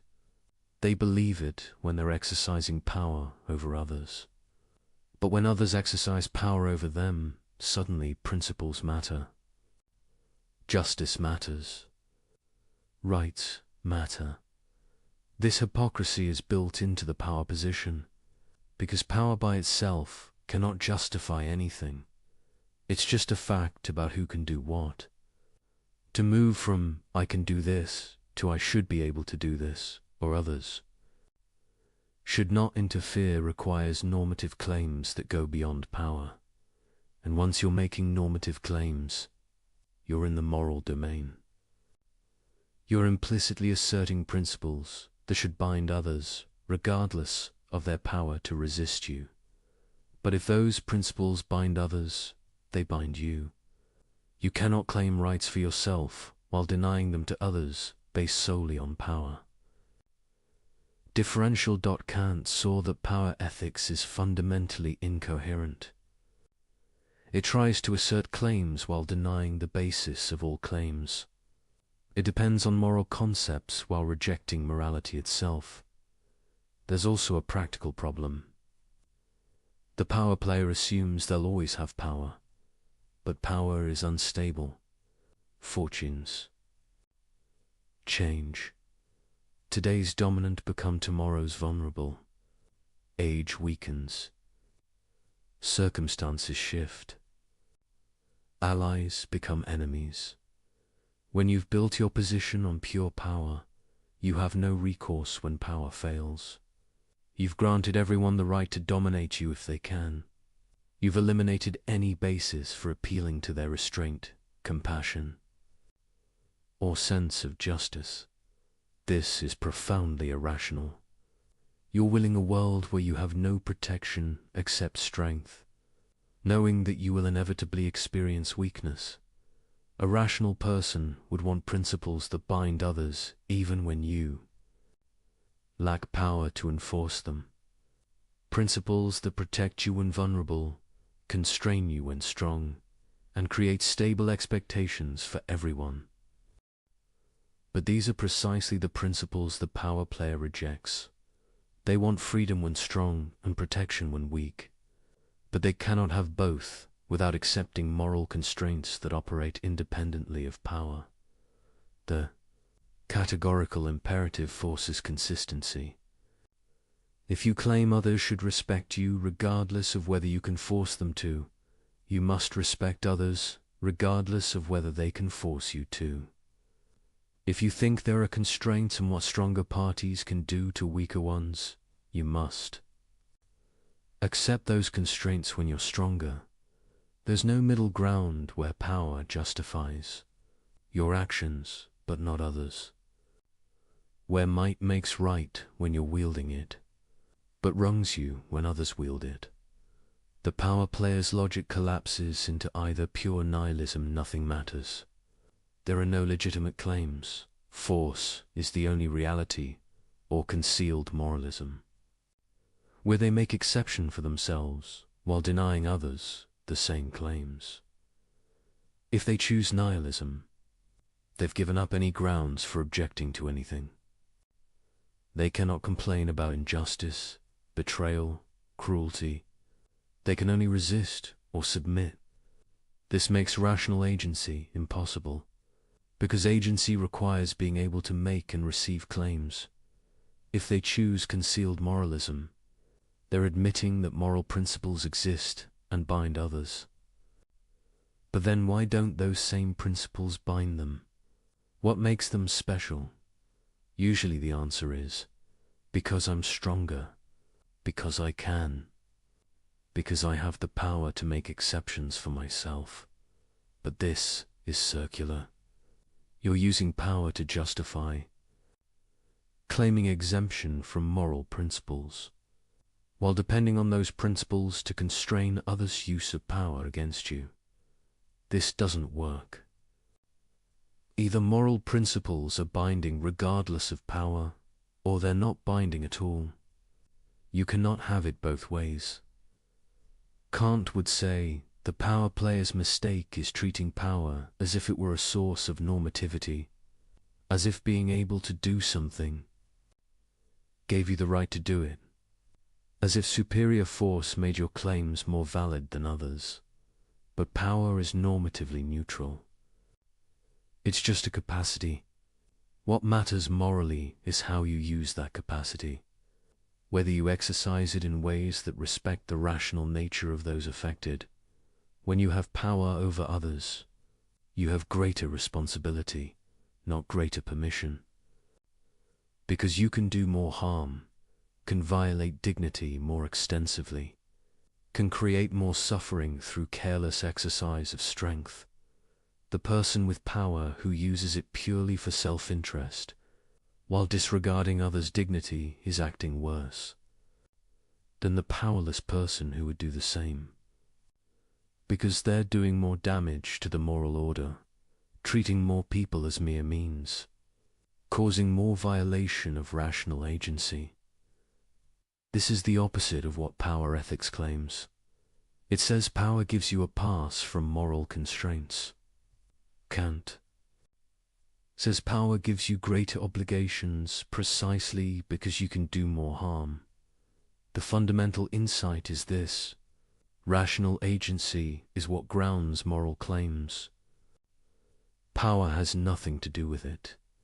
The weakest person has the same dignity as the strongest, the same status as an end in themselves, the same right to respect. Power can't change this. It can only create temptations to violate it and opportunities to uphold it. When the powerful respect the weak, despite having no external compulsion to do so, they demonstrate genuine moral character. They show they recognize dignity as unconditional, not dependent on whether others can force respect. When the powerful exploit the weak simply because they can, they reveal themselves as morally bankrupt. They show they recognize no principles beyond convenience, no constraints beyond external force. And most tellingly, they show they don't really believe their own position, because they still expect others to respect them, still make claims, still appeal to principles when it suits. Then, the power player wants moral order for themselves and moral freedom over others. But this cannot be universalized. It depends on asymmetry that cannot be rationally willed. Either we all live under power alone, in which case no one has legitimate claims and life is nasty, brutish, and short, or we all live under moral principles that bind regardless of power, in which case the strong must respect the weak. There is no coherent middle position where power justifies the strong dominating the weak, while moral principles protect the strong from each other. Kant's ethics reveals that might doesn't make right. It only makes might. And if that's all it makes, then the mighty have no more justified claims than anyone else. Their power is just a fact, not a justification. The only thing that makes claims justified, that gives anyone the right to expect anything from anyone else, is rational agency. And rational agency belongs equally to the strong and the weak, the powerful and the vulnerable, the dominant and the dominated. To recognize this is to see that power ethics is not just wrong, but incoherent. It asserts claims while denying the only possible basis of claims. It demands respect while refusing to give it.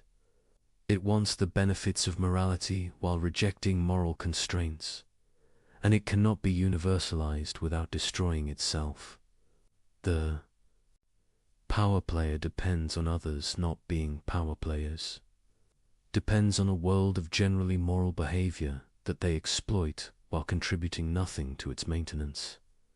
This is parasitism, not realism, and Kant's ethics exposes it completely. I had no choice. The situation forced my hand. Anyone would have done the same. It was necessary. This is perhaps the most common moral excuse. Not an assertion that the action was right, but a denial of responsibility. A claim that circumstances eliminated alternatives, that necessity overrode obligation, that the normal rules don't apply when you're backed into a corner. The excuse of necessity appears everywhere. The person who lies says they had to, that telling truth wasn't an option. The person who breaks a promise says circumstances changed, that keeping it became impossible. The person who betrays someone says they were forced, that they faced pressures, leaving no room for loyalty. Sometimes these claims are legitimate. Sometimes circumstances genuinely eliminate options, creating tragic situations where any choice causes harm. But far more often, the excuse of necessity is sophisticated self-deception. A way of denying agency when agency would require difficult choices. A way of avoiding responsibility by claiming helplessness. Kant's ethics cuts through this evasion ruthlessly. First, we need to distinguish genuine necessity from false necessity. Genuine necessity means literal impossibility. You cannot keep a promise to meet someone if you're physically prevented from traveling. You cannot tell truth if you're unconscious.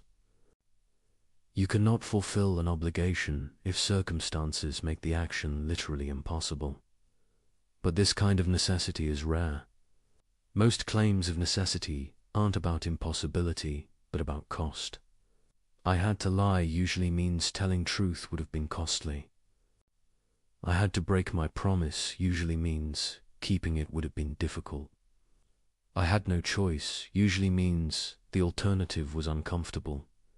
This is false necessity. Not the elimination of options, but the rejection of options you don't.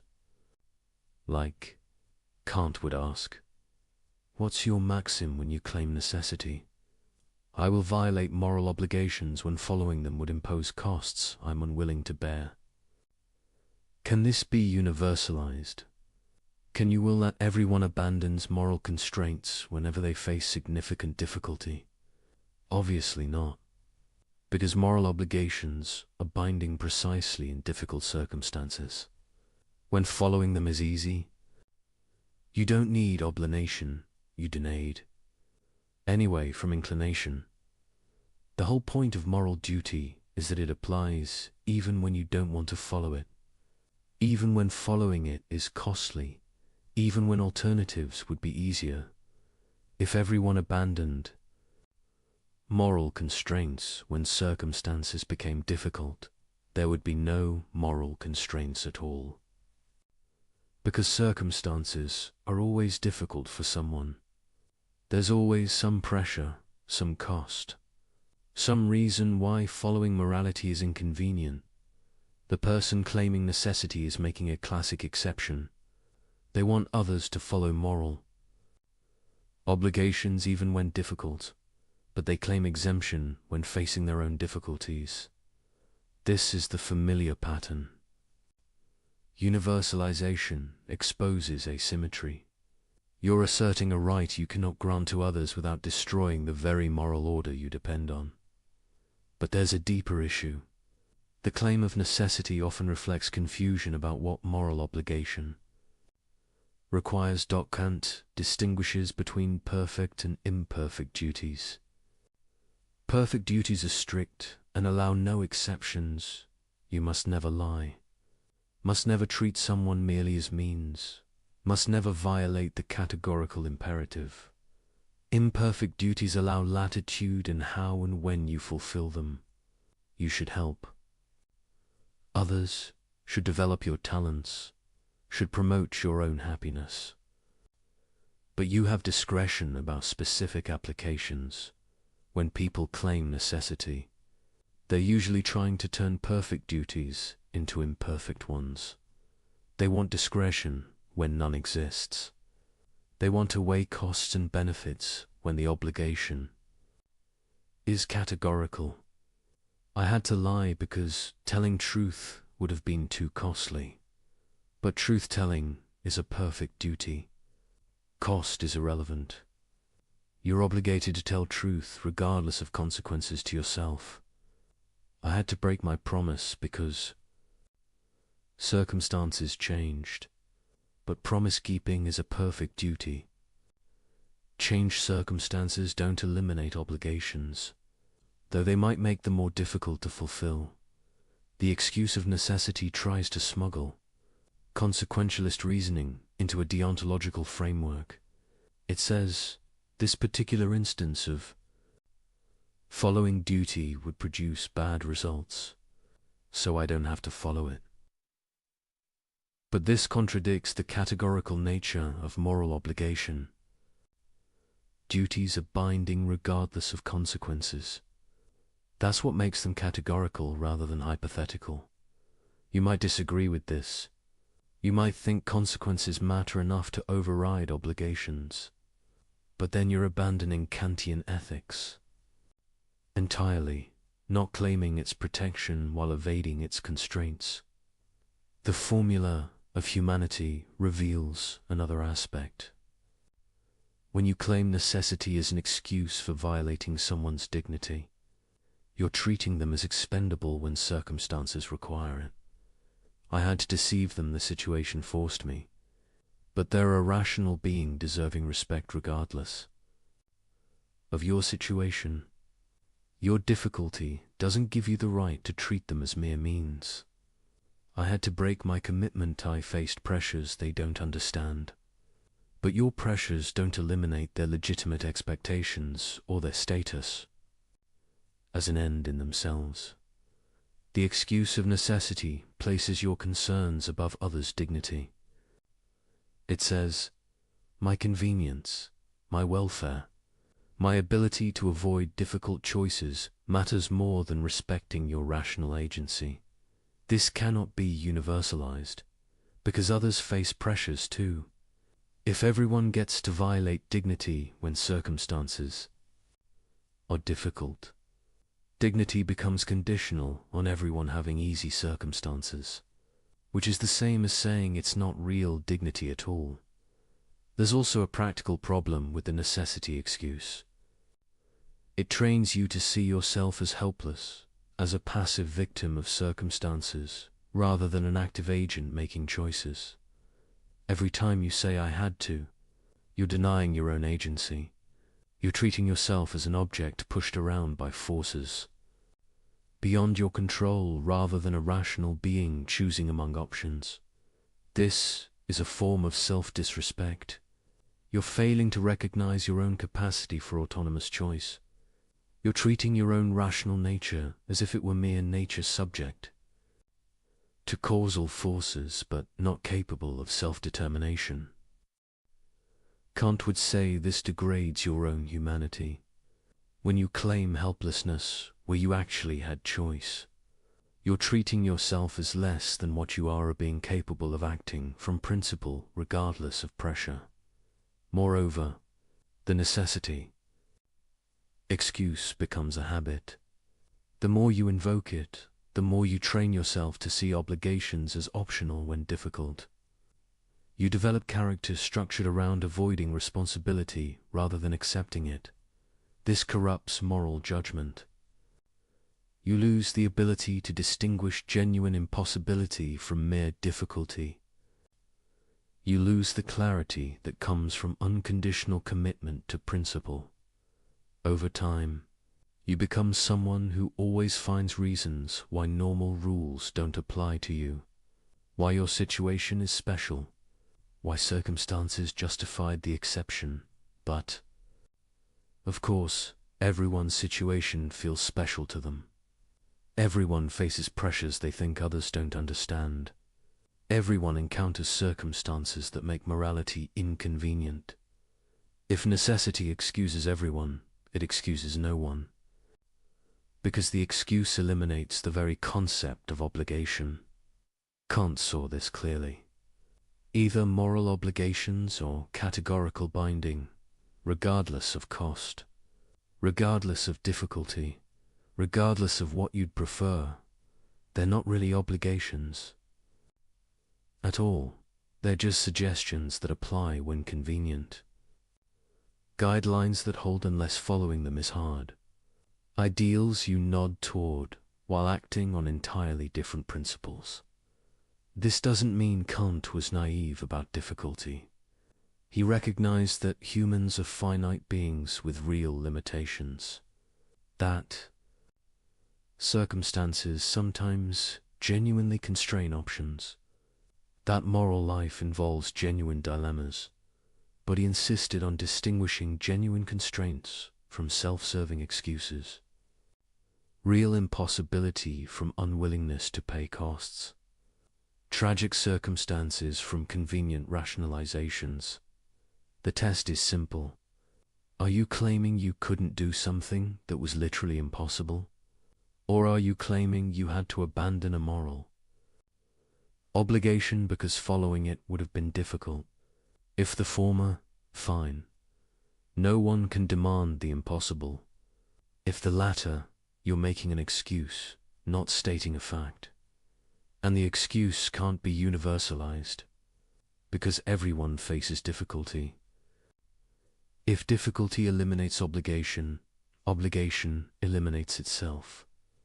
There's one more aspect to consider. The excuse of necessity often reveals failure of moral imagination, an inability to see options that would allow you to fulfill obligations.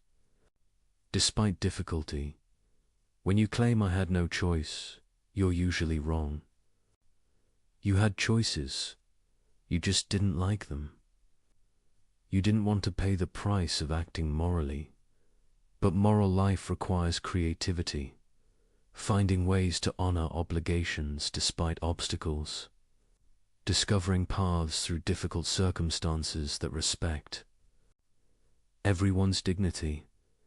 The person who immediately claims necessity has often simply stopped thinking. They've identified the easy option that violates obligation and declared all others impossible without seriously considering them. Kant would say this shows insufficient commitment to morality.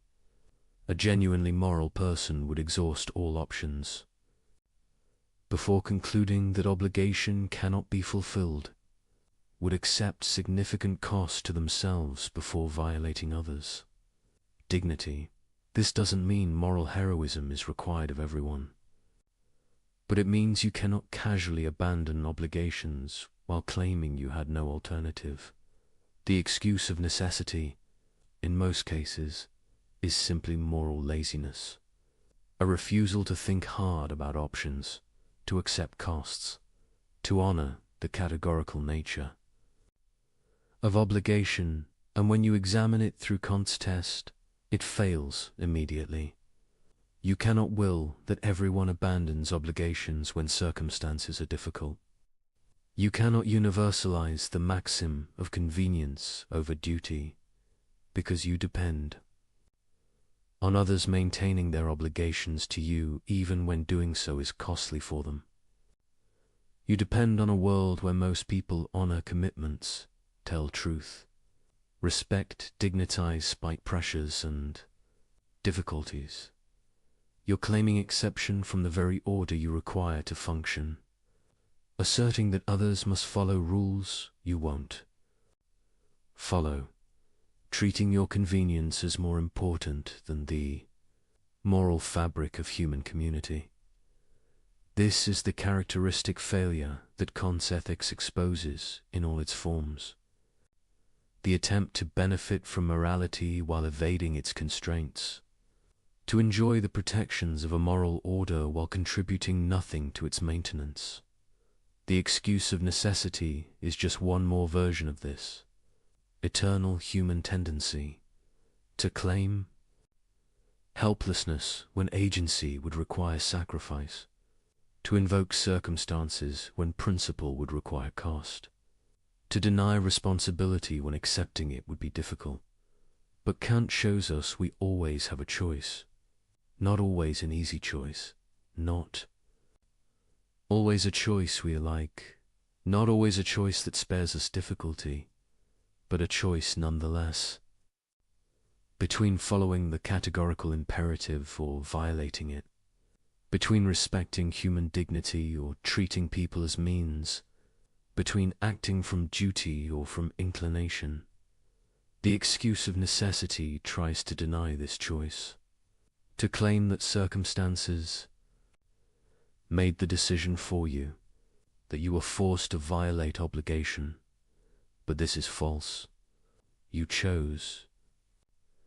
You decided that your convenience mattered more than your duty, that the cost of morality was more than you were willing to pay. You can admit this honestly, accept responsibility, and face whatever consequences follow from your choice, or you can hide behind necessity, pretending you had no agency, denying the choice you actually made. But you cannot do both. You cannot claim helplessness while also claiming moral status. You cannot deny agency while expecting to be treated as an agent, and you cannot universalize the excuse without destroying the very concept of moral obligation, without reducing ethics to a system where everyone follows rules when convenient and abandons them when not. Kant's ethics demands more. It demands recognition that moral obligation binds regardless of difficulty, that human dignity matters regardless of cost, that some things are simply required of rational beings, regardless of whether circumstances make compliance easy. This is demanding. It's meant to be. Because morality isn't about convenience, it's about what rational agency itself requires, about what must be true if human community is to be possible at all. And the excuse of necessity, in the end, is just another way of denying these truths while depending on them, of claiming helplessness while demanding that others remain bound by principles you refuse to follow. Kant's test exposes this completely and leaves no room for the comfortable lie that circumstances can eliminate what reason demands. We've seen how various justifications for immoral behavior fail the categorical imperative, but there's a deeper pattern worth exploring. A reason why bad maxims always fail universalization, and understanding this pattern reveals something profound about the structure of morality itself. Every immoral maxim has the same fundamental problem. It depends on conditions it simultaneously undermines. It requires stability it destroys. It exploits an order it refuses to maintain. Think about lying. The liar needs people to believe them. But lying, if universalized, destroys belief itself. The practice of communication depends on a presumption of truthfulness. When that presumption collapses, words lose their power to convey information. The liar is sawing off the branch they're sitting on. Their maxim only works because most people don't follow it. They're making an exception for themselves that cannot be generalized. This isn't an accident. It's structural, built into the nature of rational agency in communication. When you speak, you implicitly claim to be communicating something true. Not necessarily that your statement corresponds to reality, but that you believe what you're saying. You're presenting your words as expressions of your actual thoughts. Lying violates this implicit claim. You're using the communication system while refusing to play by its rules. You're exploiting others' assumption of good faith while acting in bad faith yourself. This is why the contradiction isn't just about consequences. It's about the internal coherence of the maxim itself. You cannot universalize lying because doing so destroys the very practice that makes lying possible. The same pattern appears in promise breaking. Promises work because people generally keep them. They create expectations that guide planning and enable cooperation.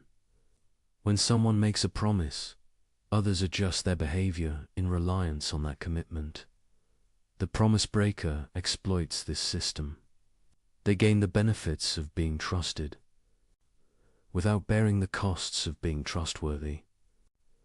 They want others to treat their promises as binding while treating those same promises as optional for themselves. But if everyone broke promises when convenient, the institution of promising would dissolve. No one would adjust their behavior based on commitments.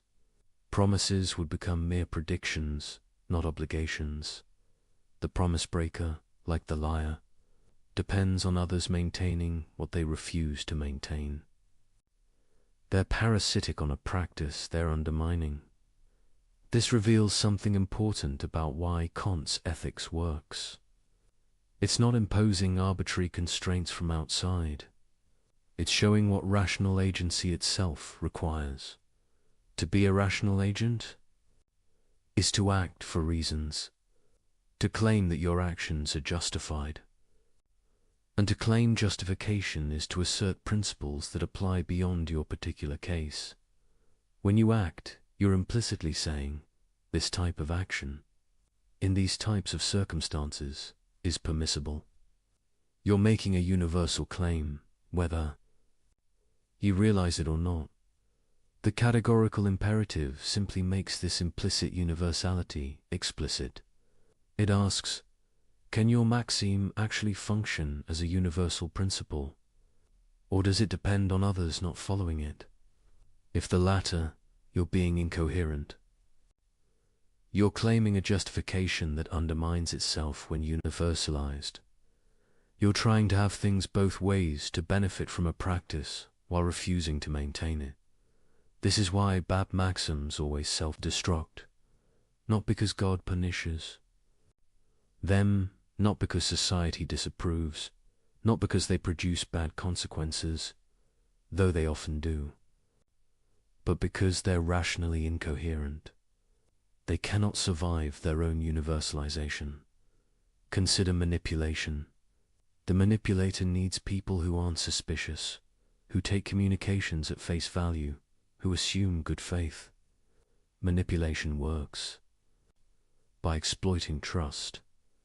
But if everyone manipulated everyone, trust would disappear.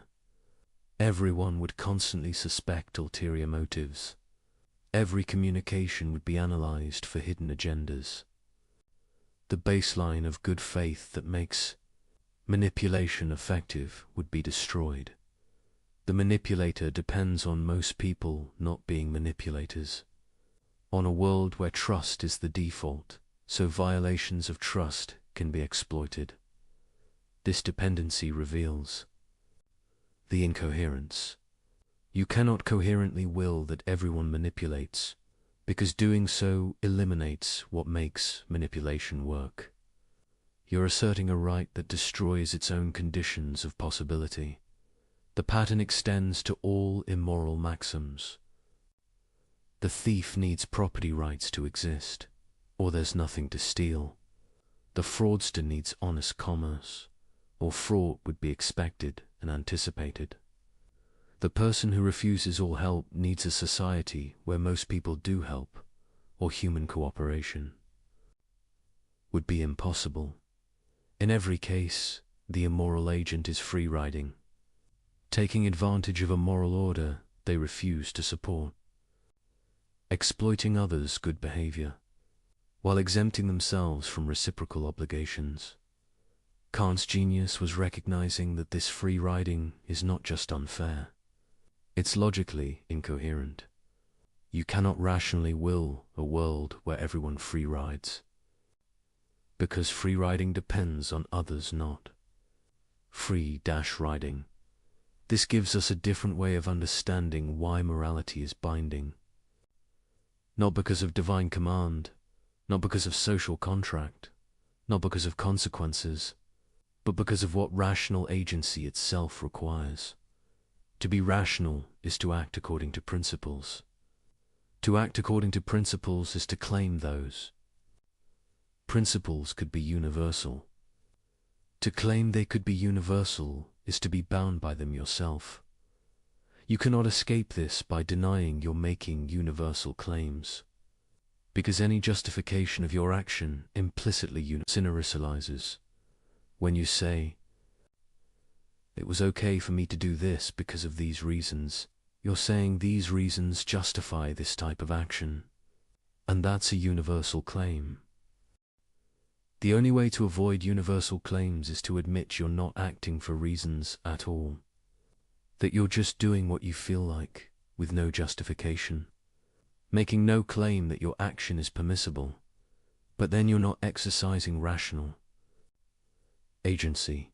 You're just behaving, and if you're just behaving, you cannot object when others behave toward you in ways you don't like.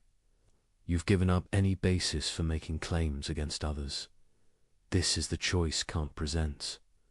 Either you act rationally, according to principles that could be universal, in which case morality binds you, or you give up rationality entirely, in which case you give up any basis for asserting claims, making demands, or expecting anything from anyone. Most people don't want to give up rationality. They want to be rational agents who act for reasons and can justify their choices. But they also want to avoid moral constraints when those constraints are inconvenient. Kant shows this is impossible. You cannot claim rational agency for yourself while denying its implications. You cannot assert justifications while refusing to universalize them.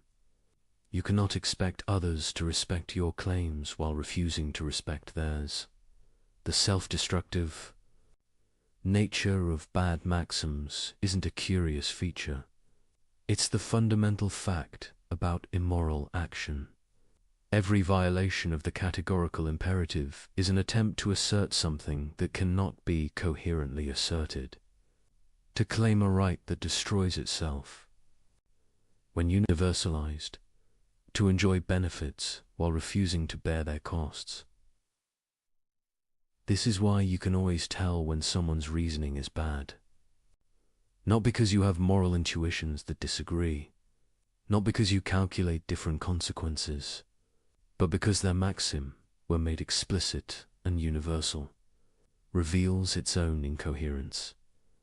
They want special treatment they cannot justify, exceptions. They cannot universalize, rights they cannot grant to others without undermining their own position. Kant gives us the tool to see this, to take any proposed action, any justification, any moral claim and test whether it can survive its own universalization. If it can, the action is at least permissible. If it cannot, the justification is hollow. Not wrong in some subjective sense, but objectively incoherent, self-undermining, rationally untenable. This is the deeper pattern. Bad maxims fail not because they violate external rules, but because they violate the internal requirements of rational agency itself. They try to claim what cannot be claimed, to assert what cannot be asserted, to universalize what destroys itself when universalized. And once you see this pattern, you cannot unsee it. Every rationalization reveals itself as an attempt to make an exception that cannot be made. Every excuse exposes itself as a claim to rights that undermine themselves when, extended, the categorical imperative is not a constraint imposed from outside. It's the internal logic of rational agency made explicit. Acting morally is not sacrificing your interests for some external authority. It's being consistent with what you're already implicitly claiming whenever you act rationally at all. This is why I can't believe morality could be based on reason alone. Not because reason tells us what to desire or what goals to pursue, but because reason itself has a structure, and acting according to that structure requires acting morally. The person who violates the categorical imperative isn't just doing something wrong. They're being irrational, incoherent, self-contradictory. They're claiming what they cannot claim, asserting what they cannot assert, willing what they cannot will. And this irrationality is visible, not through moral intuition or divine revelation or cultural conditioning, but through simple, logical analysis, through asking, can this maxim be universal? Does it survive its own generalization, or does it depend on conditions it undermines? When you ask this question honestly, bad maxims always reveal themselves. They collapse under their own weight. They prove unable to sustain what they require. This is the deeper pattern, and understanding it transforms how you think about morality. It's not about following rules because someone said so. It's about being coherent, about not soaring off the branch you're sitting on, about not claiming rights you cannot grant, about not willing what cannot be willed. It's about recognizing what rational agency itself demands, and accepting that you cannot escape those demands while remaining rational. Having understood why bad maxims self-destruct, we can examine the deeper architecture of how people try to evade moral constraints. There are patterns to manipulation and rationalization, strategies that appear again and again, and understanding these patterns helps you recognize violations before they deceive you. The first strategy is particularization, taking a universal moral principle and adding qualifications that make it apply only to others. You shouldn't lie becomes people shouldn't lie to me. Promises should be kept becomes others should keep their promises to me. Human dignity must be respected becomes my dignity must be respected. The pattern is subtle because it uses moral language while evacuating moral content. It sounds like you're affirming moral principles, but you're actually claiming special status that exempts you from them. Kant's test exposes this immediately. Can you universalize your actual maxim? Not the principle you cite, but the principle you actually follow. If your real maxim is, others must respect my dignity, but I can treat them as mere means when convenient, that obviously fails universalization. You're claiming an exception with no justification. The second strategy is false equivalence, treating fundamentally different situations as if they raise the same moral issues, then using one to justify the other. Everyone lies sometimes, so my lies are no different.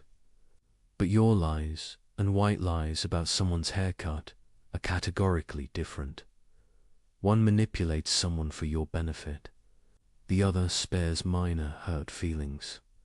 The maxims are completely different. All business involves some exploitation, so my exploitation is normal. But there's a difference between employing someone at market wages and systematically abusing workers because you can.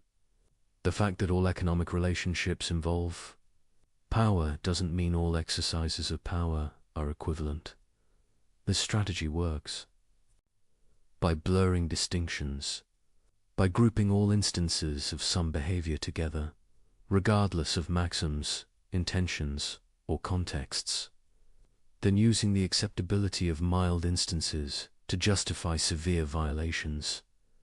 Kant's ethics requires examining actual maxims, not surface behaviors. Two people might tell falsehoods. Following the maxim, I will speak falsely to protect someone from harm. Another following, I will deceive others for personal gain. Same behavior, completely different moral status. The third strategy is infinite regress, questioning every moral claim until the person either gives up or admits uncertainty, then treating this as permission to ignore morality entirely. Why should I respect human dignity? Because Kant said so. Why should I listen to Kant?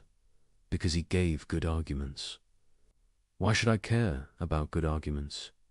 Because rationality matters. Why does rationality matter? This can continue indefinitely, but it proves nothing. You can apply the same strategy to any claim whatsoever, including the strategy itself. Kant's response is that some things are simply presupposed by rational agency. You cannot question whether rationality matters while engaging in rational questioning. The very act of asking undermines the skeptical conclusion. Similarly, you cannot claim rational agency for yourself while denying its implications. Questioning moral principles is fine, but you cannot question them while simultaneously making moral claims against others.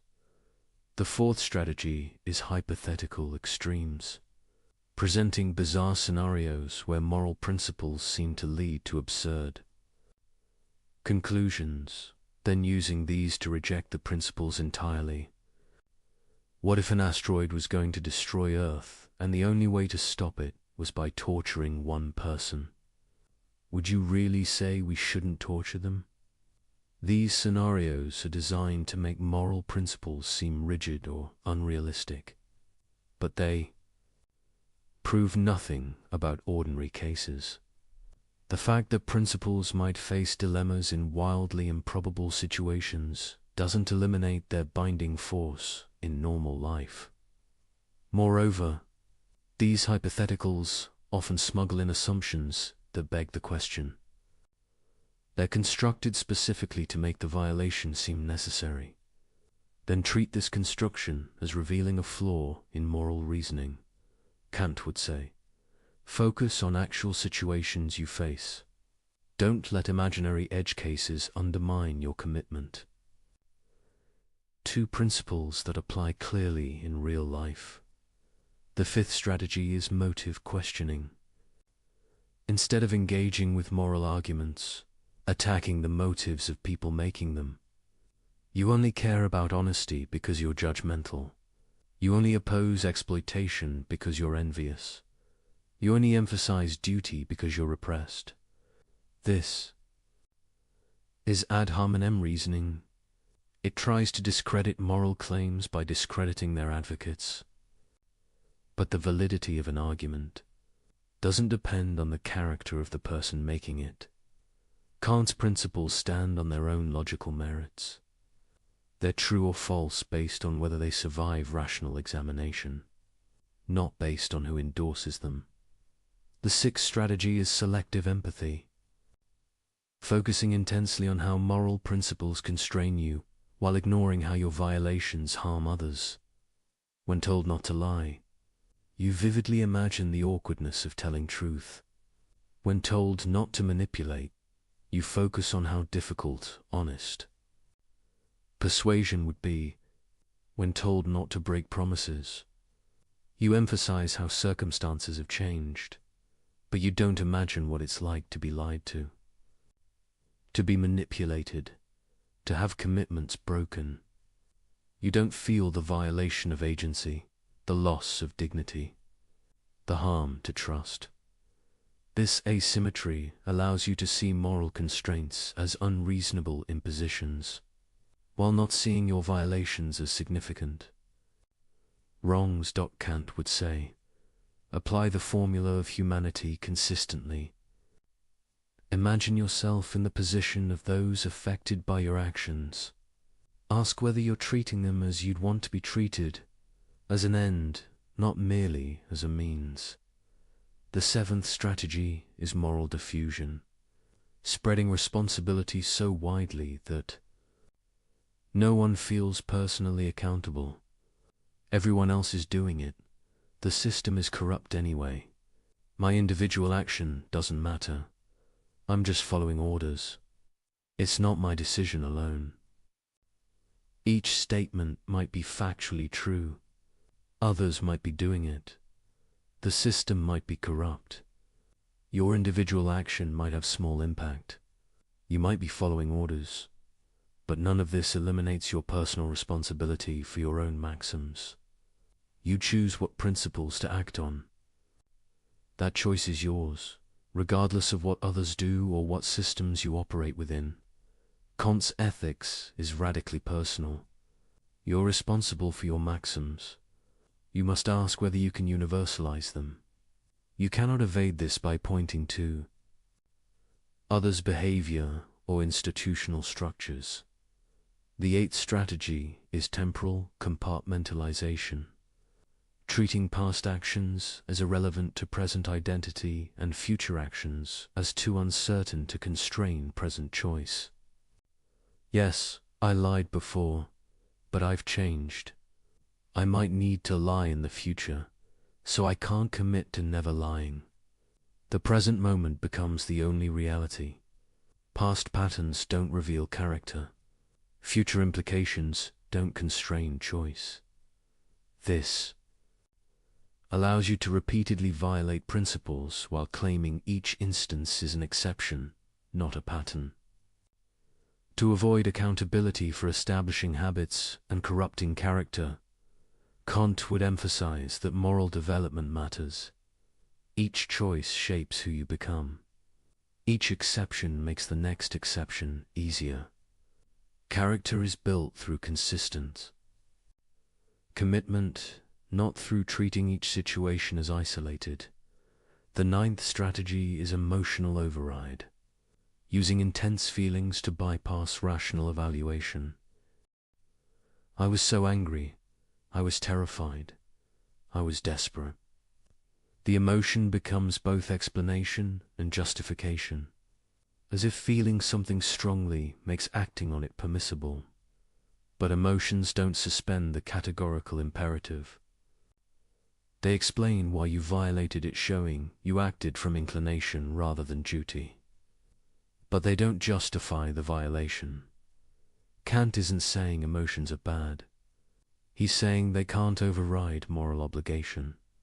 When duty and inclination conflict, duty must prevail if you're to be genuinely moral rather than merely following your feelings. The 10th strategy is definitional games, redefining terms to make violations seem like compliance. I'm not lying, I'm being strategic with information. I'm not manipulating, I'm influencing. I'm not exploiting. I'm engaging in mutually beneficial exchange. I'm not violating dignity. I'm being realistic about human nature. The words change, but the underlying maxims remain the same. You're still deceiving, still treating people as mere means, still making exceptions for yourself. Kant would focus on the actual maxim you're acting on, regardless of how you label it. What principle are you really following? Can that principle be universalized? Understanding these strategies reveals something important.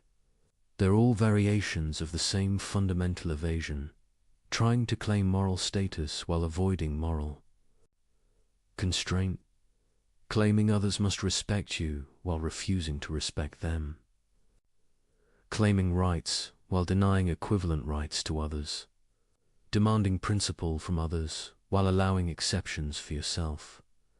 Every strategy tries to maintain the asymmetry that Kant's ethics exposes, to preserve the gap between how you want to be treated and how you're willing to treat others. This is why manipulation has an architecture. It's not random. It follows patterns because it's always trying to solve the same problem. How to violate the categorical imperative while claiming its protections.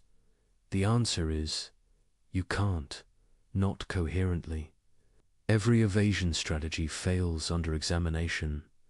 Every rationalization reveals itself as special pleading. Every exception proves unable to generalize. But humans are remarkably persistent. When one strategy fails, we try another. When direct violation is too obvious, we obscure it with rhetoric. When logical analysis exposes the problem, we appeal to emotion or authority. The architecture of manipulation is intricate because people are clever. But it's also fragile because all its structures rest on the same incoherent foundation. The attempt to have moral order without moral constraint. Recognizing these patterns makes you harder to manipulate and less likely to manipulate yourself. When someone tries one of these strategies, you can identify it. When you're tempted to rationalize, you can catch yourself. The categorical imperative, once truly understood, acts like a philosophical immune system.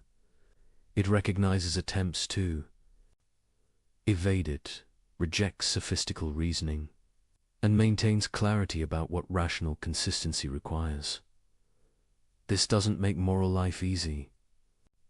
Recognizing manipulation doesn't eliminate temptation. Understanding doesn't automatically produce right action. But it does strip away comforting illusions. It makes self-deception harder. It exposes the architecture of rationalization so you can see it operating in yourself and others. And seeing clearly is the first step toward acting well. Throughout our exploration, one concept has appeared again and again: autonomy. It's time to understand why this concept is so central to Kant's ethics and why it unlocks everything else. The word autonomy literally means self-law. Auto, self. Nomos law. A being who gives laws to themselves rather than receiving them from outside. This might sound like moral relativism, everyone making up their own rules. But Kant means something entirely different. Something profound about what it means to be rational. To see this, we need to distinguish autonomy from mere independence. Independence is simply doing what you want without external constraint. A person stranded alone on an island is independent in this sense. But they're not autonomous in Kant's sense. Autonomy isn't about absence of constraint. It's about the source of constraint. An autonomous being is constrained by principles, by laws, by obligations. But these constraints are self-imposed. They come from the rational nature of the being itself, not from external forces. Think about mathematics. When you recognize that 2 + 2 = 4, you're constrained. You can't rationally believe that 2 + 2 = 5. But this constraint isn't imposed from outside. It comes from the nature of rational thought itself. You give this law to yourself through your own reason. Moral autonomy works similarly. When you recognize that the categorical imperative binds you, you're constrained. You can't rationally will maxims that can't be basalized. But this constraint isn't imposed by God, society, or nature. It comes from your own rational nature. This is why Kant says that autonomy is the foundation of human dignity, because to be autonomous is to be the source of your own laws, to be self-determining rather than determined by outside forces. An animal acts from instinct. It's not autonomous because its behavior is determined by natural drives it doesn't choose. A programmed machine acts from its code. It's not autonomous because its behavior is determined by external programming. But a rational being can step back from any particular drive or desire and ask, should I act on this? Is this consistent with principles I can will as universal law? This capacity for critical reflection, for self-legislation, is what makes rational beings special, and it's what gives them dignity rather than mere value. Things with value can be traded, replaced, or sacrificed for something of greater value. But beings with dignity are priceless. They cannot be traded or replaced because their worth is unconditional. Why? Because they're the source of all valuing. They're what makes value possible in the first place. Without autonomous, rational beings, nothing would have value because there would be no one to recognize it, pursue it, or care about it. This is why the formula of humanity commands treating rational beings as ends in themselves. Not because they're useful, though they often are. Not because they produce good outcomes, though they often do. But because they have the capacity for autonomy, for giving laws to themselves through reason. When you respect someone's autonomy, you're acknowledging their capacity to set their own ends, make their own choices, determine their own life through reason. You're recognizing them as a fellow legislator in the kingdom of ends. When you violate someone's autonomy by lying, manipulating, coercing, or otherwise treating them as mere means, denying this capacity, you're treating them as if they were an object to be used rather than an agent to be respected. This is why all moral violations involve treating rational nature as mere means. Because all moral violations override autonomy. They substitute your judgment for someone else's, your ends for theirs, your will for their self-legislation. But here's the key insight. You cannot coherently deny autonomy in others while claiming it for yourself. Because the same rational capacity that grounds your autonomy grounds theirs. When you assert your own dignity, make claims against others, demand respect for your choices, sure, implicitly affirming that rational nature deserves respect. But rational nature is universal. It's not something you uniquely possess. It's what makes any being capable of moral status. So to claim autonomy for yourself while denying it to others is incoherent. You're asserting that rational nature deserves respect when it's yours, but not when it's theirs. You're making an exception that cannot be justified. The categorical imperative simply makes this explicit. It says, if you're going to act as an autonomous being setting ends, making choices, following principles Zen, you must recognize autonomy in others.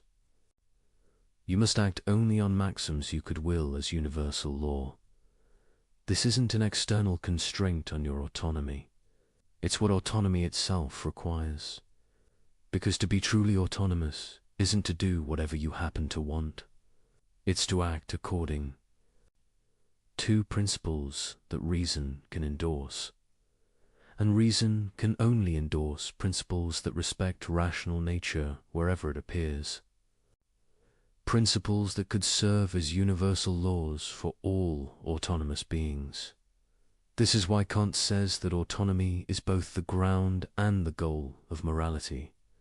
It's the ground because rational beings' capacity for self-legislation is what makes moral law possible.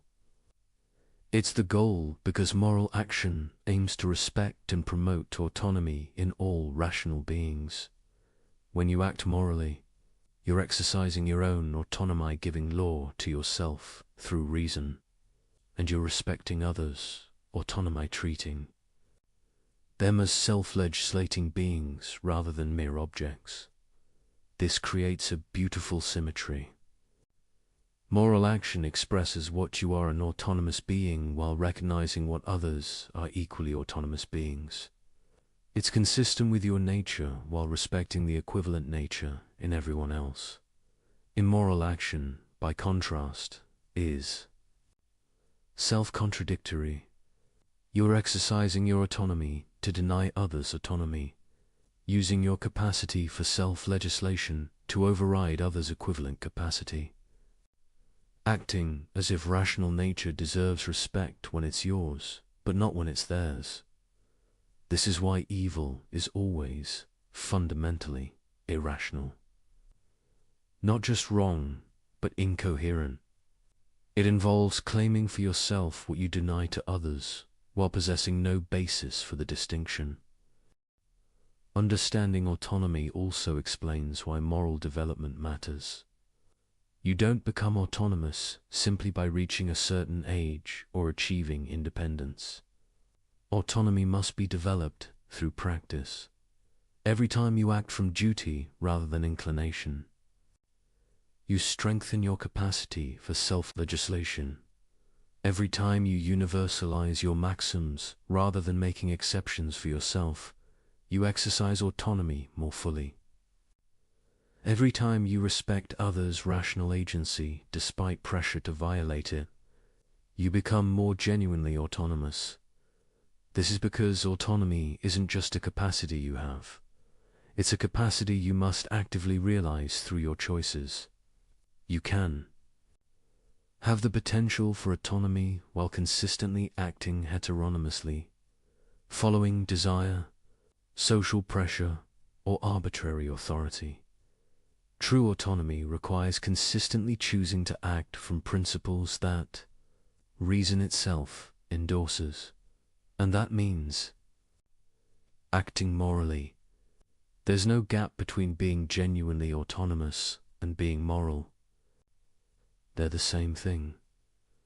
This is perhaps Kant's most radical claim. Morality isn't a constraint on your autonomy. It's the fullest expression of autonomy.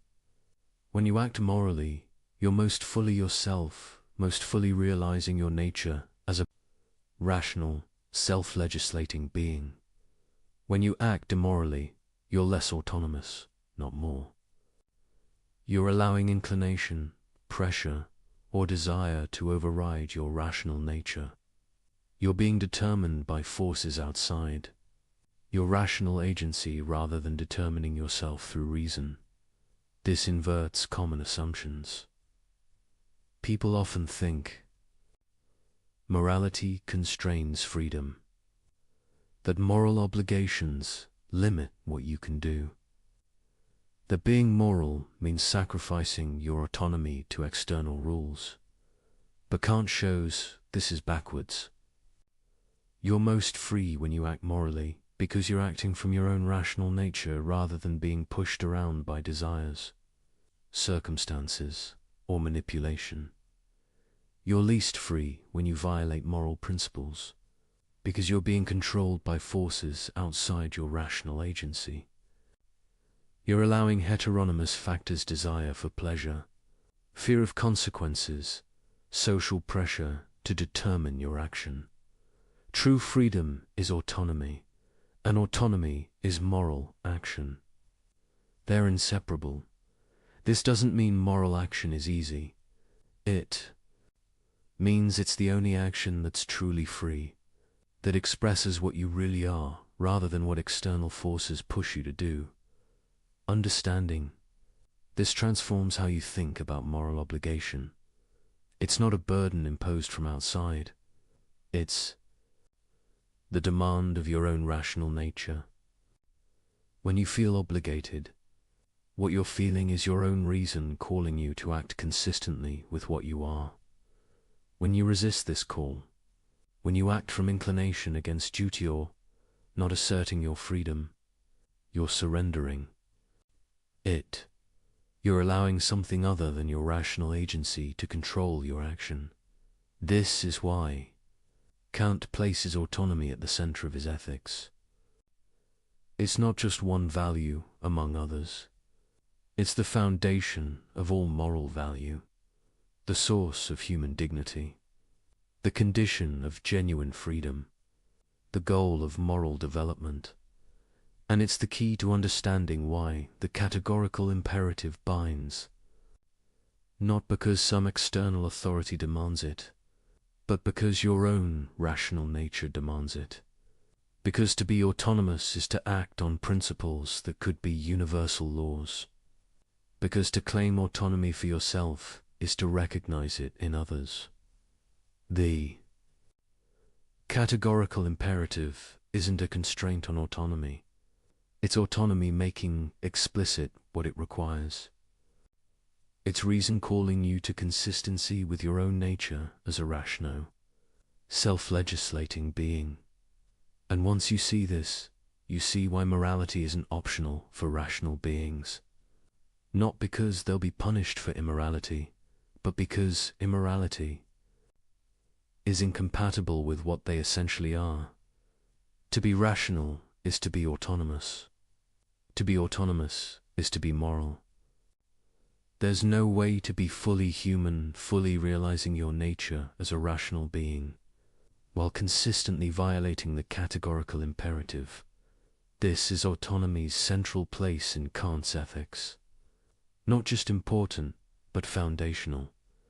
Not just a value, but the condition of all value. Not just relevant to morality, but identical with it. Understanding this unlocks everything else we've explored. Why bad maxims self-destruct, why manipulation fails universalization, why moral violations are irrational, why human dignity is unconditional. All of it flows from the nature of autonomy, from what it means to be a rational being capable of giving law to yourself through reason, from the recognition that this capacity is what makes morality possible and what morality must protect. Kant gave us a third formulation of the categorical imperative, one that synthesizes the insights of the first two while pointing towards something aspirational. He called it the formula of the kingdom of ends. Act according to maxims of a universally legislating member of a merely possible kingdom of ends. This formulation is more complex, but it captures something beautiful about what morality aims toward. A vision of human community at its best. A kingdom is a systematic union under common laws. But this isn't a political kingdom ruled by a monarch. It's a moral kingdom where all members are both legislators and subjects. Each member legislates universal laws through their rational nature, but each is also subject to the very laws they legislate. You make moral law through your reason, but you're also bound by it. This dual status legislator and subject simultaneously is what distinguishes the kingdom of ends from hierarchical structures. There's no ruler imposing law on subordinates. Everyone participates equally in moral legislation. The kingdom consists of ends, rational beings who are valuable in themselves, not merely as means. Each member recognizes every other member as an end. Each treats everyone else with the respect due to autonomous agents. This creates a moral community, where everyone relates to everyone else as fellow rational beings, where no one is used as a mere tool, where each person's dignity is recognized and respected by all. Kant describes this as a merely possible kingdom because it's an ideal rather than a current reality. No actual human society fully realizes it. but it represents the goal toward which moral action tends. When you act according to the categorical imperative, you're legislating for this kingdom. You're acting as if it already existed. You're treating others as ends, following only maxims. That could be universal laws, recognizing the dignity of all rational beings. Each moral action is like a vote for the kingdom of ends, a contribution toward making it real, a refusal to treat the current state of imperfection as justification for further violation. The beauty of this vision is how it combines equality with respect. Everyone is equal as a legislator each person's. Rational nature has the same status and authority, but this equality grounds respect rather than uniformity. Each person's unique ends, projects, and choices deserve respect precisely because they're exercises of autonomous, rational agency. The kingdom of ends isn't a place where everyone does the same things or pursues identical goals. It's a community where everyone pursues their own rationally chosen ends while respecting others' equivalent freedom to do the same. This vision has political implications. It suggests what legitimate political authority looks like. Not ruled by the powerful over the weak, but self-governance by rational beings who recognize each other's equal status. Laws are legitimate when they could be willed by everyone as self-legislation. When they respect the autonomy of all citizens, treating them as ends rather than means. When they create conditions for each person to develop and exercise their rational capacities. But the kingdom of ends goes beyond politics. It's a moral ideal that applies to all human relationships, to families, friendships, businesses, institutions, any context where rational beings interact. In each context, the question is, are people treating each other as ends in themselves, as autonomous agents whose dignity deserves respect? Or are they treating each other as mere tools, as means to their own ends? A family that respects the kingdom of ends would recognize each member's rational agency. Parents would guide children toward autonomy rather than merely controlling them.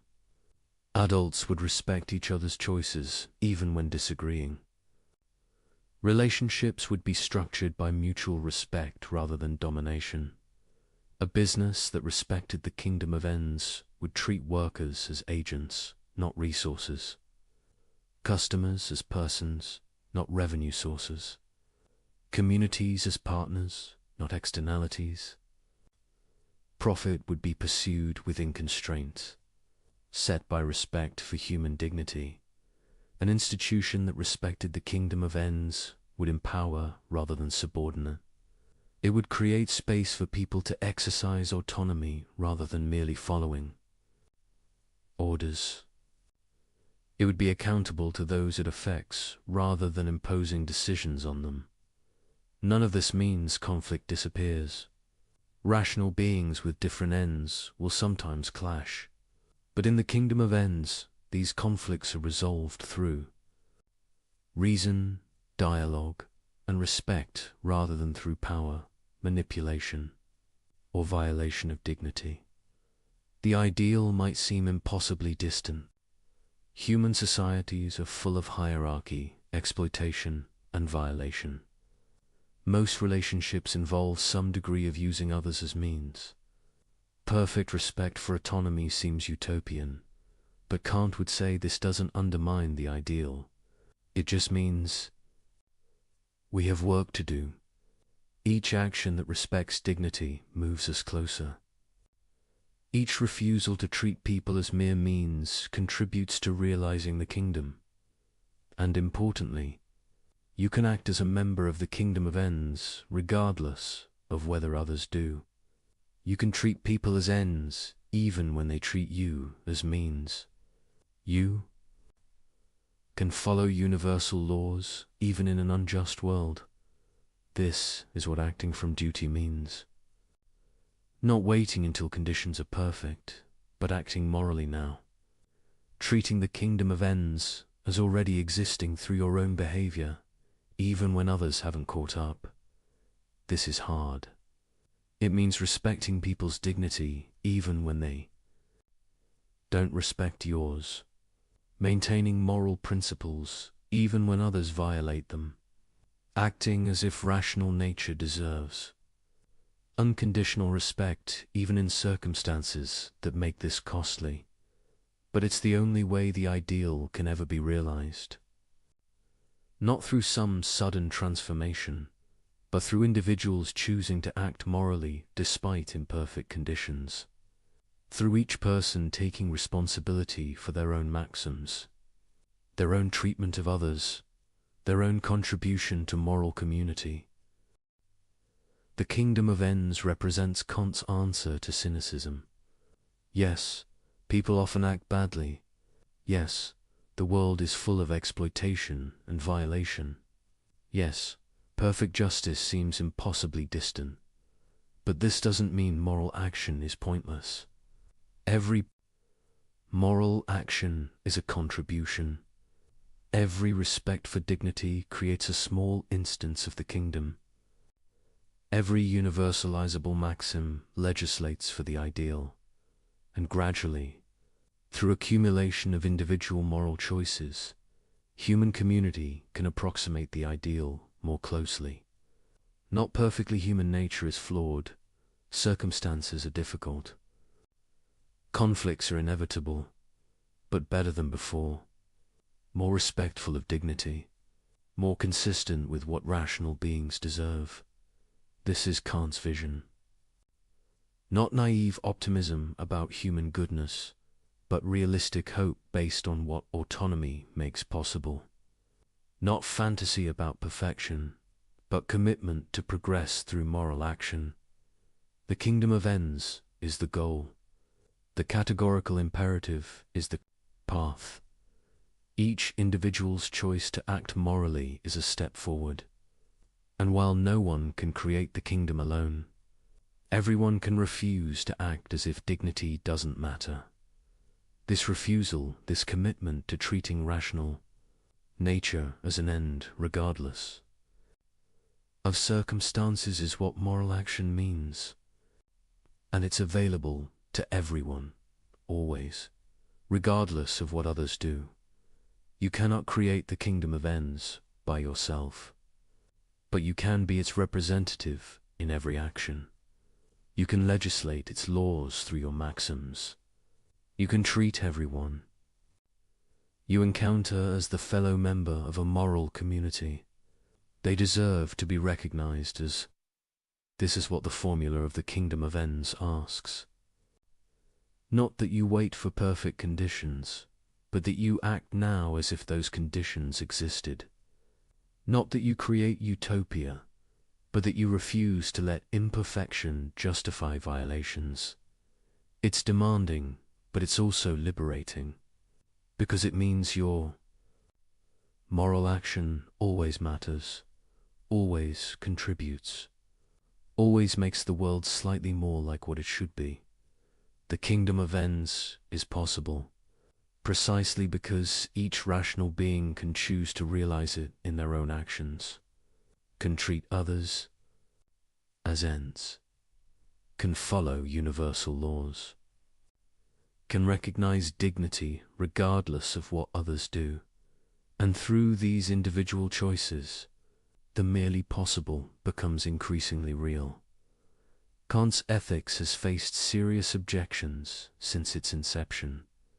Understanding these challenges helps us appreciate both the theory's strengths and its genuine difficulties. Let's examine the most important criticisms, honestly. The first major objection is rigidity.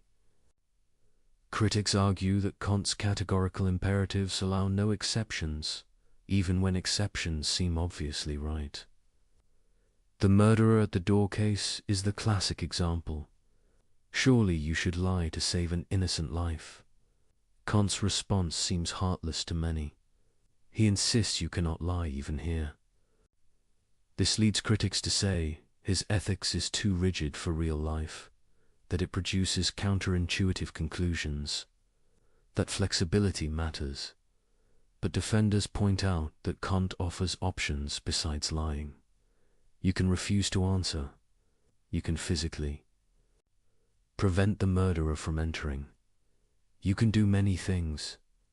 The prohibition is specifically against lying, not against protecting the innocent. Moreover, if we allow exceptions for good consequences, where do we stop? Once we say lying is acceptable when it produces good outcomes, we've abandoned the categorical nature of moral obligation. We're back to consequentialism with all its problems.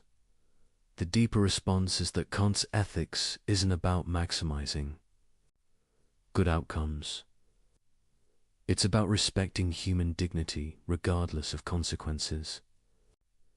If this sometimes requires accepting worse outcomes, that's the price of treating moral principles as truly categorical. You might still disagree, but the disagreement is about whether morality is fundamentally deontological or consequentialist, not about whether Kant is consistent within his framework. The second objection concerns conflicts of duty. What happens when two perfect duties conflict? When keeping one promise requires breaking another? When telling truth to one person means violating confidentiality to another? Kant has no clear procedure for resolving these conflicts. He tends to deny they can genuinely occur, to suggest that careful analysis will reveal one duty takes priority, or that there's a creative solution respecting both. But critics say this is unrealistic. Real life does present tragic choices where any option violates some duty. Kant's ethics seems to break down here. Defenders argue this objection misunderstands the theory. Kant isn't claiming moral life is easy or that dilemmas never occur. He's claiming that moral principles are categorical. When you face a genuine dilemma, you do your best to reason through which obligation is stronger, then accept responsibility for the choice. The theory doesn't provide mechanical answers, but it does provide a framework for thinking through difficult cases. And it prohibits certain easy outs like sacrificing others' dignity for your convenience. The third objection involves moral motivation. Kant says actions have moral worth only when done from duty rather than inclination. But this seems to devalue natural sympathy, love, and compassion. Surely the person who helps others from genuine care is more praiseworthy than someone who helps grudgingly from duty alone. Doesn't Kant's ethics make morality cold and mechanical? Kant's response is often misunderstood. He's not saying emotions are bad or that you should help people without caring about them. He's saying moral worth comes from acting on principle, not from acting on feeling alone, when duty and inclination align. That's wonderful. When you help someone you care about, you're acting from both duty and love. But the moral worth specifically comes from the recognition that you would have obligations even if you didn't feel like helping. The person who helps only when they feel like it isn't genuinely moral. They're just following their feelings. Moral character requires helping even when you don't feel like it, because duty requires it. The fourth objection concerns application. How do you determine the right level of specificity for maxims? How do you know which features of your situation are morally relevant? The theory seems to require perfect judgment while providing limited guidance. This is a fair concern. Kant's ethics requires practical wisdom to apply correctly. You can't just mechanically test maxims without understanding which formulations capture the morally relevant features. But defenders argue this is true of any ethical theory. All require judgment in application. Kant at least provides clear principles to guide that judgment, the tests of universalization and respect for humanity. Moreover, practice improves judgment. As you apply the categorical imperative over time, you develop better intuitions about which maxims accurately describe your actions and which features matter morally. The fifth objection involves scope. Does the categorical imperative apply to non-human animals? To future generations? To artificial intelligences if they become rational? Kant's framework seems unclear about boundaries. Kant himself limited moral status to rational beings. Animals, in his view, have only indirect moral significance. We shouldn't be cruel to them because cruelty corrupts our character, not because they have rights. Many modern philosophers find this too narrow. They argue that the capacity to suffer, not just rationality, creates moral status, that we have direct duties to animals, not just indirect ones mediated through effects on human character. This is a real tension. Kant's focus on rational agency as the sole source of moral status seems problematic to many contemporary thinkers. But extending moral status beyond rational agency requires rethinking the foundation of his theory. The sixth objection concerns realism. Is Kant's account of autonomy psychologically realistic? Can humans really act from pure rational principle, rather than emotion and desire? Doesn't his theory require capacities humans don't have? Research in psychology and neuroscience suggests that emotion and reason are deeply intertwined. The so-called rational decision-making always involves emotional components. That pure practical reason might be a myth. Defenders argue Kant isn't denying the role of emotion. He's making a normative claim about what gives actions moral worth, not an empirical claim about how human psychology actually works. Moreover, the fact that perfect autonomy is difficult doesn't make it irrelevant. It's an ideal we can approximate, a standard that guides self-improvement, even if we never achieve it completely. These objections are serious. They point to genuine difficulties in Kant's ethics, but none of them devastate the theory. Each has responses that preserve the core, insights while acknowledging limitations. Perhaps the fairest assessment is this: Kant's ethics captures something deeply true about morality and human dignity. The categorical imperative reveals real inconsistencies in immoral reasoning. The formula of humanity identifies genuine violations we should care about, but the theory isn't perfect. Application requires judgment it doesn't fully provide. Some conclusions seem counterintuitive. Some questions don't have clear answers within the framework. This doesn't mean we should abandon Kant. It means we should engage with his ideas thoughtfully. Take what works, grapple with what doesn't, and recognize that ethical thinking is an ongoing project without final answers. The categorical imperative remains a powerful tool for moral reasoning, even if you don't accept every detail of Kant's system. The universalization test and respect for humanity can guide ethical thinking. What matters most is the core insight. Rational beings have dignity that deserves unconditional respect. Moral principles must be universal, not arbitrary exceptions. Using people as mere means violates something fundamental about what they are.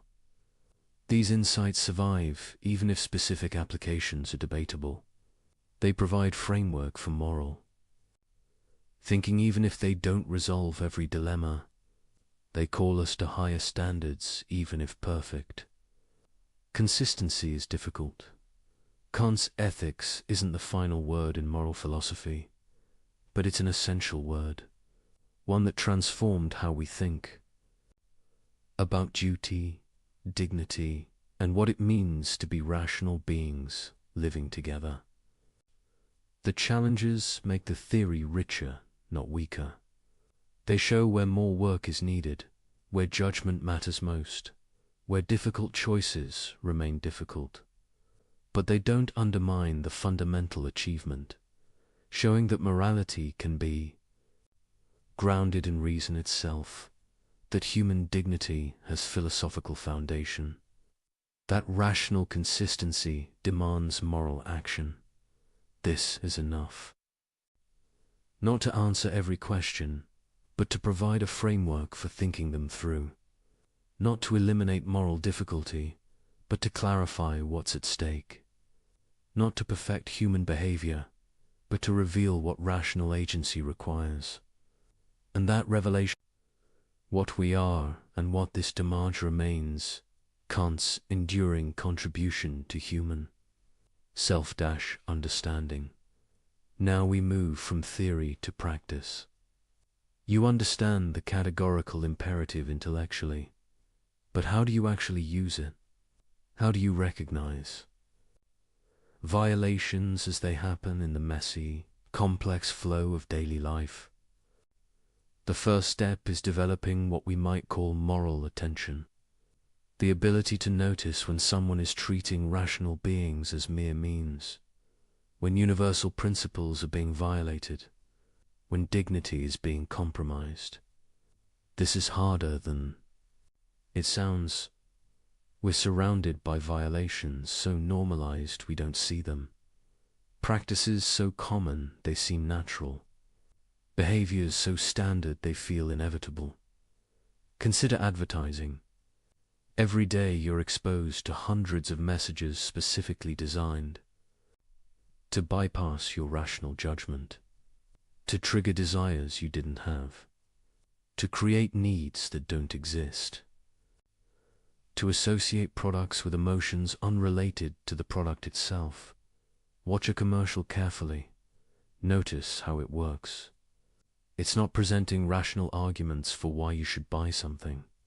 It's showing you attractive people, creating artificial scarcity, exploiting insecurities, triggering social pressure. This is manipulation in its purest form, using your psychology against you, treating you as a system to be hacked rather than a rational agent to be convinced. Once you see it, you can't unsee it. The entire commercial landscape reveals itself a systematic violation of the formula of humanity. Every ad is trying to use you as a means to someone else's profit, without engaging your rational agency honestly. Does this mean all advertising is immoral? Perhaps not every instance, but the dominant model certainly violates Kantian principles. And recognizing this changes how you relate to commercial messages or consider workplace dynamics. How many conversations involve people treating each other as obstacles rather than persons, as functions rather than agents, as means to productivity rather than ends in themselves? A manager who sees employees only as resources to be optimized, a colleague who views others only as competition or tools, a system that measures human worth by output and treats dignity as overhead cost. These aren't dramatic violations. No one is shouting about their contempt for human dignity, but the structure of how people relate treats rational agency as secondary to organizational goals, treats persons as occupying roles rather than as beings whose autonomy deserves respect. Watch for phrases that reveal this: human resources, labor costs, productivity metrics. Each phrase subtly treats people as inputs rather than ends, as things, to be managed rather than agents, to be respected. Or consider social media. You post something, immediately you're aware of performing for an audience, crafting your image, managing impressions, competing for attention and validation. But what's your actual maxim? Not the stated one I'm sharing my thoughts, but the real one that drives behavior. Often it's closer to, I will present a curated version of myself designed to maximize approval and minimize disapproval, even if this misrepresents my actual experience. Can this be universalized? If everyone presents carefully curated false versions of themselves, does authentic communication survive? Or does all social interaction become performance, everyone manipulating everyone else's perceptions? The platform's design encourages this. It optimizes for engagement, not authenticity, for addiction, not well-being, for time spent, not flourishing. The business model treats users as commodities, packages of attention and data to be sold to. Advertisers, you're not a customer of social media platforms. You're the product. Your attention, your data, your behavior patterns. These are what's being sold. The actual service is provided to advertisers who pay to manipulate you. This is treating humans as means on industrial scale, but it's so normalized, so integrated into daily life, that most people don't consciously recognize the violation. Developing moral attention means learning to pause and analyze these situations. To ask, what's actually happening here? What are people's real maxims, not their stated ones? Who's being treated as means rather than ends? In personal relationships, this is even more crucial, because violations are often subtle, rationalized, wrapped in good intentions. Someone says they're giving you advice for your own good, but actually they're trying to control your choices because they're uncomfortable with your autonomy. They want you to be what they think you should be, not what your own rational judgment determines. Someone says they're just being honest, but actually they're being cruel, using truth as a weapon, treating your emotional well-being as less important than their desire to express. Negative judgments. Someone says they need you to do something, but when you examine their actual maxim, it's, I will use guilt, obligation, and emotional pressure to get what I want, regardless of whether this respects your autonomous choice. These violations are harder to spot because they're close to us, because we're emotionally invested, because calling them out creates conflict, because the perpetrator might be someone we love or depend on, but the categorical imperative doesn't make exceptions for difficulty. If your parent, spouse, friend, or colleague is treating you as a means rather than an end, that's a violation regardless of their intentions, regardless of how much you care about them. Recognizing this isn't about becoming judgmental. It's about seeing clearly, about understanding what's actually happening beneath the surface of social interaction. And once you develop this attention, you notice patterns. Certain types of people consistently violate. Certain situations reliably create pressure toward treating others as means. Certain institutions structurally encourage violation. The salesperson who builds rapport just to close a deal. The date who uses strategic ambiguity to maintain multiple options. The colleague who shares information selectively to maintain power. The institution that creates rules that serve administrative convenience rather than human flourishing. Each instance has its own surface story, but underneath the same pattern, treating rational beings as tools, as obstacles, as resources, as anything except what they actually are: autonomous agents whose dignity deserves unconditional respect.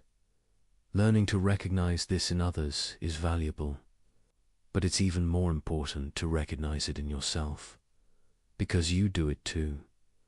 Everyone does. The question isn't whether you ever treat people as means, but whether you notice when you're doing it and commit to doing better. You're late to meet someone. Your maxim isn't "I prioritize punctuality." It's "closer to my time is more valuable than others' time, so they should wait when convenient for me." Can you universalize that? You tell a story that makes you look good but omits details that would complicate the narrative. Your maxim isn't "I'm sharing my experience." It's "I will manipulate others' perceptions of me by selectively presenting information." Can you universalize that? You've promised to do something with no real intention of following through. Your maxim isn't "I'm making a commitment." It's "I will say whatever is convenient now, regardless of whether I'll honor it later." Can you universalize that these casual, everyday violations are where most moral failure happens? Not in dramatic confrontations with evil, but in small compromises, in treating people as slightly less important than you, in making minor exceptions for yourself, in allowing convenience to override principle. The categorical imperative, properly applied, catches all of it. Every rationalization, every excuse, every comfortable compromise with treating people as less than ends in themselves. This can feel overwhelming. If you look carefully at daily life through Kantian lens, violations are everywhere. In yourself, in others, in institutions, in culture. But the point isn't to become paralyzed by guilt or rage.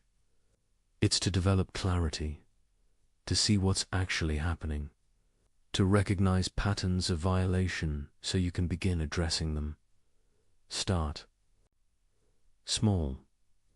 Pick one area of life and apply moral attention consistently. Maybe it's how you interact with service workers, checking whether you're really treating them as persons or just as functions. Maybe it's how you present yourself online, examining whether you're being authentic or performing. Maybe it's how you handle workplace relationships, noticing when you treat colleagues as obstacles versus agents. Apply the tests. When you're about to act, pause and ask, what's my actual maxim? Can I universalize it? Am I treating people as ends or as means? Initially, this feels unnatural. You're interrupting the flow of habitual behavior to inject conscious, ethical analysis. It's slow and awkward, but with practice, it becomes more automatic. You develop intuitions. You start catching yourself before acting rather than noticing. Violations only in retrospect. Your default behavior shifts toward greater consistency with the categorical imperative. This is moral development in the Kantian sense. Not becoming emotionally warmer or socially smoother, but becoming more rationally consistent, more aware of your actual maxims, more committed to treating rational nature with the respect it deserves. The violations don't disappear. You'll keep spotting them in yourself and others forever. But you'll get better at recognizing them quickly, better at correcting course, better at maintaining standards despite pressure.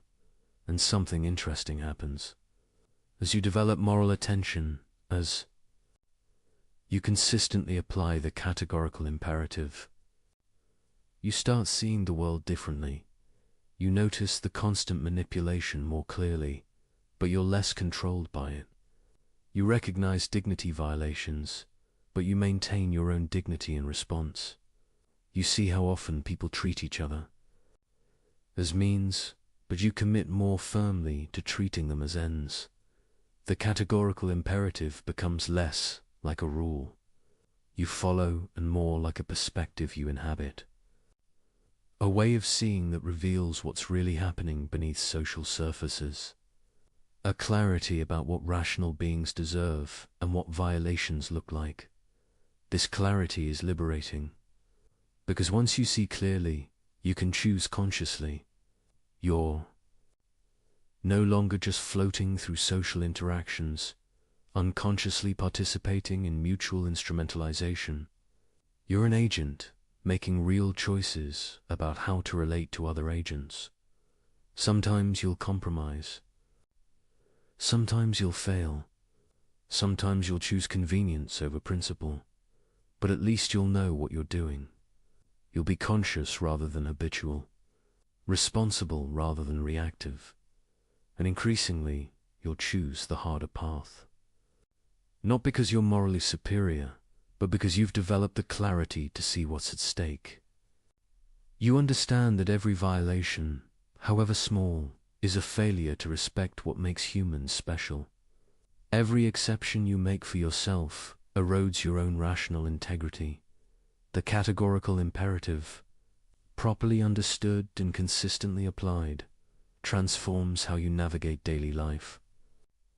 It gives you tools to see clearly, standards to aspire toward, and principles that don't bend when things get difficult. This is what living the imperative means. Not perfection, but attention. Not freedom from all violation, but commitment to recognizing and reducing it. Not moral heroism, but rational consistency. And it starts with simply noticing, with paying attention to actual maxims rather than stated intentions, with asking whether actions can be universalized, with checking whether people are being treated as ends or as means. Once you start noticing, you can't stop. The violations are everywhere, but so are the opportunities to do better. Recognizing violations in others is easier than addressing them in yourself, because in yourself you see all the complexity, all the reasons, all the circumstances that make your violations seem necessary or justified. But the categorical imperative doesn't care about your special circumstances. It asks only, can your maxim be universalized? Are you treating rational nature with the respect it deserves?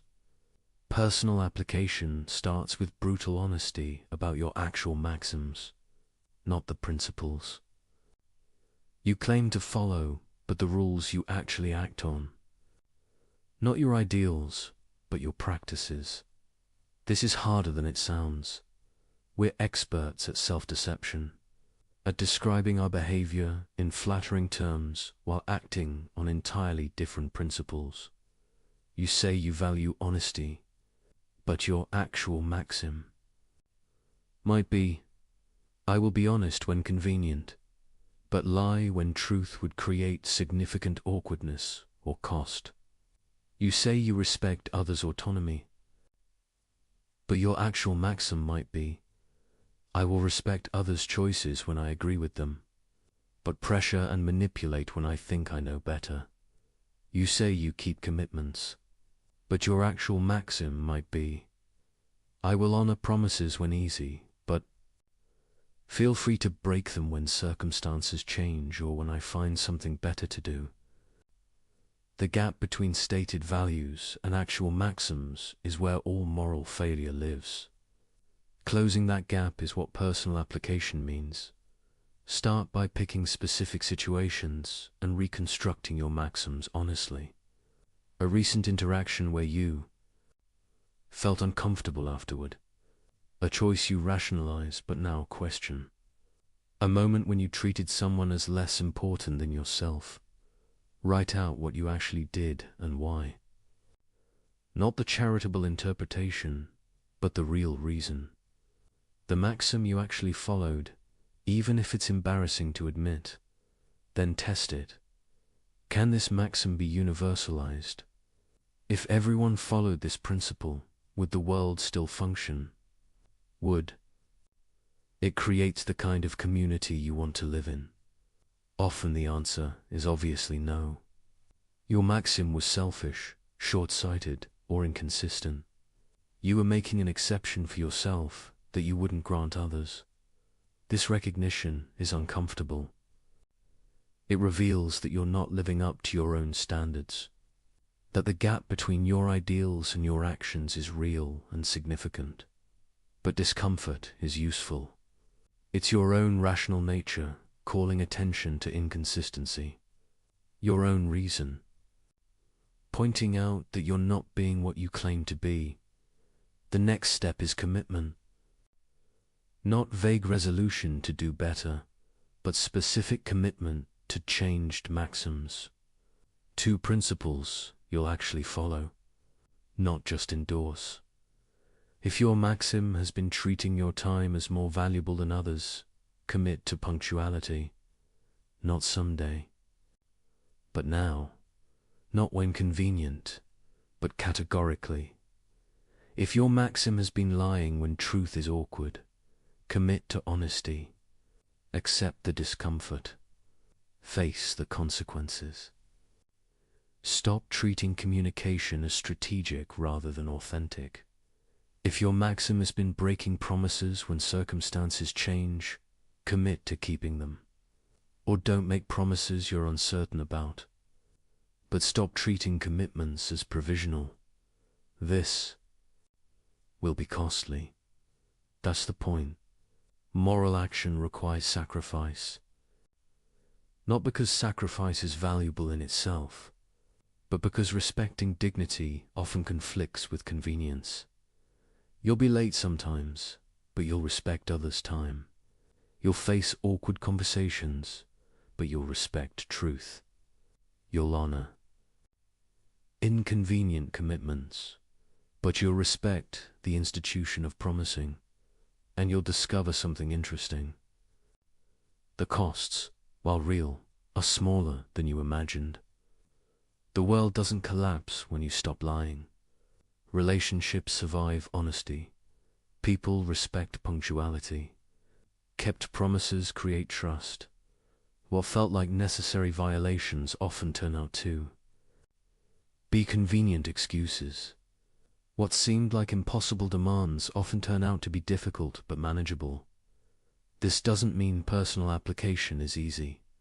It means your initial resistance was often exaggerated, that your fears about the cost of morality were partly projection, but sometimes the costs are real and significant.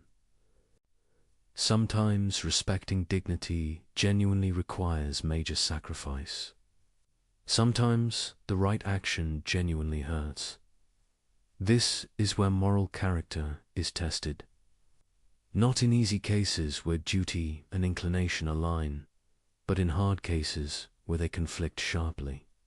Your friend betrays you. Your inclination is to retaliate, to hurt them back, to treat them as they treated you. But the categorical imperative requires maintaining respect for their dignity, even when they've violated yours. This doesn't mean accepting abuse. You can protect yourself, set boundaries, end the relationship, but you cannot treat their wrongdoing as license for your own, cannot respond to their violation with equivalent violation. A colleague gets credit for your work. Your inclination is to expose them, to damage their reputation, to make them suffer. But the categorical imperative requires treating them with the respect their rational nature deserves regardless of whether they reciprocate. This doesn't mean silence. You can address the injustice, correct the record, protect your interests. But you cannot treat their wrongdoing as permission to violate their dignity in return. Someone causes you serious harm. Your inclination is to see them as less than human, to deny their moral status, to respond with cruelty. But the categorical imperative recognizes their dignity even in their worst actions. This is perhaps the hardest application. To maintain moral principles when someone has forfeited all claim to your sympathy. To treat their rational nature with respect even when they've failed to respect yours or others. But this is what categorical means. Not binding when convenient. Not applicable when others deserve it. But absolute, unconditional, non-negotiable. The temptation is always to make exceptions, to say this case is special, this person is different. These circumstances justify violation, but every exception undermines the categorical nature of moral obligation. Every justice once becomes a pattern. Every justified violation becomes a precedent for future violations.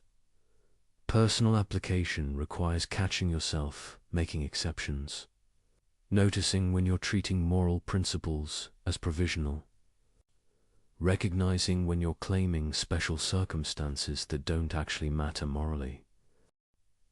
This is ongoing work. You never reach a point where you've mastered it, where violations stop tempting you, where consistency becomes automatic, because you're a finite being with desires that often conflict with duty, with pressures that push toward violation, with circumstances that make moral action costly. Moral development isn't about eliminating these conflicts. It's about choosing rightly despite them.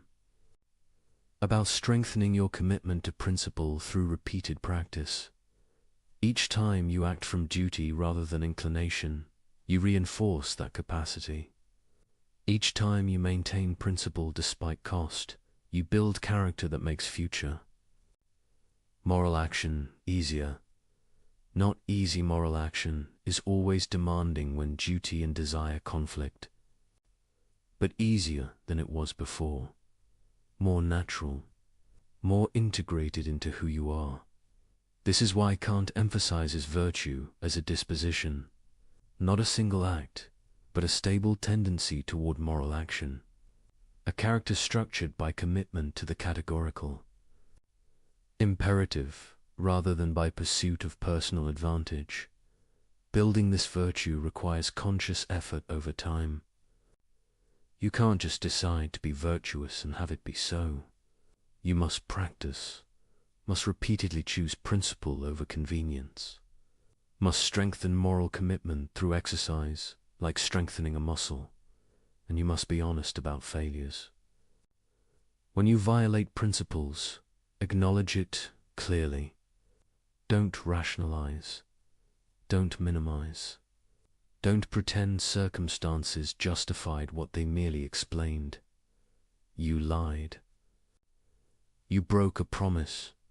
You treated someone as a means. Face this honestly. Accept responsibility. Commit to doing better without pretending you didn't fail.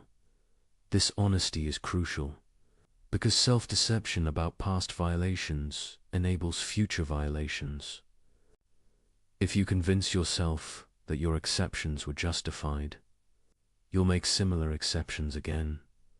But if you recognize them as failures, as moments when you failed to live up to what rational consistency requires, you maintain clear standards. You know what you're aspiring toward even when you fall short. Personal application also means being honest about limitations. You're not perfect. You're not going to perfectly follow the categorical imperative in every moment. You're going to fail, rationalize, compromise. This doesn't make the imperative less binding. It makes you human. The goal isn't perfection, but genuine effort. Not flawless consistency, but honest commitment. What matters is the direction of your development. Are you becoming more consistent or less? More attentive to your maxims or less? More committed to treating rational nature with respect or more willing to make exceptions?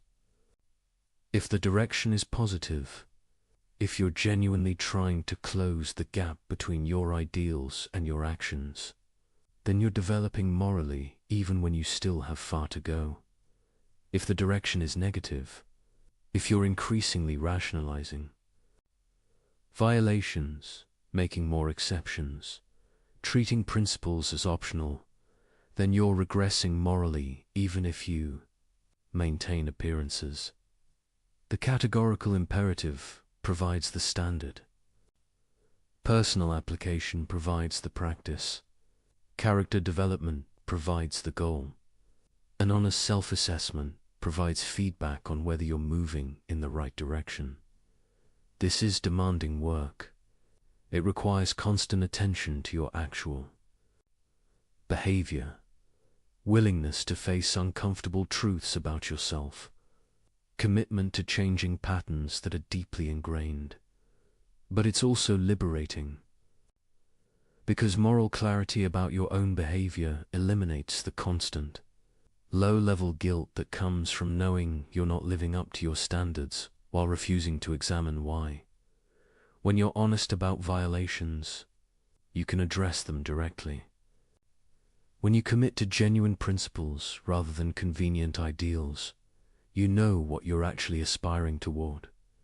When you take responsibility for your choices, you become genuinely autonomous rather than just reactive.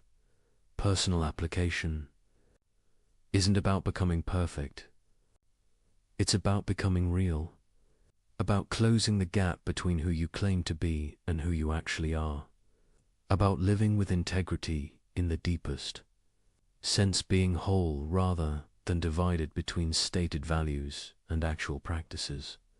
And this integration, this alignment of claimed principles with lived reality, is what moral development means. Not achieving perfection, but achieving honesty. Not becoming flawless, but becoming genuine. The categorical imperative asks you to be what you claim to be, to follow the principles you assert, to treat rational nature with the respect you demand for yourself. Personal application is accepting this challenge, examining your actual maxims, testing them for universalizability, changing them when they fail, and building character through repeated practice of principled action. It's hard work. It never ends. But it's the only way to truly respect your own rational nature by living consistently with what rational agency requires. Personal moral development matters, but humans don't live in isolation. We exist in communities, institutions, and relationships. The categorical imperative has implications for how we structure these social contexts. The first question is whether you can maintain moral principles in immoral environments. If everyone around you violates dignity, treats people as means, and follows self-interest rather than duty, can you be different? Kant's answer is yes, you must be.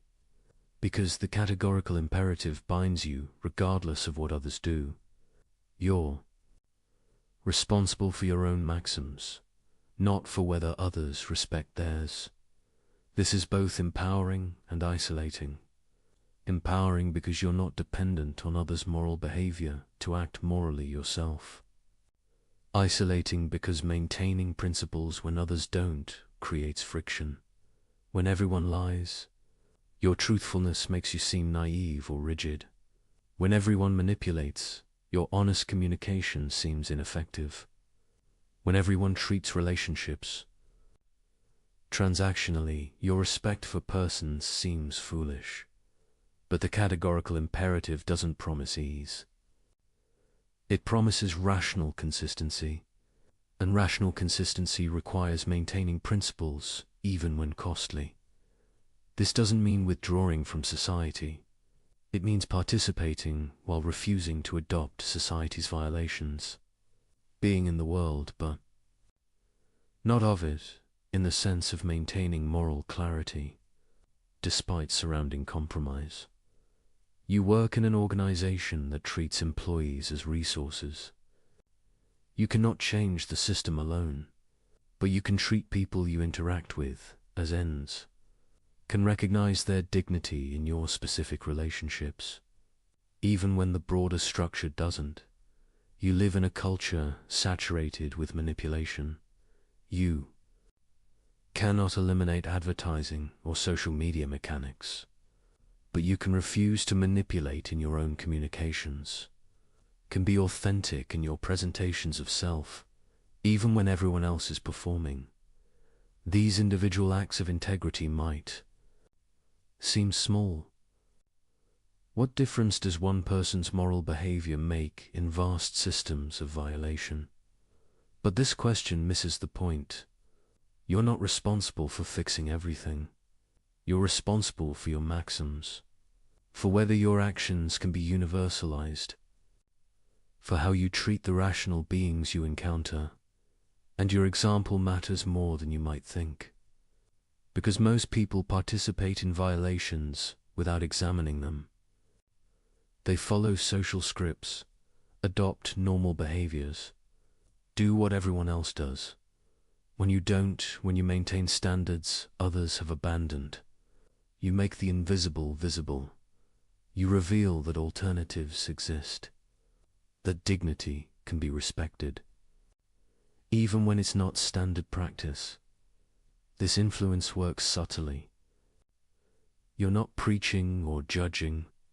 You're simply being consistent, treating people with respect they're not used to receiving, communicating honestly in contexts of routine manipulation, keeping commitments in environments of casual breach. Others notice, maybe not consciously, maybe not immediately, but your behavior creates contrast, makes others aware of violations they'd stopped seeing, reminds them that integrity is possible. Some will resist this. Your moral consistency threatens their rationalizations. If you can maintain principles they've decided are impracticable, their excuses look weaker. Your integrity indicts their compromise. Expect pushback. You think you're better than everyone. You're being rigid. That's not realistic. These responses reveal discomfort with moral clarity they've avoided. Don't defend yourself by claiming moral superiority. You're not better than them. You're just trying to be consistent with what rational agency requires. But also don't abandon standards to make others comfortable with their violations. This is delicate navigation. Maintaining principles without self-righteousness, being clear about standards without being judgmental, offering example without demanding others follow it.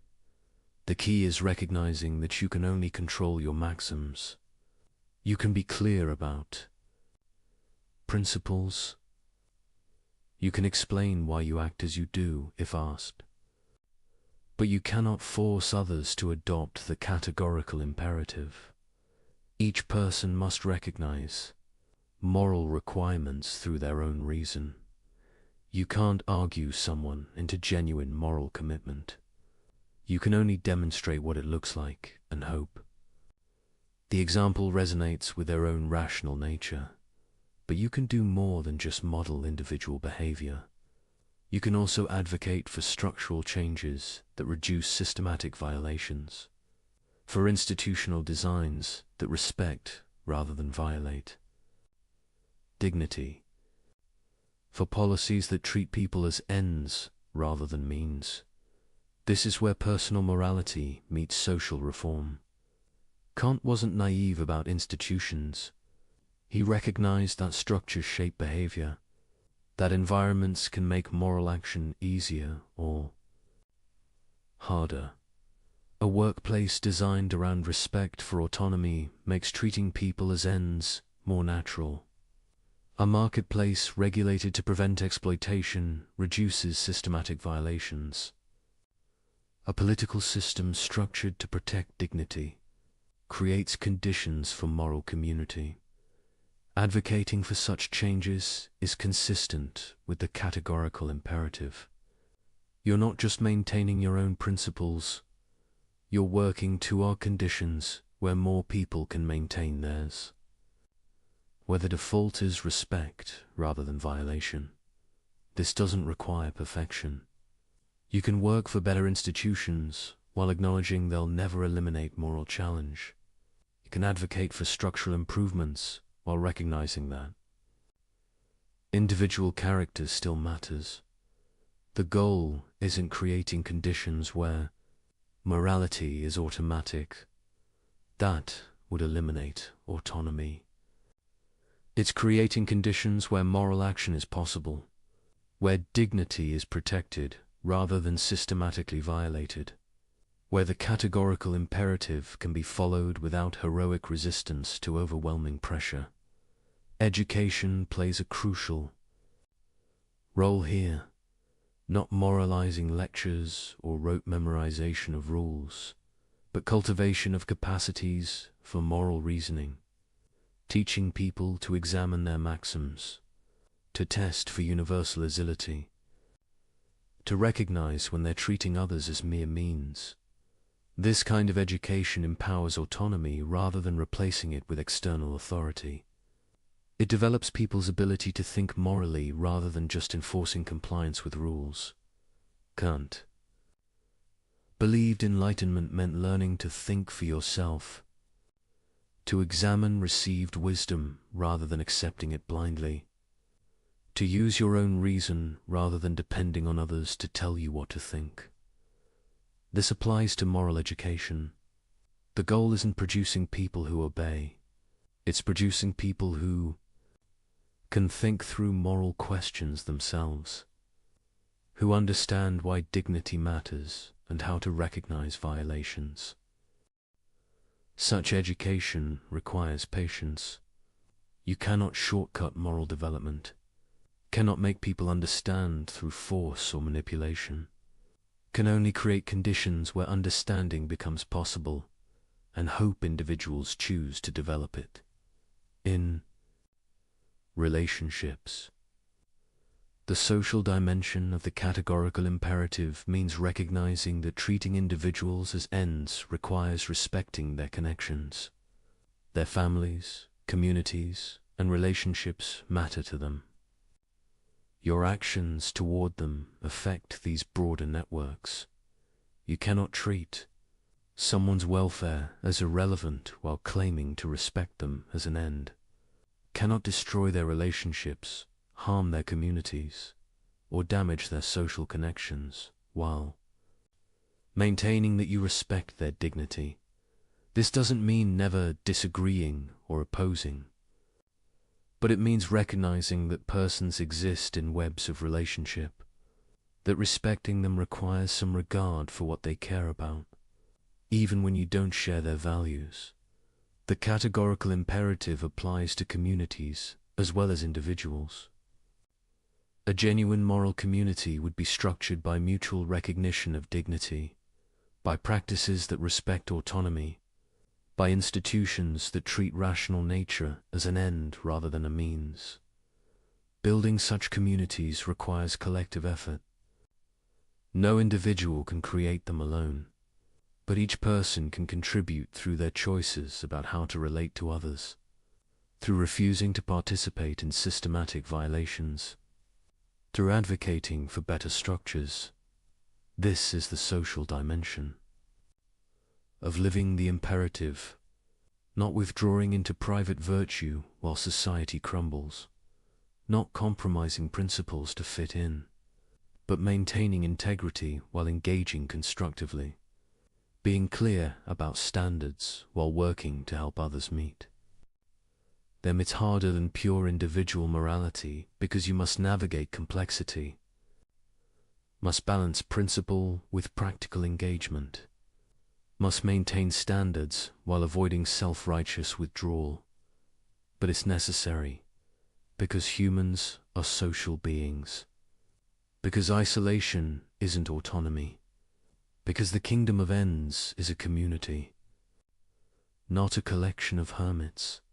The categorical imperative calls you to be a moral agent in social contexts, to treat the people you encounter as ends, to advocate for structures that respect dignity, to contribute to building communities where rational beings can flourish, not by force, not by manipulation, not by imposing your vision on unwilling others, but by example, by advocacy, by persistent commitment to principles others have abandoned.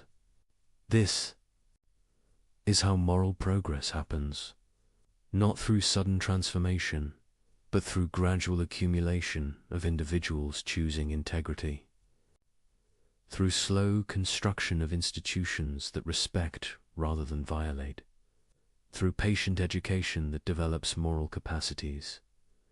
Your contribution might seem small, but small contributions accumulate. Each person who maintains principles despite pressure makes it easier for the next person. Each instance of integrity creates space for others to follow. This is the social dimension. Not replacing personal morality with structural change, but complementing it. Not abandoning individual responsibility for collective action, but recognizing both matter. You're responsible for your maxims, but you also live in community with others. The categorical imperative applies to both dimensions, to how you treat individuals and how you work toward better collective conditions. Both matter.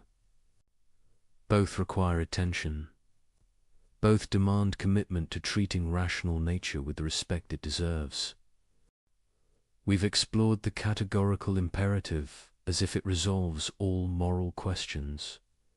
But honesty requires acknowledging its limits alongside its possibilities. The first limit is determinacy. The categorical imperative provides a test for maxims, but it doesn't tell you which maxim describes your action. You must supply that interpretation, and sincere people can disagree about the right formulation. Consider helping someone. Is your maxim, I will help this person because they need assistance? Or I will help this person to feel good about myself? Or I will help people I like, but not those I dislike?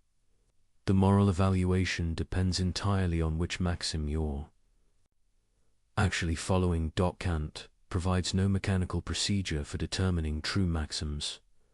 You must examine your motivations honestly, and self-knowledge is difficult. You can deceive yourself about why you act as you do. This doesn't make the categorical imperative useless, but it means applying it requires judgment, honesty, and self-awareness that the formula itself doesn't provide. The second limit is conflict resolution. When perfect duties seem to conflict, the categorical imperative doesn't clearly specify which takes priority. Should you keep a promise or tell the truth when they conflict? Should you respect one person's autonomy or another's when both can't be fully respected? Kant often denied such conflicts are genuine. He suggested careful analysis would reveal creative solutions respecting both duties. But this seems optimistic. Life does present tragic choices, where any option violates some principle. The categorical imperative tells you to respect all perfect duties, but when circumstances force choice between them, it provides limited guidance. You must use practical wisdom the theory doesn't fully explain. The third limit is scope. The categorical imperative clearly applies to rational beings. But what about beings with partial rationality? Young children? People with cognitive impairments? Non-human animals with some cognitive capacities? Kant's framework suggests dignity attaches to rational nature. But rational nature comes in degrees. Pure rationality is an ideal no human perfectly achieves. Where exactly does moral status begin? These boundary questions matter practically. How should we treat animals? How should we regard people at different developmental stages? The categorical imperative doesn't provide clear answers. The fourth limit is motivation. Kant argues that acting from duty has moral worth, but he acknowledges humans are not purely rational. We have desires, emotions, inclinations that influence behavior. Can humans really act from pure duty rather than mixed? Motives. Psychological research suggests reason and emotion are deeply intertwined. That pure rational motivation might be a philosophical fiction. This doesn't invalidate Kant's normative claims, but it suggests the psychology he assumes might not match human reality, which raises questions about whether his ideal of moral agency is achievable. The fifth limit is cultural variation. Kant claimed the categorical imperative as universal binding on all rational beings. But moral intuitions vary significantly across cultures. What seems obviously universalizable in one context seems obviously non-universalizable in another. Does this mean the categorical imperative is culturally relative? Or does it mean some cultures have false moral beliefs? Kant would choose the latter, but this seems problematically dismissive of moral diversity. These limits are real. The categorical imperative doesn't answer every question, resolve every dilemma, or work exactly as Kant described. But recognizing limits doesn't require abandoning the theory, because alongside limits, there are genuine possibilities. Things the categorical imperative accomplishes that no other framework matches first. It grounds morality in reason rather than authority. You don't need to believe in God, accept tradition, or defer to experts. You can discover moral principles through your own rational reflection. This is enormously empowering. It makes moral knowledge accessible to everyone with rational capacity, creates philosophical foundation for human rights, provides basis for moral critique of unjust traditions. Second, it protects human dignity unconditionally.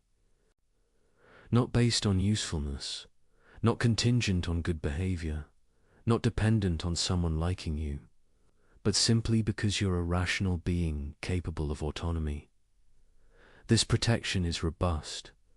It doesn't disappear when protecting dignity becomes inconvenient. Doesn't depend on calculating good outcomes. Doesn't require that you deserve it through virtue. Third, it exposes sophistical reasoning.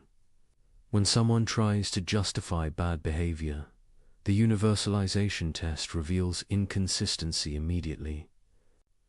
No more clever rationalizations that sound plausible but don't survive scrutiny. This is practical power. You can evaluate any moral claim by asking whether it can be universalized. Can cut through complexity to core questions about consistency and respect for rational nature. Fourth, it connects individual morality to broader social ideals. The kingdom of ends isn't just personal virtue. It's a vision of human community where everyone respects everyone's dignity, where institutions protect rather than violate autonomy. This connection between personal ethics and social justice is powerful. Your individual moral choices contribute to larger transformation. Your respect for dignity isn't isolated virtue, but participation in building better community. Fifth, it explains why morality feels binding, not through external enforcement, but through internal recognition. When you grasp that violating the categorical imperative is rationally inconsistent, you understand why you should be moral without needing threats or rewards. This makes moral obligations self-enforcing for rational beings. You cannot coherently deny it without denying your own rational nature. The bindingness is internal, not imposed.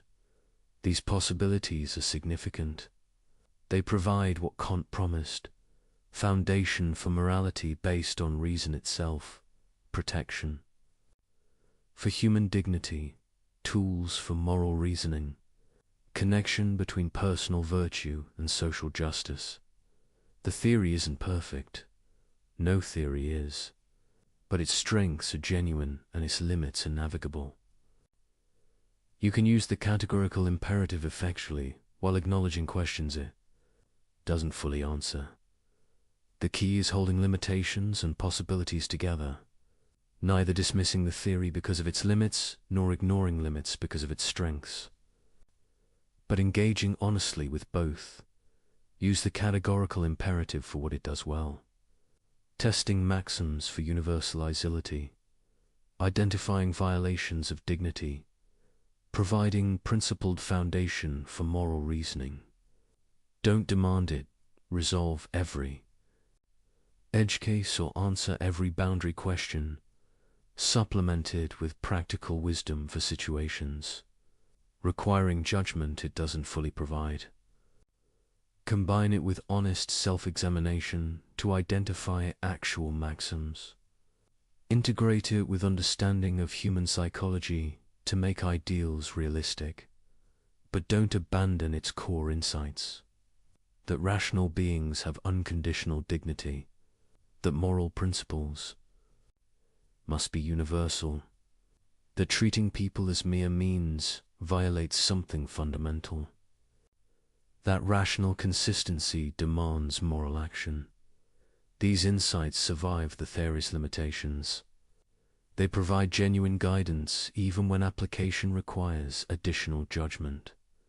They ground human rights even when boundary cases remain unclear. The categorical imperative is a tool, powerful but not omnipotent, clarifying but not automatic, principled but requiring wise application.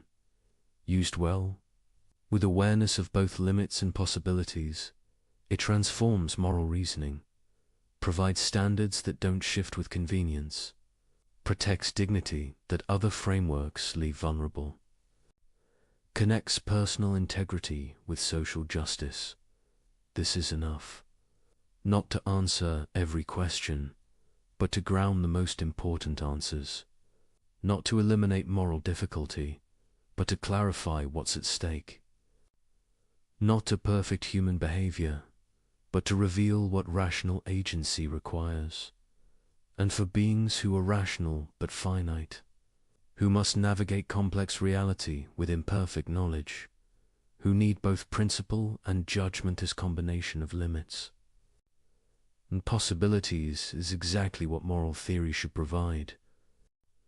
We arrive at the final practical implication, the one that makes the categorical imperative truly dangerous to systems built on manipulation and exploitation. When you genuinely understand and commit to the categorical imperative, you become ungovernable. Not in the sense of being uncontrollable or rebellious, but in the sense of being immune to manipulation, resistant to exploitation, impossible to deceive. Because you now possess a tool that exposes every sophisticated rationalization, every clever excuse, every attempt to use you as a means while claiming to respect you as an end. You're immune to advertising because you recognize it as systematic manipulation. You see through the psychological tricks, the manufactured needs, the exploitation of insecurity. You cannot be manipulated by what you clearly see as manipulation. You're immune to political rhetoric that treats citizens as means to power. You recognize empty appeals, false promises, strategic ambiguity. You demand actual principles rather than accepting comfortable lies. You're immune to social pressure that demands you violate your principles to fit in. You understand that following the crowd when the crowd violates dignity is itself a violation, that conformity is no excuse for treating people as means. You're immune to institutional demands that you compromise integrity for organizational goals. You recognize when systems ask you to treat people as resources rather than persons, and you refuse, regardless of career consequences. This is what ungovernable means. Not that rules don't apply to you, but that bad rules have no moral authority. That corrupt systems cannot claim your willing participation. That sophisticated manipulation cannot overcome your rational clarity.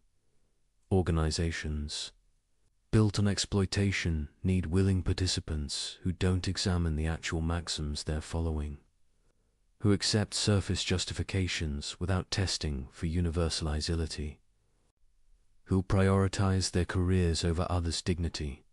When you commit to the categorical imperative, you become the wrong kind of person for such systems.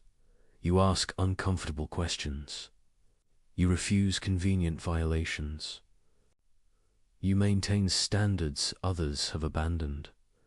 This makes you difficult to manage, hard to control, resistant to corruption. Not because you're rebellious by nature, but because you've developed clarity about what rational consistency requires. The powerful often prefer people who are confused about morality, who can be convinced that violations are necessary, that exceptions are justified, that circumstances override principles. Such people are manageable. They'll do what they're told. If the rationalization is sophisticated enough, but you're no longer confused. You understand that moral principles are categorical, that human dignity is unconditional, that no sophistical argument makes violation acceptable. This clarity is freedom, true freedom. Not freedom from all constraint you're constrained by rational consistency, but freedom from manipulation, from exploitation, from sophisticated systems designed to use you. You cannot be recruited into violating dignity because you see the violation clearly.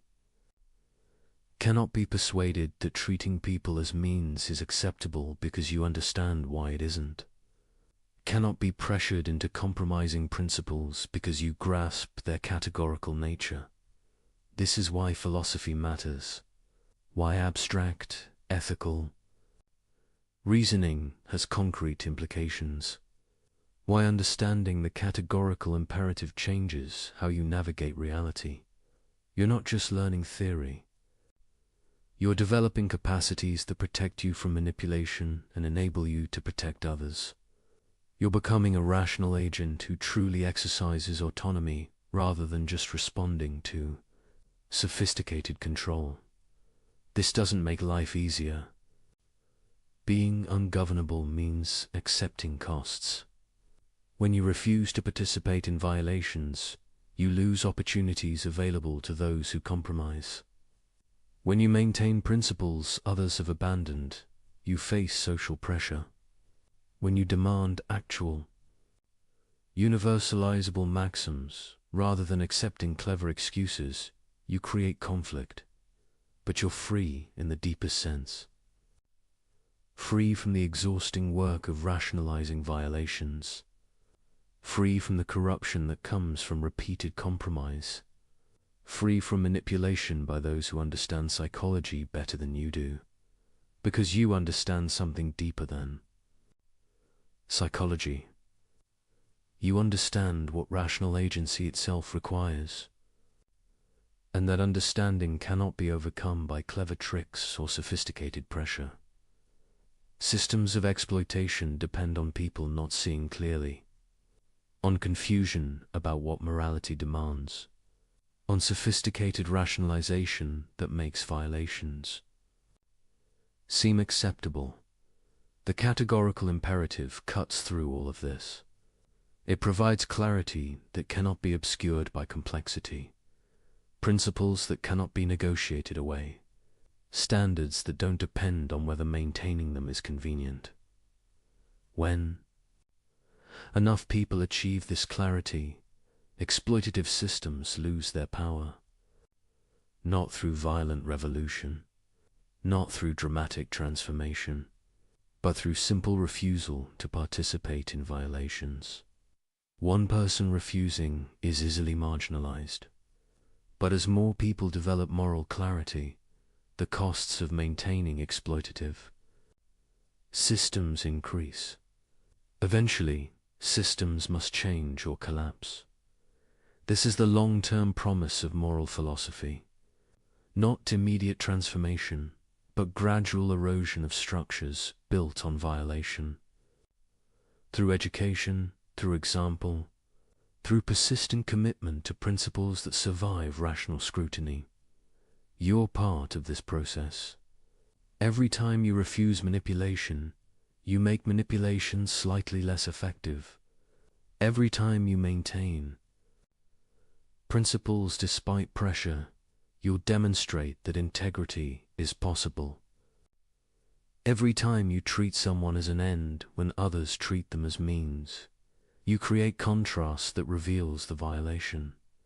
This is your contribution, not changing everything, not perfecting society, but being ungovernable, maintaining clarity, refusing to participate in sophisticated systems of exploitation, and helping others develop the same clarity, not by preaching, not by judging, but by demonstrating what principled consistency looks like, by explaining the categorical imperative when asked, by living in ways that make dignity visible.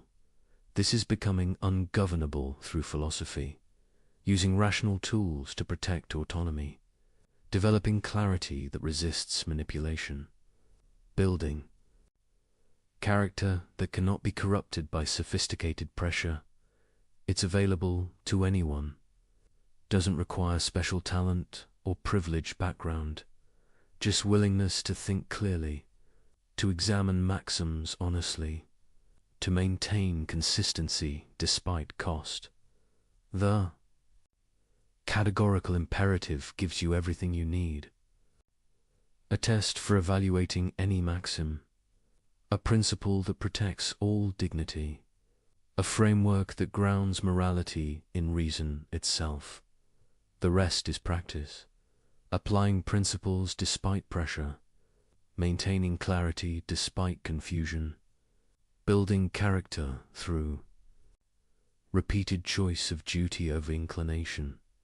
This is what it means to live the imperative, to let it transform not just your thoughts but your actions, your relationships, your participation in institutions, your very being as a rational agent, and in doing so, to become truly free, truly autonomous, truly ungovernable by those who depend on confusion, manipulation, and sophisticated exploitation.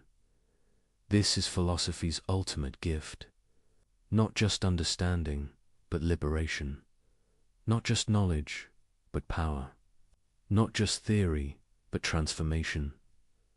The categorical imperative makes you dangerous, not to legitimate authority or genuine community, but to systems built on violation, to manipulation disguised as persuasion, to exploitation justified by necessity.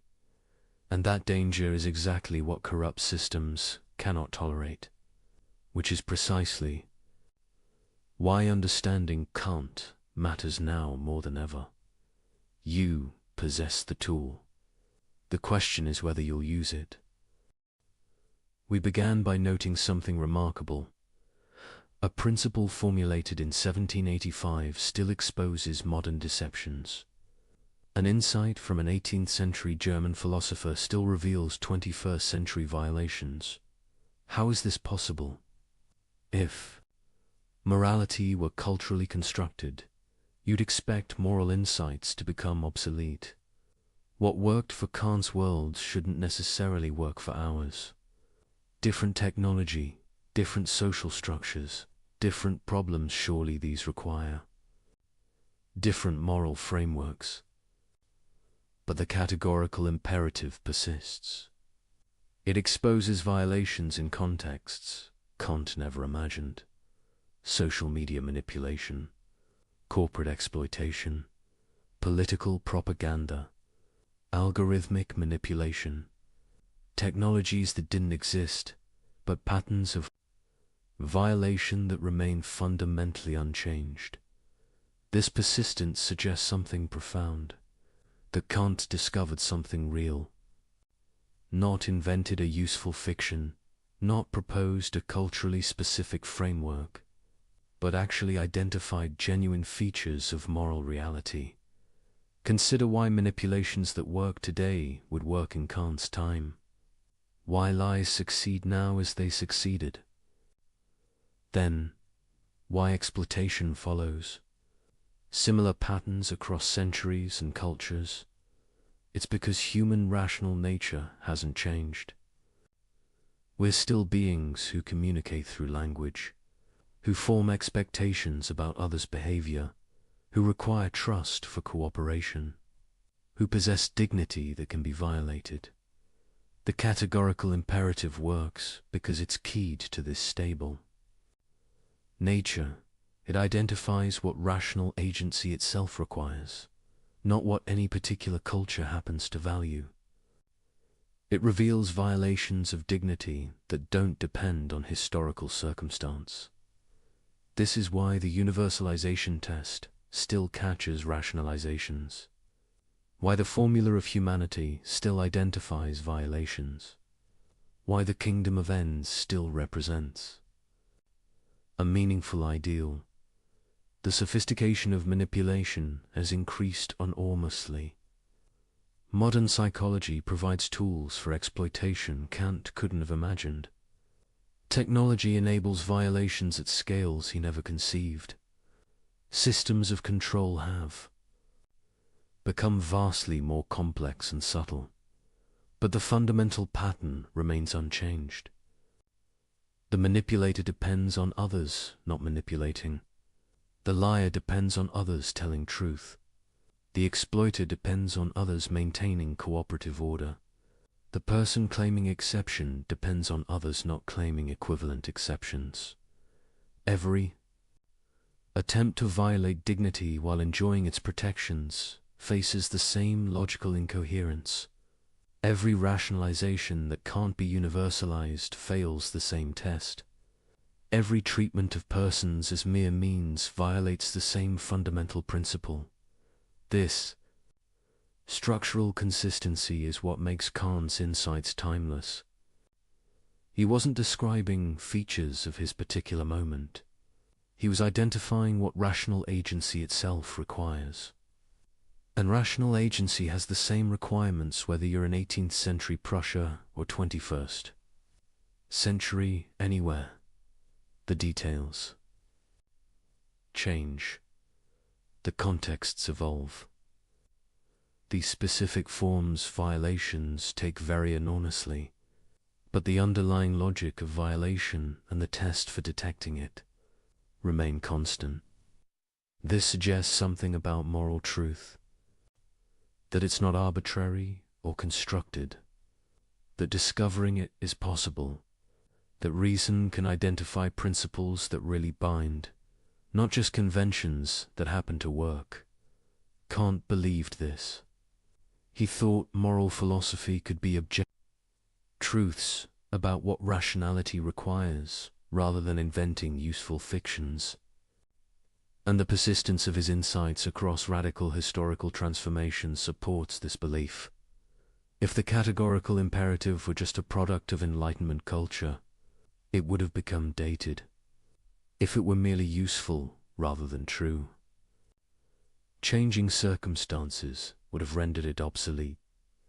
If it were an invention rather than a discovery, it wouldn't continue exposing violations in radically different contexts. But it does continue working. The same test that revealed inconsistency in 18th century rationalization reveals inconsistency in 21st century sophistication. The same principle that protected dignity then protects it now. The same ideal that guided moral aspiration continues to guide it. This is the persistence of truth. Not because people keep choosing to believe Kant, but because he identified something real about what rational beings are, and what this requires. You can reject his specific conclusions, you can question his applications, you can identify limitations in his framework, but the core insights survive scrutiny across centuries, precisely because they're not time-bound. Rational beings have dignity. This dignity doesn't depend on utility or majority preference. Moral principles must be universal, or they're not really moral. Using people as mere means violates something fundamental. Rational consistency demands acting on principles you could. Will as universal law. These aren't claims about Kant's historical moment. They're claims about rational nature itself. And rational nature persists across historical change. This persistence has implications. It means moral progress is possible not just changing moral beliefs, but actually approaching truth. It means moral knowledge can accumulate later thinkers, building on genuine insights rather than just replacing old fashions with new ones. It means that when you commit to the categorical imperative, you're not choosing one ethical system among many equivalent options. You're aligning yourself with requirements that genuinely bind rational beings, with truths that don't depend on anyone believing them. This is both comforting and demanding.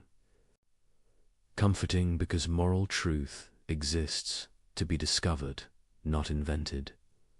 Because principles that survive rational scrutiny really do apply. Because dignity has objective foundation. Demanding because these truths don't adjust to circumstances, don't become less binding when inconvenient, don't care whether you like them or find them comfortable. The persistence of truth means you cannot escape moral requirements by claiming they're outdated, cannot dismiss principles because they're old, cannot reject obligations because circumstances have changed. If treating people as ends was required in 1785, it's required now. If universalization exposed rationalization then, it exposes it today. If dignity deserved respect in Kant's world, it deserves respect in yours. The sophistication of your violations doesn't change their character. The complexity of your rationalization doesn't survive scrutiny any better than simpler excuses.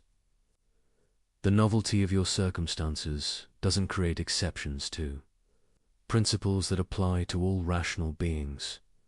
This is what persistence means.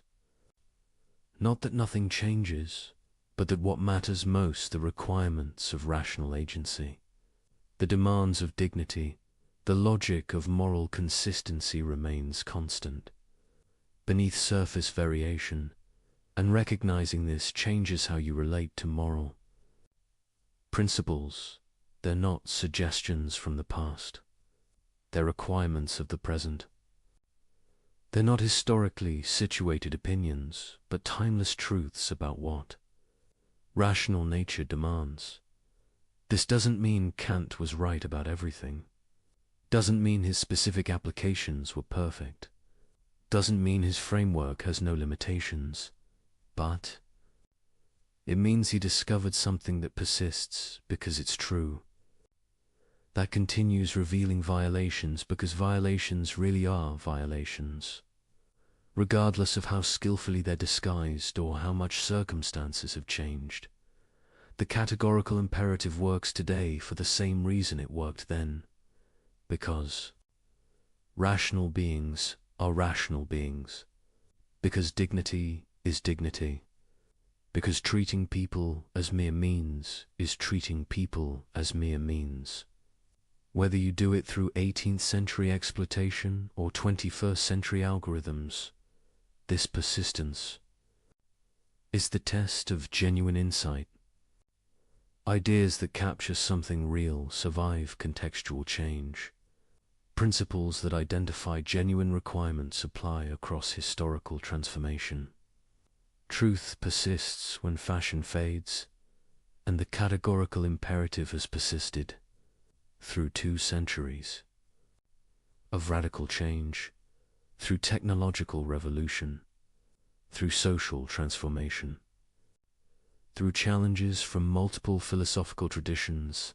It persists because it's true, because it identifies what rational agency actually requires, because it protects what genuinely deserves protection, because it reveals what consistently needs revealing. This is why an 18th century principle still matters, why Kant's insights remain relevant, why understanding the categorical imperative transforms how you see modern violations. Not because he was particularly clever at constructing systems, but because he was particularly clear at seeing what was really there, at identifying requirements that genuinely bind, at discovering truths that don't depend on historical circumstance. The persistence of truth is the ultimate validation, not immediate popularity, not universal acceptance, but survival across time, across context, across challenge. And by this measure, Kant's core insights have proven themselves. They persist because they're true. They continue working because they identify what really matters. They remain relevant because rational nature remains constant. This is the first meditation, that truth persists, that Kant discovered something real, that the categorical imperative works across centuries because it keys into what rational agency itself requires, and that recognizing this transforms obligation from historical accident to genuine requirement, from interesting idea to binding. Truth, from philosophical system to revelation of what you really are and what this demands. But this raises a deeper question. How did Kant discover these truths? How did rational analysis alone reveal requirements that genuinely bind? How is moral knowledge possible at all? This is the mystery at the heart of ethics. Not just what's right, but how we can know what's right. Not just what obligations exist, but how we access them through thought. Kant's answer is simultaneously elegant and mysterious. Moral knowledge is possible through the same rational faculty that makes any knowledge possible. Through reason examining its own requirements, through rational self-reflection revealing what rational agency itself demands. But this seems almost magical. How can thinking about thinking reveal genuine obligations? How can examining the structure of rationality uncover duties that really bind? Consider what Kant actually did. He analyzed what's involved in making any moral judgment at all, what you're implicitly claiming when you say something is right or wrong, what rational agency requires when you act for reasons rather than mere impulse. And from this analysis, he derived the categorical imperative, not from external authority, not from empirical observation, not from surveying what people happen to believe, but from examining what's involved in being a rational agent at all. This is the crucial move. Morality emerges from rational agency itself, from what you must presuppose to act rationally, from requirements that come with claiming to be a reasoning. Being, when you assert your own dignity, demand respect, make claims against others, you're implicitly affirming that rational nature deserves respect. But rational nature is universal, so you're committed to respecting it wherever it appears. When you justify your actions by citing reasons, you're implicitly claiming your reasons could justify similar actions by others. But then you cannot coherently reject others acting on equivalent reasons in relevantly similar circumstances. When you treat certain things as binding on others, you're implicitly granting that principles bind. But principles, by their nature, apply universally, so you're committed to being bound by the same principles. You assert, bind others. Each of these moves reveals that rational agency comes with commitments. Not commitments you choose, but commitments built into what rational agency is. Requirements that come with thinking and acting rationally at all. This is how moral knowledge is possible. Not through mystical intuition or divine revelation or empirical observation, but through analyzing what rational agency itself requires, through reason examining itself and discovering what it demands. The mystery is how this works. How examination of rational structure reveals genuine obligations. How thinking produces knowledge of what you ought to do. Part of the answer is that rationality has intrinsic norms. To be rational isn't just to follow any patterns of thought whatsoever. It's to conform to standards of consistency, coherence, and universality. These standards aren't imposed from outside. They're what makes thought rational rather than arbitrary. Moral norms emerge from applying these standards of rationality to action. An action is rational when it conforms to principles you could will universally, when it respects the rational nature that makes principle following possible, when it treats rational beings as ends rather than mere means. These aren't additional requirements added to rationality. They're applications of rational standards to the domain of action, logic extended to practice, consistency demanded in behavior as well as belief. This is why moral obligations are categorical. They're not based on what you happen to want or contingently value. They're based on what rational consistency itself demands, on requirements that come with being a rational agent at all. But the mystery deepens when you recognize that these requirements are simultaneously discovered and binding. You don't create them by thinking about them, but you cannot know them without thinking about them. They're objective, but accessible only through subjective, rational reflection. This is the paradox at the heart of moral knowledge. The requirements are real, they bind, whether or not you recognize them. But knowing them requires rational self-examination. There,